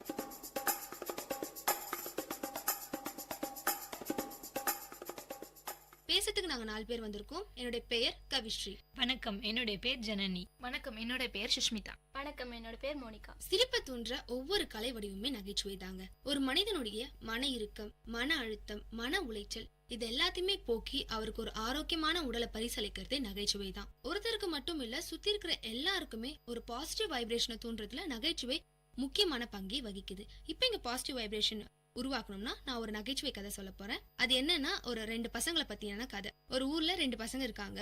2 பேருமே ரொம்ப சேட்டை பண்ணுவாங்க, ரொம்ப தொந்தரவு கொடுப்பாங்க எல்லாருக்குமே. ஊர்ல எது காணாம போனாலும் முதல்ல ஊர் மக்கள் எல்லாருமே அந்த 2 பசங்கள்கிட்ட தான் போய் கேட்பாங்க, அந்த பொருள் எங்க, நீ எடுத்தியா அப்படின்னு சொல்லிட்டு. இவங்களுடைய அட்டகாசம் நாளுக்கு நாள் அதிகரிச்சுட்டே இருந்தது. ஊர் மக்கள் எல்லாம் என்ன பண்ணாங்கன்னா, பக்கத்து ஊர்ல இருக்கிற முனிவர் கிட்ட போய் இவங்களை பத்தி சொன்னாங்க. இந்த மாதிரி எங்க ஊர்ல 2 பசங்க இருக்காங்க, அவங்களுடைய தொல்லை தாங்க முடியல, நீங்க தான் அவங்களுக்கு ஏதாவது ஒரு முடிவு சொல்லணும் அப்படின்னு சொல்லிட்டு. அந்த முனிவர் கொஞ்ச நேரம் யோசிச்சுட்டு 2 பசங்கள்ல இருந்து யாராவது ஒருத்தரை கூட்டிட்டு வா அப்படின்னு சொல்லிட்டு சொல்லி அனுப்பிச்சாங்களாம். அவங்களும் போயிட்டு அந்த 2 பசங்கள்ல இருந்து ஒருத்தனை மட்டும் கூட்டிட்டு முனிவர் கிட்ட வந்தாங்களாம். முனிவர் கிட்ட அவனை விட்டுட்டு போயிட்டாங்க. முனிவர் ஃபர்ஸ்ட் அந்த பையனை பார்த்து ஒரு 5 நிமிஷம் உட்காந்து தியானம் பண்ணு அப்படின்னு சொன்னாராம். அந்த பையனும் எதுவும் சொல்லாம 5 நிமிஷம் உட்காந்து தியானம் பண்ணிட்டு இருக்கான். 5 நிமிஷம் முடிஞ்சது, கண்ணை திறந்து முனிவரை பாக்குறான். முனிவர் அந்த பையன் கிட்ட கேக்குறாரு, உனக்கு கடவுள் எங்க இருக்காரு தெரியுமா அப்படின்னு சொல்லிட்டு. இந்த பையன் திட்டுன்னு முழிச்சிட்டு அந்த முனிவரை பார்த்து எதுவுமே சொல்லல. அங்க ரொம்ப வேகமா ஓடி போயிட்டு அவனோட ஃப்ரெண்டை பாக்குறான். ஃப்ரெண்டு கேட்டா, என்னடா ஆச்சு போனியே அப்படின்னு சொல்லிட்டு. அவன் அப்படி பதறி அடிச்சுட்டு சொல்றான் அவனோட ஃப்ரெண்டு கிட்ட, ஊர்ல எது காணாம போனாலும் முதல்ல நம்மளதான் கேட்பாங்க, இப்ப யாரும் கடவுள் காணுமாண்டா, அவரும் எங்க போனாரு நம்ம கிட்ட கேக்குறாங்க அப்படின்னு சொல்லிட்டு. நகைச்சுவை நவரசங்கள்ல ஒண்ணுன்னு சொல்லுவாங்க. சொல், செயல், காட்சி, நினைவூட்டல் இந்த மாதிரி விஷயத்தால நமக்குள்ளேயோ இல்ல மத்தவங்களுக்கும் நகைச்சுவை உணர்வை உருவாக்க முடியுது. இப்ப பாத்தீங்கன்னா நம்ம ஃப்ரெண்ட் சர்க்கிள்லயே ஏதாச்சும் ஒரு ஃப்ரெண்ட் ஜாலியா பேசினா அந்த ஃப்ரெண்டை எல்லாருக்குமே ரொம்ப பிடிக்கும். அவங்க கிட்ட பேசினா டைம் போறதே தெரியாது. அந்த மாதிரி ஒரு ஃப்ரெண்ட்ஸை கிடைச்சா நம்ம மிஸ் பண்ணவே கூடாது அவங்கள. நம்ம வாழ்க்கையில நிறைய விஷயங்கள் அத்தியாவசியமா தேவைப்படுது. சாப்பிட்றதுக்கு சாப்பாடு, உடுத்துறதுக்கு உடை, அதே போலதான் ஒரு அத்தியாவசியமான தேவை நகைச்சுவை. இப்ப துன்பம் வரும்போது சிரிக்க வேண்டும் சொல்லிட்டு நிறைய பேர் சொல்லுவாங்க. நிறைய பேர் துன்பம் வந்துச்சுன்னா ரொம்ப கஷ்டப்படுவாங்க. ஆனா அதுவே சில பேர் எல்லாம் பாத்தீங்கன்னா சிரிச்சுக்கிட்டே அதை ஸ்போர்ட்டிவா எடுத்துப்பாங்க. இப்ப பிறந்த குழந்தைய எடுத்துக்கிட்டோம்னா 16 மாசத்துல இருந்தே அதோட நகைச்சுவை தன்மை பெற்றோர்கிட்ட இருந்து கத்துக்க முடியும். நானே ஒரு ஸ்டாப்பிங்ல ஒரு குழந்தைய பார்த்தேன். இந்த மாதிரி ரொம்ப நேரமா அழுதுகிட்டே இருந்துச்சு. அதுக்காக அவங்க அப்பா அவரோட சிரிக்க வைக்கணும், அந்த குழந்தைய எப்படியா சிரிக்க வைக்கணும்னு சொல்லிட்டு நிறைய ஆக்ஷன்ஸ் எல்லாம் பண்ணிட்டு இருந்தாரு. ஆனா அந்த ஸ்டாப்பிங்ல இருந்தவங்க என்ன நினைச்சாங்கன்னா, என்ன இவர் லூஸ் மாதிரி பண்ணிட்டு இருக்காரு அப்படின்னு சொல்லிட்டு தான் யோசிச்சாரு. இப்போ ஒருத்தர் அழு வைக்கிறது ரொம்ப ஈஸி. ஆனா அதுவே சிரிக்க வைக்கணும்னா ரொம்ப கஷ்டம் அது. இப்போ அந்த ஸ்டாப்பிங்ல இருந்த குழந்தைய சிரிச்ச உடனே அவங்க அப்பா ரொம்ப சந்தோஷப்பட்டாரு. அந்த சந்தோஷத்தை வந்து கோடி ரூபாய் கொடுத்தாலும் வாங்க முடியாது. பேச்சாளருக்கு நகைச்சுவைன்றது ரொம்ப முக்கியம். அவங்க வந்து ரொம்ப நேரம் பேச வேண்டியது இருக்கும். ரொம்ப போர் அடிக்கிற மாதிரி அவங்க பேசினா அதை கேட்கறதுக்கு யாருமே இருக்க மாட்டாங்க. அவங்க நகைச்சுவை உணர்வோட சொன்னாங்கன்னா அதை கேட்கறதுக்கு நிறைய பேர் இருப்பாங்க, ஏதோ சொல்றாங்க அப்படின்னு. அது மட்டும் இல்லாம நகைச்சுவையில பல வகை இருக்கு. சாதா நகைச்சுவை, சமூக விழிப்புணர்வு நகைச்சுவை, கேலி கிண்டல் நகைச்சுவைன்னு சொல்லிட்டு. சாதா நகைச்சுவைனா எந்த ஒரு நம்ம அன்றாட வாழ்வில் நடக்கிற நகைச்சுவையை தான் சாதா நகைச்சுவை அப்படின்னு சொல்லுவாங்க. சமூக விழிப்புணர்வு நகைச்சுவைனா அந்த நகைச்சுவை மூலமா ஜனங்களுக்கு ஏதாவது ஒரு கருத்து சொல்ற மாதிரி இருக்கும். கேலி கிண்டல் நகைச்சுவைனா வெறும் கேலிக்காக மட்டும் அவங்க மற்றவங்களை கலாய்க்கிறது அப்படின்னு சொல்லுவாங்க. அதனால வந்து கொஞ்ச நேரம் சந்தோஷம் கிடைக்கும், ஆனா வந்து ஒருத்தரை கஷ்டப்பட்டு தான் அந்த சந்தோஷம் வரும், அது என்னைக்குமே நிலைக்காது. அது மட்டும் இல்லாம உங்களுக்கு சமூக விழிப்புணர்வு நகைச்சுவையில இருந்து ஒரு சின்ன கதை சொல்றேன். ஒருத்தர் வந்து கல்யாணத்துக்கு போறாரு. அவர் வந்து ரொம்ப பழைய ஆடையை உடுத்திட்டு போறாரு. உன்னை யார்ப்பா உள்ள வர சொன்னது அப்படின்னு சொல்லிட்டு அவங்க கல்யாண வீட்டுல அனுப்பிச்சிடுறாங்க. அதே ஆளு கொஞ்ச நேரம் கழிச்சு நல்லா பலன்னு ஒரு புது சட்டை போட்டு போறாரு. போனே முதல் பந்தியில உட்கார வச்சு சாப்பாடு போடுறாங்க. அவரும் நல்லா உட்காந்துட்டு அவர் சாப்பிட்டது இல்லாம நல்லா ஒரு சத்தமா வந்து சட்டையே சாப்பிடுன்னு சொல்லிட்டு அந்த சட்டையை ஊட்டி விடுறாரு. அதனால என்னன்னா வந்து அந்த சட்டை கண்டிப்பா சாப்பிட போறது இல்லை. என்ன சொல்ல வர்றாருன்னா வந்து மனுஷங்களுக்கு மரியாதை கொடுக்காம அவங்க போடுற ஆடைக்காக தான் அவங்க மரியாதை கொடுக்குறாங்க அப்படின்னு சொல்லி இந்த கதை மூலமா அவர் சொல்றாரு. நம்ம பாக்குற விஷயங்கள், கேட்கிற விஷயங்கள் தவிர நம்ம படிக்கிறதுலயும் நிறைய நகைச்சுவை திறன்மிக்க நிறைய விஷயங்கள் இருக்கு. உதாரணமா சொல்ல போனோம்னா நம்ம எல்லாருமே தமிழ் படிச்சிருப்போம். அதுல வஞ்ச புகழ்ச்சி அணின்னு சொல்லிட்டு ஒன்று படிச்சிருப்போம். இதுல நிறைய நகைச்சுவை திறன்கள் இருக்கு. இப்ப பார்க்க போனோம்னா அதியமான் தொண்டைமான் கிடையே ஒரு காலகட்டத்துல வந்து போர் நடக்கிறதா இருந்ததாம். அதியமானுடைய நெருங்கின நண்பர் யாருன்னா ஔவையார். இவங்க வந்து இந்த போர் நடக்கிறதுக்கு அவங்களுக்கு பிடிக்கல, இந்த போர் எப்படியா தடுக்கணும்னு வந்து முயற்சி பண்ணிட்டு இருந்தாங்க. அதனால என்ன பண்ணாங்க, தொண்டைமானுடைய அரசவைக்கு போனாங்களாம். அங்க அவங்களுக்கு எல்லா மரியாதையுமே செஞ்சு எல்லா பணிவிடைகளுமே செஞ்சாங்களாம் தொண்டைமானுடைய அரசவையில இருந்தவங்க எல்லாருமே. ஒரு நாள் தொண்டைமான் கிட்ட ஔவையார் போயிட்டு இது மாதிரி உன்னுடைய போர் கருவிகளை நான் பார்க்கணும், கொஞ்சம் காட்டு அப்படின்னு சொல்லிட்டு சொன்னாங்களாம். தொண்டைமானும் ஔவையார் கேட்கறாங்களே அப்படின்னு சொல்லிட்டு ரொம்ப சந்தோஷமா கூட்டிட்டு போய் காட்டுறாரு. ஔவையாரும் அவங்களுடைய போர்க்கருவிகள் எல்லாமே பார்த்துட்டு தொண்டைமான் கிட்ட போயிட்டு உன்னுடைய போர்க்கருவிகள்லாம் ரொம்ப புதுசா இருக்கு, அதனுடைய முனைகள்லாம் வந்து ரொம்ப கூர்மையா இருக்கு, அதியமானுடைய போர்க்கருவிகளும் நான் பார்த்திருக்கேன், ஆனா அவருக்கு வந்து ரொம்ப பழசாயிட்டு இருக்கும், அவருடைய முனைகள்லாம் வந்து கூர் இழந்திருக்கும் அப்படின்னு சொல்லிட்டு சொன்னாங்களாம். அதுக்கப்புறம் தொண்டைமான் வந்து இது கேட்டு ரொம்ப சந்தோஷப்பட்டுட்டாரு. கொஞ்ச நேரம் கழிச்சு ஔவையார் என்ன சொன்னாங்களாம், உன்னுடைய போர்க்கருவிகள்லாம் ரொம்ப புதுசா இருக்கு, அதெல்லாம் போர்ல பயன்படுத்தி பழசாக்கிடாத அப்படின்னு சொல்லிட்டு சொன்னாங்களாம். சரி, ஔவையாரே நம்மளை பாராட்டிட்டாங்களே, நம்மளுடைய போர்க்கருவிகளை நம்ம பழசாக்க கூடாது அப்படின்னு சொல்லிட்டு போரையே வந்து அவரு ரத்து பண்ணிட்டாரு. இதுல வந்து ஔவையார் என்ன சொல்றாங்கன்னா, தொண்டைமான் வந்து போருக்கு போனதில்லை, அதியமான் கிட்ட போர் புரிஞ்சாருன்னா ஏற்கனவே அவர் நிறைய போர் புரிஞ்சு வெற்றி கண்டிருக்காரு, கண்டிப்பா தொண்டைமான் போனார்னா வந்து அவர் தோத்துதான் போயிடுவாரு அப்படின்னு சொல்லிட்டு தொண்டைமான புகழ்ற மாதிரி வஞ்சிட்டும் அதியமான வஞ்சரமானி புகழ்ந்துட்டும் ஒரு நகைச்சுவை திறனோட இந்த கதையை சொல்லியிருக்காங்க. சொற்பொழிவிலும் நகைச்சுவை இருக்கு. அப்படி ஆன்மீக சொற்பொழிவு அப்படின்னு பார்க்கும்போது திருமுருக கிருபானந்த வாரியார் தான் ரொம்ப முக்கியமா பங்களிக்கிறாரு. அவங்க சொல்றதுல நிறைய ஆன்மீக சொற்பொழிவு தான் இருக்கும், ஆனா அதையும் நகைச்சுவையோட சொல்ற திறன் அவர்கிட்ட தான் அதிகமாவே இருக்கு. இப்போ நகைச்சுவைன்னு எடுத்துக்கிட்டோம்னா ஒரு இடத்த பார்த்து வராதுங்க. இப்போ படத்துலயும் நகைச்சுவை இருக்கு, பாடத்துலயும் இருக்கு. அதுவே வந்து நம்ம யாராவது பேசிட்டு இருந்தோம்னா அதுலயும் நகைச்சுவை பண்ணலாம். அதுவே கிராம நிகழ்ச்சியிலலாம் பார்த்தீங்கன்னா அதுக்குன்னே தனியாக விழாலாம் நடத்துவாங்க. வில்லுப்பாட்டு, பாவை கூத்து, அந்த மாதிரி எல்லாம் நிறைய விழாக்கள்லாம் நடத்தி கூட நகைச்சுவை பண்ணுவாங்க. இப்போ காம்படிஷன் எடுத்துக்கிட்டோம்னா நிறைய பிரிவுகள் இருக்கு. அதில் கோமாளி, கேலி கூத்து, கடி ஜோக்ஸ், கேலி சித்திரம், அறுவை, இந்த மாதிரி நிறைய வகைகளிலும் நகைச்சுவை பண்ணலாம். ஸ்லேடி நகைச்சுவை பத்தி சொன்னீங்க. அதே மாதிரி நையாண்டி நகைச்சுவை இருக்கு. அதுவும் ரொம்ப ஃபேமஸான நகைச்சுவை தான். வன்மையான நகைச்சுவை தான் நையாண்டி நகைச்சுவைன்னு சொல்லுவாங்க. இதை நீங்க எளிமையா புரிஞ்சுக்கணும்னா நான் ஒரு கதை சொல்றேன், அது கேளுங்க. ஒரு வீட்டுல ரொம்ப நாளா ஒரு நாற்காலி ஆடினே இருந்துச்சான். அந்த பெரியவர் வந்து நிறைய புக்ஸ் படிப்பாரு அந்த வீட்டுல. அவர் படிக்காத ஒரு புத்தகத்தை எடுத்து அந்த நாற்காலி கால் கிட வச்சாரு. உடனே அந்த நாற்காலி ஆடுறது நின்று போச்சு. உடனே அவர் அந்த புக் எழுதின ஆசிரியருக்கு கடிதம் எழுதுறாரு. என்னன்னு பார்த்தோம்னா, மேலும் மேலும் இந்த மாதிரி நிறைய புத்தகம் எழுதி வெளியிடுங்க, எங்க வீட்டுல 30 வருஷமா ஆடி இந்த நாற்காலி பிரச்சனை தீர்ந்துச்சு, இந்த மாதிரி நீங்க நிறைய புக்ஸ் எழுதி வெளியிட்டீங்கன்னா நிறைய நாற்காலி ஆடுற பிரச்சனை தீரும், அதே மாதிரி நல்ல உபயோகமாவும் இருக்கும். இததான் நையாண்டி நகைச்சுவைன்னு சொல்லுவாங்க. நிறைய கார்ட்டூன்ஸ்லயும் வந்து நகைச்சுவை இருக்குன்னு சொன்னோம். இப்ப கார்ட்டூன்ற வார்த்தை எங்க இருந்து வந்ததுன்னா இத்தாலிய மொழியில இருந்துதான். எப்படின்னா இத்தாலியில வந்து எல்லாருமே ஒரு கெட்டியான பேப்பர்ல தான் டிராயிங்ஸ் வரைவாங்களாம். அந்த கெட்டியான பேப்பருக்கு பேர் தான் கார்ட்டூனா. இது வந்து எப்படி கார்ட்டூன் அப்படின்ற பேர் எப்ப வந்ததுன்னா 1921 தான். அப்ப என்ன நடந்ததுன்னா 1921 பிரிட்டிஷ் ஆட்சி ஒரு பார்லிமெண்ட்டை கட்டி முடிச்சாங்க. பார்லிமெண்ட்லாம் கட்டி முடிச்சுட்டாங்க. அதுக்கு அலங்காரத்திற்காக நிறைய ஓவியர்களை கூப்பிட்டு ஓவிய போட்டி ஒன்று வச்சாங்களாம். அதுல நிறைய பேர் வந்திருந்தாங்க. எல்லாருமே அந்த கெட்டியான பேப்பரான கார்ட்டூன் அதுலதான் வந்து அந்த ஓவியங்கள்லாம் வரைஞ்சாங்களாம். இது வந்து ஒரு காம்படிஷனாவே நடந்தது. காம்படிஷனா கண்டிப்பா யாராவது ஒருத்தர் தான் வந்து வின்னரா இருப்பாங்க. ஸோ ஒரே ஒரு டிராயிங்கை மட்டும் அவங்க வந்து எடுத்துக்கிட்டு மற்ற எல்லாத்தையுமே ரிஜெக்ட் பண்ணிட்டாங்க. அப்ப பஞ்ச் அப்படின்ற ஒரு நியூஸ் பேப்பர் என்ன பண்ணாங்கன்னா ரிஜெக்ட் ஆன அந்த ஓவியங்கள் எல்லாம் எடுத்து பஞ்ச் கார்ட்டூன் அப்படின்ற தலைப்புல தினம் தினம் ஒன்னொன்னு வெளியிட்டாங்களாம். ஒன்னொன்னு வெளியிட கார்ட்டூன் அப்படின்ற பேரே வந்து அந்த பிக்சர்ஸ்க்குலாம் வந்துருச்சு. ஸோ இப்படிதான் ஒரு ஓவியத்திற்கு கார்ட்டூன் அப்படின்ற பேரே வந்ததாம். நகைச்சுவை தூண்டுற வண்ணம் வரைபடம் சித்திரங்களை தான் கார்ட்டூன் அல்லது கேலி சித்திரம் அப்படின்னு சொல்லிட்டு சொல்லுவாங்க. நிறைய பேர் நல்லா பக்கமா எழுதியிருக்க புக்ஸ் எல்லாம் படிக்க முடியாது. அந்த மாதிரி இருக்கவங்க இது எப்படி இருக்கும்னா வந்து ஒரு 4 லைன் தான் இருக்கும். ஆனா வந்து என்ன சொல்ல வராங்க அப்படின்ற விஷயம் வந்து நல்லா கிளியரா சொல்லுவாங்க கார்ட்டூன்ல. அது மட்டும் இல்லாம இது வந்து சமுதாயம், சமயம், அரசியல், பொருளாதாரம் இதை சார்ந்துதான் இந்த கார்ட்டூன்லாம் வரையப்படும். மனிதர்களையும் அவங்களோட கொள்கைகளையும் தான் இவங்க வந்து கிண்டல் பண்ணி வரைவாங்க. யாரை வரைய போறோமோ அவங்க ஃபேஸ் நல்லா கிளியரா தெரியும். அவங்களோட உருவத்தை கொஞ்சம் காமெடியாவும் வரைஞ்சிருப்பாங்க. இது வந்து யார் மனசையும் புண்படுத்தாத மாதிரி இருக்கும். அது மட்டும் இல்லாம உண்மையான செய்திகளாகவும் இருக்கும். அது மட்டும் இல்லாம இது சிந்திக்கவும் தூண்டுற மாதிரி இருக்கும்.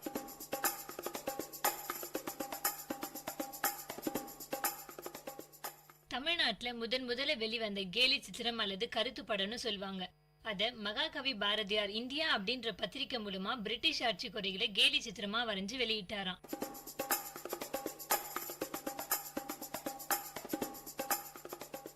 நகைச்சுவைன்றது ஒரு துறையா மாறுந்து சினிமால தான். ஒரு வாரத்துக்குமே நிறைய படங்கள் ரிலீஸ் ஆகுது. அது கமர்ஷியலா இருக்கலாம், டிவோஷனலா இருக்கலாம், ஆக்ஷனா இருக்கலாம். ஆனா கமர்ஷியல்ன்றது ஒரு சில பேர்னால தான் பார்க்க முடியும், டிவோஷனல்ன்றதும் ஒரு சில பேர் தான் பார்ப்பாங்க, அதே மாதிரி ஆக்ஷன்றதும் ஒரு சில பேர் தான் பார்ப்பாங்க. ஆனா காமெடி படம்ன்றது சின்னவங்கல இருந்து பெரியவங்க வரைக்கும் எல்லாருமே போய் பார்க்கக்கூடியதா இருக்கும். ஃபேமிலியா போய் பார்க்கக்கூடிய படம்னா கண்டிப்பா அது காமெடி படங்களா தாங்க இருக்கும். இந்த காமெடி வந்து அதனுடைய காலகட்டத்துல இருந்து ஒரு ஸ்டெப்பா மாறிட்டே வருது. ஃபர்ஸ்ட் எல்லாம் எப்படி இருந்ததுன்னா முகபாவனைகள் வச்சு காமெடி பண்றதா இருந்தது. அதாவது அவங்களுடைய ரியாக்ஷன்ஸ் வச்சு நம்ம வந்து சிரிக்கலாம், அந்த அளவுக்கு இருந்தது. அப்புறம் என்ன ஆச்சுன்னா 2 பேர் இருப்பாங்க, அவங்க 2 பேர் கூட தான் எப்பவுமே காமெடி நடக்கும். ஒரு படத்தை எடுத்தோம்னா அந்த 2 பேர் தான் இருப்பாங்க, கண்டிப்பா அவங்க 2 பேரும் சுத்தி தான் காமெடி நடக்கும், வேற யாரும் இன்டர்ஃபியர் ஆக மாட்டாங்க. அதுக்கப்புறம் என்ன ஆச்சுன்னா அவங்களுடைய தோற்றங்கள்லாம் மாத்த ஆரம்பிச்சாங்க. ட்ரெஸ்ஸிங்ஸோ இல்ல ஹேர் ஸ்டைலோ இதை மாதிரி மாத்தி ஒரு நகைச்சுவை தோன்ற மாதிரி செஞ்சாங்க. அதுக்கடுத்து என்ன பண்ணாங்கன்னா ஏதாவது ஒரு மெசேஜ் போனோம், மெசேஜ் காமெடி அப்படின்னு சொல்லுவாங்க. ஏதாவது ஒரு மெசேஜ் போனோம் அவங்களுக்கு, அதை மாதிரி காமெடி பண்ண ஆரம்பிச்சாங்க. இப்ப கேலி பண்ற காமெடிஸ், கலாய்க்கிற காமெடிஸ் இதுதான் வந்து நிறைய மாறிட்டே வருது. சோ நகைச்சுவையோடைய லைக்ஸும் வந்து மாறிட்டே வருது, அதனுடைய தோற்றமும் மாறிட்டே வருது. எப்படி டைரக்டர், ஹீரோ, ஹீரோயின் அவங்களுக்குலாம் தனியா ஃபேன்ஸ் இருக்காங்களோ, இப்போ காமெடி பண்றவங்களுக்கும் தனியா ஃபேன்ஸ் இருக்க காலம் வந்துச்சு. அவங்கள வந்து நிறைய என்கரேஜ் பண்ணோம் அப்படின்றதுக்காக நிறைய அவார்ட்ஸும் இப்போ அவங்களுக்கு தராங்க. காமெடி சேனல் பிலிம்ஸ்க்கெல்லாம் அவார்ட்ஸ் தராங்க. ஜானி காசன் நகைச்சுவை சிறப்பு விருது காமெடி சேனல்ஸ்க்காக கொடுக்குறாங்க. அதே மாதிரி நகைச்சுவை ஐகான் விருது காமெடி பிலிம்ஸ்க்காக கொடுக்குறாங்க. இந்தியாலயும் தமிழ்நாட்டிலயும் பிலிம்ஃபேர், டெலி அவார்ட்ஸ், எடிசன் அவார்ட்ஸ் அப்படின்னு நிறைய அவார்ட்ஸ் ஃபங்க்ஷன் இருக்கு. அதுல காமெடிக்குன்னு தனியா ஒரு கேட்டகரியே வச்சிருக்காங்க. பேசா படத்துல இருந்து 3D அனிமேஷன் வரை உலகம் புகழ்பெற்ற ஒரு கலைஞர்னு பாத்தீங்கன்னா சார்லி சாப்ளின். அவர் நடிச்ச படத்தை வந்து பார்த்தவங்க யாருமே சிரிக்காம இருந்திருக்க மாட்டாங்க. இப்போ அவர் நடிச்ச படம் வந்து மாடர்ன் டைம்ஸ்னு ஒரு படம் நடிச்சிருக்காரு. அந்த படத்துல வந்து அவர் வந்து வேலை பார்த்துட்டே அவர் என்ன காமெடி பண்றாருன்னு சொல்லிட்டு அந்த மொத்த படமே இருக்கும். அந்த படம் வந்து 1936ல இருந்து வெளிவந்துச்சு. அது அந்த படத்தோட உள்ளர்த்தம் சொல்லிட்டு பாத்தீங்கன்னா அங்க இருக்கிற ஒர்க்கர்ஸோட கஷ்டத்தையும் அங்க இருக்கிற தப்புகளையும் தான் அவர் சொல்லியிருப்பாரு. இந்த படத்தை பத்தி பேசும்போது எனக்கு ஒரு தமிழ் படம் ஞாபகம் வருது, சர்வர் சுந்தரம். இந்த படத்துல வந்து நாகேஷ் நடிச்சிருப்பாரு. இப்ப நகைச்சுவைன்னு எடுத்துக்கிட்டோம்னா நம்ம நியூஸ் பேப்பர்ஸ்லயும் பார்க்கலாம், இல்லைன்னா வந்து புக்ஸ்லயும் பார்க்கலாம். சிரித்திறன், சுவைத்திறன் சொல்லிட்டு புக்ஸ்லயும் பார்க்கலாம், இல்லைன்னா வந்து வார இதழ், அந்த மாதிரி நிறைய இடங்கள்ல வந்து நகைச்சுவைக்குன்னு சொல்லிட்டு தனியா ஒரு பிளேஸே இருக்கு. நம்ம வாழ்க்கையில எவ்வளவு நகைச்சுவை நடக்குது. என் ஃப்ரெண்ட் வந்து ஒரு டைம் எக்ஸாம் எழுதும்போது பார்த்து எழுதி மாட்டிட்டா, வந்து ரொம்ப ஃபீல் பண்ணிட்டே இருந்தா. ஸோ நான் அவளை வந்து சிரிக்க வைக்கணும் அப்படின்றதுக்காக ஒரு ஃபார்வர்ட் மெசேஜ் அனுப்பினேன். அது என்னன்னு பாத்தீங்கன்னா, ஸ்கூல் டெஸ்ட்ல பிட் அடிக்க முடியும், காலேஜ் டெஸ்ட்ல பிட் அடிக்க முடியும், ஆனா பிளட் டெஸ்ட்ல பிட் அடிக்க முடியுமா? இதை பார்த்து அவள் சிரிச்சுக்கிட்டே இருந்தா. சோகமா இருந்த அவளை சிரிக்க வச்சதுனால எனக்கும் அதுல ரொம்ப சந்தோஷமாயிடுச்சு.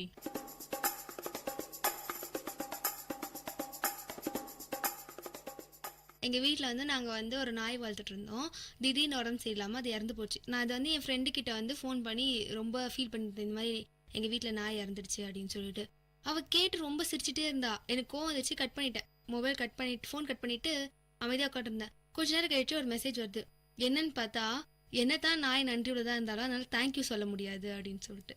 எனக்கு அந்த டைம்ல பயங்கர சிரிப்பு, ஆனால் கோவமும் வந்துச்சு. அப்புறம் அவகிட்ட ஃபோன் பண்ணி ஏன் இது மாதிரி அமிச்சேன்னு, சரி சிரிக்கணுமே அதனால தாண்டி அமிச்சேன் அப்படின்னு சொல்லிட்டு அவ சொன்னான். இதே மாதிரி மெசேஜஸ்ல நிறைய கதை கூட வந்திருக்கு. எனக்கு ஒரு கதை அமிச்சாங்க. என்னன்னா வந்து ஒருத்தர் ஹோட்டலுக்கு போறாரு, நல்லா சாப்பிட்டு முடிச்சிட்டு அப்புறம் பில் எடுத்து வந்து கொடுக்குறாங்க. அவரும் பில்லுக்கு காசு கொடுத்துட்டு ஒரு இது சொல்ல ஆரம்பிச்சிட்டார், டிப்ஸ் மாதிரி.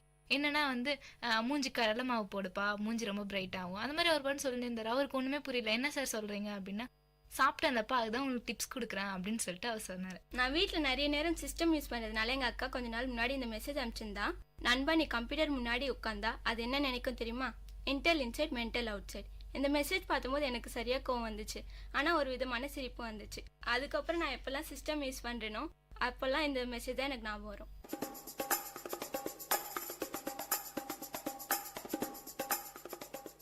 இவ்வளோ நேரம் நம்ம நகைச்சுவை பற்றி பார்த்தோம். இதில் என்னென்ன மருத்துவம் நல்லது இருக்குது அப்படின்னு சொல்லிட்டு பார்க்கலாம். லாஃபிங் தெரப்பி அப்படின்னு சொல்லிட்டு சொல்லுவாங்க. அது முதல் வெளிநாட்டில் மட்டும்தான் இருந்துச்சு. இப்போ சென்னை போன்ற பெருநகரங்களிலும் அது வந்துடுச்சு. என்ன பண்ணுவாங்கன்னா, கொஞ்சம் பேர் கூட்டமாக நின்றுட்டு சிரிப்பாங்க. நம்மளுக்கு பார்க்கறதுக்கு என்ன இது லூஸ் மாதிரி பண்ணுறாங்க அப்படின்னு சொல்லிட்டு நினைப்போம். ஆனால் அந்த மாதிரி சிரிக்கிறதுனால நம்மளோட பிளட் ப்ரெஷர் குறையுது, ஸ்ட்ரெஸ்ஸும் கம்மியாகுது. அது மட்டும் இல்லாமல் கொஞ்ச நேரம் சிரிச்சுன்னா 45 நிமிஷம் வரைக்கும் ஃப்ரெஷ்ஷாக இருக்க முடியும் அப்படின்னு சொல்லிட்டு ஒரு அறிக்கை சொல்லுது. அது மட்டும் இல்லாமல் சிரிச்சிட்டே இருந்தாலும் நம்மளோட ஃபேஷியல் மசில்ஸ் எல்லாமே ஒர்க் ஆகி ஒரு புத்துணர்ச்சியை தரும். இன்னொரு விஷயம் என்னென்னா, நகைச்சுவை பற்றி அது ஒரு செயின் ரியாக்ஷன். ஒருத்தர் யான் பண்ணால் எப்படி எல்லாருக்குமே வருது, அதே மாதிரி தான் சிரிப்போம். டிவியில் யாராவது சிரிச்சோன்னா திடீர்னு நம்மளுக்கு சிரிப்பு வரும். எதுக்குன்னே தெரியாது, அவங்க சிரிச்சாங்க நாங்கள் சிரிச்சோன்னு சொல்லுவோம். அதே மாதிரி தான் இப்போ ஒரு ஃப்ரெண்டு தூரத்துலேருந்து நம்ம பார்த்து சிரிச்சிட்டே வரணும்னா நம்மளும் சிரிப்போம், எந்த காரணம் தெரியாது. ஸோ செயின் ரியாக்ஷனா நகைச்சுவை இருக்கு. இது ஒரு பெரிய நன்மையில தான் முடியும். இது மட்டும் இல்ல, சிரிக்கிறதுனால நம்ம பிரஷரும் குறையுது, நிறைய நாள் வாழ முடியும். அது மட்டும் இல்லாம முகத்துல சுருக்கங்களும் விழாது. அளவுக்கு மீறினால் அமிர்தமும் நஞ்சு அப்படின்ற பழமொழி எல்லாத்துக்குமே உகந்ததா இருக்கும். இன்பத்திலும் சரி துன்பத்திலும் சரி சிரிச்சுட்டே இரு, அப்பதான் நீ லூசு நம்புவாங்கன்ற மெசேஜ் எப்பவுமே எதுக்கேத்தாலுமே சிரிக்கிறவங்களுக்கு சரியாவே பொருந்தும். நகைச்சுவைன்ற விஷயம் நகை சுவை சேர்ந்தது. நம்முடைய உடல்ல நகை எவ்வளோ அழக தருதோ அதே மாதிரி தான் நகைச்சுவைன்ற ஒரு விஷயமும் நம்ம உடல் ஆரோக்கியத்திற்கு அழகு தருது. இயற்கையா நம்ம சிரிச்சு சந்தோஷமான காலங்கள் போய் இப்ப லாஃபிங் தெரப்பி அப்படின்ற ஒரு சிஸ்டம கிளப் மூலமா வாங்குற அளவுக்கு நம்முடைய நிலைமை தள்ளப்பட்டுடுச்சு. இயற்கையா நம்ம கிட்ட இருக்கிற நகைச்சுவை திறமைய தேவைக்கேற்றவாறு பயன்படுத்தி புத்துணர்வான வாழ்க்கையை வாழ்வோம்.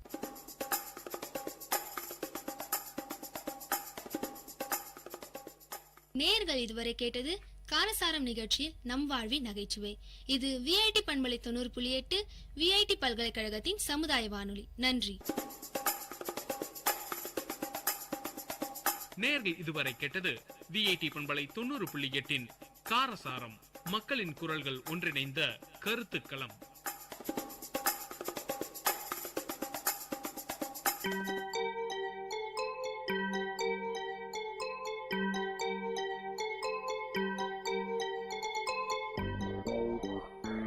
வணக்கம், நமஸ்தே, நமஸ்கார், சலாம் அண்ட் வந்தனம். நீங்கள் கேட்டுக்கொண்டிருப்பது விஐடி பண்பலை 90.8. இது விஐடி பல்கலைக்கழகத்தின் சமுதாய வானொலி. உங்க எல்லோரையும் புதுமை பெண்கள் நிகழ்ச்சிக்கு வரவேற்கிறேன். நான் உங்க அட்டானா. இந்த நிகழ்ச்சியில எவ்வளோ கடினமான சூழ்நிலையும் தனக்குன்னு ஒரு பாதையை அமைச்சுக்கிட்டு அதுல அவங்க பயணத்தை தொடர்ந்து அதுல வெற்றியும் அடைந்த பெண்களை பத்தி தான் நான் உங்களுக்கு சொல்ல போறேன்.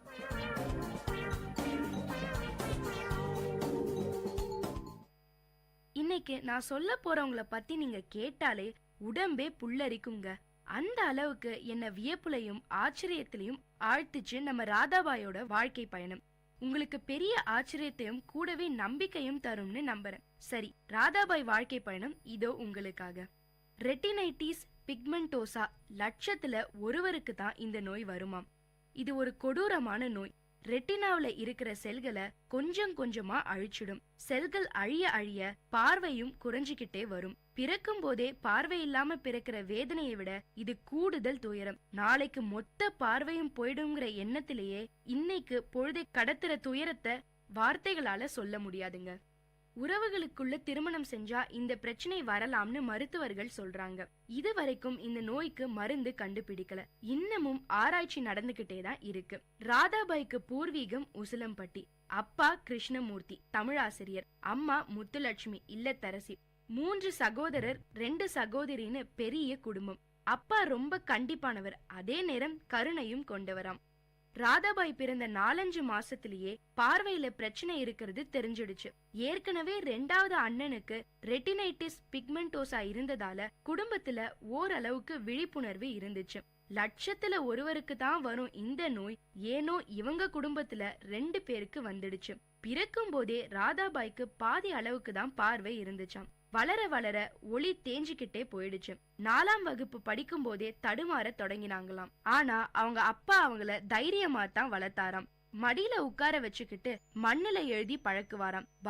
பாரதிதாசன் பாடல்களை பாடி காட்டுவாராம். சங்க இலக்கியங்கள் சொல்லி தருவாராம். வரலாற வாசிச்சு காட்டுவாராம். ராதாபாய் வேலைகளை அவங்களையே செய்ய சொல்லி பழக்கப்படுத்துவாராம். எதுக்காகவும் யாரையும் எதிர்பார்க்க கூடாது, உன் சுயத்தை மட்டும் நம்புன்னு சொல்லி தந்தாராம். அப்பாவோட வழிகாட்டுதல் இல்லைன்னா இன்னைக்கு இவங்க என்ன ஆகிருப்பாங்கன்னு கற்பனை கூட செய்ய முடியலையாம். பகல்ல ஓரளவுக்கு நிதானமா நடந்துடுவாங்களாம். இரவுல மொத்தமா ஒளி மங்கிடும். தடுக்கி தடுக்கி விழுந்து எழுந்திருப்பாங்களாம். ஒவ்வொரு முறை விழுந்து எழும்போதும் உத்வேகமும் உறுதியும் அதிகமாச்சாம் நம்ம ராதாபாய்க்கு. பள்ளிக்கூட வாழ்க்கை ரணமா தான் இருந்துச்சாம் நம்ம ராதாபாய்க்கு. போர்டை பார்த்து படிக்க முடியாதாம். அதனால பாடம் நடத்தும் போதே ரொம்ப கவனமா உள்வாங்கிக்கிட்டு மனசுக்குள்ள எழுதி வச்சுக்குவாங்களாம். இவங்களுக்கு இருக்க பிரச்சனைய ஆசிரியர்கள் புரிஞ்சுக்கவே ரொம்ப நாள் ஆச்சுங்க. 3ஆம் வகுப்பு வரைக்கும் பொது பள்ளியில தான் படிச்சாங்க.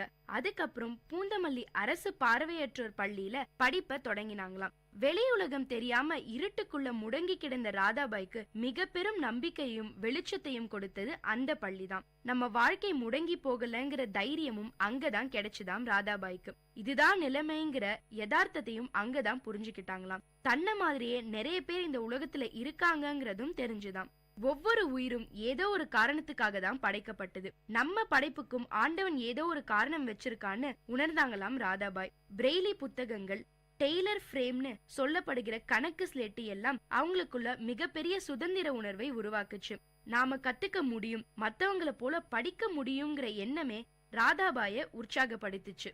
ஆவேசமா கத்துக்கிட்டாங்களாம். 77ல SSLC முடிச்சாங்க. 600க்கு 427 மதிப்பெண்கள் எடுத்து பள்ளி முதல் மாணவியா வந்தாங்க ராதாபாய்.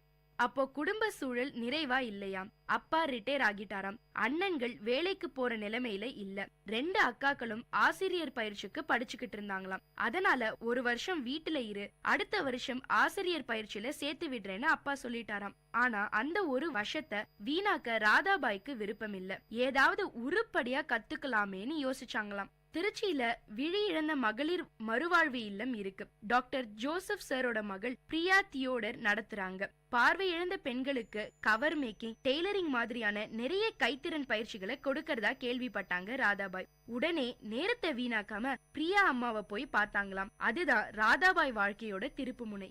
இவ்வளவு மார்க் எடுத்துட்டு மேல படிக்காம இருக்க கூடாது, நான் செலவை பாத்துக்கிறேன்னு சொல்லி ராதாபாய PUCல சேர்த்து விட திருச்சி சீதாலட்சுமி ராமசாமி கல்லூரிக்கு அழைச்சிட்டு போனாங்களாம். ஆனா கல்லூரி நிர்வாகம் ராதாபாய சேர்த்துக்க விரும்பல. இது நார்மல் பிள்ளைங்க படிக்கிற கல்லூரி, இங்க பிளைண்ட் ஸ்டூடெண்ட்க்கு சீட்டு தர முடியாதுன்னு சொல்லிட்டாங்க. பிரியா அம்மா தான் ராதாபாய்க்காக ரிக்வெஸ்ட் பண்ணி பிரின்சிபல் கிட்ட பேசினாங்களாம். நல்லா படிக்கிற பொண்ணு, ஒரு வாய்ப்பு கொடுத்து பாருங்க, சரியா படிக்கலனா டிராப் பண்ணிடுங்கன்னு ரிக்வெஸ்ட் பண்ணினாங்க. உங்களுக்காக ஒரு சீட்டை வீணாக்குறோம்னு சொல்லிட்டு தான் ராதாபாய கல்லூரியில சேர்த்துக்கிட்டாங்களாம். அவச்சொற்களை கவனத்துல எடுக்காத, உன் திறமையை நிரூபிச்சு காட்ட வேண்டிய நேரம் இது, உன்னால முடியும், நல்லா படின்னு உற்சாகப்படுத்தினாங்களாம் பிரியா அம்மா. ராதாபாயோட ஒவ்வொரு வளர்ச்சியிலும் பிரியா அம்மாவோட பங்கு இருக்காங்க. கல்லூரி ராதாபாய் எதிர்பார்த்த அளவுக்கு இதமா இல்ல. 104 மாணவிகள்ல ராதாபாயும் சந்திராங்கிற பொண்ணும் தான் பார்வை இல்லாதவங்களாம். சந்திராவும் பிரியா அம்மா மூலியமா தான் கல்லூரியில சேர்ந்திருக்காங்க. வகுப்பறையில இவங்க கூட யாருமே பேச மாட்டாங்களாம். வெளியில போனா இவங்கள மட்டும் தனியா விட்டுட்டு போயிடுவாங்களாம். ஹாஸ்டல்ல கூட இவங்கள ரூம்மேட்ஸா கூட சேர்த்துக்க யாரும் தயாரா இல்ல. அப்புறம் பாக்கியரதின்னு ஒரு பொண்ணு மட்டும் இவங்க 2 பேரையும் ரூம்மேட்டா கூட வச்சுக்க முன் வந்தாங்களாம். இறைவன் பிரியா அம்மா மாதிரி பாக்கியரதி மாதிரி எல்லா இடங்கள்லயும் ராதாபாய்க்காக ஒரு ஜீவனை அனுப்பி வைக்க தவறல. பாக்கியரதி நிறைய சப்போர்ட்டா இருந்தாங்களாம். அவங்க இல்லைன்னா கல்லூரியில இருந்து பாதிலேயே நின்னாலும் நின்னு இருப்பாங்களாம் ராதாபாய். அந்த அளவுக்கு மன நெருக்கடி. காலப்போக்குல அந்த சூழ்நிலை மாறிடுச்சு. படிக்கணுங்கிற ராதாபாயோட ஆர்வத்தை பார்த்து மாணவிகள் அவங்க மேல தனி கவனம் செலுத்த ஆரம்பிச்சாங்களாம். ராதாபாய்க்கான தேவைகளை கூட சில மாணவிகள் எடுத்துக்கிட்டாங்களாம். வகுப்பறையில நடத்துற பாடத்தை பிரெய்லில நோட்ஸ் எடுத்துக்குவாங்களாம்.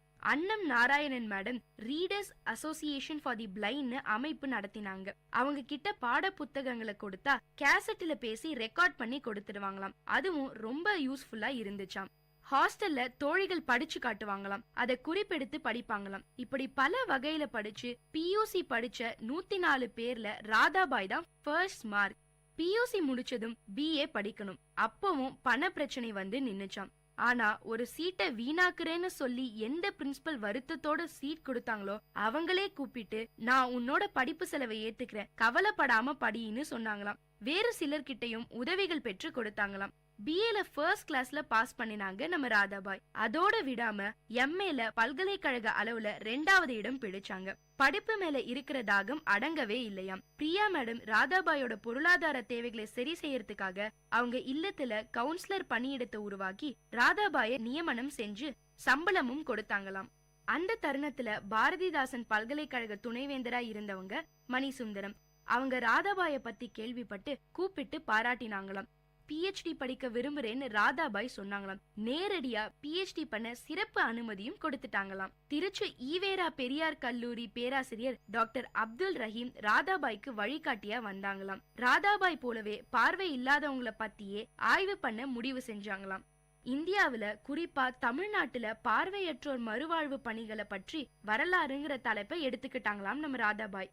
இந்தியா முழுவதும் இருக்கிற பார்வை இழந்தோர் அமைப்புகளுக்கு போய் செய்திகளை சேகரிச்சாங்களாம். சாருபாலாங்கிற பெண் ராதாபாய்க்கு உதவியாளரா வந்தாங்களாம். எட்வர்ட் ஜேனதான்கிற சமூக ஆர்வலர் எல்லா பயணங்களையும் கூடவே வந்து உதவி செஞ்சாராம். புத்தகங்கள் எடுத்துட்டு வந்து படிக்க சொல்லி பிரெய்லில எழுதி வச்சு மனசுல ஏத்துக்கிட்டு டைப்ரைட்டர்ல ராதாபாயை டைப் பண்ணி ஆய்வை சப்மிட் செஞ்சாங்களாம்.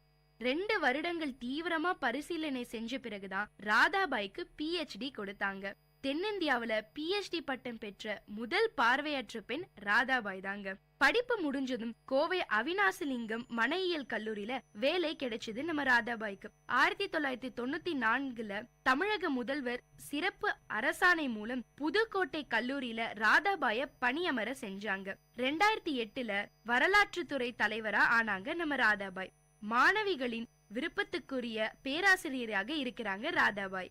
அவங்க கல்லூரியில படிக்கிற மாணவிகள் கிராமப்புறத்துல இருந்து வரவங்க, பெரும்பாலும் முதல் தலைமுறை பட்டதாரிங்க. அவங்கள ராதாபாய் முடிஞ்ச அளவுக்கு உற்சாகப்படுத்துறாங்க. கல்வியோட பயனை சுயமா சிந்திக்க தூண்டுறதுதான். அதனால நிறைய கேள்விகளை எழுப்பி பதில் தேட தூண்டுவாங்களாம். ஆடியோ புக், பிரெய்லி புக் வச்சு நிறைய படிச்சுட்டு தான் வகுப்பறைக்குள்ள போவாங்களாம். நம்ம ராதாபாய்க்கு ஹெலன் கில்லர் தான் ரோல் மாடலாம். பிறந்த 18 மாசத்துல பிரெயின் டியூமர்ல பார்வை பறி போச்சு, காதும் கேட்கல, வாயும் பேச முடியாத நிலை ஹெலன் கில்லருக்கு. ஆனா நிறைய சாதனைகளை செஞ்சிருக்காங்க. அவங்க எழுதின ஸ்டோரி ஆஃப் மை லைஃப்ங்கிற அவங்க சுயசரிதம் தான் ராதாபாய் வாழ்க்கையவே மாத்துச்சாம். எப்போலாம் கஷ்டங்கள் ஏற்படுதோ அப்போ தன்னை ஹெலன் கெல்லர் மாதிரி நினைச்சுப்பாங்களாம் நம்ம ராதாபாய். அதனாலதான் நான் ராதாபாய்க்கு தமிழக ஹெலன் கெல்லர்னு செல்ல பெயர் வச்சிருக்கேன். என்ன நேயர்களே, நம்ம ராதாபாயோட வாழ்க்கை உங்க எல்லாருக்கும் ஒரு நல்ல தூண்டுகோலா அமைஞ்சிருக்கும்னு நம்புறேன்.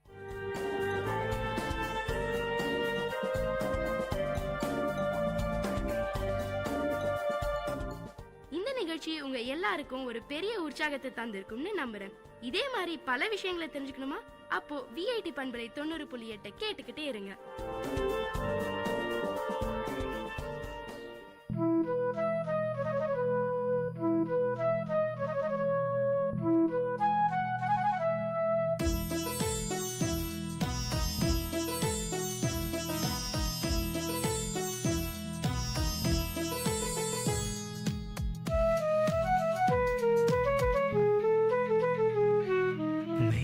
மேகம் என்மேல் நீயும் பூவை பொழிந்தாய், அதிலே என்னை கொஞ்சம் நனைய விட்டு மோகம் கொண்டாய். மேகம் மேகம் என்மேல் நீயும் பூவை பொழிந்தாய், அதிலே என்னை கொஞ்சம் நனைய விட்டே மோகம் கொண்டாய். காலை கதிரே உன் பனித்துளி நான், தினம் என்னை கிள்ளியே நீ எழுப்பி விட்டாய்.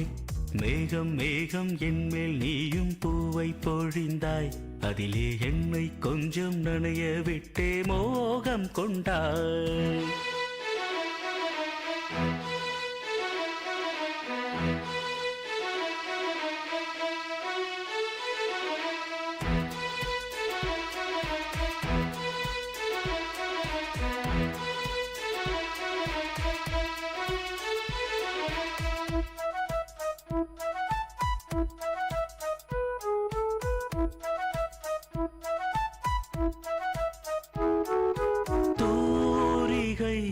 கொண்டு தீண்டியை தூக்கங்கள் குறைத்தாய்.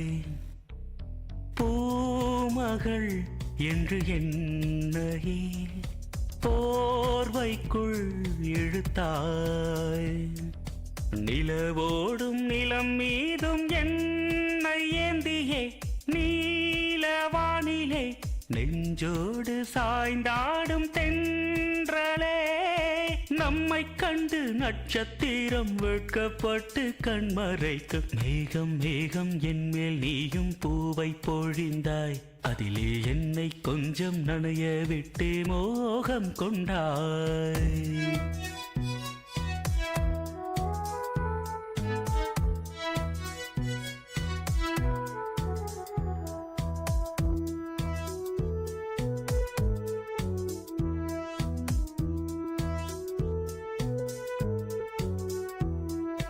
வானவில் வண்ணம் கூட்டியே வார்த்தைகள் வரைந்தாய். தேன் துளி என்று என்னையே நாக்கினுள் ஒலித்தாய். விழியோரம் நடை போடும் ஆசை மேகமே எந்தன் ஜீவனே. கரம் சேர்த்து நடமாடும் சொந்தமே. உன்னை போல மின்னல் கூட மின்னி மின்னி முத்தம் போடும். மேகம் மேகம் என்மேல் நீயும் பூவை பொழிந்தாய். அதிலே என்னை கொஞ்சம் நனைய விட்டே மோகம் கொண்டாய். மேகம் மேகம் என்மேல் நீயும் பூவை பொழிந்தாய். அதிலே என்னை கொஞ்சம் நனைய விட்டே மோகம் கொண்டாய். காலை கதிரே உன் பனித்துளி நான் தினம் என்னை கிள்ளியே நீ எழுப்பி விட்டாய். மேகம் மேகம் என்மேல் நீயும் பூவை பொழிந்தாய். அதிலே என்னை கொஞ்சம் நனைய விட்டு மோகம் கொண்டாய். கேட்ட பாடலை இசையமைத்து பாடியவர் முருகானந்தம். பாடல் வரிகள் பவித்ரா. தயாரிப்பு VIT பண்பலை 90.8.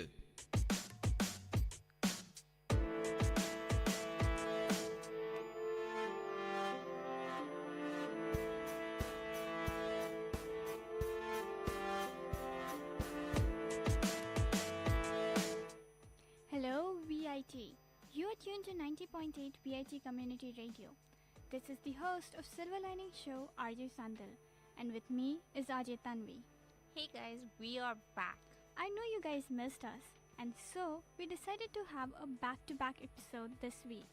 We'll be having a session today as well as a session tomorrow. Yeah, and it's gonna be so much of fun. We have like so many things to talk to you guys about this weekend, so stay tuned throughout because today we might just go hardcore psychological. I mean, not too much, but a little. Well, not psychological, philosophical. And by the way, it was Tanvi's idea. And why not hardcore? What is the issue with that? Okay, I thought about it and I went like, because philosophy is something like if you delve into the depths of, there is like no coming back. And if you get like pulled under, I honestly don't know CPR. Like actually, literally and metaphorically. Neither do I, so please don't get drowned. And I understand. So on that note, let's reveal the topic of today's discussion. We will be discussing about misguided perception. Wait, isn't it misguided conception? No, wait, let me get this. It's perception. Nope, I am pretty sure it is conception. Yes, it is misguided conception. Okay, so what's the difference? It's not easy to understand the difference, nor is it easy to explain the difference. So like, try to keep up maybe, because the difference between both of them is very subtle. Basically, to perceive is to become aware of something directly through the senses, like your hearing, your tasting, your seeing, those simple senses. To conceive is to form something in the mind or to develop an understanding. So perceiving is merely seeing and conceiving is deeper. Sort of like the iceberg analogies that you see, there's only a small portion and there's a larger portion that you don't see. In that sense, perception often involves passive evaluation. And this is where the lines between perceive and conceived become blurred. Think about perception as a relatively shallow interpretation and conception as a more creative interpretation involving substantial thought or imagination. Okay. What? Think about this. You're a bio student, right? With all the cells in my body, I believe so. Very good. So, what does conceive mean to you? It means to give birth. Right. So, in that similar sense, we conceive a child, we conceive an opinion. We create a child, we create an opinion. So you're saying that we conceive an opinion and then it leads to our perception, like it divides, it multiplies. Fine. Truthfully, I have lost you here. You'll have to explain that further. Are you trying to say that conception drives perception? Okay, I see that you're confused. I understand that you're confused. So let's try to look at this like a bit differently. People perceive primarily with their senses, but with their minds also. A psychologist, Egan Brunswick, and others have shown that people often don't see a thing unless they have some idea of what they're looking for. And this reason may be biological for this process to occur. As like renowned scientists Jeff Hawkins and Sandra Blacksley wrote, for every fiber feeding information forward into the neurocortex, there are 10 fibers feeding information back toward the senses. Where most people would see an undifferentiated mass of green leaves for a tree, a bird watcher spots a toucan, different species of parrots, and a hummingbird. Dude, what you just said makes no sense. Of course, we perceive with our senses. Like, think about it.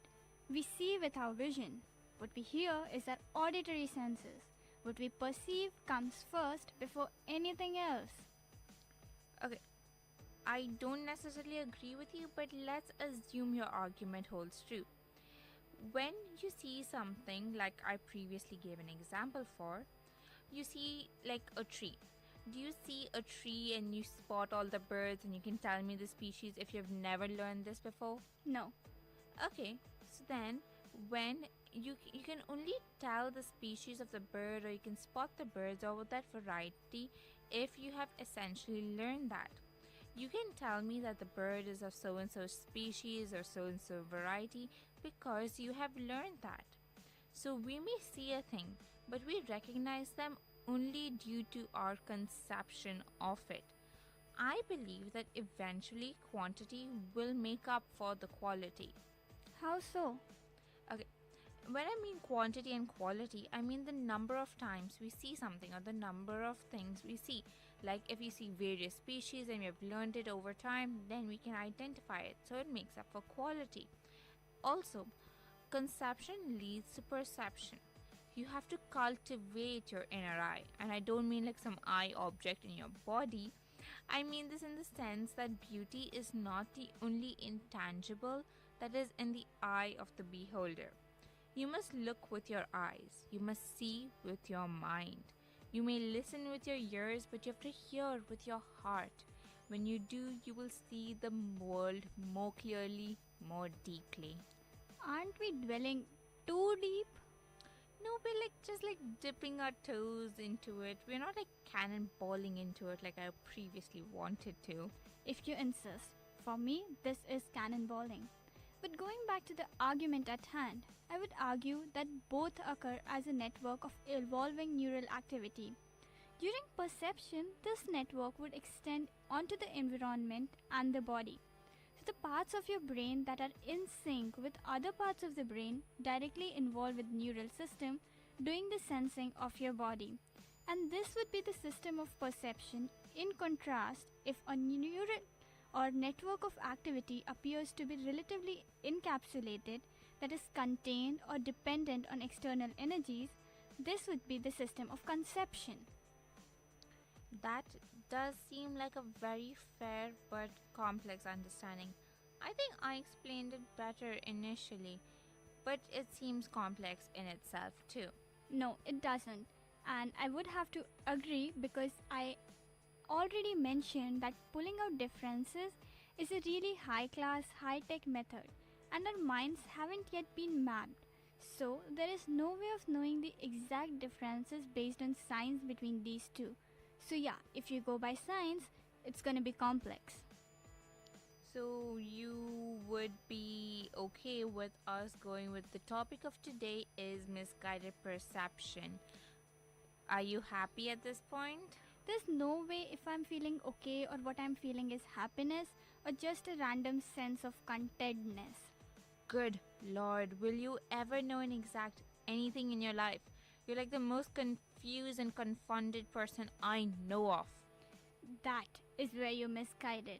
Because there's no way for you to know the future, or even more, to predict those who are yet to meet and their behavior.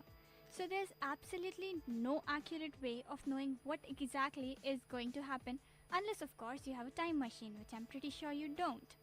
And in that sense, I may not be the most confused person you know of.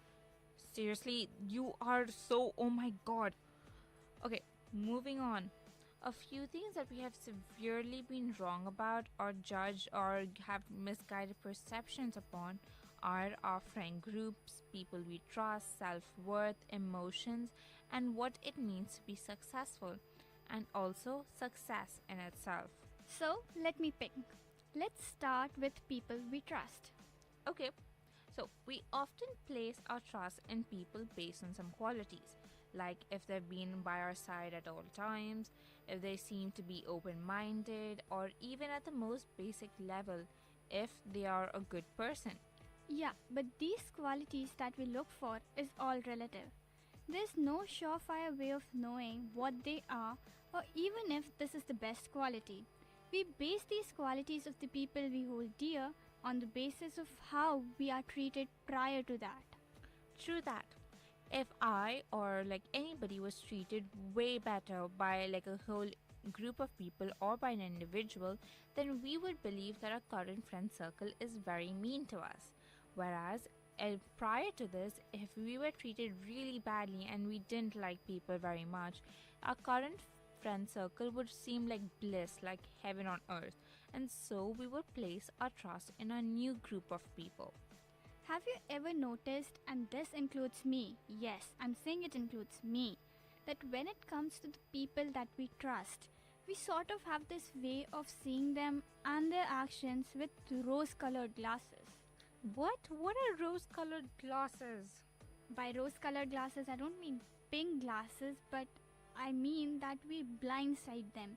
You know, like we are blindsided by them, or we give them more opportunities to correct their mistakes than we would give to a regular person. We become partial, and in a way, we are overprotective of them.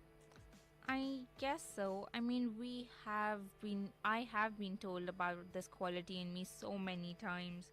I mean, I keep shielding people or babysitting people, or maybe I just like keep defending them and refuse to deal with the realities of what they are, and in that sense, I am misguided. Yeah, I have seen you do that. People including you, and this time excluding me and some others, behave irrationally when it comes to the ones who are near them. And by their misguided notions, they place blame or fault onto others, whether they are deserving of it or not. People are often unable to judge others wisely. One of those factors is due to their preconceived notions about them, which causes them to perceive these people in a certain light or in a certain way. And there are times when we place more trust in the opinions of others than we do ourselves. This, as we have discussed in our show long way back before, is based on various issues. Mostly, they are based on social perceptions. I agree. The people that we are with are often based on how we see ourselves. Our friends and our family can often contradict each other by making us very confused in life. We are told to be bold but humble. We are asked to stand out but stick to what the majority says, mostly for safety purposes, of course. I agree. We should be told to do one or the other, not both, not neither. In life, everybody wants to be brave, stand out. Everyone wants us to act out, be bold, but only when it suits their needs. Otherwise, our opinions are said to be too liberal, too controversial, too extremist, and to those people, I say that. Okay. And talking about liberalism, those of you who know what liberalism is, well, good for you. Excellent job, guys. But for those of you who do not know and are lost by my co-host's choice of words, which even lose me sometimes, this one is for you. Liberalism rejects the prevailing social and political norms, like almost every single one of them, and supports ideas and programs such as freedom of speech, freedom of the press, freedom of religion, gender equality, and international cooperation. And now you may be wondering, why is this such a big deal? We know that, we do that, and why is it being said in such an odd manner? Well, because these ways also mean that the ideas are very open-minded and may go against a lot of basic social norms that tell us to be silent at a lot of times. Yeah, that was what I was going to say. Nothing else but that. But coming back to the topic at hand, we often end up judging our self-worth based on how others judge us. If they tell us we don't communicate much, or we don't contribute much, or we are just like mediocre in life, and they keep telling us this again and again and again, soon we begin to believe in it. Which is why, when determining self-worth, we should remain strong in our belief of ourselves and never waver from how much confidence we have in ourselves, because that is essentially what is going to make our difference in our lives. Not what other people think, but what we think about ourselves. And while making difference in lives, let's take a small break. You're listening to 90.8 VIT Community Radio, and this is the Silver Lining Show with RJ Sandil and RJ Tanvi. Please stay tuned.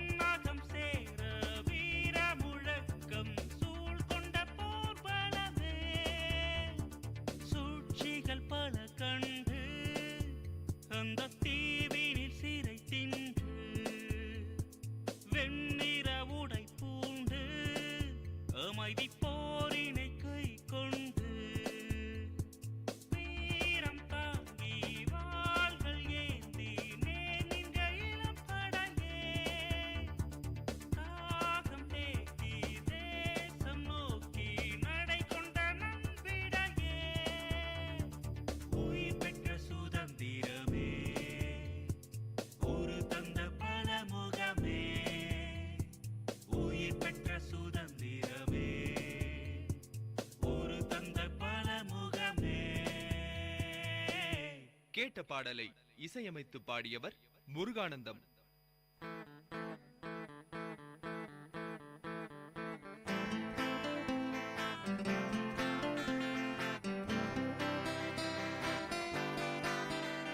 உங்கள் இல்லம் நுழைந்திடும், உங்கள் செவிகளை தீண்டிடும், உங்கள் மனதினை வருடவே பண்பலையாய் மலருதே.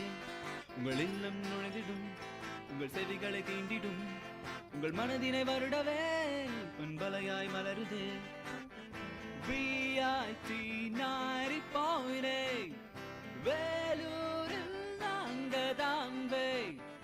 VIT 90.8. நீங்கள் கேட்டுக்கொண்டிருப்பது VIT பண்பலை 90.8 VIT பல்கலைக்கழகத்தின் சமுதாய வானொலி.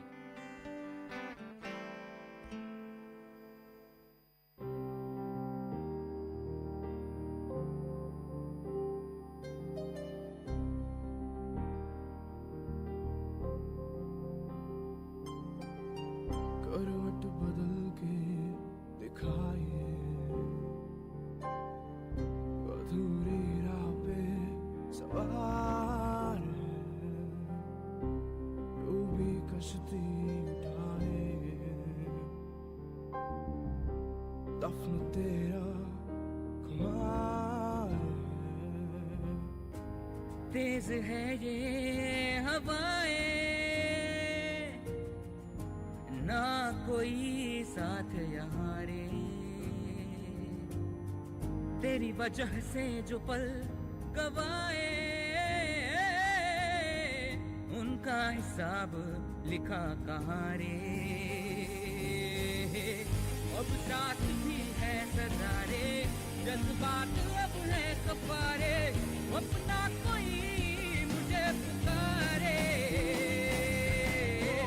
अब जीती में भी गम है मन अश्क से भी गम है अब हद से ज्यादा सहारे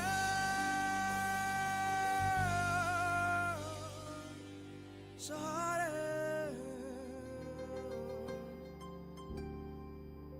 सहारे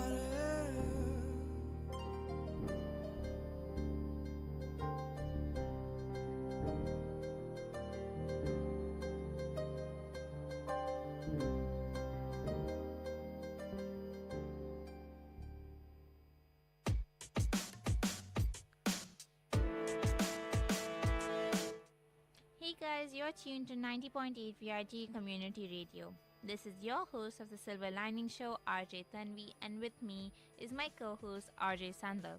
And today we were discussing misguided perceptions and we were giving certain examples.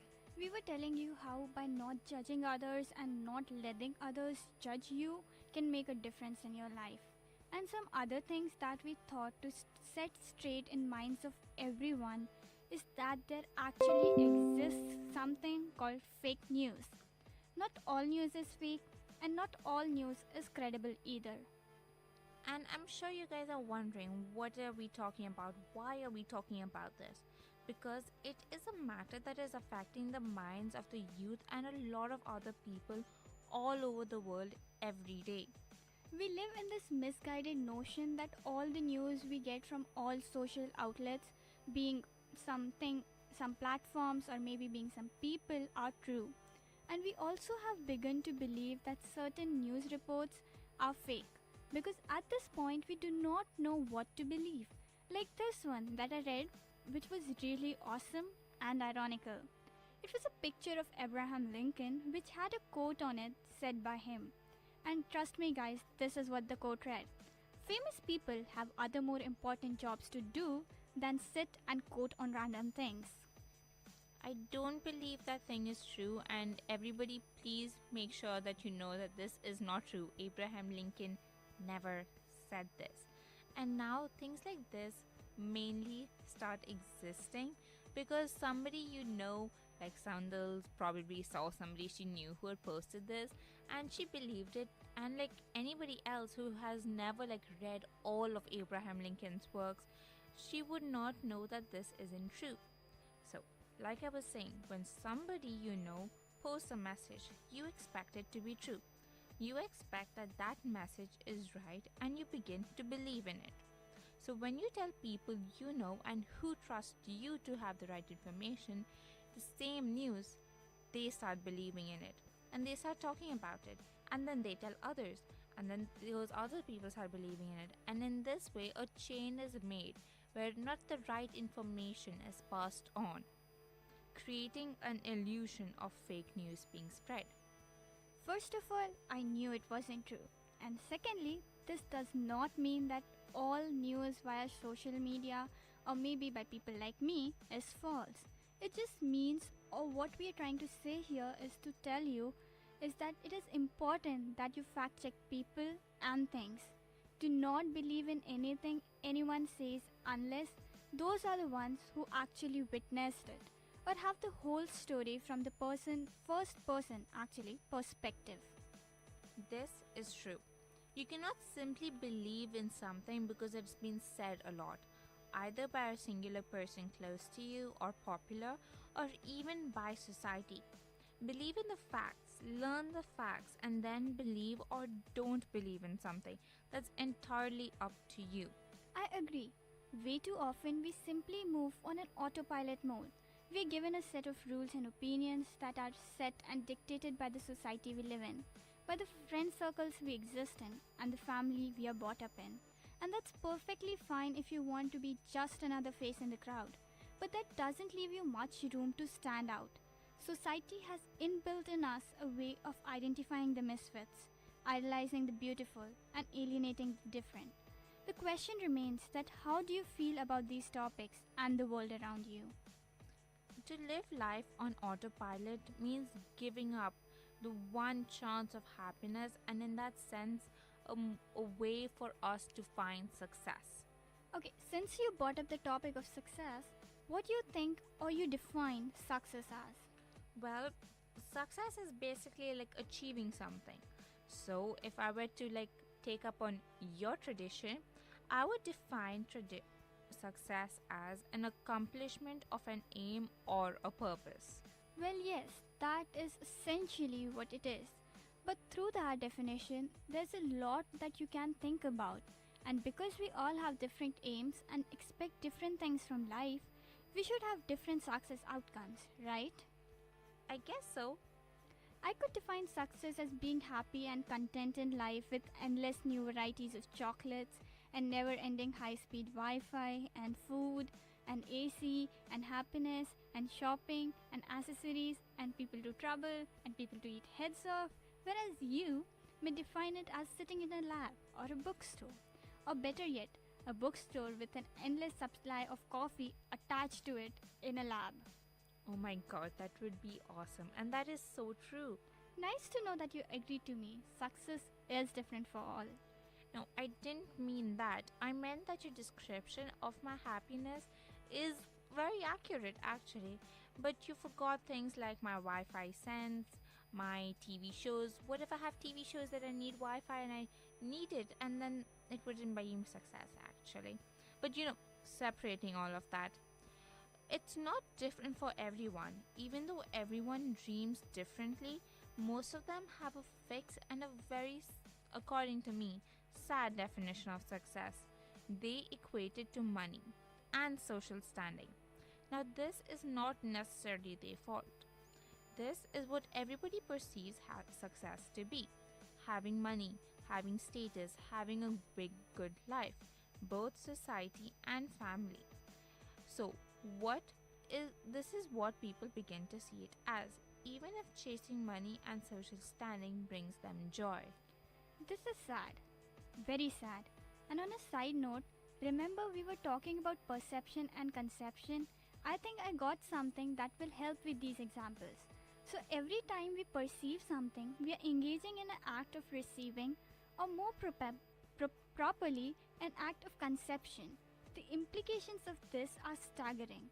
The truth that we are responsible for creating our own realities as stated by many. Yet, without an appreciation of the act of perception, there can be no real recognition of the true responsibility inherent in the act of creation. Instead, people get stuck at the level of positive thinking, which is like little true power, but it is a hit or miss affair. Wait, what? Isn't positive thinking the key to many achievements and such? Okay, I understand it was complex, but understand it this way. There are a lot of aspects that go amiss in the way or method of positive thinking. One of them is an understanding that we perceive at more levels than the just thinking, and how we have learned to perceive as well as what we habitually perceive is clearly ingrained in our psyche through social conditioning. Okay, seriously, you should stop explaining things in a manner that would require people to look up more things that you're defining and then just simply get lost. Okay, in simpler terms, for the most part, the things that people generally bring to birth in their lives are product of deep-seated social conditioning mixed with fashionable suggestions taken on board from external sources like the media. However, this is no way of living to the true responsibilities inherent within the act of perception. Okay, I think I get what you're trying to say.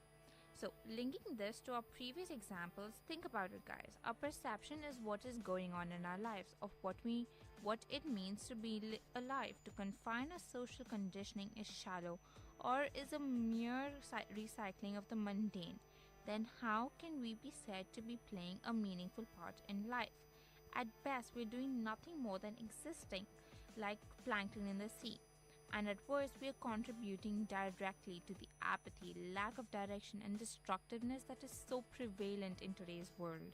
I think you should really stop being so deeply psychological. Psychological.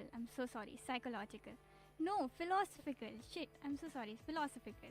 You will scare our listeners and everyone else you're talking to away, which would be really sad, because who then would gain from all our teachings? Now, an example that many of you would be subconsciously doing without even realizing is that you would be labeling people or classes of people based on social norms.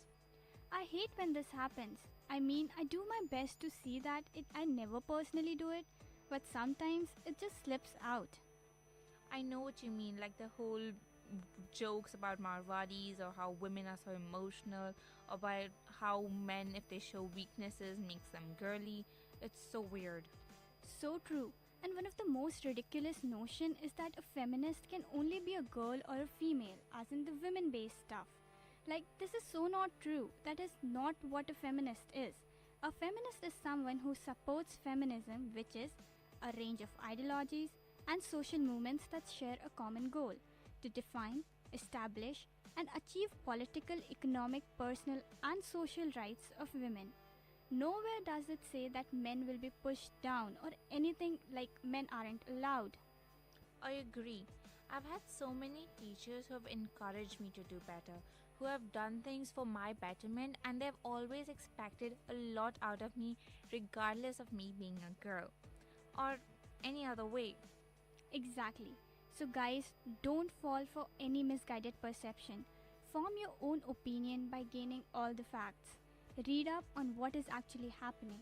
Get all your info, and then there will be never a time wherein your perception will ever be wrong. So that's all for today. This was the Silver Lining Show with RJ Sandil and RJ Tanvi. And you are listening to 90.8 VIT Community Radio. Stay tuned.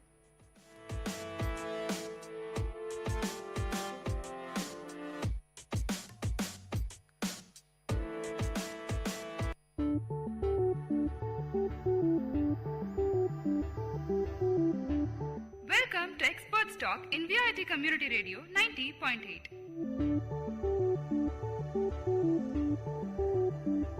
Clay pottery to galaxy, agriculture to astronaut, teaching to technology, a discussion on anything and everything.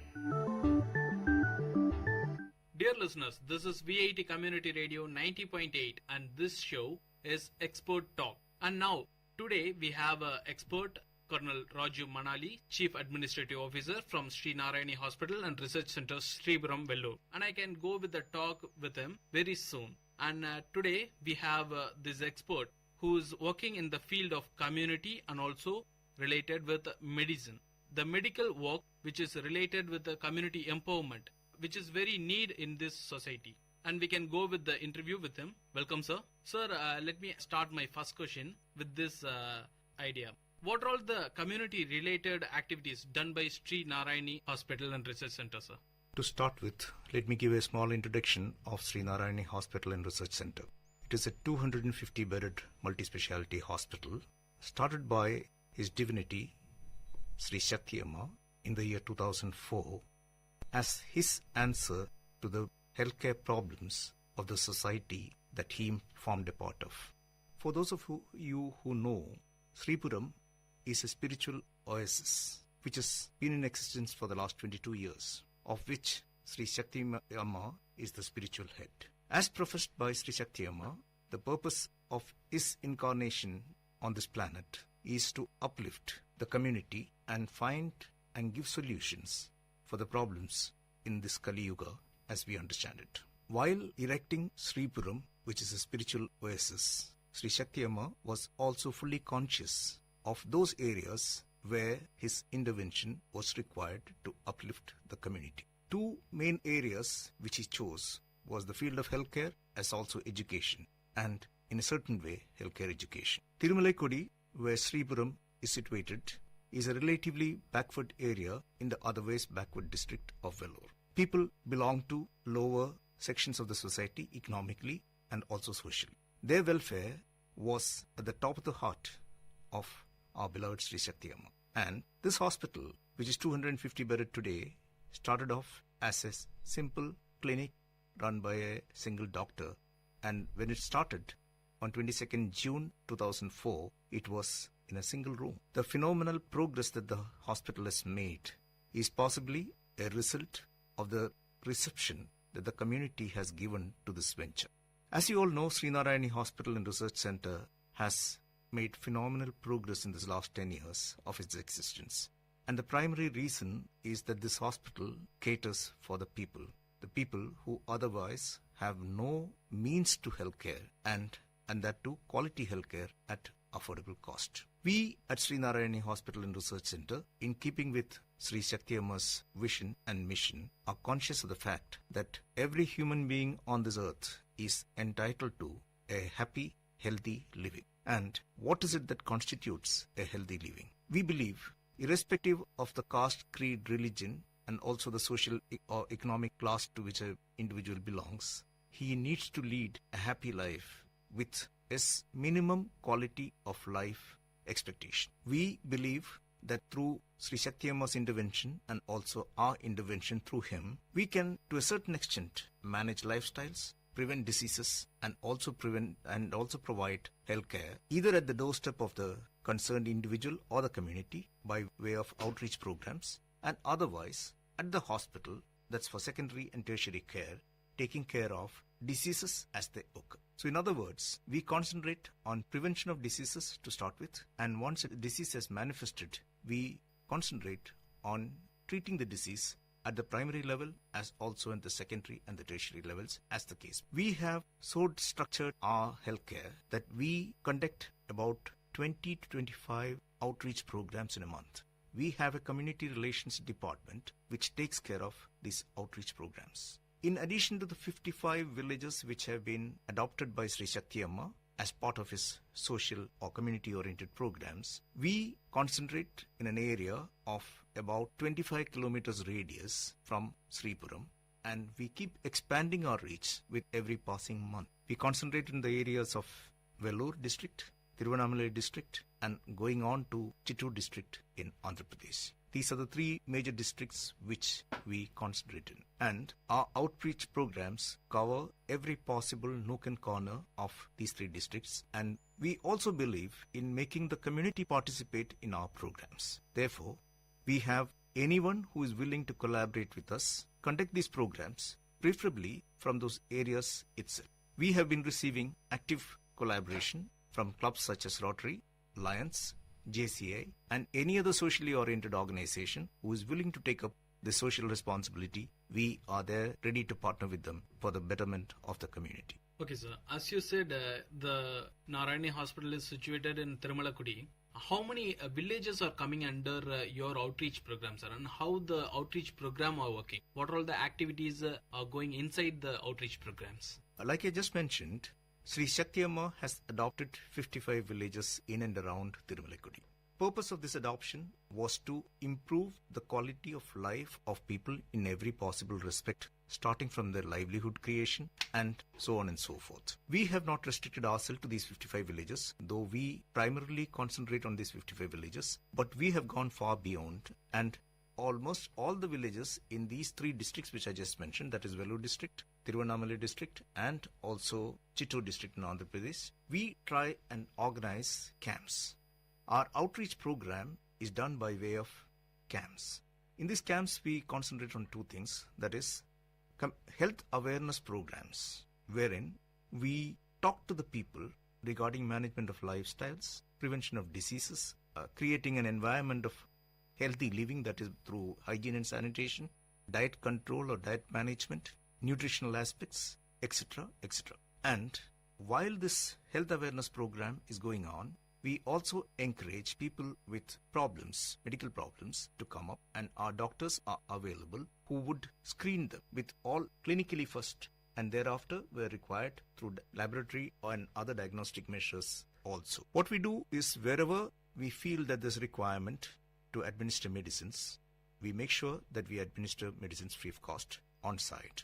And wherever we feel that there's a requirement for better intervention, such patients or people are advised to come back to the hospital where they could be given better care in form of secondary or tertiary healthcare as is applicable. This is the modality of the outreach program that we undertake. Okay, sir. Let us talk about your facilities in hospitals. What are all the eminent facility are available in Sri Narayani Hospital? Sri Narayani Hospital has almost every discipline that any good hospital can think of. Rather than mentioning as to what we have, I think I would prefer the route of telling you as to what we don't have.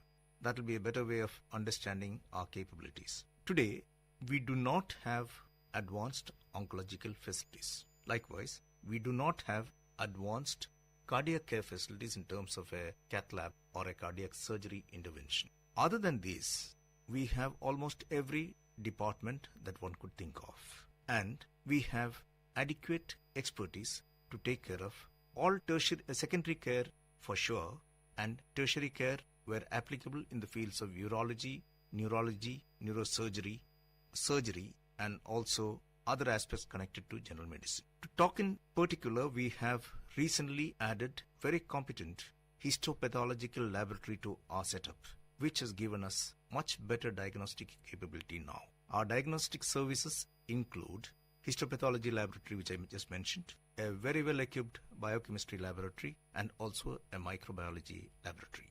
We also have full-fledged CT, X-rays, and other diagnostic equipment as applicable. We will soon be adding a 1.5 Tesla MRI also to our diagnostic services. Now, we have also recently added a good dermatology and cosmetology department in our hospital. The aim primarily is to meet the requirements of a highly figure conscious or a face conscious or a fashion conscious individual in a tier 2 or tier 3 city, also to have aspirations to have a better face, a better figure, and a better overall outlook of himself. So this dermatology and cosmetology department is adding to that requirement of those sections of the people. Maybe people in VIT may be interested in improving their looks and their figure and things like that. The cosmetology department caters for that. Why I am talking about this cosmetology department is because it's a new addition. Likewise, we have just this year also started an infertility IUI IVF facility also. Our IUI has had a number of success cases, and the first 2 couples are also going in for IVF treatment. Since we have not yet established a full-fledged IVF lab, we are working in collaboration with an IVF hospital in Chennai. However, the point to be noted is that we are capable of handling all cases which requires IUI or IVF intervention. These are the 3 areas which we have started afresh this year. Otherwise, we have every other facility that we could think of. We have a cardiology department with 2 cardiologists.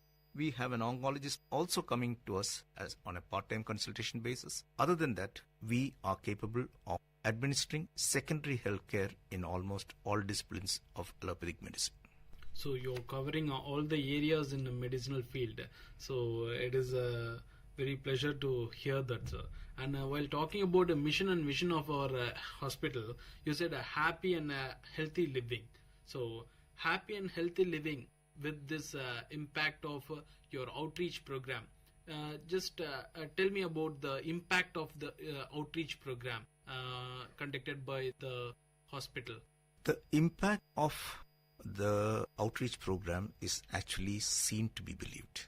Whatever I say, it might not feel unless you happen to visit one of these outreach program camps of ours. I am extremely glad to say that most of our outreach programs are very well received by the local population. My experience says that all these programs, the attendance is so high that our doctors at the end of the day are not able to reach up or look up to each and every patient who is reported. And we have no programs where the attendance is less than a minimum of 150 going up to even 400 to 600 in certain cases. We also encourage blood donation amongst the youth because giving blood or donating blood, we feel, is a noble act, and we wish to encourage the youth. I'm not too sure whether you are aware of it, but we conduct such blood donation camps even in the in VIT once in a way as the request comes up. We are targeting the youth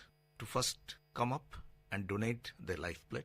Secondly, to participate alongside us in providing healthcare wherever they are willing to come up as volunteers. It's a pleasure watching the Rotary, Lions, JCA and other such socially oriented organizations come up with requests frequently asking us to conduct camps in various nooks and corners of the 3 districts that I just mentioned. So, while talking about the blood donation, you said it is a noble act for the youth. Even in UNO, Millennium Development Goals, the volunteerism is playing a vital role.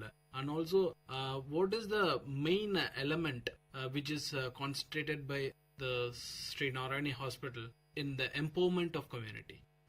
When we talk about empowerment of the community, it's done on in multiple dimensions actually. It is not Sri Narayani Hospital and Research Center alone functioning this empowerment of the community. As per Amma's vision, Sri Narayani Peedam, which is the mother organization of all, is carrying out a number of activities. To highlight some of them, afforestation. I'm glad to say, with Amma's timely intervention in Vellore, which I believe is actually has originated from Vellore. And in Vellore, in and around Thirumalai, where over 6 lakh saplings have already been planted as a result of Amma's intervention, the temperatures have already come down by about 2 degrees.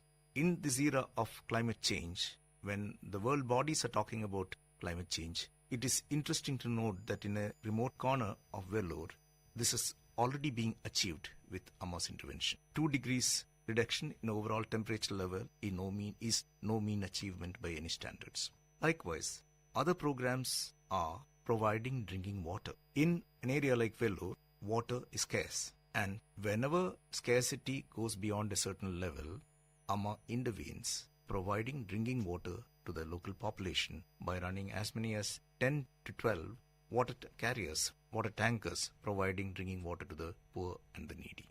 Now, other area of intervention of Amma is providing food for the needy and the poor. On any average day at the Sripuram, there is an Annadhanam on where a minimum of 6,000 and a maximum of 8,000 people are fed. This ongoing program, and I think the beneficiaries are the people who visit Sripuram as also the people who live in the nearby areas, and food is never a problem for people who come asking for it. Healthcare is another area where Amma has intervened, and like I've mentioned, through our outreach programs and other camps that we conduct, healthcare is also being taken care of.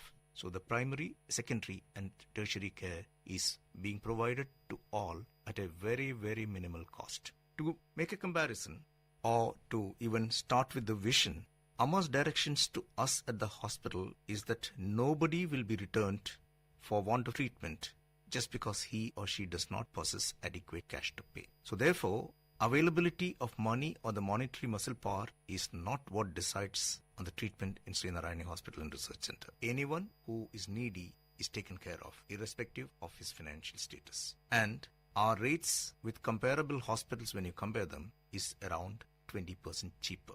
So we make treatment or healthcare affordable to everybody. And when you talk about the quality, we try and provide the best quality healthcare that is possible. Sir, you said Sri Narayani Peedam is providing Annadhanam for the people who are coming for the hospital. No, in the Peedam, that is the temple. So who are coming to the Sri Narayani Peedam, they can get the food easily. So you said there is no issue with the food. While talking about the diet campaigns, we have to focus on the obesity issue also. So obesity is a big issue nowadays. So the campaigns related to diet management, how you are handling those events? To be very frank, we face less of obesity problems than problems of malnutrition. Our area of concern is malnutrition. We try and provide nutritionary supplements to young children and expectant mothers, because these are the two sections of the society who suffer the maximum from malnutrition. That is what our experience says. Therefore, we deal with two segments. One is those people who come to us for treatment. For them, the mothers and children receive special attention as far as the nutritional aspects are concerned. Our dietitians work with them, advise them, give them the right advice of food consumption and nutritional consuming food, etc. And where we find that the people cannot afford on their own, we also provide nutritional supplements. So, for example, if an expectant mother comes to us in the second or third month of her pregnancy, we take care to ensure that her nutritional aspects are taken care of till such time she has actually delivered and even gone beyond to about, say, 6 months or so while she's lactating. This is one aspect. Secondly, when we go for our outreach programs, we have a dietitian accompanying us. He or she also talks about the nutritional aspects of the people so that the community at large is aware of what is to be consumed, what is to be avoided, and what are the sort of nutritional foods that should be consumed. And as you would know, education is an index of development which decides on various other factors also. AMA lays emphasis on education as well. As a result, there are two schools which have come up, Sri Narayani Vidyapeetham and also Sri Narayani CBSE school, as also a nursing college and a nursing school and an Institute of Paramedical Sciences. These programs that I have just spoken about is also practiced in our schools. Provision of nutrition meals, etc. is going on in these areas as well. So, as per AMA's vision, it is creating a younger generation which is capable or which is empowered in looking after itself through earning a decent livelihood. And it will be out of place, it will not be fair on me if I don't mention that AMA gives scholarships worth about 1.5 to 2 crores every year to needy students. And if my arithmetic is correct or if my data is correct, there are already about 70 to 100 professionals. When I say professionals, I mean doctors, engineers and advocates who have reached their levels of expertise through the help given by AMA by means of these scholarships. So therefore, taking care of the educational requirement of the community is another aspect where AMA lays emphasis on. So not only in medical field and also in educational field, Sri Narayani Peetham is working on that. Absolutely. And, environment. While talking about a clean environment, what kind of activities is going on with this Sri Narayani Vidyapeetham and CBSE schools? I'm glad that you raised this point. We have an organization within the Peetham known as which functions with the help of Exnora. I'm sure you are aware of Exnora. You've heard of Exnora. All of us have heard of Exnora, which is a NGO which works towards keeping the environment clean. We have this organization with about 100 odd people voluntarily joining in and keeping not only the temple premises clean on a regular basis, but also the villages around clean. We have a system of collection of waste, segregation of waste, and also disposal of waste, which I think is one of the best models that I have seen personally. And I believe the temple has been awarded, is being awarded frequently for intervention as far as the environmental cleanliness is concerned. If I may use the word, I think Sripuram is actually a green temple, besides being a golden temple. Okay. Other than Exnora, what are all the organization which is involved with your organization while doing these activities? What are all the other organizations? Like I mentioned, anyone who wishes to join with us in doing what we are doing are welcome. We also have programs with VIT towards research and development. I'm sure you are aware of that. VIT and Sri Narayani Hospital and Research Center are collaborating in a big way in carrying out research which will ultimately benefit the community. I was just giving an example of VIT. There are various other organizations which work with us. Rotary, for example. Different Rotary clubs in and around Vellore are participating in most of our outreach programs on a regular basis. So is the case with Lions Club, JCA, and other such socially oriented organizations. We even have at times some of the jewelers, prominent jewelers in Vellore, approaching us wanting to do an outreach program. From our side, we ensure that we never give an answer no to anyone who is wanting to do some activity for the community, unless we feel that the activity is more self-centered than community-centered. We do not say no. You said R&D department. So the research and development, can you just give me a fine focus on that? which is the area which is focused by this R&D department, mainly focused area of the R&D department? Our research department looks at biomolecular research primarily. You would be glad to hear that we have currently about 9 research students, research scholars venturing, partnering with us in trying to do their PhD, and which the PhD program is supported by the VIT. Mother University is VIT. And we undertake a number of programs sponsored by the ICMR and other such research oriented institutions from where we get institutional help. And we also carry out research on Ayurveda and other holistic medicinal areas, where we find that we could contribute to the health of the individual and the society by making a holistic approach towards the treatment of diseases. Almost all the hospitals are having the department, community medicine. Is there anything special about community medicine in Sri Narayani Hospital? We do not have a community medicine per se, the way you envisage, but I believe that our entire vision is about community healthcare. In other words, I feel that we do not require a community medicine to take a department to take care of community healthcare. We are focused only on that. Therefore, in other words, all our departments are also focused at community health. So I feel that there is no requirement for a community medicine per se, like some of the medical colleges and other bigger hospitals have. It's fine, sir. And do you want to say anything particular about the Sri Narayani Hospital, which is working with the community development and empowerment, apart from what we discussed for the past half an hour? I feel that there is so much to be done. At Sri Narayani Hospital and Research Center are endeavoring to do. Anyone and everyone who is interested in such activities, we are there to help them, actually help them perform.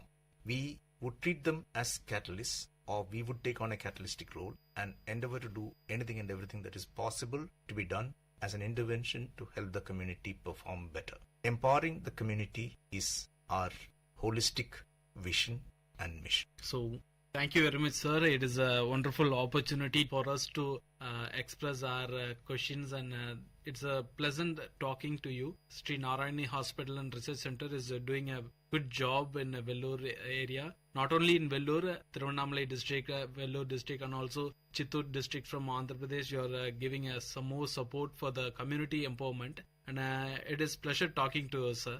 And thank you, sir. The pleasure is entirely mine, and I would also take this opportunity to thank VIT for all the support that we receive from VIT as an institution. And also I would like to thank VIT Community Radio for this opportunity to address the community here and the areas around in giving them an introduction as to what all we at Sri Narayani Hospital and Research Center do and what more can we do for community empowerment as a goal. So dear listeners, it is expert talk from Colonel Raju Manali, Chief Administrative Officer of Sri Narayani Hospital Research Center, Vellore. And this is a start from Sri Narayani Hospital, and there are many more programs coming from Sri Narayani Hospital hereafter. And thank you for listening to Experts Talk in VIT Community Radio 90.8. Thank you for listening to Experts Talk. Until we catch you on our next discussions in various fields, keep waiting and stay tuned to VIT Community Radio 90.8.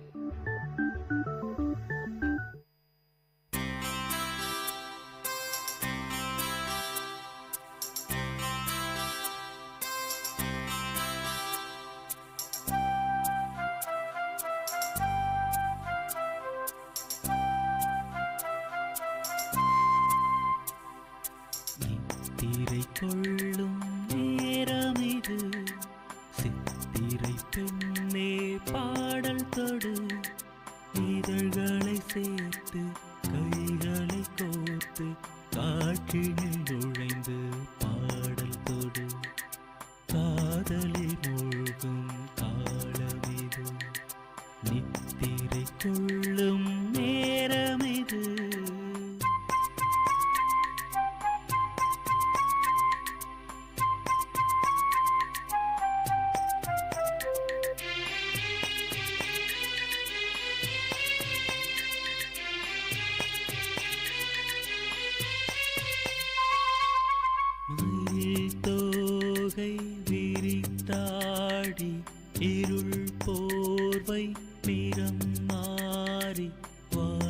வான்முகிலின் வர்ணத்தில் வார்த்தெடுத்த மென்சிகையோ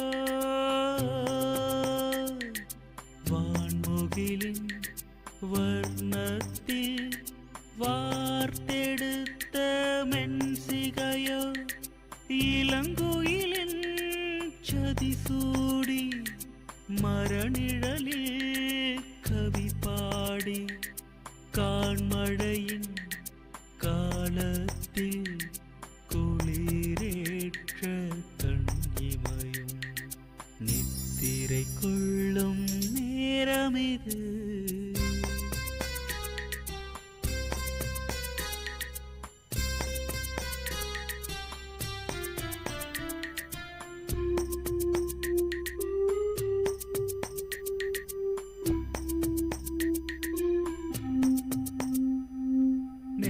நெடுங்கிளைகள் வளர்ந்தோடி பசு மரங்கள் சுமை கூடி பண் இசைக்கும் மோனத்தில் நெளிந்தாடும் வளைகரமும்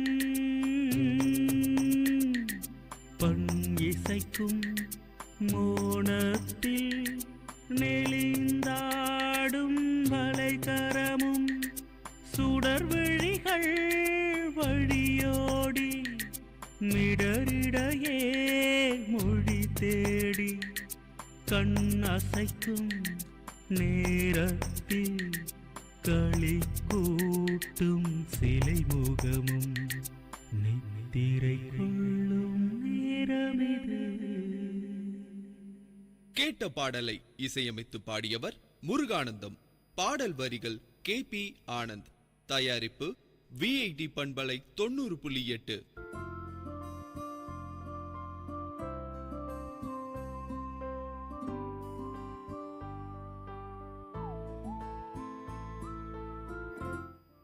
Hello VIT, you are listening to VIT Community Radio 90.8 FM. This is your host RJ Shashank and this is your favorite show VIT Achievers. Today we have somewhat a special guest on the other side of this mic because she has also been an RJ doing shows, and it is very fortunate for her and very proud for us to tell that she has been one of the rank holders and she has been awarded by the Vice Chancellor in the VIT University Day a few days back. So I have with me in the studio Aishwarya K. Welcome Aishwarya to the studio, and a lot many congratulations on your achievement. Thank you so much for calling me. It's actually a privilege for me to sit in this seat because, as you know, I have been anchoring the shows. Okay. Always it was on the other side. Yes. So it feels actually comfortable to sit here. A little nervous also. Now I can imagine how far the guests might be nervous when they come to the studio. Okay. It feels nice and it's really great to be here. Okay, very nice. And as you said, it feels comfortable, so I'll try to make it less comfortable by bombarding some difficult questions. Okay, I So don't know what kind so- of difficult questions you have prepared, but I hope that I'll answer you the best. Certainly, you have been answering maximum questions in the examination, then only you have been bestowed upon with this prize. Okay. So, Aishwarya, the first question would be that I have read this saying or a quotation from somewhere that excellence is not an occurrence, it is an attitude. What is your take on it?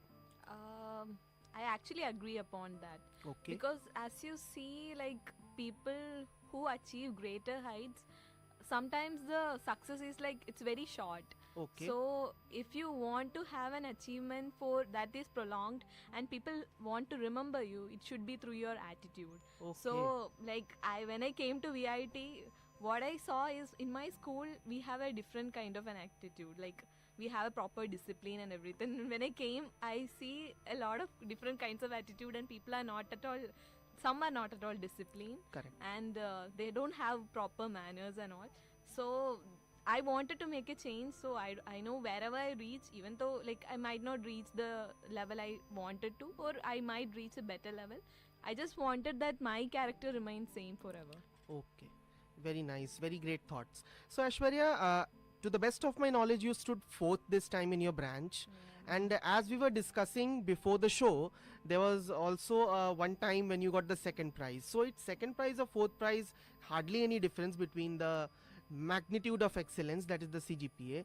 But that time you got some 13K and now you have some 1K. Now you please be very frank and tell us what you feel about it. I feel bad. Actually, like right now, when I got second rank, I was like, okay, nice.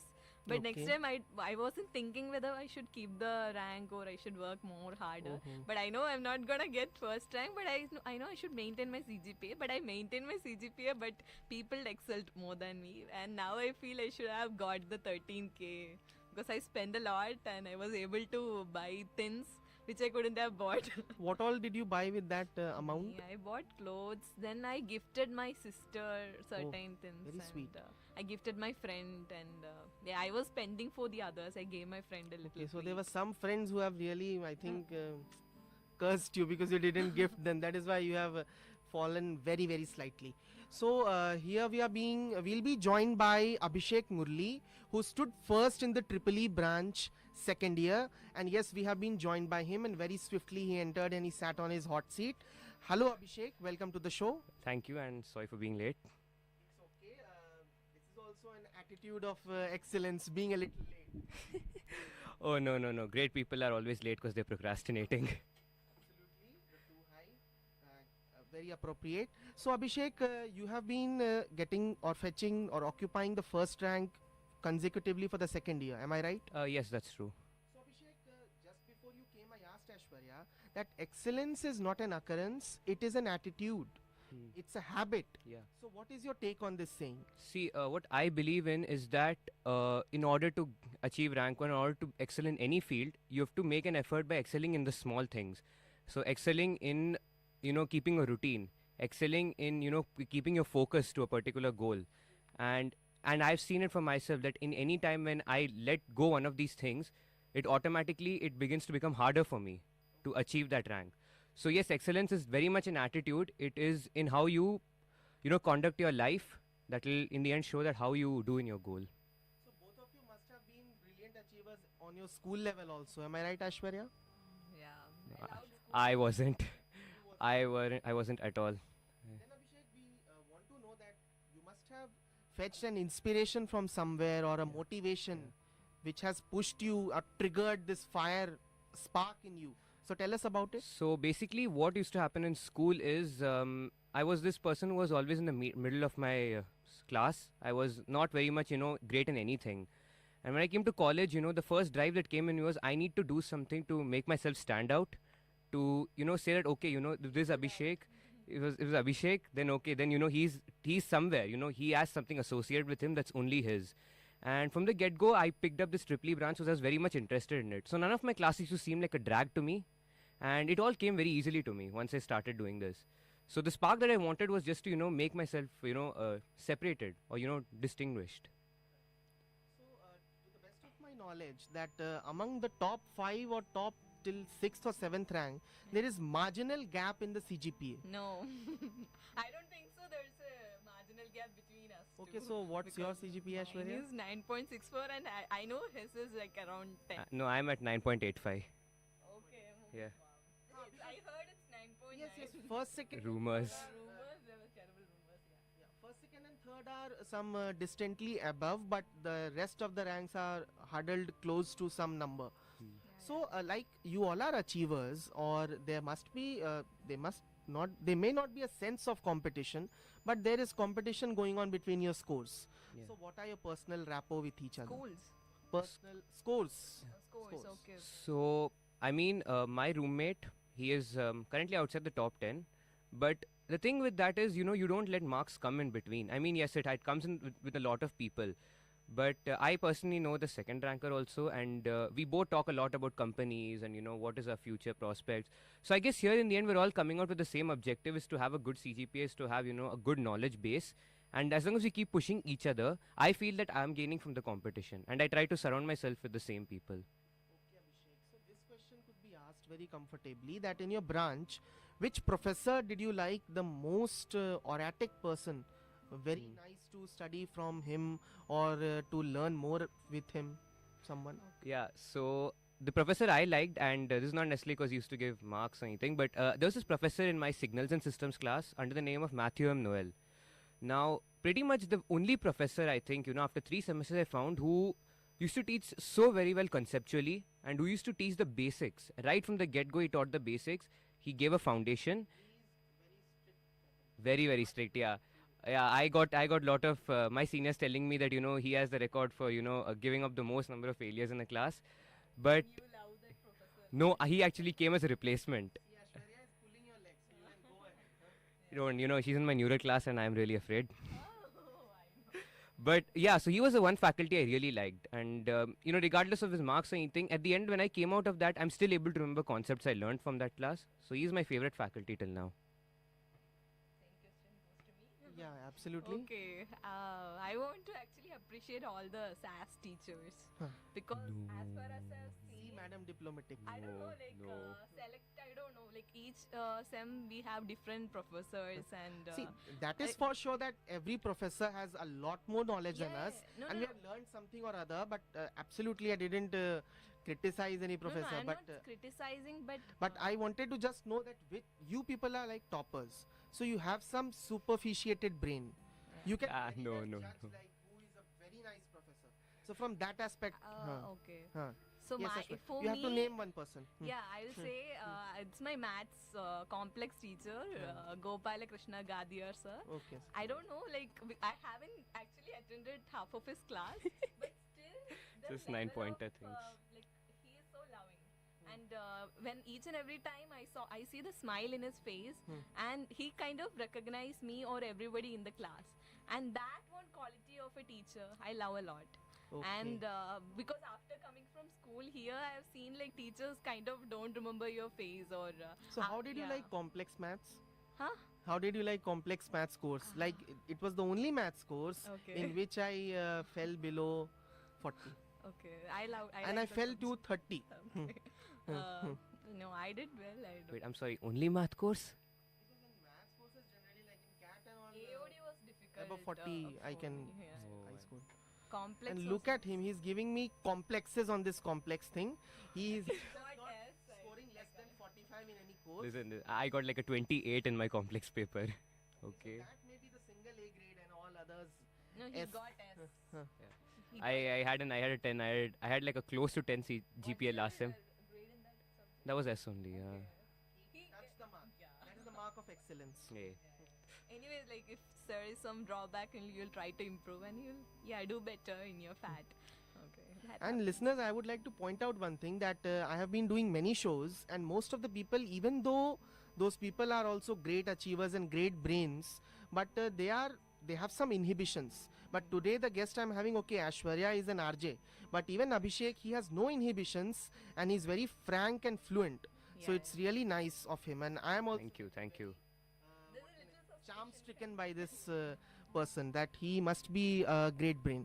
Okay, so apart from this mammoth CGPAs that you have established, what are the other involvements? So academic involvements, actually I frequently participate in hackathons because I'm a big lover of electronics and software related things. So I regularly participate in hackathons, and for a brief moment I was part of the basketball team of my school. Here I couldn't come to that level, but I try to play sports regularly and keep something else apart from academics. Yeah. What about you, madam? You only study? No. Yes, ma'am. She's an RJ. Okay, I love this job, RJ. We all. This is my passion. I love speaking, public speaking. So whenever I get an opportunity of anchoring, and also Rivera, we get the opportunity to interview people. Yes. And that's the main thing. Then later on, half of my time I spend with friends. And also if I get a 3 or 4 day leave, I leave home. So and the rest 98% time studying. No, and as I'm not that interested into the technical aspect. Okay. Right now, I'm not that into it. It differs from person. Yeah, so I'm not that into hackathons and stuff, as he said, and I'm also part of a chapter where most of the management works goes on, and I love speaking. That's what I can say right now. Okay, so you both would have interacted with each other, like there was any kind of even a cold war, like for marks? Never. See, we shared one class before this, if I remember, our nanotechnology class, and I don't think both of us would have attended that class. Okay, so no, that subject was, let's just not talk about it. Yeah.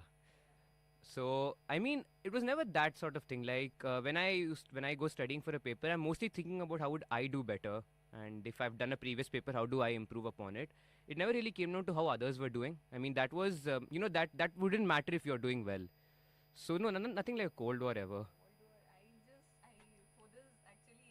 For this show only, I actually talked to him. Yeah. And before that, I didn't even talk to him. I just know these people are there. And no, there is nothing as such. Nothing as such. Absolutely, there must not be. So, listeners, I hope that you would be having a great time, and I am also having a very great time interviewing these two rank holders of VIT. So, we'll be right back after a short break. Stay tuned. Keep listening to VIT Community Radio 90.8 FM.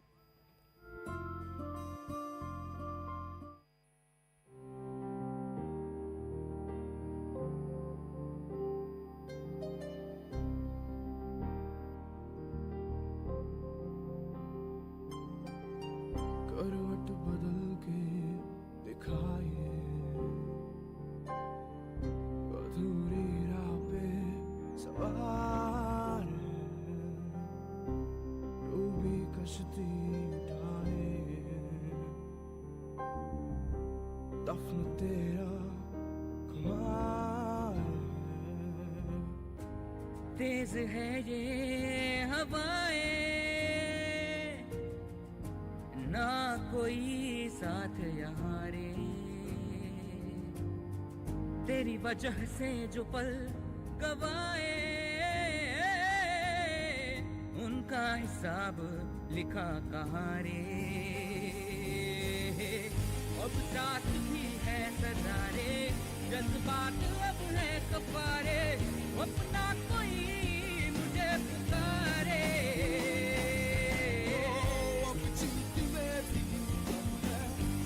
aşkı seviyorum Abi hadsiz adam Sahare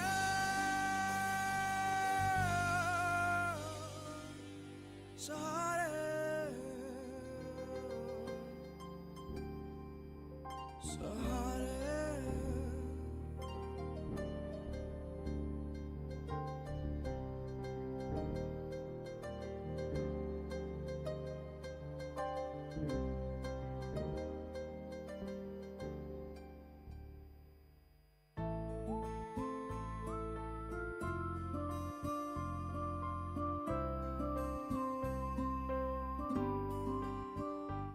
Welcome back, listeners. You are listening to VIT Community Radio 90.8 FM. This is your host RJ Shashank, and you are listening to your favorite show, VIT Achievers. And today I have Ashwarya K and Abhishek Murli, rank holders from Triple E second year.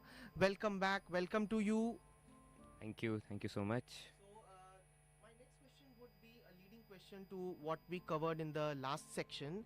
Abhishek, tell us something more about your hackathonian ventures. Yeah, so recently I was part of 3 hackathons, and in the very recent hackathon we procured second prize, our team. So basically in these hackathons, it gives me an idea of how to deal with a problem statement. So, generally you have companies coming in, or you are given some problem statements that are actually real world problems. And the idea is just to focus on a solution. Solution can be simple, hard. So like in the last hackathon, we were given a Swachh Bharat statement. So what we did was like a smart dustbin. Yeah. And it gave me a good idea of how to, integrate so many things and work with a team especially. Yeah. What about you, madam, that apart from RJing and studying anything else? What you expect me to answer? I don't know. Okay, so Abhishek, which is your favorite Triple E course till now? Favorite Triple E course? Okay, that would be difficult, but it would have to be this subject we had, electromechanical energy conversion.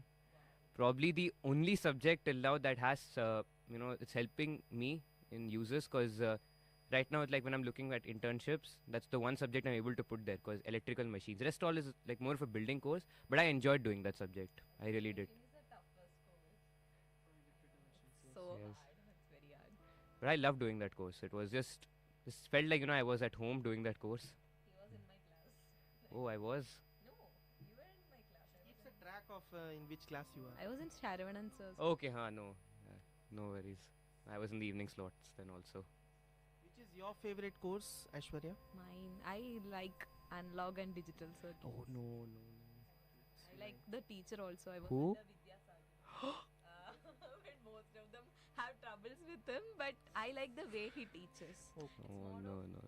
application oriented rather than just writing something in the book. You were in semiconductors. What was your slot? Semiconductors. Yeah. I think A1 or Yeah, we had that. You remember we had the 3-question paper? You didn't have it, right? Yeah. Vidyasagar sir said this question paper that had 3 questions in it. 15, 15, and 20 marks. Last winter sem? Yeah. Yes, exactly. Beside me, that boy was sitting only 1/4 of the question paper. One first page was covered with a question. Yeah. Some values of It was alpha and design beta were given. Only design questions were there. Oh, that was so bad. And he. Nah, he didn't. About 30. Oh, in my class, I don't know about that. 29. Still, he can, touch or he can hold that 80 overall. Look at him. Yeah. No. Might have got his. हार कर जीतने वाले को सिकंदर कहते हैं. I don't know what. No. Yeah. Isn't it Bazigar? हाँ, बाजीगर कहते हैं. हाँ. First time I've got someone who's correcting me in poetry. Wow. I am a big fan of Hindi movies, so these dialogues right up my alley. Okay, so Abhishek, Aishwarya was telling me before the show that you have an interesting story to share with us. What is it? What story? I don't know. You can say anything. Okay, interesting story. Yeah, so the interesting story would be that pretty much I don't want to leave college. Yeah, it's the first thing that I came up here with, and With the speed which you are going, I think you leave earlier than fourth year. oh my god, no. Learning by his fourth, like around 7th sem, yeah. Yeah, okay, great. But I don't actually want to leave because as much as we hate going to classes 8 o'clock, then in my case 7 o'clock classes. Somewhere I feel that I'll end. Yeah, I used to 6 to 7. I have my applied numerical class. I'm in evening slots, right? Yeah, so those 4 credit courses. But I don't want to leave college because in a way this has been a much better experience for me than my school. And here I actually found good friends and roommates. And I really never want to leave college. And this is the best story I have with me right now. This entire college life for me. So Abhishek, tell us specifically what has been the transformation that brought about this great string of successes for you in this college life. Because you told that you were not a very brilliant student in your school days. Yeah. So I used to do well when I came down to my juniors. I mean, till my 5th or 6th grade, I was achieving 90 plus percentage. But then I don't know, like towards maybe the other part, like I realized that maybe I didn't fit in my school as well as I wanted to, and I didn't fit into the popular category. But one thing I always prided myself is in the fact that I try to gather knowledge. So whenever a paper comes in front of me, the question never seems, out of the blue, because maybe I've read somewhere and I can answer it. So the one thing I want to say to anyone who's trying to prepare is don't try to go into the book knowledge. Anytime you see an interesting article, interesting topic, just note it down somewhere. And this serves for 2 things. One, it removes boredom. When you're bored, you touch upon these topics, you gain knowledge. And secondly, everything is always related. So you learn knowledge in one place and you can always apply it in another place. So that's the one transformation. And secondly, I tried not to put too much load on myself. So I mean, if something is not coming to you, give it a break, get on it later. And these are the few things I tend to do in every day. I hope that everyone in Tripoli are listening to this show. They could get some serious good tips from Everyone will listen. Then as they pulled you from 2nd to 4th. Okay. But now if further they pull you, then you'll get that 1K. She is not going anywhere. She is not going anywhere. No, it's not like that. But when somebody will be there. That Yeah. texture of excellence, your CGPA, if even it drops a bit, once you Yeah, achieve it, point. you become an achiever. And you have proven that you have the brain and the potential. Yes, thank So you. Aishwarya, now you tell us our listeners that what could they apply in their academic life in order to excel or improve their performance? Okay, I don't know. I'll tell about myself then. Yeah. For me, I actually don't take the academic thing into my head. Okay. So it's actually a part of my routine. No, specifically So talk about how you prepare how for you the prepare examinations. for the- okay. So basically preparation, usually what happens, they prepare just one day before the exam. Okay. So sometimes people are that much capable they can do it, but most of the people are not. Yeah. So they have to prepare beforehand. At least just goes through the syllabus and what they have in it. Basically they should have that. And then maths and all, they need practice. Regular. Then regular practice must be there, and and do your DAs properly. Yeah, very, very important. And also don't take stress. My roommate, she though studies from 6 o'clock, she'll study till 3 o'clock. She's that studious. And if you see me, I want proper And how sleep. much is she able to score? Yeah, she has below 9 CGPA. So I'm saying that, like, when you take a lot of stress also, you won't be able to do things properly. And if you have a proper structure and proper routine, then it's easy for you. And I don't think taking stress or thinking so much about anything is not gonna work out. So, what is your funda for being fabulous, Abhishek? So pretty much when it comes to the basic logic I apply is, okay, you go for class, you have 1 hour class. Now you have two options, either study or you don't. So if you don't study, you're still wasting 1 hour sitting in class for that, for no reason. Yes, precisely, because you come back to the room and then you have to spend some extra time learning. So in that way, what I try to do is I try to maximize. I'm like, okay, if I have to learn anywhere in the room, why not I learn in my class? And the thing with the human brain is, we are easily able to make patterns. So if you are seeing something, like maybe 1 week before, you will easily be able to recollect it later because you've seen it that one time. And it's fabulous, and that's something we should exploit. And what I do is I'm not able to study continuously. I just cannot, because Put your hand towards that. Do you study continuously? Do you study Me? continuously? just said that. If I can sit till 2 hours. That's also a caliber, Abhishek. 2 hours. Girls have that. Yeah, that's true. Their attention span is greater than ours. It's so evident in the libraries. I actually don't bother about Yeah. what's happening. But that's very important. I mean, so many people will come and tell you that, I study for 7 hours, 8 hours. It's a proven thing. Your human brain cannot, it cannot, remember, it cannot concentrate beyond 4 hours. And we all have different, outputs. So what I do is that, okay, that 1.5 hours that I'm studying, I make sure that it's fully concentrated. And then that's it. So that someone can achieve in 2 hours, someone can achieve in 4 hours. But at the end, the amount of time you're concentrating, it should be very important that no one is distracting you and you're not distracting yourself, especially. So, like, both of you named some electronics courses only as your favorites. So, what about electrical courses? Like, do you like them? Electrical machines. Yeah, DC motors. Yes. So As we are approaching towards the end, Abhishek, what is your target in life to become? So I just I want to keep studying, because every time I look around me, I look on the internet, I see articles, I see people, achieving, and they're achieving because they're constantly working. And for me, the ultimate aim is to keep pursuing knowledge, is to keep, applying that knowledge somewhere. It should not stop, okay, that, once I'm outside college, I'm doing the same dead-end 9 to 5 thing that's a job is demanding of me. I want to keep learning, keep reading, and, just explore the world. That's what I want to do with this knowledge I have. Explore and solve the problems. And what's your Aishwarya? I don't know, like, you might find this silly, but it's it's my dream to go to different places and study something.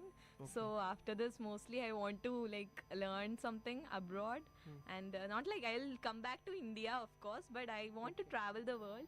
And one thing in life is, I know that studies is all doesn't matter at last. So what the people you love and the how much friends you make, they matters more. I want to meet new people, I want to experience new culture, and I want to be a good speaker. So if I get somewhere where I can be a good person and a good public speaker, I want to get such a job. So that's my dream. Basically a politician. I don't want to be a politician, but if in some way I can help out some people or inspire them, if I can achieve something like that, then that will be great. Correct. So, listeners, I hope you had a very nice time. It was a very informative and inspirational session. As we have approached to the end of the show, this is your host RJ Shashank bidding you bye till the next episode comes up. Keep listening to VIT Community Radio 90.8 FM, and at last I would thank Abhishek and Ashwarya to joining me. Thank you for having me. And once again I'll congratulate them on their achievement and wish my very best luck for their future endeavors. Thank you listeners, stay tuned to VIT Community Radio 90.8 FM.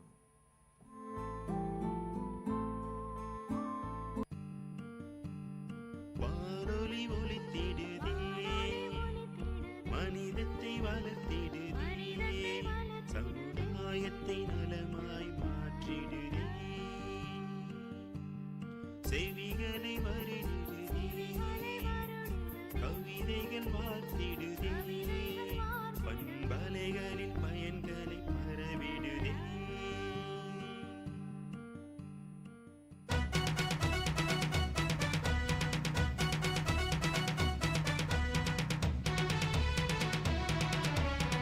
பசுமை பாசற எங்களின் கல்லூரிதான், கோட்டை நகரத்தையே தூக்கி நிற்கும் கல்லூரிதான். ஊரை கொஞ்சம் யோசி, வாழ்வில் வண்ணம் பூசி வந்தனோ சொல்லு எங்கள் எஃப்எம்முக்கு தான்.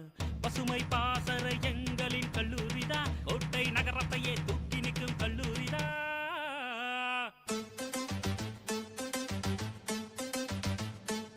It's time to pick some words in glossary box with Miss Ahitya and VIT Community Radio 90.8. Pamper, P-A-M-P-E-R, to treat someone with excessive care, attention, or to feed luxuriously. Synonym of the word pamper is coddle, spoil. Antonym of the word pamper is ignore, refuse. And to use it in a sentence format, you're pampering your children by giving them too many toys. To pick more words from glossary box, stay tuned to VIT Community Radio 90.8.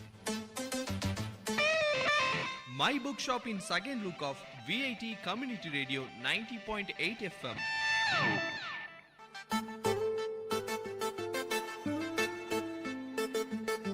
Hello VIT, you are listening to VIT Community Radio 90.8.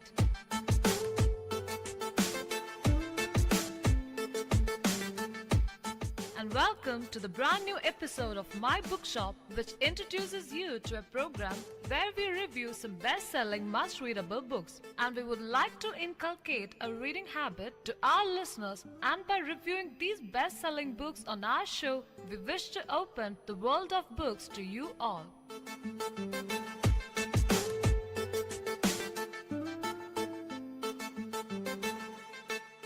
This is Anne. And this is Sanjana. For today's episode, we have picked up the books One Flew Over the Cuckoo's Nest by Ken Kesey and Surely You Are Joking, Mr. Feynman by Richard Feynman.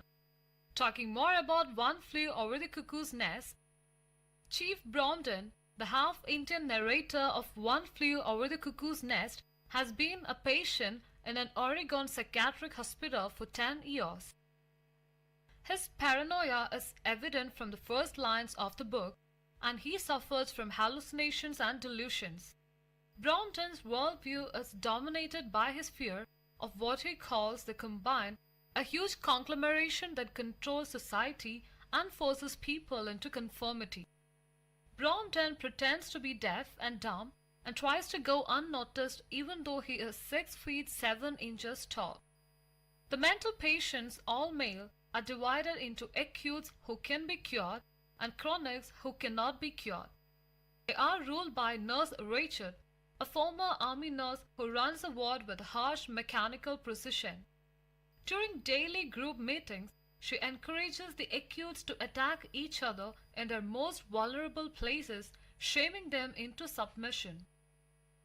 If a patient rebels, he is sent to receive electroshock treatments and sometimes a lobotomy, even though both practices have fallen out of favor with the medical community.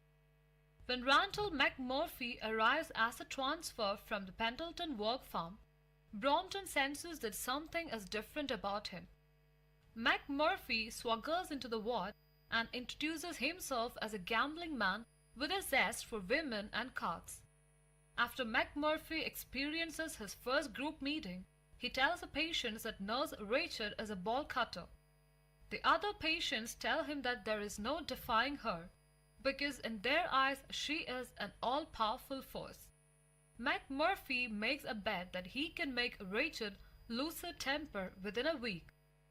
At first, The confrontations between Rachel and McMurphy provide entertainment for the other patients. McMurphy's insubordination, however, soon stimulates the rest of them into rebellion. The success of his bet hinges on a failed vote to change the television schedule to show the World Series, which is on during the time allotted for cleaning cars. McMurphy stages a protest by sitting in front of the blank television instead of doing his work, and one by one the other patients join him.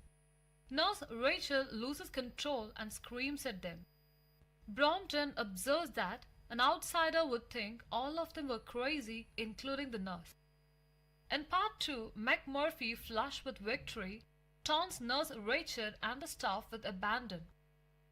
Everyone expects him to get sent to the disturbed ward. Nurse Rachel keeps him in the regular ward, thinking the patients will soon see that he is just as cowardly as everyone else. McMurphy eventually learns that involuntarily committed patients are stuck in the hospital until the staff decides they are cured. When McMurphy realizes that he is at Nurse Rachel's mercy, he begins to submit to her authority. By this time, however, he has unintentionally become the leader for the other patients, and they are confused when he stops standing up for them.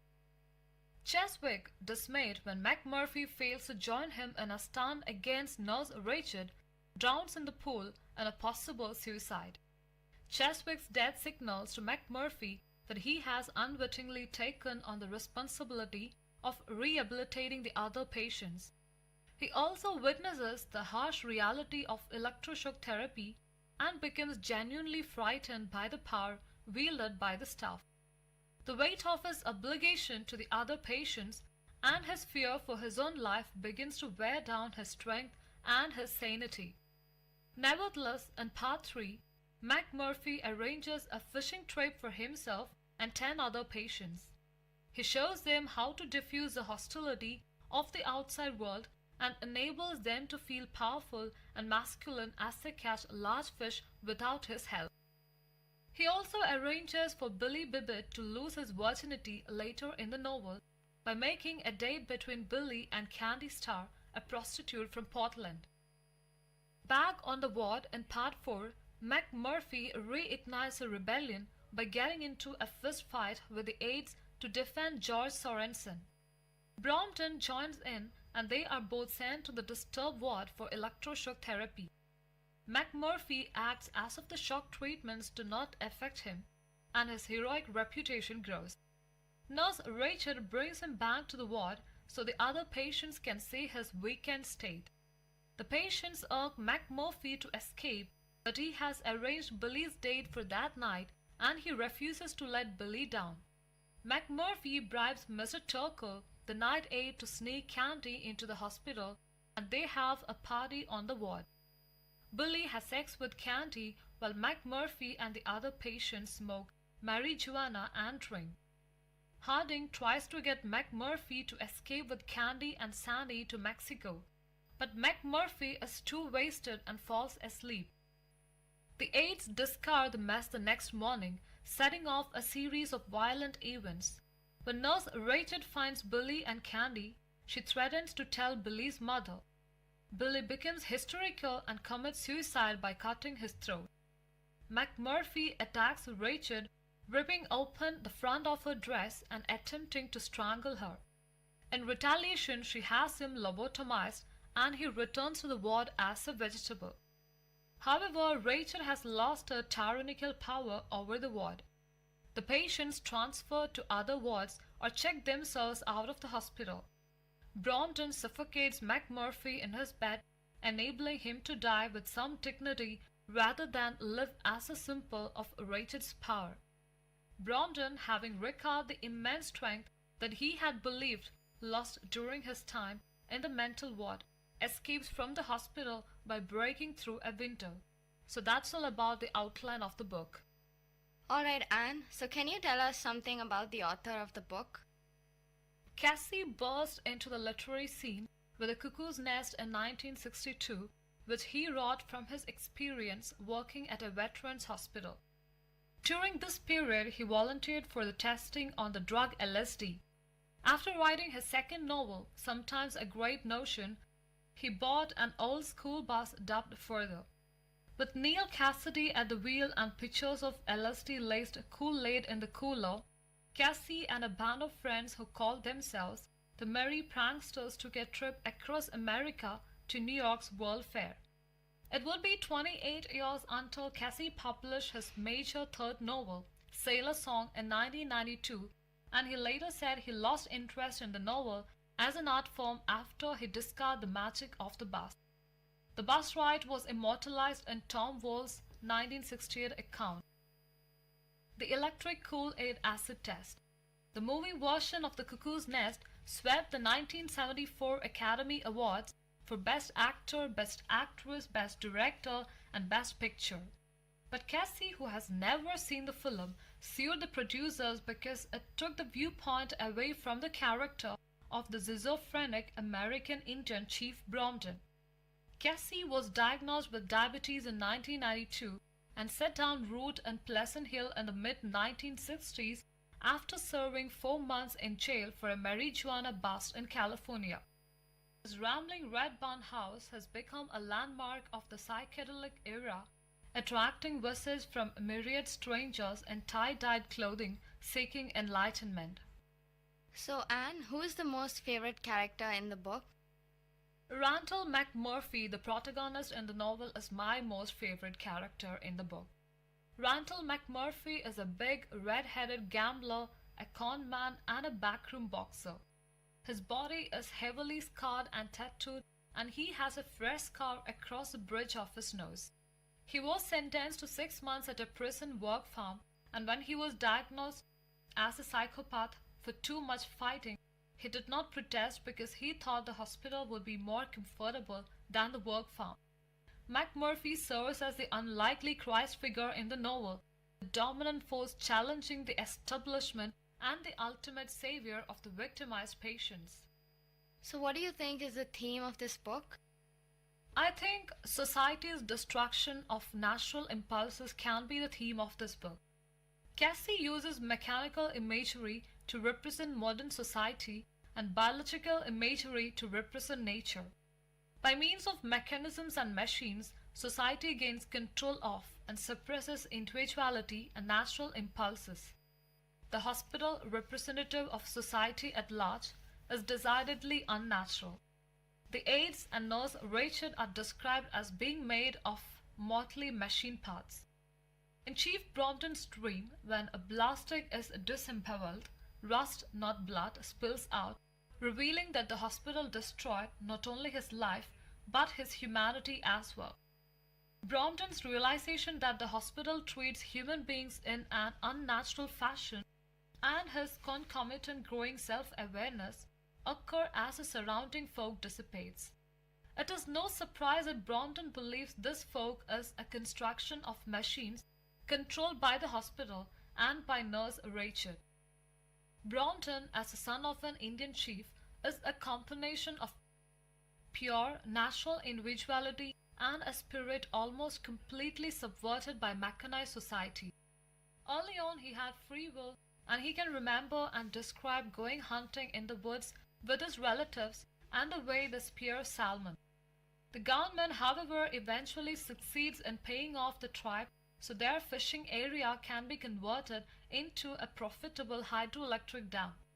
The tribe members are banished into the technological workforce where they become hypnotized by routine, like the Half-Life things that Brompton witnesses coming out of the train while he is on fishing excursions.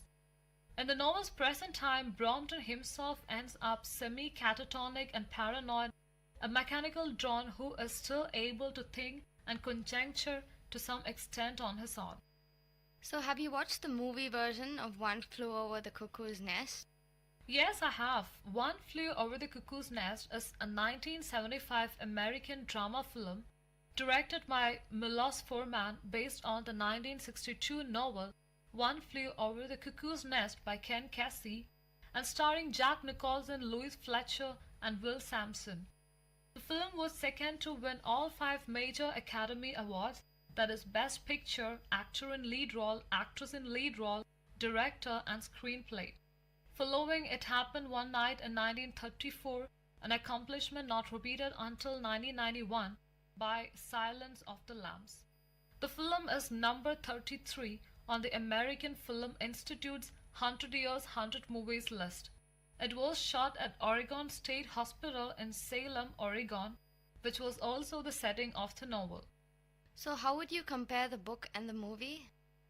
The most notable difference between the film and the novel is the story's point of view. In the novel, Chief Brompton is the narrator who reveals the story of the Battle of Wills between Nurse Ratched and Randall Patrick McMurphy. In fact, Chief arguably is the novel's hero who undergoes the most notable changes in the novel. While detailing the events in the mental institution, Chief reveals biographical information of his own life because of his institutionalization. We learn that Chief is a paranoid schizophrenic, a war veteran, and a half-breed Indian whose white mother conspired with the US government to emasculate his proud father. Exhibiting pronounced differences from the novel, film nonetheless retains the themes of natural versus institutional, the battle of creative nonconformity against arbitrary and autocratic authority, the redemptive qualities of unrepressed sexuality, and the desultory effects of unbalanced feminine dominance. Alright, so I guess that'll do. I will now move on to my book, Surely You're Joking, Mr. Feynman by Richard Feynman. Surely You're Joking, Mr. Feynman is an autobiography of the late physicist Richard P. Feynman, a very unconventional one. Rather than relating the story of his life in a traditional manner, Feynman gives us a collection of unconnected anecdotes, loosely organized into this book. After reading the collection of anecdotes which focus more on mundane details of his life rather than on major life events such as marriages, births for example, and great career accomplishments, what we end up with is a pretty good idea of the day-to-day life and personality quirks of this particular man, and insight into what makes him tick. At the end of the book, the unconventionality of format makes perfect sense, since we know its author is not the kind of person who will do anything the way everybody else does it. That said, it is possible, if a little confusing, to piece together the major events of Feynman's life, in roughly chronological order from the information garnered in this book. As a child on Long Island, Feynman is clearly highly intelligent and curious, qualities clearly encouraged and nurtured by his parents. He goes on to excel in his study of physics at MIT and Princeton. Upon completing his studies at Princeton, Feynman goes to work with the Manhattan Project in Los Alamos, New Mexico, to develop the nuclear bomb. Although young and obscure at the time, he is able to work among many of the most distinguished scientists of the time, most notably Niels Bohr. After the war, Feynman takes a job as a professor at Cornell. He works and teaches there for several years before moving to Caltech. He decides Caltech is everything he ever wanted in a workplace and settles down there permanently. He establishes a reputation as a brilliant and accomplished physicist and achieves worldwide recognition, including a Nobel Prize in 1965. Along the way to becoming a famous physicist, Feynman puts his inquisitive nature to work in many other areas, and learns a lot about the world outside of his department. He learns about biology, Mayan hieroglyphics, and the ins and outs of Japanese culture. He learns to speak Portuguese, plays the drums, profits from gambling, and achieves some recognition as an artist. Feynman is speaking to us from late in his life, when he has reached the very top of his profession. While he is clearly aware of his own intelligence, his tone is very accessible and encouraging. He encourages his readers to take pleasure in exploring natural and cultural phenomena for themselves. Wow, Sanjana, that does sound like a fun read. Can you tell us a little about Richard Feynman? Richard Feynman was an American physicist best known for his work in quantum mechanics and particle physics. While working on his PhD from Princeton, he was encouraged to participate in the Manhattan Project and assisted in the development of the atomic bomb. Feynman taught at Cornell University and California Institute of Technology. He also won the Nobel Prize in Physics in 1965. Was there anything you particularly liked about his autobiographical account? While Richard Feynman's autobiography has a lot of physics in it, it is hilarious, full of jokes, coincidences, and pranks. Throughout the book, he tells you how he came to be interested in physics and the everyday problems around us, but you do not get bored even for a minute.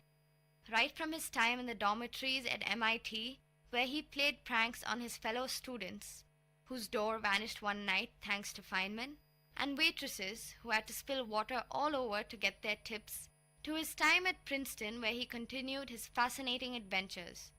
There is no one like Richard Feynman. This Nobel Prize winner led an unpredictable life. Could you elaborate on a few of his quirks that have been described in the book? Well, this is one of my favorites, and I'll read it out of the book directly. So, I often liked to play tricks on people when I was at MIT.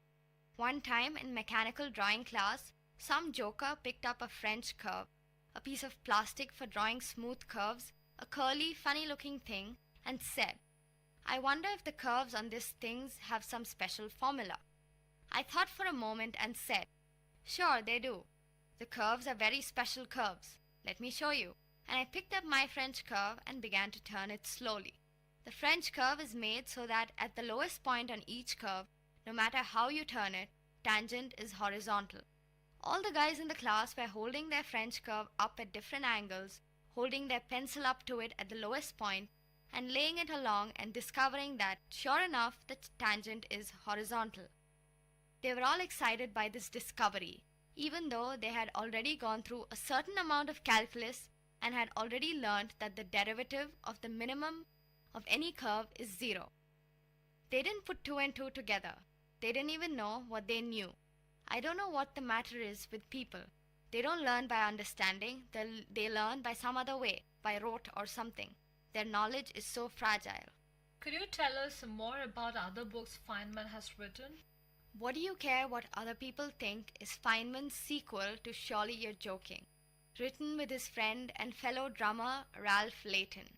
Among its many tales, some funny, others intensely moving, we meet Feynman's first wife, Arlene, who taught him of love's irreducible mystery as she lay dying in a hospital bed while he worked nearby on the atomic bomb at Los Alamos.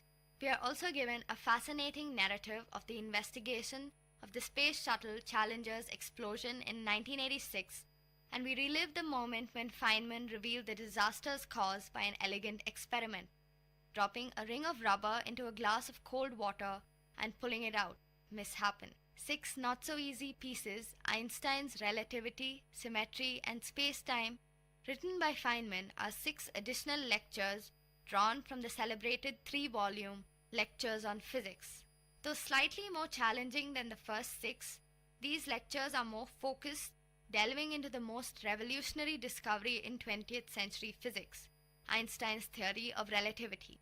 Don't You Have Time to Think collects the witty, eccentric, and moving letters of Nobel Prize-winning physicist Richard P. Feynman. He also wrote hundreds of letters to friends, family, critics, colleagues, and devoted fans around the world.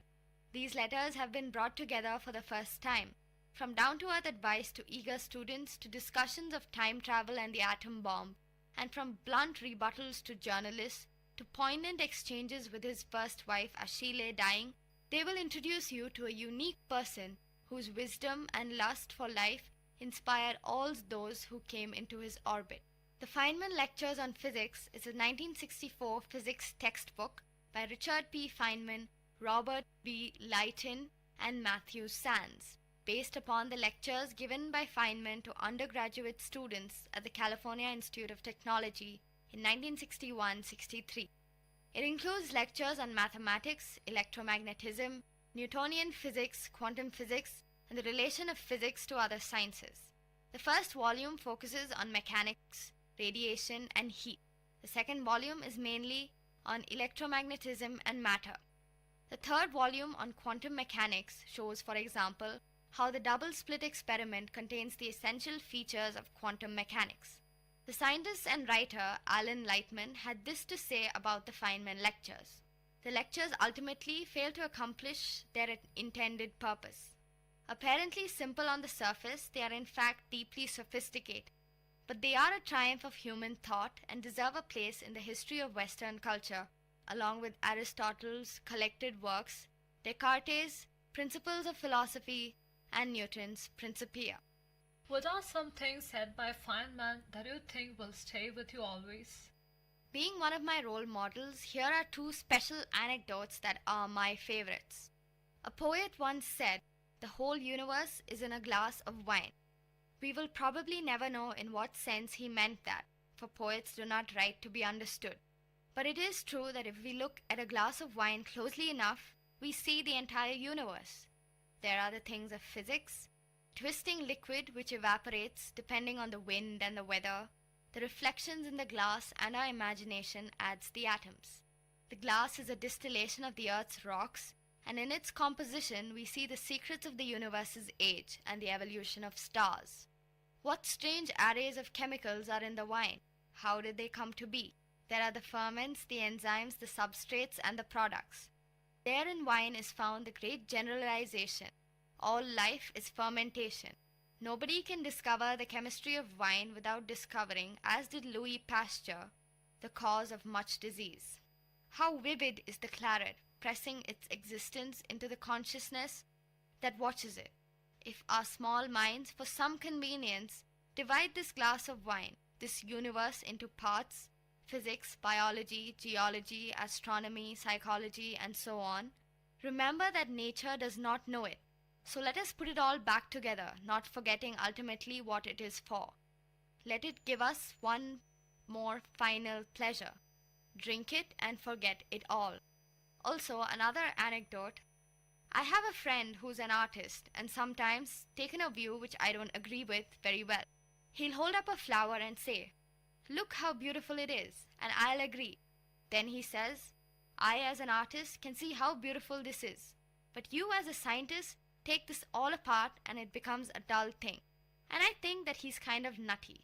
First of all, the beauty that he sees is available to other people and to me too, I believe.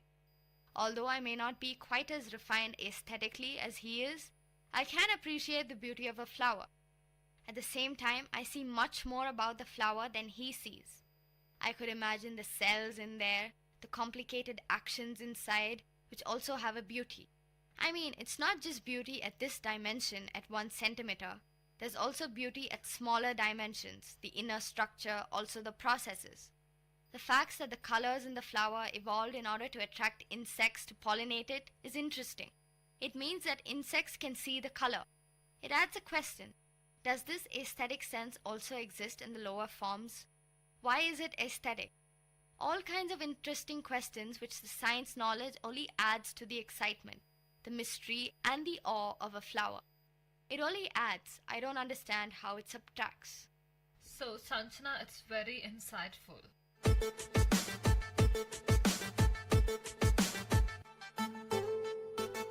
So, I guess this is enough for today's episode. Next week again, we'll catch you up with another 2 interesting, lovely books picked up from my bookshop.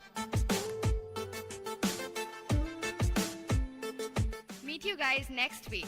Till then, bye and take care. From Vit Community Radio 90.8.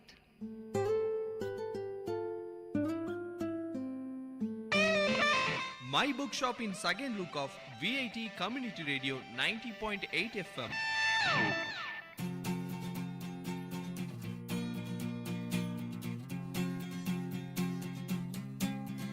थोड़ी आवारगी, हल्की सी बंदगी, चुटकी भर बेखुदी, जरा सी गफलती।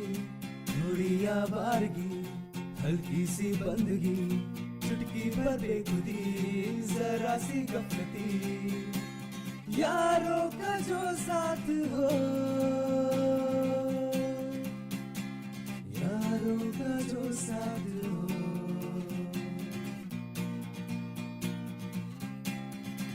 कहो यलगार है तब तक है अपना यार तू जब तक, कहो यलगार है तब तक है अपना यार तू जब तक।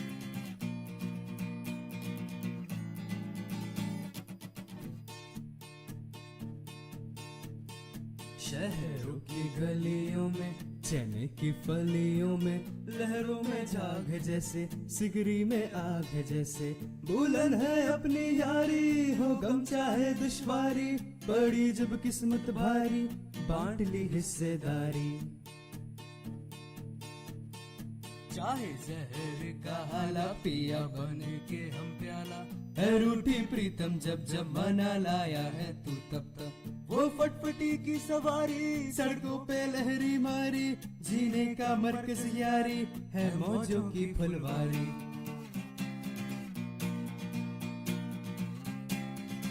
कहो यलगार है तब तक, है अपना यार तू जब तक।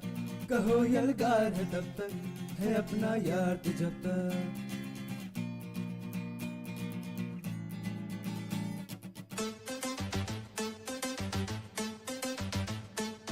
It's time to pick some words in glossary box with Miss Ahitya and VIT Community Radio 90.8. Lagoon, L-A-G-O-O-N. A lake of sea water separated from the sea by the barrier of sand or rock. Synonym of the word lagoon is pond, shallows. And to use it in a sentence format, the fish in the mangrove swim out to patch reefs in the lagoon. To pick more words from glossary box, stay tuned to VIT Community Radio 90.8.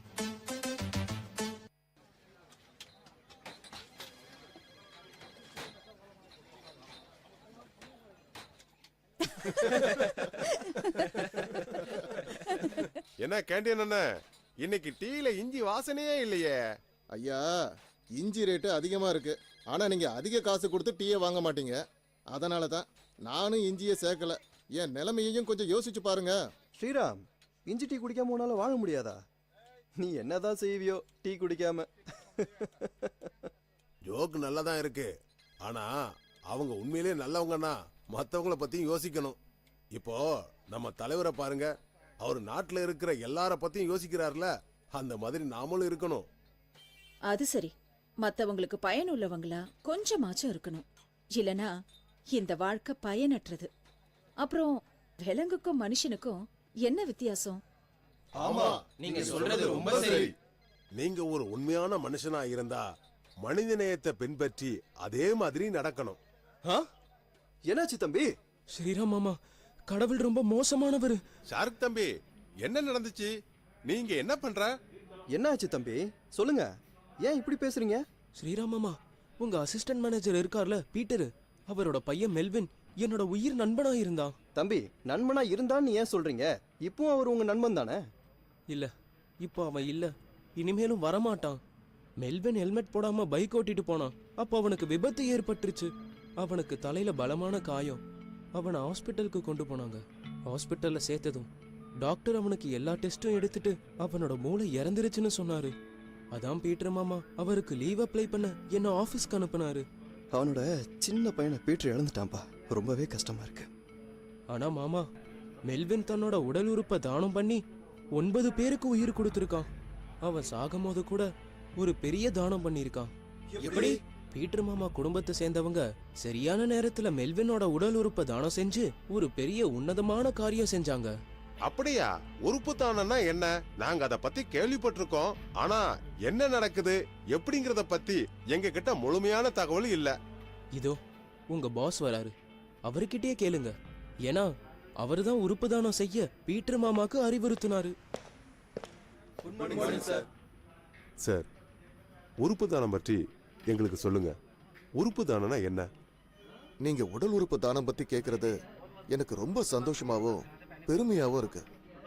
இறந்த பிறகு நாம உடல் உறுப்பு தானம் செஞ்சு பிறருடைய வாழ்க்கையை காப்பாத்தலாம். அதோட ஒரு நபரோட வெவ்வேறு உறுப்புகள் மூலமா நீங்க 9 பேருக்கு வாழ்க்கை கொடுக்கலாம். 9 பேருக்கு வாழ்க்கையா? ஆமா, உடல் உறுப்பு தானங்கிறது மெல்வின் மாதிரியான ஒருத்தருடைய மூளைச்சாவு அடைஞ்சதுக்கு அப்புறம் தான் நடக்குது. உடல் உறுப்பு சேதமடைஞ்சு மாற்று அறுவை சிகிச்சை தேவைப்படுறவங்க இங்க நிறைய பேர் இருக்காங்க. இவங்களுக்கு உடல் உறுப்பு தேவை. அப்பதான் இவங்க உயிரோட வாழ முடியும். அதோட மூளை இறந்ததுக்கு அப்புறம் தான் உறுப்பு தானம் செய்ய முடியும். அவங்களுடைய குடும்ப உறுப்பினர்கள் அவங்க சொந்த விருப்பத்துல தான் உறுப்புகளை தானம் செய்யறாங்க. ஆனா சார், பொதுவா உறுப்புகளை தானம் செஞ்சா அடுத்த ஜென்மத்துல அந்த உறுப்புகள் இல்லாம பொறப்போன்னு நிறைய பேர் சொல்றாங்க. இப்படி யோசிச்சு பாருங்களேன். நீங்க இறந்ததுக்கு அப்புறம் உங்க இதயம் தானம் செய்யப்பட்டிருந்தா அடுத்த வாழ்க்கையில இதே இல்லாம ஒரு நபர் பிறக்க முடியுமா? இதெல்லாம் வெறும் மூட நம்பிக்கை தான். மூட நம்பிக்கையில இருந்து வெளியில வாங்க. ஜீவா, நீங்க உங்க இதயத்தை எத்தனை பேருக்கு கொடுத்திருக்கீங்கன்னு எனக்கு நல்லா தெரியும். நல்ல காமெடி. ஆனா சார், உடல் உறுப்பு தானம் நம்ம சாஸ்திர சம்பிரதாயத்துக்கு எதிரானது இல்லையா? மரணத்துக்கு அப்புறம் கடைசி காரியங்கள் செய்யறது நம்ம வழக்கம் இல்லையா? அதெல்லாம் எப்போ செய்ய? நம்மோட வேதங்கள் சொல்லி இருக்கிற மாதிரி கஷ்டப்படுறவங்களுக்கு உதவி செய்யறதும் மத்தவங்களுக்கு சேவை செய்யறதும் தான் உண்மையான பக்தி. அதோட உடல் தானம் செய்பவருடைய உடல் தானத்துக்கு அப்புறமா அது சிதைக்கப்படுறது இல்ல, உடல் ரொம்ப மரியாதையோட திருப்பி தரப்படுது. ரொம்ப சரியா சொன்னீங்க. ஒருத்தர் வாழும்போது நிறைய சேவைகள் செய்யலாம், ஆனா இறந்த பிறகும் நிறைய பேரை வாழ வைக்கிறவன் தான் உண்மையான மனுஷன். இந்த ஒரு உன்னதமான காரணத்துக்காகத்தான் உடல் உறுப்பு தானம் பத்தி நம்ம எல்லாருமே சிந்திக்கணும். முதலாளி சார், நான் என் உடல் உறுப்புகளை தானம் செய்ய விரும்பினா அதுக்கு நான் என்ன செய்யணும்? உண்மையிலேயே நீங்க ஒரு முக்கியமான கேள்வி கேட்டிருக்கீங்க. இது ரொம்ப சரியான ஒரு யோசனை. உடல் உறுப்பு தான சேவைக்காக மோகன் ஃபவுண்டேஷன் நிறைய வேலைகளை செஞ்சிருக்காங்க. அவங்கள நாம தொடர்பு கொண்டா உடல் உறுப்பு தானம் பத்தி எல்லா விஷயங்களையும் தெரிஞ்சுக்க முடியும். இந்த எண், அதாவது 1800103710. இது புனித சேவைக்காக 24 மணி நேரமும் இயங்குது. இங்க நீங்க எல்லா தகவலையும் பெற முடியும். இங்க பாத்தீங்களா, இதுதாங்க என்னோட உடல் உறுப்பு தான அட்டை. இது கண்டிப்பா யாராவது ஒருத்தருக்கு பயனுள்ளதா இருக்கும். நீங்களும் உடல் உறுப்பு தானம் செய்ய ஆர்வமா இருந்தீங்கன்னா கண்டிப்பா இந்த உறுப்பு தான அட்டையை வாங்கிக்கோங்க. சார், நாங்களும் அந்த மாதிரி உறுப்பு தான அட்டையை பதிவு செய்ய விரும்புறோம். இந்த வாழ்க்கை யாருக்காவது பயனுள்ளதா இருந்தா அது மிகவும் நல்லதுதானே சார்? இதே மாதிரி எல்லாருமே ஒரு சிறந்த மனுஷனா மாறதுக்கு சபதம் எடுத்து நீங்க உறுப்புகளை தானம் செய்யுங்க. உடல் உறுப்பு தானம் பற்றி மேலும் விவரங்களுக்கு அழைக்கவும் 1800103710. இந்த படைப்பு SBI ஃபவுண்டேஷன், SBI கார்ட்ஸின் ஆதரவால் மோகன் ஃபவுண்டேஷனால் வழங்கப்பட்டது.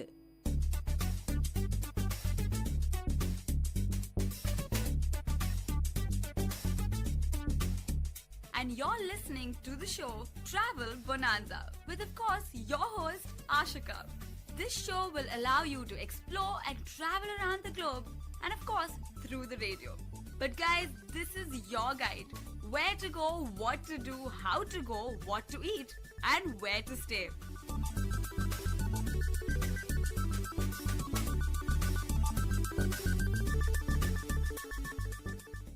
Hello listeners, you're listening to VIT Community Radio 90.8. This is your show Travel Bonanza with your host Ashika, the show where you will get to explore the globe through the radio. Today we shall explore God's own country. Yes, we all know it. It's Kerala, of course.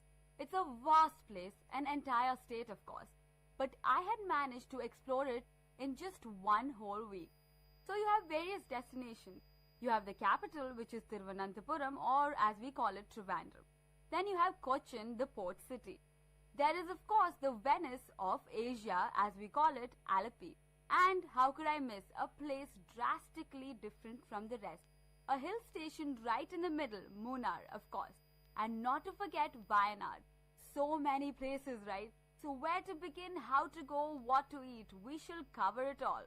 You can start off with Cochin or Trivandrum, as these cities are very well connected. So how to reach this city? You can take a train, flight, bus, anyway, and you would get there. I landed in Cochin first when I had chosen to visit Kerala. So Cochin, discover the European legacy and the historical phenomena of the city. There are various tourist destinations. The first, you must visit the Chinese fishing net. This was set by the king Kublai Khan in the 14th century. The fascinating thing about these fishing nets is that it is still used by the fishermen. So please do not miss this spot, as you get to see an actual demo of the specially designed net. The second one, and the most important destination in Cochin. Cochin is the route through which the European explorers took their first step in India. Thus, their traditions are etched into this city. You have the European churches of Cochin that you must visit. The first church that you should visit should be St. Francis. It's one of the oldest European church by the Portuguese. Also, it is the burial place for Vasco da Gama, the most famous explorer of India, as we all know. The burial place is a cemetery where several other soldiers also rest in peace. So you must pay a visit to this church. The second one is a very impressive church. It is called the Santa Cruz Basilica, one of the largest churches in India, and a magnificent one that too, with artworks like murals, frescoes, and these signify Jesus Christ's life. Now we talked about churches. Now how about the other side of the culture? This place is Madan Cherry Palace. This is a definite visit and was built for the king of Cochin by the Portuguese. It depicts the Hindu mythology. So you see the vast difference from churches to the Hindu mythology. The next destination is even more diverse than this. This represents the Jewish culture. You must visit the synagogues that are present all over Cochin. One of them is the Pardesi synagogue. It is one of the oldest and the most active synagogue of South India. Before you leave from Kochi, don't forget to stroll through the streets of the Jew town that illustrates a bustling spice trade market even today. You will also get the feel of being in a whole new destination with the fragrance of the Jewish culture lingering through the town. So do not miss the Jew town and do visit the synagogues of Cochin. So that was Cochin for you guys. It has the different cultures all mixed together in a cocktail just ready for you. So do visit Cochin. It should be a top priority of visiting Kerala. Now the second destination is the Venice of Asia. That is Alleppey. In this destination, there are no streets. There are only backwaters that you can stroll through.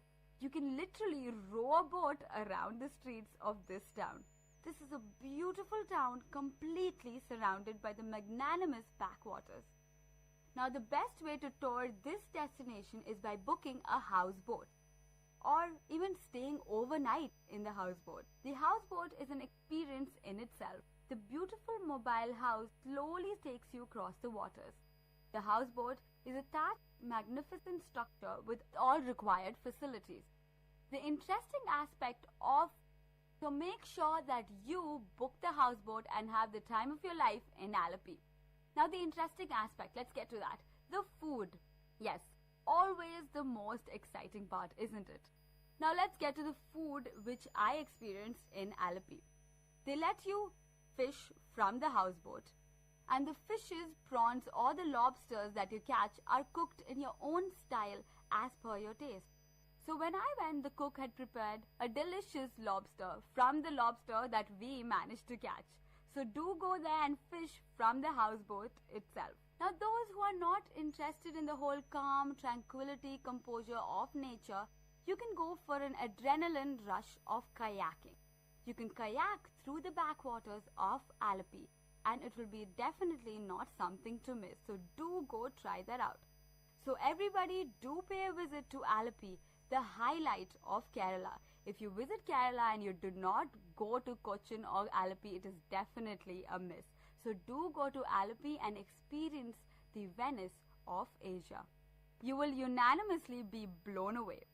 Now moving from there to a whole new altitude, to the hills of Munnar. This will cool all the heat from the rest of the destinations that you will visit. The ideal hill station to get away. There are plenty of hillside resorts to relax and get the aesthetic sense of Munnar is a perfect weekend getaway to just stay in tranquility. But for those who want to go out there and explore, there are always destinations in and around Munnar. So I'll go through that for you guys. First, there is the tea museum. You get a glimpse of the working tea factory, one of the biggest in India. So do not miss that, it is in Munnar. Apart from that, as you drive kilometers away from Munnar, you have various national parks, bird sanctuaries, and you can get to the wildlife as close as possible. The first is the Ernakulam National Park, a 16-kilometer drive from Munnar, where you can see the endangered species of the Western Ghats. So whether it's the animals, whether it's the flora or the fauna, this is it. So guys, do go to this national park. Now the second destination is the Tattikad Bird Sanctuary, a serene park where over 270 species of birds flock Of course, in certain seasons. So do go there through the migration period. Another tourist spot close to the wildlife is the Chinnar Wildlife Sanctuary, which is 16 kilometers north of Munnar. This sanctuary is another home to the wildlife of the Western Ghats. So do not miss it if you are in and around Munnar. So that's what you can do in Munnar. So apart from these destinations, we have a person who is willing to share her experiences in Kerala. And this destination is very different, so I hope you enjoy it. So ma'am, what's your name? My name is Aparna and I am a student in VIT University doing my software engineering. Okay, so can you tell us about the destination you often visit?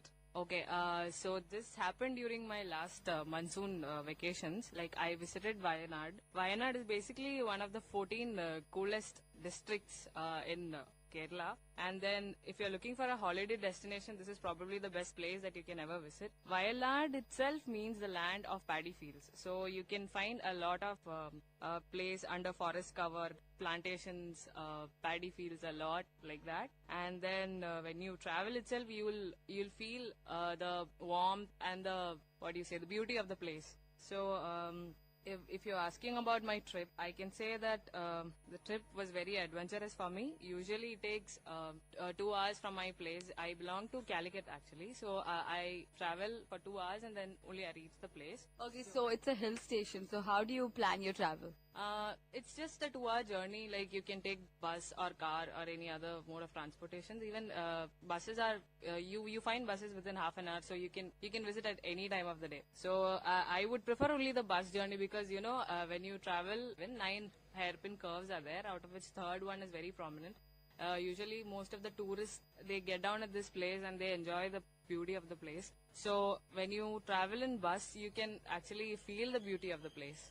So, yeah. Yes, the hairpin bends must be very adventurous to drive on, whether you're going by a car or a bus. So anyway, tell me, how is the climate of this destination? Climate all through the year, you can say during January it's usually cool, but I would prefer if you're planning to go for a holiday, it would be better if you go during December because that time the place will be cool. It will not be that cool, but then it will be moderate. Throughout the year, the climate is always very chilled out. It's a very nice place to settle down, usually. A nice place to relax. So what do you think is the best time to visit Wayanad in the whole year? I think it would be November to December. Yeah, that's the best time that you can visit the place. Okay, so tell us about the prime locations to visit, the tourist attractions in Wayanad. Okay, tourist attractions, there are so many places actually. There are dams, there are coffee, tea plantations are there. And then you have this Edakal Caves, Pukod Lake. Due to some time problem, I couldn't visit most of the places. So I visited Karapura Dam and the dam, it was very beautiful. Usually they have a major part of the dam as a irrigation purpose, and then tourists keep visiting the place, and then you have to travel a little bit inside. You have to go from Wayanad also, you have to travel a little bit inside to reach the place. And yeah, that's it. The place is very beautiful. Okay, what about the tea and coffee plantations that you were emphasizing about? Okay, tea and coffee plantations, even when you start from the bottom of the hill, if you go, while going itself, you can see the plantations. And if you separately want to visit the place, you can just get into any of these tea estates, and then you can visit the place. There are several brands, like including local and good brands are there of tea coffee plantations. And then yeah, that's it. It's very nice, especially when you travel in the morning, or it'll be very foggy. It'll be very nice to see. It sounds very beautiful. So apart from Wayanad, there are other hill stations in Kerala like Munnar. So how do you think Wayanad is set apart?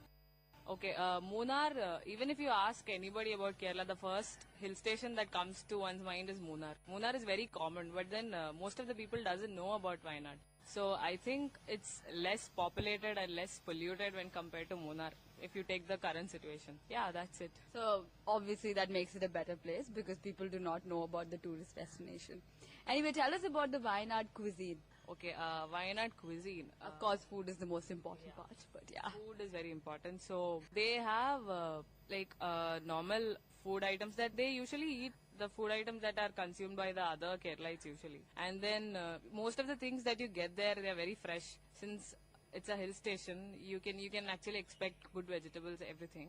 And even while you're traveling, you can find the roadside stops where they sell coffee, tea, and all. So I think that captured my this thing. Like I found that as more catchy compared to the other big hotels that were there. So you should definitely try out the local tea shop.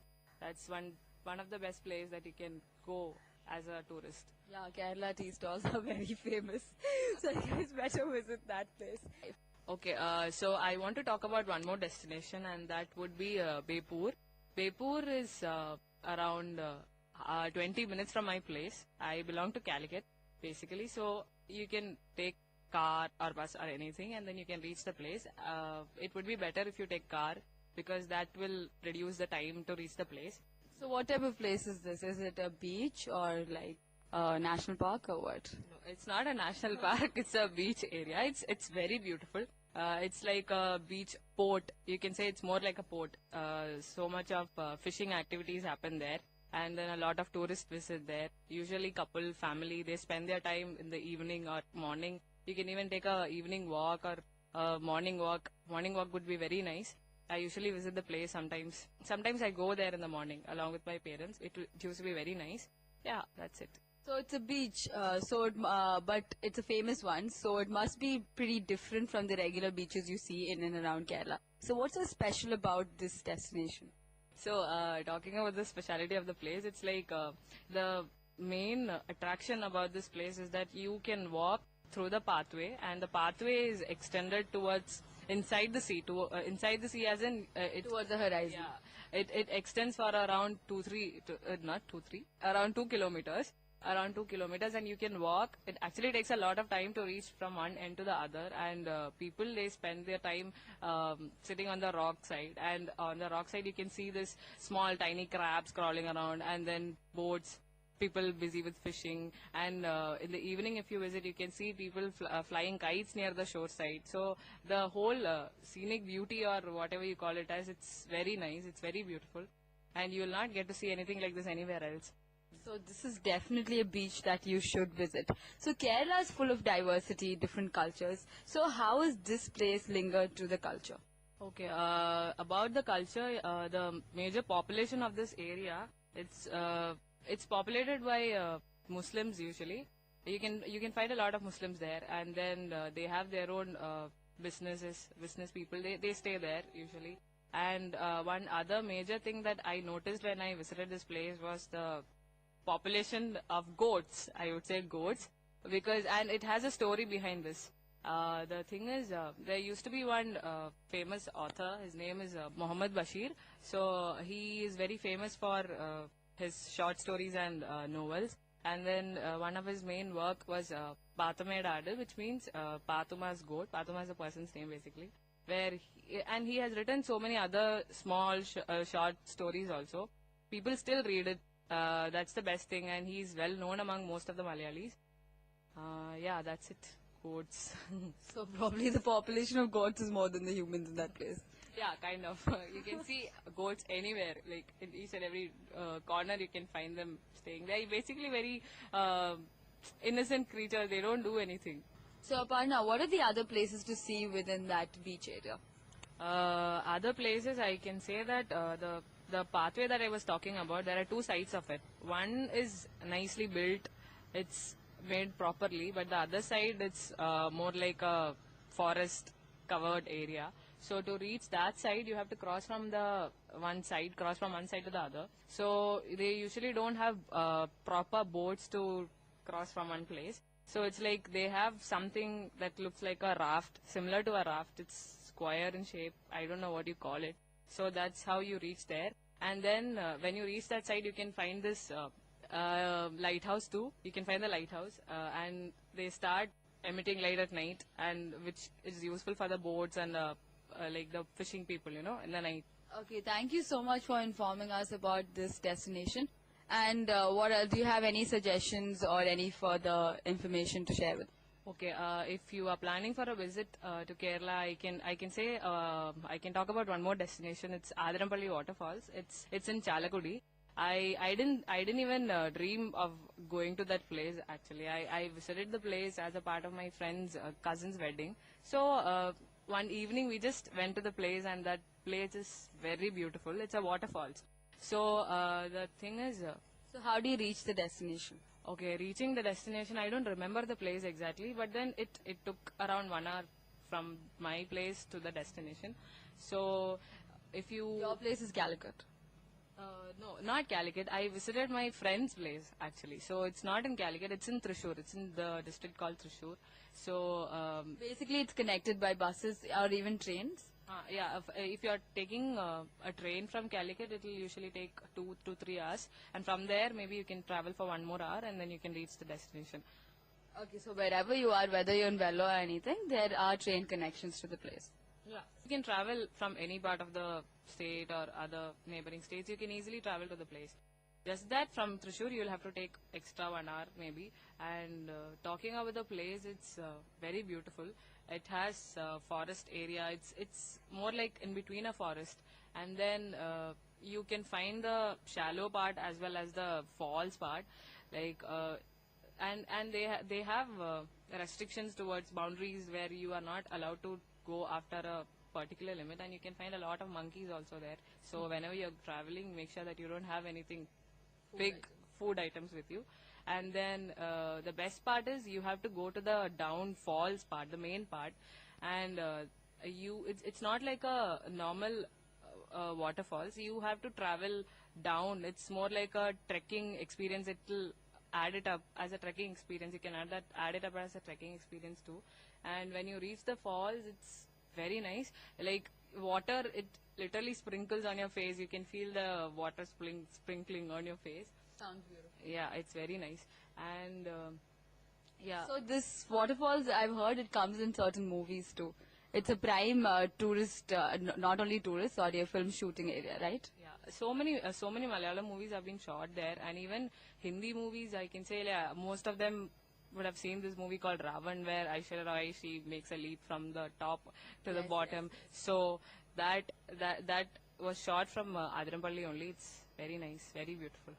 So guys, it's definitely a place to visit, and it sounds really beautiful. Thank you so much, Aparna, for joining us. And you informed us about 3 destinations, so thanks a lot. And destinations that are actually not really famous to the people who visit Kerala. So do visit these 3 destinations and let us know how it is.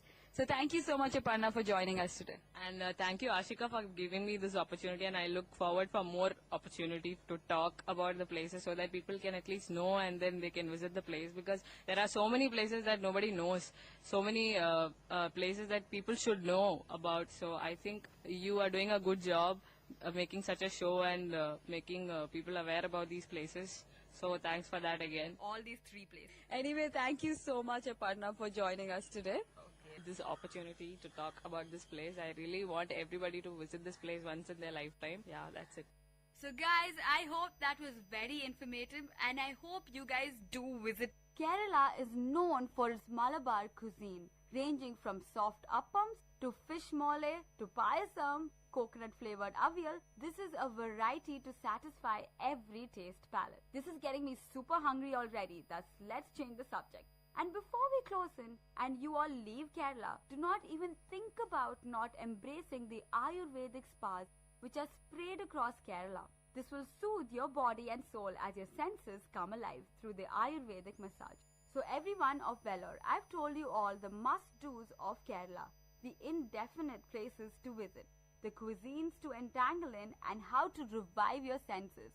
I've covered only half of Kerala. So do stay tuned further to explore God's own country, sometime probably in the near future. I hope you enjoyed traveling through this state filled with a deep-rooted culture and tradition. So do visit this truly beautiful tourist destination. This is definitely the closest to nature. Until then, stay tuned to Travel Bonanza, same time, same show, but different destination. This is your only host, Ashika, on VIT Community Radio 90.8.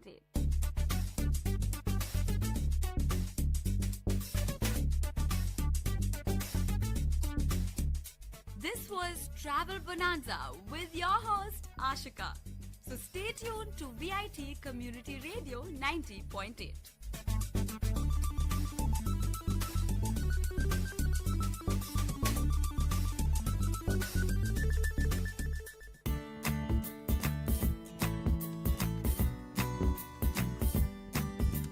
இன்னைக்கு என்னோட பிறந்த நாள். உங்களுக்கெல்லாம் ஒரு இனிப்பான கதையை சொல்லி கொண்டாடலான்னு இருக்கேன்.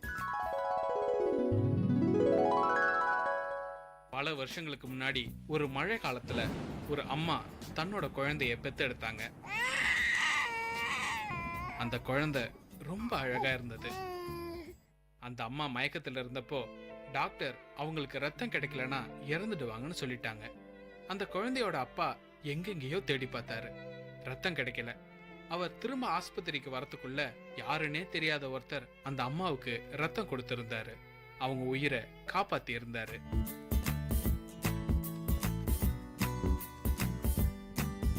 இத ஞாபகத்துல வச்சிருந்த அந்த அப்பாவும் அம்மாவும் 18 வருஷம் கழிச்சு அந்த பையனோட ஒவ்வொரு பிறந்த நாளைக்கும் ரத்த தானம் செய்யணும்னு கேட்டுக்கிட்டாங்க.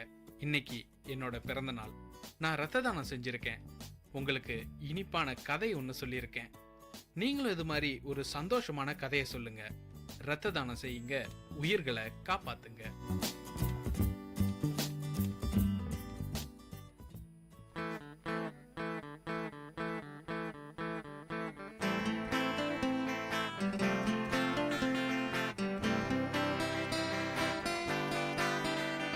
உங்கள் இல்லம் நுழைந்திடும், உங்கள் செவிகளை தீண்டிடும், உங்கள் மனதினை வருடவே பண்பலையாய் மலருதே.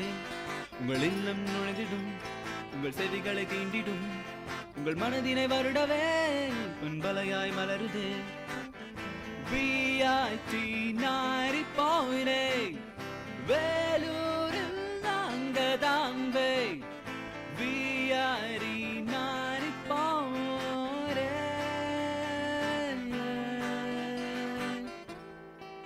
நீங்கள் கேட்டுக்கொண்டிருப்பது VIT பண்பலை 90.8 VIT பல்கலைக்கழகத்தின் சமுதாய வானொலி.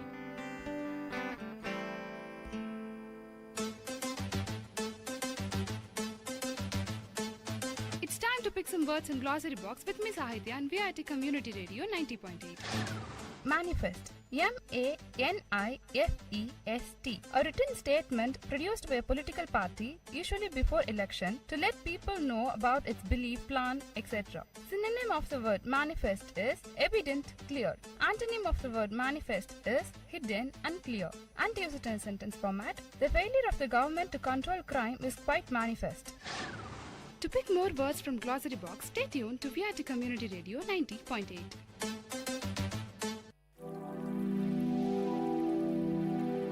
VIT பண்பலை 90.8 கேட்டுட்டு இருக்கீங்க. இது VIT பல்கலைக்கழகத்தின் சமுதாய வானொலி. இன்று சர்வதேச மலைகள் தினம். இந்த சர்வதேச மலைகள் தினத்துக்காக சிறப்பு கருத்துக்களம் நிகழ்ச்சி இப்ப தொடங்க போகுது. நம்ம RJ சரவண கார்த்தி பொதுமக்கள்கிட்ட பல கேள்விகள் மலை சார்ந்து போய் கேட்டிருக்காரு. அந்த கேள்விகளுடைய பதில்கள் இப்ப இந்த தொகுப்புல உங்களுக்காக காத்துட்டு இருக்கு. கேட்கலாமா? சர்வதேச மலைகள் தினம் 2023 ஒவ்வொரு வருடமும் டிசம்பர் மாதம் 11ஆம் தேதி சர்வதேச மலைகள் தினம் கொண்டாடப்படுகிறது. இன்னைக்கு இந்த கருத்துக்களம் நிகழ்ச்சியில மலைகள் சார்ந்த கேள்விகள் தான் நம்ம கேட்க போறோம். இன்னைக்கு நம்ம கூட பேசுறதுக்காக வணக்கம் சார், உங்களை அறிமுகப்படுத்திக்கோங்க. வணக்கம் சார், நாங்கள் VIT ஆட்டோ ஸ்டாண்ட் ஆட்டோ ஓட்டுநர் பேசுறேன். என் பேர் ரமேஷ் சார். சரி ரமேஷ் சார், நீங்க சொல்லுங்க, உங்க வீடு பக்கத்துல ஏதாவது மலைகள் இருக்கா? நீங்க மலைகள் ஏறின அனுபவம் இருக்குதுங்களா? அதை பத்தி சொல்லுங்க. மலை ஏறி இருக்கும் சார், பக்கத்துலயே மலை இருக்கு, மலை ஏறி இருக்கும். இந்த பார்க்கறதுக்கு நல்லா இருக்கும். ஒரு குளிர்ச்சியா போயிட்டு ஃப்ரெஷ்ஷாக இயற்கை காற்று, நல்ல ஒரு சுற்றுச்சூழல், நல்ல ஒரு அமைதியான இடம், அதனால போயிட்டு வருவோம் சார். சரி, உங்க வீட்டு பக்கத்துல மலைகள் இருக்குதுன்னு சொன்னீங்கல்ல, அந்த மலைகள் என்ன? சஞ்சீவிராய மலை, புத்தூர் மலைன்னு ஒன்று முருகர் கோயில் இருக்கு, அந்த கோயிலுக்கு போவோம் வருவோம். சஞ்சீவிராய மலைன்றது வந்து VIT பேக் சைட்லேயே இருக்கு. அங்கே பெருமாள் கோயில் இருக்கு. அந்த கோயிலுக்கு போகும்போது ஃப்ரீயாக ஃபேமிலியோட போகணும் வரதுக்கு நல்லா இருக்கும். அதுக்கு போயிருக்கேன் சார். நீங்க இது மாதிரி மலைகள்லாம் போகும்போது மலைகள் அருவிகள்லாம் இருக்கும், அதுல ஏதாவது குளிச்ச அனுபவங்கள் ஏதாவது உங்களுக்கு இருக்கா? குளிச்சிருக்கேன் சார். நம்ம அமிர்தி காடு அருவி, அங்கே ஒரு அருவி ஒன்று இருக்கு, அந்த இடத்துக்கு போயிருக்கேன், அங்கே குளிச்சிருக்கேன் சார். நல்லா இருந்தது. ஓகே, இந்த மலைகள் தினத்துல மலைகள் எல்லாம் பாதுகாக்கணும், கண்டிப்பா வந்து இயற்கையை வந்து இன்னைக்கு நிறைய பேர் வந்து பாத்தீங்கன்னா பிளாஸ்டிக் பாட்டில்ஸ் இதெல்லாம் கொண்டு போய் வந்து மலைகள்ல போடுறாங்க. இன்னைக்கு மலைகளை பாதுகாக்க வேண்டிய ஒரு கண்டிப்பான சூழல நம்ம இருக்கிறோம். நீங்க என்ன சொல்ல விரும்புறீங்க? இயற்கையை பாதுகாக்க வேண்டியது ரொம்ப இம்பார்ட்டன்ட் தானே சார். அதனால நம்ம இயற்கையை பாதுகாக்கும் போது மலையும் அதில் சேர்ந்தது தானே சார். பாதுகாத்தான் ஆகணும். நாமும் மலைகளை பாதுகாப்போம் சார். ரொம்ப நல்லா சொன்னீங்க. விஐடி கம்யூனிட்டி ரேடியோ சார்பாக நாங்கள் நன்றியை தெரிவிச்சுக்கிறோம். Thank you sir. நீங்க கேட்டுட்டு இருக்கிறது விஐடி பண்பலை 90.8 விஐடி பல்கலைக்கழகத்தின் சமுதாய வானொலி. இது சிறப்பு கருத்துக்களம் நிகழ்ச்சி. இன்று சர்வதேச மலைகள் தினத்தை ஒட்டி பல கேள்விகள் மலைகள் சார்ந்து கேட்கப்பட்டது. அந்த கேள்விகளோட உங்கள் ஆர்ஜே சரவண கார்த்தி வந்திருக்காரு. தொடர்ந்து கேட்கலாம். வணக்கம் நேயர்களே, நீங்கள் கேட்டுக்கொண்டிருப்பது விஐடி பண்பலை 90.8. இந்த நிகழ்ச்சி கருத்துக்களம் நிகழ்ச்சியில இன்னைக்கு ஒவ்வொரு வருடமும் டிசம்பர் மாதம் 11ஆம் தேதி சர்வதேச மலைகள் தினம் கொண்டாடப்படுகிறது. இந்த வருடமும் இந்த மலைகள் தினம் வந்து கொண்டாடிட்டு இருக்கிறோம். மலைக்கு போன அனுபவங்கள் மக்களிடம் நிறைய இருக்கும். அதை பத்தி தான் கருத்துக்களம் நிகழ்ச்சியில நம்ம கேள்வி கேட்டு தெரிஞ்சுக்கிறோம். இன்னைக்கு நம்ம கூட பேசுறதுக்காக வணக்கம் சார், உங்களை அறிமுகப்படுத்திக்கோங்க. வணக்கம் சார், நான் ஸ்ரீதரன் பேருங்க சார். நான் விஐடியில் ஒர்க் பண்றேங்க. நீங்க வந்து மலைகளுக்கு போன அனுபவம் இருக்குதுங்களா? இங்க ட்ரெக்கிங் எங்கேயாவது போயிருக்கீங்களா? அருவியில குளிச்ச அனுபவம் அதெல்லாம் ஏதாவது இருந்துச்சுன்னா பகிர்ந்துக்கோங்க. சிறப்பு சார். சார் நான் குற்றாலத்திலையும் குளிச்சிருக்கிறேன். இப்போ ரீசெண்டா வந்து காலேஜில் கூட்டு போனாங்க சார். இதுக்கு கொடைக்கானலுக்கு போயிட்டு நாங்க அங்க ரொம்ப ரொம்ப சிறப்பா இருந்ததுங்க. அதுவும் கிளைமேட் நல்லா இருந்ததுங்க. அதுவும் இல்லாம நம்ம வந்து இப்போ நாங்க குரூப்பா போயிருந்தோம். எங்க டீமே போயிருந்ததுங்க. அதுல எங்களுக்கு எல்லாமே சிறப்பு, எல்லாமே எங்களுக்கு ஏற்பாடு பண்ணி கொடுத்தது விஐடி தாங்க. நாங்க எலக்ட்ரிக்கல் டிபார்ட்மெண்ட் ஃபுல்லா போயிட்டு வந்தோம். அதுல நாங்க போயிட்டு ஷூட்டிங் பிளேஸ் பார்க்க வேண்டிய இடம் நிறையங்க. அதுல அந்த இயற்கை அழகை பார்த்தது அழகு. அதை விட இன்னும் அழகு என்னன்னா அங்க மூலிகைகள்லாம் நிறைய காற்று, அதெல்லாம் நம்ம சுவாசிக்க ஆரம்பிச்சோம். அதுல நமக்கு வந்து என்ன சுத்தமான காற்று கிடைக்குது. இப்போ நம்ம போறது மெயின் மலைக்கு போறது என்னன்னா சுத்தமான காற்று நம்ம வந்து சுவாசிக்கணும்னா நகரப்புறத்துல வந்து அது மாதிரி கிடைக்காதுங்க. ஏன்னா நம்ம நிறைய இந்த பொல்யூஷன் இருக்குது இல்லைங்க. அதனால நமக்கு வந்து அசுத்தமான இருக்கும். ஆனா அங்க இருந்தா எல்லாமே சிறப்பா இருக்குங்க. அங்க நம்ம சுவாசிக்கிற காற்றும் சுவாசம், அது அந்த கிளைமேட் பக்காவா இருந்துங்க. அந்த மேகமும் வர்றது, மேகத்தோட நம்ம இருக்கிறது, அது மாதிரிலாம் நாங்க நல்ல சிறப்பா, அது எங்களுக்கு எல்லாம் மறக்கவே முடியாதுன்னு ஒரு இதுங்க அது. ஓகே, இப்போ நல்லா சொன்னீங்க மலைக்கு போன அனுபவம் எல்லாம் இருக்குதுன்ட்டு. நம்ம மலைகள் அப்படின்னாலே நிறைய பேர் குற்றாலம், அதுக்கப்புறம் வந்து ஊட்டி அது மாதிரி தான் நினைக்கிறாங்க.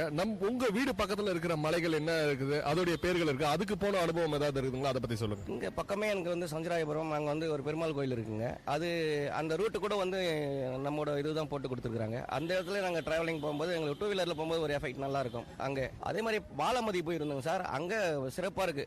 அங்க போயிட்டு வர்றது எப்படி இருக்குதுன்னா, திருப்பதியில டேனிங் இருக்குங்களா, அது மாதிரி ரூட் இருக்குங்க. அதுல போறதுக்கு நம்ம வந்து டிராவலிங், அதாவது ரைடிங் போறதுக்கு அவ்வளவு பக்காவா இருக்குங்க. அது இது ரெண்டு இதுவும் வந்து நான் வந்து சிறப்பா அனுபவிச்சுங்க. சரி, ஓகே. இன்னைக்கு இந்த சர்வதேச மலைகள் தினம்ல என்ன நம்ம கிட்ட ஸ்பெஷலா ஒரு கேள்வி இருக்குது அப்படின்னா, மலைகளை கண்டிப்பா பாதுகாக்கணும். அது வந்து நம்மளுடைய தலையாய ஒரு கடமையா கூட இருக்குது. மலைகளை பாதுகாக்கணும், என்னெல்லாம் பண்ணா மலைகளை நம்ம பாதுகாக்கலாம், அதை பத்தி சொல்லுங்க. ஐயா அப்துல் கலாம் சொன்ன நாம தான் எனக்கு வருதுங்க. மரக்கன்று கம்பல்சரி நடணும்ன்றது நமக்கு தோணுது. ஏன்னா மரக்கன்று நம்ம வைக்கணும், மரக்கன்று நம்ம நடணும்ன்றது நமக்கு, அது நமக்கு இயற்கையும் நமக்கு வளரும். அதுவும் இல்லாம நமக்கு வந்து சுத்தமான காற்றும் கிடைக்கும். நம்ம எல்லாரும் ஒரு மனசுல நினைக்கிறது என்ன நினைக்கணும்னா, எல்லாருமே வந்து மரக்கன்று நடணும், மலை இடத்துல மரக்கன்று நடணும், அங்க இருக்கிறது அழிக்க கூடாதுன்றது என்னுடைய இதுவா இருக்குங்க. ரொம்ப நல்லா சொன்னீங்க. விஐடி கம்யூனிட்டி ரேடியோ சார்பாக நன்றி தெரிவிச்சுக்கிறேன். நன்றி சார், தேங்க்யூ. நீங்க கேட்டுட்டு இருக்கிறது விஐடி பண்பலை 90.8 விஐடி பல்கலைக்கழகத்தின் சமுதாய வானொலி. இது சிறப்பு கருத்துக்களம் நிகழ்ச்சி. இன்று சர்வதேச மலைகள் தினத்தை ஒட்டி பல கேள்விகள் மலைகள் சார்ந்து கேட்கப்பட்டது. அந்த கேள்விகளோட உங்கள் ஆர்ஜே சரவண கார்த்தி வந்திருக்காரு. தொடர்ந்து கேட்கலாம். கருத்துக்களம் நிகழ்ச்சியில இன்னைக்கு நம்ம ஒவ்வொரு வருடமும் டிசம்பர் மாதம் 11ஆம் தேதி சர்வதேச மலைகள் தினம் கொண்டாடிட்டு இருக்கிறோம். இன்னைக்கு நம்ம கூட மலைகளுக்கு போன அனுபவங்களை பகிர்ந்துக்கிறதுக்காக ஒருத்தர் நம்ம கிட்ட இருக்கிறாங்க. வணக்கம் சார், உங்களை அறிமுகப்படுத்திக்கோங்க. என் பேர் சண்முகம் சார். நீங்க என்ன பண்றீங்க, அதை பத்தி சொல்லுங்க. நான் வந்து ஆட்டோ தொழில் செய்யறேன். சரி, நீங்க எந்த மலைகளுக்கு போயிருக்கீங்க? எங்கேயாவது பக்கத்துல இருக்க மலைகள் போயிருக்கீங்களா? அதோடைய அனுபவங்கள் ஏதாவது இருக்குங்களா? அதை பத்தி சொல்லுங்க. சஞ்சீவராய மலை பக்கத்துல இருக்குங்க.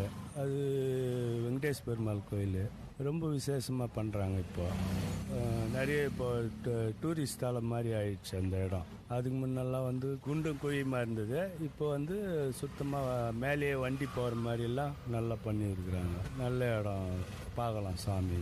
சரி, இந்த மலைகளுக்கெல்லாம் போன அனுபவம் இருக்கும். ஏதாவது சின்ன வயசுல எங்கேயாவது மலை ஏறி போயிருக்கீங்களா?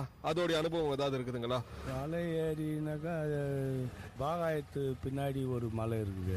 அது வந்து அங்காள பரமேஸ்வரி கோயில். அதுக்கு மலையில் தான் போனோம், வழியே கிடையாது. அது மலையிலேயே ஏறி மேலே மலை மேலே ஒரு கோயில் கட்டியிருக்கிறேன். அதுவும் விசேஷமாக நல்லா பண்ணுறாங்க. மலை அருவிகளில் எங்கேயாவது குற்றாலம் அது மாதிரிலாம் போய் எங்கேயாவது குளிச்சிருக்கீங்களா? அதை பற்றி ஏதாவது அனுபவங்கள் ஏதாவது இருக்குதுங்களா? அந்த மாதிரி எங்கேயும் வெளியே போகலங்க. நமக்கு விவசாயம் தான், விவசாயம் பண்ணுறதுக்கே வேலை சரியாக இருக்கும். நம்ம குற்றாலெல்லாம் போகல. சரி, இப்போ இன்னைக்கு இந்த சர்வதேச மலைகள் தினம் 2023 கொண்டாடி இருக்கிறோம். மலைகளை கண்டிப்பாக நம்ம பாதுகாக்கணும். இந்த மலைகளை பாதுகாக்கிறதுக்கு நம்ம என்ன செய்யலாம், அதை பற்றி சொல்லுங்கள். மலைகளை பாதுகாக்கணும்னா சுத்தமாக வச்சுருக்கணும், பார்க்கணும், பராமரிப்பு பண்ணணும். முள் செடியெல்லாம் முளைக்கும், அதெல்லாம் வெட்டி க்ளீன் பண்ணாக்கா பண்ணலாம். யார் பண்ண போகிறாங்க? அதெல்லாம் யாரும் செய்ய மாட்டாங்க. அப்படியே இருந்தாலும் அது யாருன்னா ஆக்கிரமிப்பு பண்ணிடுறாங்க. ஆடு மாடு மேய கூட கூடாது, ஆக்கிரமிப்பு பண்ணிடுறான். மலையெல்லாம் கூட தான் இப்போ எல்லாம் கொஞ்சம் எடுத்து விவசாயம் பண்ணுறதுக்கு தனிப்பட்ட ஆள் எடுத்துக்கிறான். எங்கே விட்றான் அவனுக்கு மலையை? பிளாஸ்டிக் பொருள்லாம் எடுத்துன்னு அது வேஸ்ட், அது மக்கவே மாட்டேங்குது. குப்பையில் போட்டால் கூட மக்கிறது கிடையாது. அது யார் அதை தடுக்கிறான்றாங்க, தடுத்த பாடம் இல்லை, அப்படியே தான் இருக்குது. ரொம்ப நல்லா சொல்லுங்க சார். விஐடி கம்யூனிட்டி சார்பாக நன்றி தெரிவிச்சுக்கிறோம். வணக்கம் சார். நீங்க கேட்டுட்டு இருக்கிறது விஐடி பண்பலை 90.8 விஐடி பல்கலைக்கழகத்தின் சமுதாய வானொலி. இது சிறப்பு கருத்துக்களம் நிகழ்ச்சி. இன்று சர்வதேச மலைகள் தினத்தை ஒட்டி பல கேள்விகள் மலைகள் சார்ந்து கேட்கப்பட்டது. அந்த கேள்விகளோட உங்கள் ஆர்ஜே சரவண கார்த்தி வந்திருக்காரு. தொடர்ந்து கேட்கலாம். சர்வதேச மலைகள் தினம் ஒவ்வொரு வருடமும் டிசம்பர் மாதம் 11ஆம் தேதி கடைபிடிக்கப்படுகிறது. இன்னைக்கு கருத்துக்களம் நிகழ்ச்சியில அதை பத்தி தான் கேள்விகள் நம்ம நிறைய கேட்க போறோம். வணக்கம், உங்களை அறிமுகப்படுத்திக்கோங்க. என் பேர் ஹரிஷ், நான் விஐடி லாட ஓட்டுறேன். சரி, இப்போ இன்னைக்கு வந்து மலைகள் தினம்ன்றதுனால மலைகள் சார்ந்த கேள்விகள் தான் உங்ககிட்ட கேட்க போறோம். நீங்க எங்கேயாவது மலைகளுக்கு போன அனுபவம் ஏதாவது இருக்குங்களா? அருவியில குளிச்ச அனுபவம் ஏதாவது இருக்குதுங்களா? மலை ஏறி போயிருக்கீங்களா? அதை பத்தி சொல்லுங்க. போயிருக்கேன். எந்த மலைக்கு போயிருக்கீங்க? ஏலகிரி மலைக்கு போயிருக்கேன். எப்படி இருந்துச்சு ஏலகிரி போன அனுபவங்களும் அதை பத்தி சொல்லுங்க. நல்லா இருந்துச்சு. ஃபுல்லா மலை, காடு நல்லா பசுமையா இருந்துச்சு.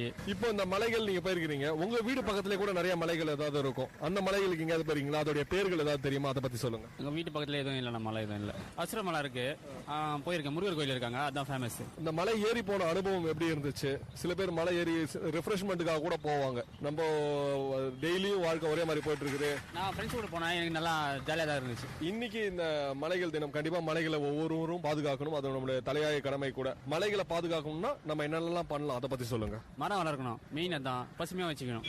பிளாஸ்டிக் பொருட்கள்லாம் எடுத்துட்டு போகணும், அதை பத்தி எடுத்துட்டு போக கூடாது. பிளாஸ்டிக் பொருள் எடுத்துட்டு போக கூடாது, சுத்தமா வச்சுக்கணும். இன்னைக்கு இந்த மலைகள் தினத்துக்கு நாங்க கண்டிப்பா வந்து பிளாஸ்டிக்லாம் எடுத்துட்டு போக மாட்டோம் அப்படின்ற மாதிரி ஏதாவது ஒரு உறுதிமொழி ஏற்க முடியுமா? ஏற்கலாம், கடைபிடிக்கலாம். பிளாஸ்டிக் பொருள் எடுத்துட்டு போய் யாரும் எடுத்துட்டு போகாதீங்க. நன்றி. நீங்க கேட்டுட்டு இருக்கிறது விஐடி பண்பலை 90.8 விஐடி பல்கலைக்கழகத்தின் சமுதாய வானொலி. இது சிறப்பு கருத்துக்களம் நிகழ்ச்சி. இன்று சர்வதேச மலைகள் தினத்தை ஒட்டி பல கேள்விகள் மலைகள் சார்ந்து கேட்கப்பட்டது. அந்த கேள்விகளோட உங்கள் ஆர்ஜே சரவண கார்த்தி வந்திருக்காரு. தொடர்ந்து கேட்கலாம். ஒவ்வொரு வருடமும் டிசம்பர் மாதம் 11ஆம் தேதி சர்வதேச மலைகள் தினம் கடைபிடிக்கப்படுகிறது. இன்னைக்கு கருத்துக்களம் நிகழ்ச்சியில மலைகள் தினத்துக்கான கேள்விகள் தான் நம்ம கேட்க போறோம். வணக்கம், உங்களை அறிமுகப்படுத்திக்கோங்க. என் பேர் லோஷ்னி, நான் இங்க விஐடி காலேஜ்ல பிகாம் படிச்சிட்டு இருக்கேன், செகண்ட் இயரா. இன்னைக்கு இந்த சர்வதேச மலைகள் தினத்துல இருக்கிறோம். இந்த மலைகள் சார்ந்த கேள்விகள் தான் உங்ககிட்ட கேட்க போறோம். நீங்க எந்த மலைகளுக்கு போயிருக்கிறீங்க? அதுக்கான அனுபவங்கள் இருக்குதுங்களா? போனதுக்கான அனுபவங்கள் இருக்குதுங்களா? அதை பத்தி ஷேர் பண்ணுங்க. மலைனாவே எனக்கு வந்து கோவில் தான் ஞாபகம் வரும். ஸோ மலையில இருக்கிற கோவில் மகாதேவ் மலை, அப்புறம் வைரநாதம் மலை, அப்புறம் இங்க இருக்கிற பம்மபுரம் கோயில், இதுக்கெல்லாம் தான் நான் மோஸ்டா போயிருக்கேன். இங்க வந்து எப்படி இருக்கும்னா, ஒவ்வொரு மலையிலும் ஒவ்வொரு ஸ்பெஷாலிட்டி இருக்கும். சில மலையில டைரக்டா போற மாதிரி இருக்கும். இப்ப வைரநாத மலையெல்லாம் பாத்தீங்கன்னா ஃபுல்லா நடந்துதான் போகணும். ஃபர்ஸ்ட் நான் ரொம்ப நாள் வந்து பாடி ஒரு ரெஸ்ட் பொசிஷன்ல இருந்து நடக்கும் போது ரொம்ப டயர்டா ரொம்ப ஃபீல் ஆச்சு. என்னை யாரா தூக்கிட்டு போங்க அப்படின்ற மாதிரி ஒரு ஃபீல் ஆச்சு. ஆனா நெக்ஸ்ட் போகும்போது நல்லா இருந்துச்சு. அதுவும் இல்லாம மலையில நான் நிறைய முறை ஈவினிங்ல பார்க்கும் போது ட்ரைனிங், போலீஸ் ட்ரைனிங்கோ இல்ல வேற ஏதாச்சும் ட்ரைனிங்க்கு போறவங்க அங்க ட்ரைனிங் எடுத்திருக்காங்க, போவாங்க ஷூ போட்டுட்டு. அது ட்ரைனிங்க்கு வந்து மலை ஒரு நல்ல இருக்கும். நெக்ஸ்ட் வந்து ஒரு மாதிரி பீஸ்ஃபுல்லான காமான கிளைமேட்டா இருக்கும். ஒரு நம்ம கீழ இருந்து பாக்குற பெரிய பெரிய பார்க்கும் போது பெரிய பெருசா இருக்கிறது, மேல போயிட்டு குட்டி குட்டிசா இருக்கும். அது அந்த மலையில போயிட்டு பார்க்கும் போது ஹைவேல இருக்கிற அந்த லைட்லாம் வந்து அழகா தெரியும். ஸோ நிறைய அந்த லைட்ஸ் மோஸ்டா நைட்ல நல்லா இருக்கும். அந்த சில்லான ப்ரீஸ் இதெல்லாம் நல்லா இருக்கும். ஸோ மவுண்டைன் போயிட்டா ஒரு காமான ஒரு மைண்ட் செட் வரும். சரி, ஓகே. இந்த மலைகள் போன அனுபவம் பத்தி எல்லாம் வந்து சொன்னீங்க. இந்த மலைகளை பாதுகாக்கணும், மலைகள் தினம் கொண்டாடுவதற்கான நோக்கமே வந்து மலைகளை பாதுகாக்கணும்ன்றதுக்காக தான். மலைகளை எப்படி பாதுகாக்கலாம், நீங்க சொல்லுங்க பதில். மலைகள்ல வந்து மோஸ்டா என்ன பண்ணுவாங்கன்னா, மங்கி எல்லாம் இருக்கு அப்படி வருதுன்னு சொல்லிட்டு என்ன பண்றாங்க, குச்சி வச்சுட்டு போறாங்க. மெயினா நிறைய பேர் வந்து அங்க இருக்கிற பக்கத்துல இருக்க அந்த செடியை உடைச்சு அந்த கிளைகளை உடைச்சு மங்கிய வந்து துரத்துற அப்படின்ற பேர்லாம் பண்றாங்க. அது வந்து கொஞ்சம் ஸ்டாப் பண்ணிட்டு மங்கி என்ன கையில ஏதாச்சும் பொருள் இருந்தா மட்டும்தான் எடுத்துக்கும். நீங்க பேக்ல எடுத்தீங்கன்னா மோஸ்டா அது வராது. அப்படியும் இருந்துச்சுன்னா மங்கிங்களுக்கும் கொஞ்சம் சேர்த்து உங்களோட ஃபுட்டை வந்து கொடுத்தா மங்கி வந்து ஏதோ உங்களை பண்ணாது, கொஞ்சம் ஃப்ரெண்ட்லியா இருக்கும். அதுக்கப்புறமா நெக்ஸ்ட் வந்து பிளாஸ்டிக்ஸ். இப்போ நிறைய பேர் வந்து வாட்டர் பாட்டில்லாம் வாங்கிட்டு போறாங்க. நம்மளே வீட்ல இருந்து ஸ்டீல் பாட்டில்ஸ் யூஸ் பண்ணலாம். பிளாஸ்டிக் ஒன் டைம் யூஸ் பிளாஸ்டிக்லாம் வந்து அங்க கொஞ்சம் சாயிலுக்கும் கெடுது, அதுக்கப்புறம் அங்க மலைக்கும் அங்க இருக்கிற அனிமல்ஸ்க்கும் அது கெடுதியா இருக்கும். ஸோ அது பிளாஸ்டிக் வந்து ப்ரிவென்ட் பண்ணிக்கலாம். நெக்ஸ்ட் இந்த மாதிரி பிரான்ச்சஸ்லாம் உடச்சி துரத்தாம அது ஒன்று பண்ணலாம். எனக்கு தெரிஞ்சு இதுதான் சார். மலைகள்ல இன்னும் வந்து முடிஞ்ச அளவுக்கு மரங்களை வந்து நடலாம். ஸோ அதுவும் வந்து ஒரு ப்ரிவென்ஷனா இருக்கும். சாயில் எரோஷன்லாம் அதுதான் வந்து காப்பாத்துது. மலைகள் இருக்கனால தான் நம்ம ஏரியாலலாம் அந்த அளவுக்கு மழை வரும்போது அதிகமா காத்தோ இல்ல நிறைய தண்ணி வந்து நிக்கிறது இல்ல. ஸோ மலையிலேருந்து டைரக்டா மழை தான் நம்மளை ப்ரிவென்ட் பண்ணுது. ஸோ முடிஞ்ச அளவுக்கு அங்க ட்ரீஸை நட்டு வச்சோம்னா சாயில் எரோஷனை கண்ட்ரோல் பண்ணலாம். ஸோ தட் நம்மளுக்கு இன்னுமே சேஃபா இருக்கும். ரொம்ப நல்லா சொன்னீங்க. மரங்களை கண்டிப்பா நடுவோம். விஐடி கம்யூனிட்டி சார்பாக நான் நன்றி தெரிவிச்சுக்கிறோம். Thank you sir. நீங்க கேட்டுட்டு இருக்கிறது விஐடி பண்பலை 90.8 விஐடி பல்கலைக்கழகத்தின் சமுதாய வானொலி. இது கருத்துக்களம் நிகழ்ச்சி. இன்று சர்வதேச மலைகள் தினத்தை ஒட்டி பல கேள்விகள் மலைகள் சார்ந்து கேட்கப்பட்டது. அந்த கேள்விகளோட உங்கள் ஆர்ஜே சரவண கார்த்தி வந்திருக்காரு. தொடர்ந்து கேட்கலாம். டிசம்பர் மாதம் 11ஆம் தேதி சர்வதேச மலைகள் தினம் கொண்டாடப்படுகிறது. இன்னைக்கு கருத்துக்களம் நிகழ்ச்சியில மலைகள் சார்ந்த கேள்விகள் தான் நம்ம கேட்க போறோம். நம்ம கூட பேசுறதுக்காக வணக்கம், உங்களை அறிமுகப்படுத்திக்கோங்க. உமாபதிங்க, ரிட்டையர்டுங்க. என்ன வேலை செஞ்சீங்க, எதுல இருந்து ரிட்டையர்ட் ஆனீங்க, அதை பத்தி சொல்லுங்க. வெடிமருந்து கம்பெனில வேலை செஞ்சீங்க. நான் ரிட்டையர்ட் ஆகிட்டு இப்போ வீட்டில் இருக்குங்க. சரி, ஓகே. இன்னைக்கு சர்வதேச மலைகள் தினம். நீங்க எங்கேயாவது மலைகள் போயிருக்கீங்களா, அதை பத்தி ஏதாவது சொல்லுங்க. போயிருக்குங்க.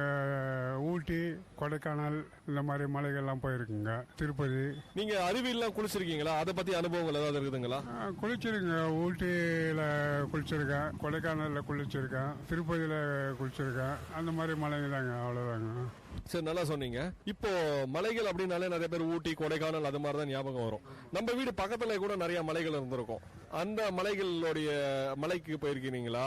உங்க வீடு பக்கத்துல இருக்க மலைகள், அதோடைய பேர்கள் ஏதாவது தெரியுமா, அதை பத்தி சொல்லுங்க. ஜவாது மலை இருக்குங்க பக்கத்துல, திருவண்ணாமலை பக்கத்துல சத்தாச்சாரில மலை இருக்குங்க. ஜவாது மலை தாங்க கிட்ட நல்லா இருக்காது. அடிக்கடி கவர்மெண்ட் ஃபங்க்ஷனு, கோடை விழா எல்லாம் நடத்துறாங்க.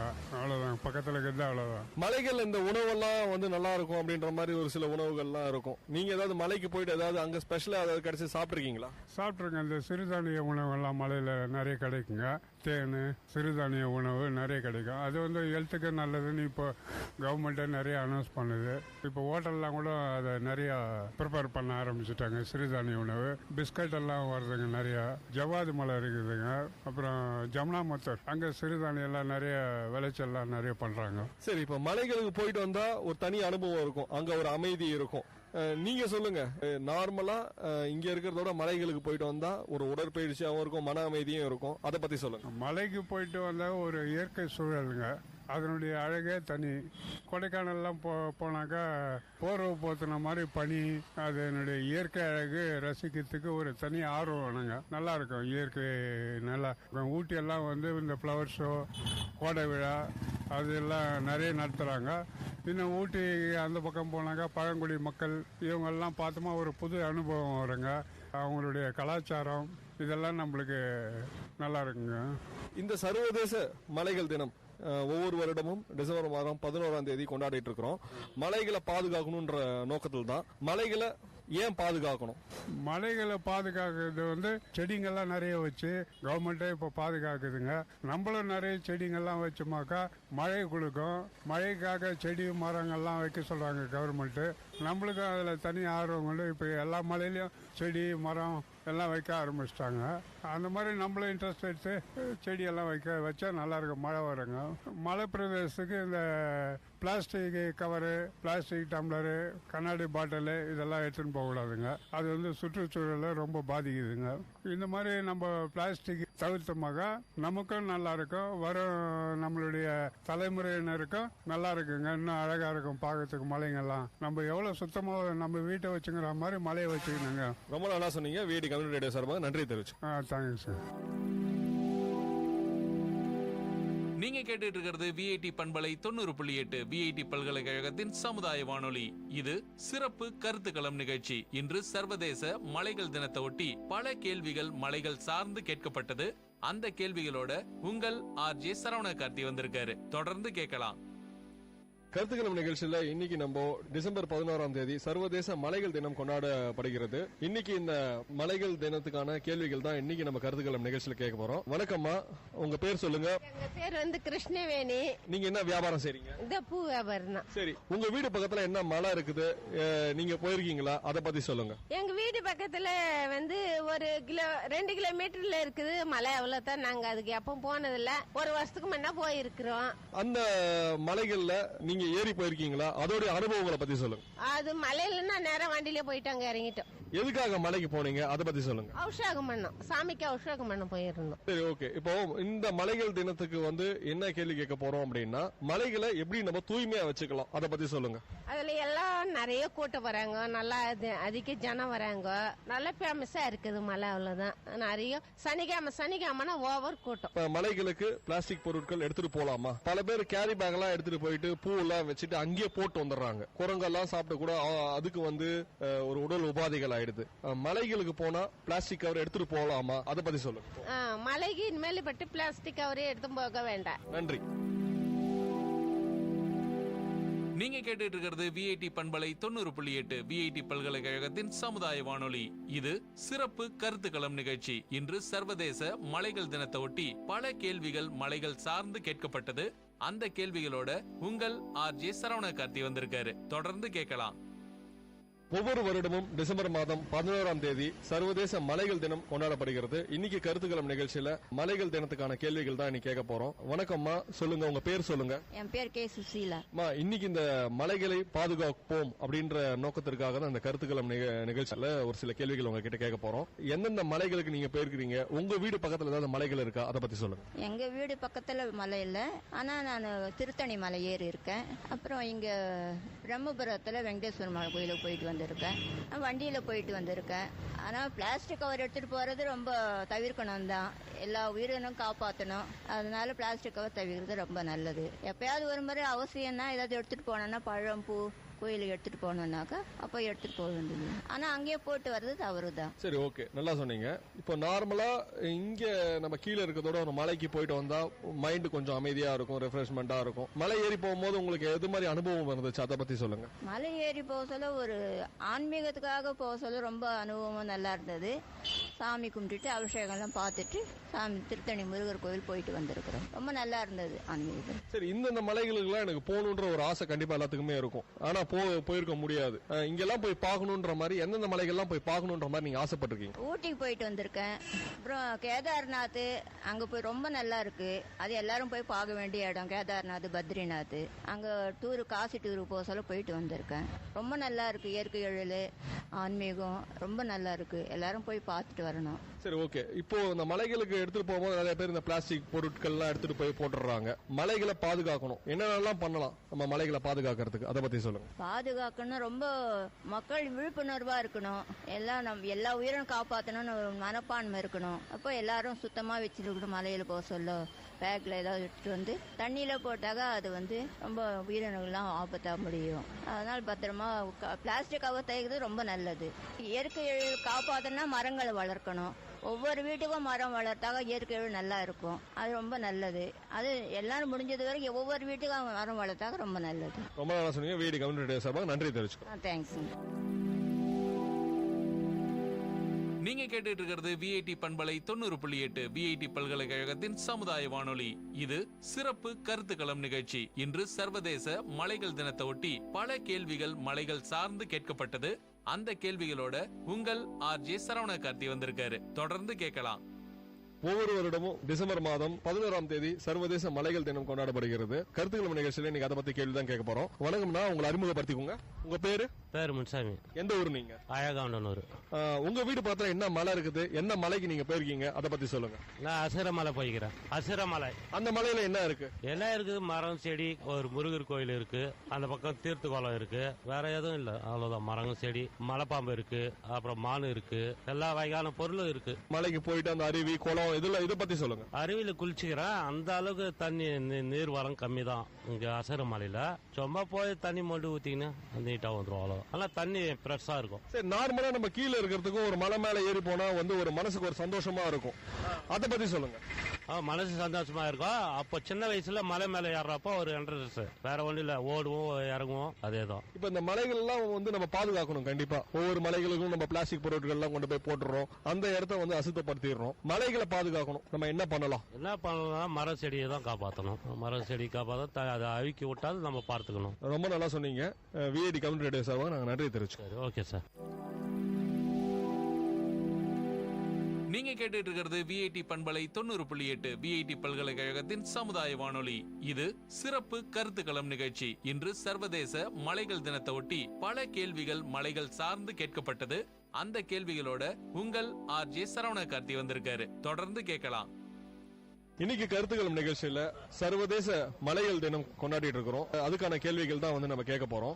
வணக்கம், உங்களை அறிமுகப்படுத்திக்கோங்க. என் பேர் அருள், நான் விஐடில தான் படிச்சுன்னு இருக்கிறேன். இன்னைக்கு இந்த மலைகள் தினத்துக்கான கேள்விகள் என்ன அப்படின்னா, மலைகளை பாதுகாக்கணும் நம்ம, அதை பத்தி தான் இன்னைக்கு நம்ம பேச போறோம். நீங்க எந்த மலைகளுக்கு போயிருக்கிறீங்க, அதோட அனுபவத்தை பத்தி சொல்லுங்க. ட்ரெக்கிங்னு சொன்னா பெருசா போனதில்ல, சாமி மலைகள் தான் போயிருக்கிறேன். திருமலா மலை திருப்பதில இருக்கிறது, ஐயப்ப சுவாமி மலை கேரளால இருக்கிறது, அந்த மாதிரி மலைங்க தான் போயிருக்கிறேன். சாமி இருக்கிறதுனால கண்டிப்பா அது இம்பார்ட்டன்டான மலை தான். இன்னும் அது காப்பாத்துதான் ஆகணும், ஏன்னா அதுதான் நம்ம கல்ச்சரு ட்ரெடிஷனல்லாம். இப்போ நீங்க மலைகள் ஏறி போயிருப்பீங்க, அதுக்கான அனுபவம் எப்படி இருந்துச்சு? நார்மலா நம்ம கீழே இருக்கிறதுக்கும் ஒரு மலை ஏறி போறதுக்கும் அந்த இடத்துல ஒரு புத்துணர்ச்சியா இருக்கும், அதை பத்தி சொல்லுங்க. எப்பவுமே நல்லது தானே, நேச்சர் பார்த்துன்னு ஃபாரஸ்டா பார்த்துன்னு ஏறி போறதால நல்லது தான். இப்போ புதுசா இருக்கிற எங்க ஜெனரேஷனுக்கு ட்ரெக்கிங் ஆனாவே ரொம்ப இன்ட்ரெஸ்ட் இருக்கும். ஸோ ஆப்வியஸ்லி இப்போ டூரிஸ்ட் கூட வருவாங்க. டூரிஸ்ட் ஆனாலும் இந்தியாவில் இருக்கிறனாலே மலைங்கெல்லாம் பாதுகாப்பா நல்லா சேஃப்டியா வச்சு ட்ரெக்கிங் மாதிரி வந்தாங்கன்னா இந்தியாவுக்கும் நல்லதான பேரு. சரி, ஓகே. இப்ப மலைகளை பாதுகாக்கணும், கண்டிப்பா அது நம்மளுடைய தலையாய கடமை கூட. மலைகளை நம்ம எப்படி பாதுகாக்கிறது, அதை பத்தி சொல்லுங்க. எப்படி காப்பாடுறதுனா, ஆல்ரெடி செக்யூரிட்டி இருப்பாங்க கவர்மெண்ட்டுக்கு, அந்த மலைக்கு ஆர்கனைஸ் பண்ணிருப்பாங்க. அவங்க கொஞ்சம் கரெக்டா வேலை பார்க்கணும். லைக் ஸ்மகிளிங் எல்லாம் பண்ணாம, ரெட் சாண்டல்வுட் ஸ்மகிள் பண்றாங்க இந்தியாவில் நிறைய இடத்துல நடக்குது. அது mostly Chittoor side south side நடக்கிறது தான். அதெல்லாம் கட்டுப்பாட்டை வச்சுக்கினா நம்மளுக்கு தானே பெருமை. ஒரு மக்கள் கிட்ட இருந்து இன்னும் முயற்சி வேணும்னா பிளாஸ்டிக்ஸ் எல்லாம் எடுத்து போக கூடாது. தேவையில்லாத இடத்துல எல்லாம் இப்போ ஃபாரஸ்ட் போறோம்னா ஆப்வியஸ்லி ஃபயர் எல்லாம் எடுத்து போக கூடாது. எடுத்து போனாலும் கொஞ்சம் கரெக்டான இடத்துல வைக்கணும், ஸ்மோக் பண்ணக்கூடாது. இந்த மாதிரி ரூல்ஸ் அண்ட் ரெகுலேஷன்ஸ் எல்லாம் ஃபாலோ பண்ணாதான் ட்ரெக்கிங் அப்போ நல்லா இருக்கும், மலையும் காடும் பாதுகாப்பா இருக்கும். ரொம்ப நல்லா சொன்னீங்க. விஐடி கம்யூனிட்டி ரேடியோ சார்பாக நன்றி தெரிவிச்சு. தேங்க்யூ. நீங்க கேட்டுட்டு இருக்கிறது விஐடி பண்பலை 90.8 விஐடி பல்கலைக்கழகத்தின் சமுதாய வானொலி. இது சிறப்பு கருத்துக்களம் நிகழ்ச்சி. இன்று சர்வதேச மலைகள் தினத்தை ஒட்டி பல கேள்விகள் மலைகள் சார்ந்து கேட்கப்பட்டது. அந்த கேள்விகளோட உங்கள் ஆர்ஜே சரவண கார்த்தி வந்திருக்காரு. தொடர்ந்து கேட்கலாம். ஒவ்வொரு வருடமும் டிசம்பர் மாதம் 11ஆம் தேதி சர்வதேச மலைகள் தினம் கொண்டாடப்படுகிறது. இன்னைக்கு இந்த கருத்துக்கள் நிகழ்ச்சியில மலைகள் தினத்துக்கான கேள்விகள் நம்ம கேட்க போறோம். வணக்கம், உங்களை அறிமுகப்படுத்திக்கோங்க. உங்க பேர் என்ன? என் பேரு சின்ன பொண்ணு. வெள்ளிமலை மாசி மாசம் திருவிழா, 5 நாள் திருவிழா. அதோட ரத்தனகிரி, அதே காவடி, அப்போ தீர்த்தகிரி. சரி, நீ இந்த மலைகள் எல்லாம் போயிருக்கீங்களா, ஏறி போயிருக்கீங்களா, அதை பத்தி சொல்லுங்க. மலை மேல ஏறி போகணும், ரொம்ப தொலைவு. அப்படியே வண்டிலையும் போலாம், மலை மேல நெடுக்க ஏறி போறாங்க, படியெல்லாம் கட்டிட்டு இருக்காங்க நல்லா. சரி, நார்மலா நம்ம கீழே இருக்க கோயில்களுக்கு போயிட்டு அந்த மலை மேல கோயிலுக்கு போனா என்ன மாதிரியான உங்களுக்கு அனுபவம் இருக்கும், ஒரு அமைதி இருக்குமா, அதை பத்தி சொல்லுங்க. சும்மா எல்லாரும் போனா ஜாலியா போயிட்டு வர வேண்டியதுதான். ஜாலியா சந்தோஷமா இருக்கும். போனா ஜனம் எல்லாம் பார்த்தா ஒரு சந்தோஷம், அது போயிட்டு வந்துடும். ஓகே, இப்போ மலைகளுக்கு போகும்போது பிளாஸ்டிக் பொருட்கள் எல்லாம் கண்டிப்பா கொண்டு போக கூடாது, ஏன்னா அங்க இருக்க மிருகங்கள் எல்லாம் சாப்பிட்டு இதுவாகுது. இந்த மலைகள் தினத்துல மலைகளை எல்லாரும் கண்டிப்பா பாதுகாக்கணும். எப்படி பாதுகாக்கலாம்? எல்லாம் பிளாஸ்டிக் இதுவெல்லாம் போட்டு கவர் பண்ணி பேக் பண்ணி வெளியே தொலைவா எடுத்துன்னு போய் எரிச்சிடுறாங்க. பிளாஸ்டிக் கவர் எல்லாம் போறது கிடையாது, எரிச்சிடுறாங்க. அது வந்து இருந்தாக்கா எல்லாருக்கும் ஒரு கஷ்டம் வரும் எல்லாருக்கும் அப்படின்ட்டு எடுத்துடுறாங்க. தொலை எடுத்து போய் போட்டு பேக் பண்ணி எரிச்சிடுறாங்க. அது மத்தியம் மலைகளை எப்படி பாதுகாக்கிறது? மரம் செடி எல்லாம் வச்சுக்கிறாங்க. மலையை சுத்துருமே மரமா செடி எல்லாம் நாங்க வச்சுக்கிறோம். அங்க தீர்த்தகரி மலையில செடி, சின்ன சின்ன செடியில வேற நட்டு, எங்க அப்பா அம்மா இருக்கும் போதே வேற வச்சு நட்டு எடுத்து போய் தூக்கின்னு போய் கூடையில வச்சு எடுத்து வச்சுக்கிறோம் செடி எல்லாம் கூட. ரொம்ப நல்லா சொன்னீங்க. மலையில போய் மரமும் நட்டு வந்திருக்கீங்க. விஐடி கம்யூனிட்டி ரேடியோ சார்பாக நாங்க நன்றி தெரிவிச்சுக்கிறோம். சரி, நன்றி. நீங்க கேட்டுட்டு இருக்கிறது விஐடி பண்பலை 90.8 விஐடி பல்கலைக்கழகத்தின் சமுதாய வானொலி. இது சிறப்பு கருத்துக்களம் நிகழ்ச்சி. இன்று சர்வதேச மலைகள் தினத்தை ஒட்டி பல கேள்விகள் மலைகள் சார்ந்து கேட்கப்பட்டது. அந்த கேள்விகளோட உங்கள் ஆர்ஜே சரவண கார்த்தி வந்திருக்காரு. தொடர்ந்து கேட்கலாம். ஒரு வருடமும் டிசம்பர் மாதம் 11ஆம் தேதி சர்வதேச மலைகள் தினம் கொண்டாடப்படுகிறது. இந்த மலைகள் தினத்துக்கு மலைகளை பாதுகாக்கிறத பத்தி தான் இந்த கேள்விகள் நம்ம கேட்க போறோம். வணக்கம், உங்களை அறிமுகப்படுத்திக்கோங்க. என் பேர் ராஜராஜேஸ்வரி, ரிசர்ச் ஸ்காலரா இருக்கேன். நம்ம விஐடில ஸ்கோர் டிபார்ட்மெண்ட்ல இருக்கேன். சரி, ஓகே. நீங்க மலைகள் எங்கேயாவது போன அனுபவம் இருக்குதுங்களா? அதை பத்தி சொல்லுங்க. நான் வந்து கொடசாத்ரி மலைக்கு போயிருந்தேன். என்னுடைய டீமோட நான் போயிருந்தேன். அப்ப பாத்தீங்கன்னா ஃபுல்லா வந்து வெதர் பாத்தீங்கன்னா ஃபுல்லா மழை தான், கண்டினியூஸா மழை பெஞ்சிட்டு இருந்துச்சு. பட் ஈவன் தோ வந்து ஏஜ் குரூப் பாத்தீங்கன்னா சின்னவங்கல இருந்து பெரியவங்க வரைக்கும், லைக் ஒரு எல்கேஜி குழந்தையில இருந்து ஒரு 70 வயசு வரைக்குமே இருக்கிறவங்களும் போனோம். அந்த பாசிட்டிவ் வைப்ஸ் வந்து நம்மளுக்கு அந்த மழையில போகும்போது நம்மளுக்கு கிடைக்கும். So it's very good experience எனக்கு. சரி, உங்க வீடு பக்கத்துல இருக்கிற சின்ன சின்ன மலைகள்லாம் கூட இருக்கும், இங்கெல்லாம் போன அனுபவம் ஏதாவது இருக்கா? இல்ல, நான் இது வரைக்கும் போனதில்ல. நான் அங்க போயிட்டு வந்ததுக்கு அப்புறம் I thought of having that experience. Like அதுக்குன்னு ஒரு டீம் நம்மளுக்கு கிடைச்சாங்கன்னா கண்டிப்பா போற வாய்ப்புகள் இருந்துச்சுன்னா நான் போவேன். இப்ப மலைகளுக்கு போகணும், கண்டிப்பா மலைகளை பாதுகாக்கணும். என்னென்னலாம் பண்ணா நம்ம மலைகளை பாதுகாக்கலாம்? கண்டிப்பா வந்து பிளாஸ்டிக்ஸ் இந்த அதெல்லாமே வந்து நம்ம எடுத்துட்டு போக கூடாது. அதனால வந்து பல பாதிப்புகள் இருக்கு நம்மளுக்கே வந்து அந்த இடத்துல வந்து போகும்போது. ஸோ பாட்டில்ஸ் மெயினா, ஸோ இதெல்லாமே நம்ம எடுத்துட்டு போகாம இருந்தா நல்லது. சொன்னீங்க, ரொம்ப நல்லா சொன்னீங்க. மலைகளை பாதுகாக்கணும், என்ன பண்ணா நம்ம மலைகளை பாதுகாக்கலாம்? கண்டிப்பா நீங்க மரம் நட்டீங்கன்னா so that will be a very useful for next generation people. ரொம்ப நல்லா சொன்னீங்க. விஐடி கம்யூனிட்டி ரேடியோ சார்பாக நாங்கள் நன்றியை தெரிவிச்சுக்கிறோம். Thank you so much. நீங்க கேட்டுட்டு இருக்கிறது விஐடி பண்பலை 90.8 விஐடி பல்கலைக்கழகத்தின் சமுதாய வானொலி. இது சிறப்பு கருத்துக்களம் நிகழ்ச்சி. இன்று சர்வதேச மலைகள் தினத்தை ஒட்டி பல கேள்விகள் மலைகள் சார்ந்து கேட்கப்பட்டது. அந்த கேள்விகளோட உங்கள் ஆர்ஜே சரவண கார்த்தி வந்திருக்காரு. தொடர்ந்து கேட்கலாம். ஒவ்வொரு வருடமும் டிசம்பர் மாதம் 11ஆம் தேதி சர்வதேச மலைகள் தினம் கொண்டாடப்படுகிறது. இந்த கருத்துக்களம் நிகழ்ச்சியில மலையை பற்றி தான் நிறைய சுவாரஸ்யமான கேள்விகள் கேட்க போறோம். வணக்கம், உங்களை அறிமுகப்படுத்திக்கோங்க. ஆக்சுவலி என்னோட பேர் எஸ் ஜெயந்தன். நாங்க விஐடி வேலூர்ல வந்து பிகாம் முடிச்சிருக்கேன். ஓகே, இந்த மலைகள் தினம் கொண்டாடப்படுகிறது. நீங்க மலைக்கு எங்கேயாவது போயிருக்கீங்களா? அதை பத்தி சொல்லுங்க. ஆக்சுவலி நான் நிறைய மலை போயிருக்கேன். லைக் எப்படின்னா என்னோட சரௌண்டிங்ல வந்து எந்தெந்த குட்டி குட்டி மலை இருக்கோ அந்த எல்லா மலையும் ஏறுவேன். நாங்க ஃப்ரெண்ட்ஸ்லாம் எங்களுக்கு போர் அடிக்கிறப்பலாம் நாங்க மலை ஏறுவோம். ஏதாவது இருக்கிறத எடுத்துக்கிட்டு மலை ஏறுவோம். எதனால இது மாதிரி மலைகளுக்கு நீங்க போறீங்க? நமக்கு நல்லா எனர்ஜி இருக்கும். அப்புறம் வந்து ஃபர்ஸ்ட் ஓப்பனா சொல்லணும்னா இங்க வேலூர்ல பெருசா வந்து எங்களுக்கு என்டர்டைன்மெண்ட் இருக்காது. ஸோ அதனால நாங்க வந்து சுத்தி இருக்கிற இடத்துல நாங்க எந்தெந்த மலை இருக்கோ அங்க ஏறுவோம். ஸோ அது வந்து எங்களுக்கு வந்து ஒரு நல்ல எக்ஸ்பீரியன்ஸா இருக்கும். சின்ன சின்ன மலைகள்லாம் ஏறுன்ற மாதிரி சொல்லிருக்கீங்க. பெரிய மலைகள் ஏதாவது ஏறி இருக்கீங்களா? அதை பத்தி சொல்லுங்க. நான் இது வரைக்கும் அந்த மாதிரி எந்த மலையும் ஏறினதில்ல. அதனால எனக்கு ஆசை இருக்கு, ஏறணும்னு சொல்லிட்டு ஆசை. ஓகே, இன்னைக்கு இந்த மலைகள் தினம் கொண்டாடப்படுறோம். அதுக்கான கேள்வி என்ன அப்படின்னா, மலைகளை நம்ம எப்படி பாதுகாக்க முடியும்? அதை பத்தி சொல்லுங்க. மலைகளை எப்படி பாதுகாக்கணும்னா லைக் நம்ம யூஸ் பண்ற திங்ஸ்லாம் அங்க போய் நம்ம வந்து இது போடக்கூடாது, உப்பு போடக்கூடாது. எப்படின்னா நம்ம யாரும் அந்த இடத்துல போயிட்டு நம்ம எதுவுமே வந்து நம்ம வந்து டிசாஸ்டர் பண்ணாமலே இருந்தாலே போதும். அது நல்லா தான் இருக்கும். நம்ம தான் எந்த ஒரு விஷயமா இருந்தாலும் நம்ம போய் அசிங்கமாக்கிடுறோம். ஸோ அது அப்படியே விட்டாலே நல்லா இருக்கும் மலை. ஓகே, அது இல்லாமல் நீங்கள் வந்து இந்த செடி மரம் அந்த மாதிரிலாம் நீங்கள் ஏதாவது போயிட்டு வேணும்னா நீங்கள் வந்து நடலாம். வந்து அதுவும் ஒரு வகையாக நல்லது தான். சாயில் எரோஷன், ஸோ அந்த மாதிரி நம்ம நிறைய விஷயம் நல்லது நடக்கும். இப்போ நார்மலா கீழே இருக்கிறதுக்கும் மலை மேல போறதுக்கும் ஒரு சந்தோஷம் இருக்கும். அதை பத்தி ஏதாவது சொல்றீங்களா? ஃபர்ஸ்ட் நமக்கு மேலே போனால் நமக்கு நல்ல ஏர் கிடைக்கும். நம்ம இங்கே சிட்டிக்குள்ளே இருக்கிறதுனால ஃபுல்லாக ஏர் பொல்யூஷன், நாய்ஸ் பொல்யூஷன், நிறைய பொல்யூஷன் இருக்கும். பட் அங்கே பார்த்தீங்கன்னா நம்ம மேக்ஸிமம் எந்த பொல்யூஷன் இருக்காது. ஃபுல்லாக பார்த்தீங்கன்னா வந்து செடி கொடி அப்படி தான் இருக்கும். ஸோ அது எல்லாமே நமக்கு வந்து நல்ல எக்ஸ்பீரியன்ஸ் இருக்கும், நல்ல ஹாப்பியாக இருக்கும். ரொம்ப நல்லா சொன்னீங்க, நன்றி. Okay, thank you. நேர்கள் இதுவரை கேட்டது விஐடி பண்பலை 90.8 விஐடி பல்கலைக்கழகத்தின் சமுதாய வானொலியில் சிறப்பு கருத்துக்களம் நிகழ்ச்சி. நிகழ்ச்சியை தொகுத்து வழங்கியவர் ஆர்ஜே சரவண கார்த்தி. நிகழ்ச்சி தயாரிப்பு ஆர்ஜே ஆனந்த் மற்றும் பழனி. நேர்கள் அனைவருக்கும் நன்றி, வணக்கம். மகிழ்ச்சி நிறைந்த அறிவு சார்ந்த நிகழ்ச்சிகளால் உங்கள் மனங்களை கவர்ந்த இன்றைய ஒளிபரப்பு இனிதே நிறைவு பெறுகிறது. மீண்டும் எமது அடுத்த ஒளிபரப்பு நாளை காலை 9 மணிக்கு 90.8 பண்பலை அலைவரிசையில் ஆரம்பமாகும். விஐடி பண்பலை 90.8 நேயர்கள் அனைவருக்கும் நன்றி, வணக்கம்.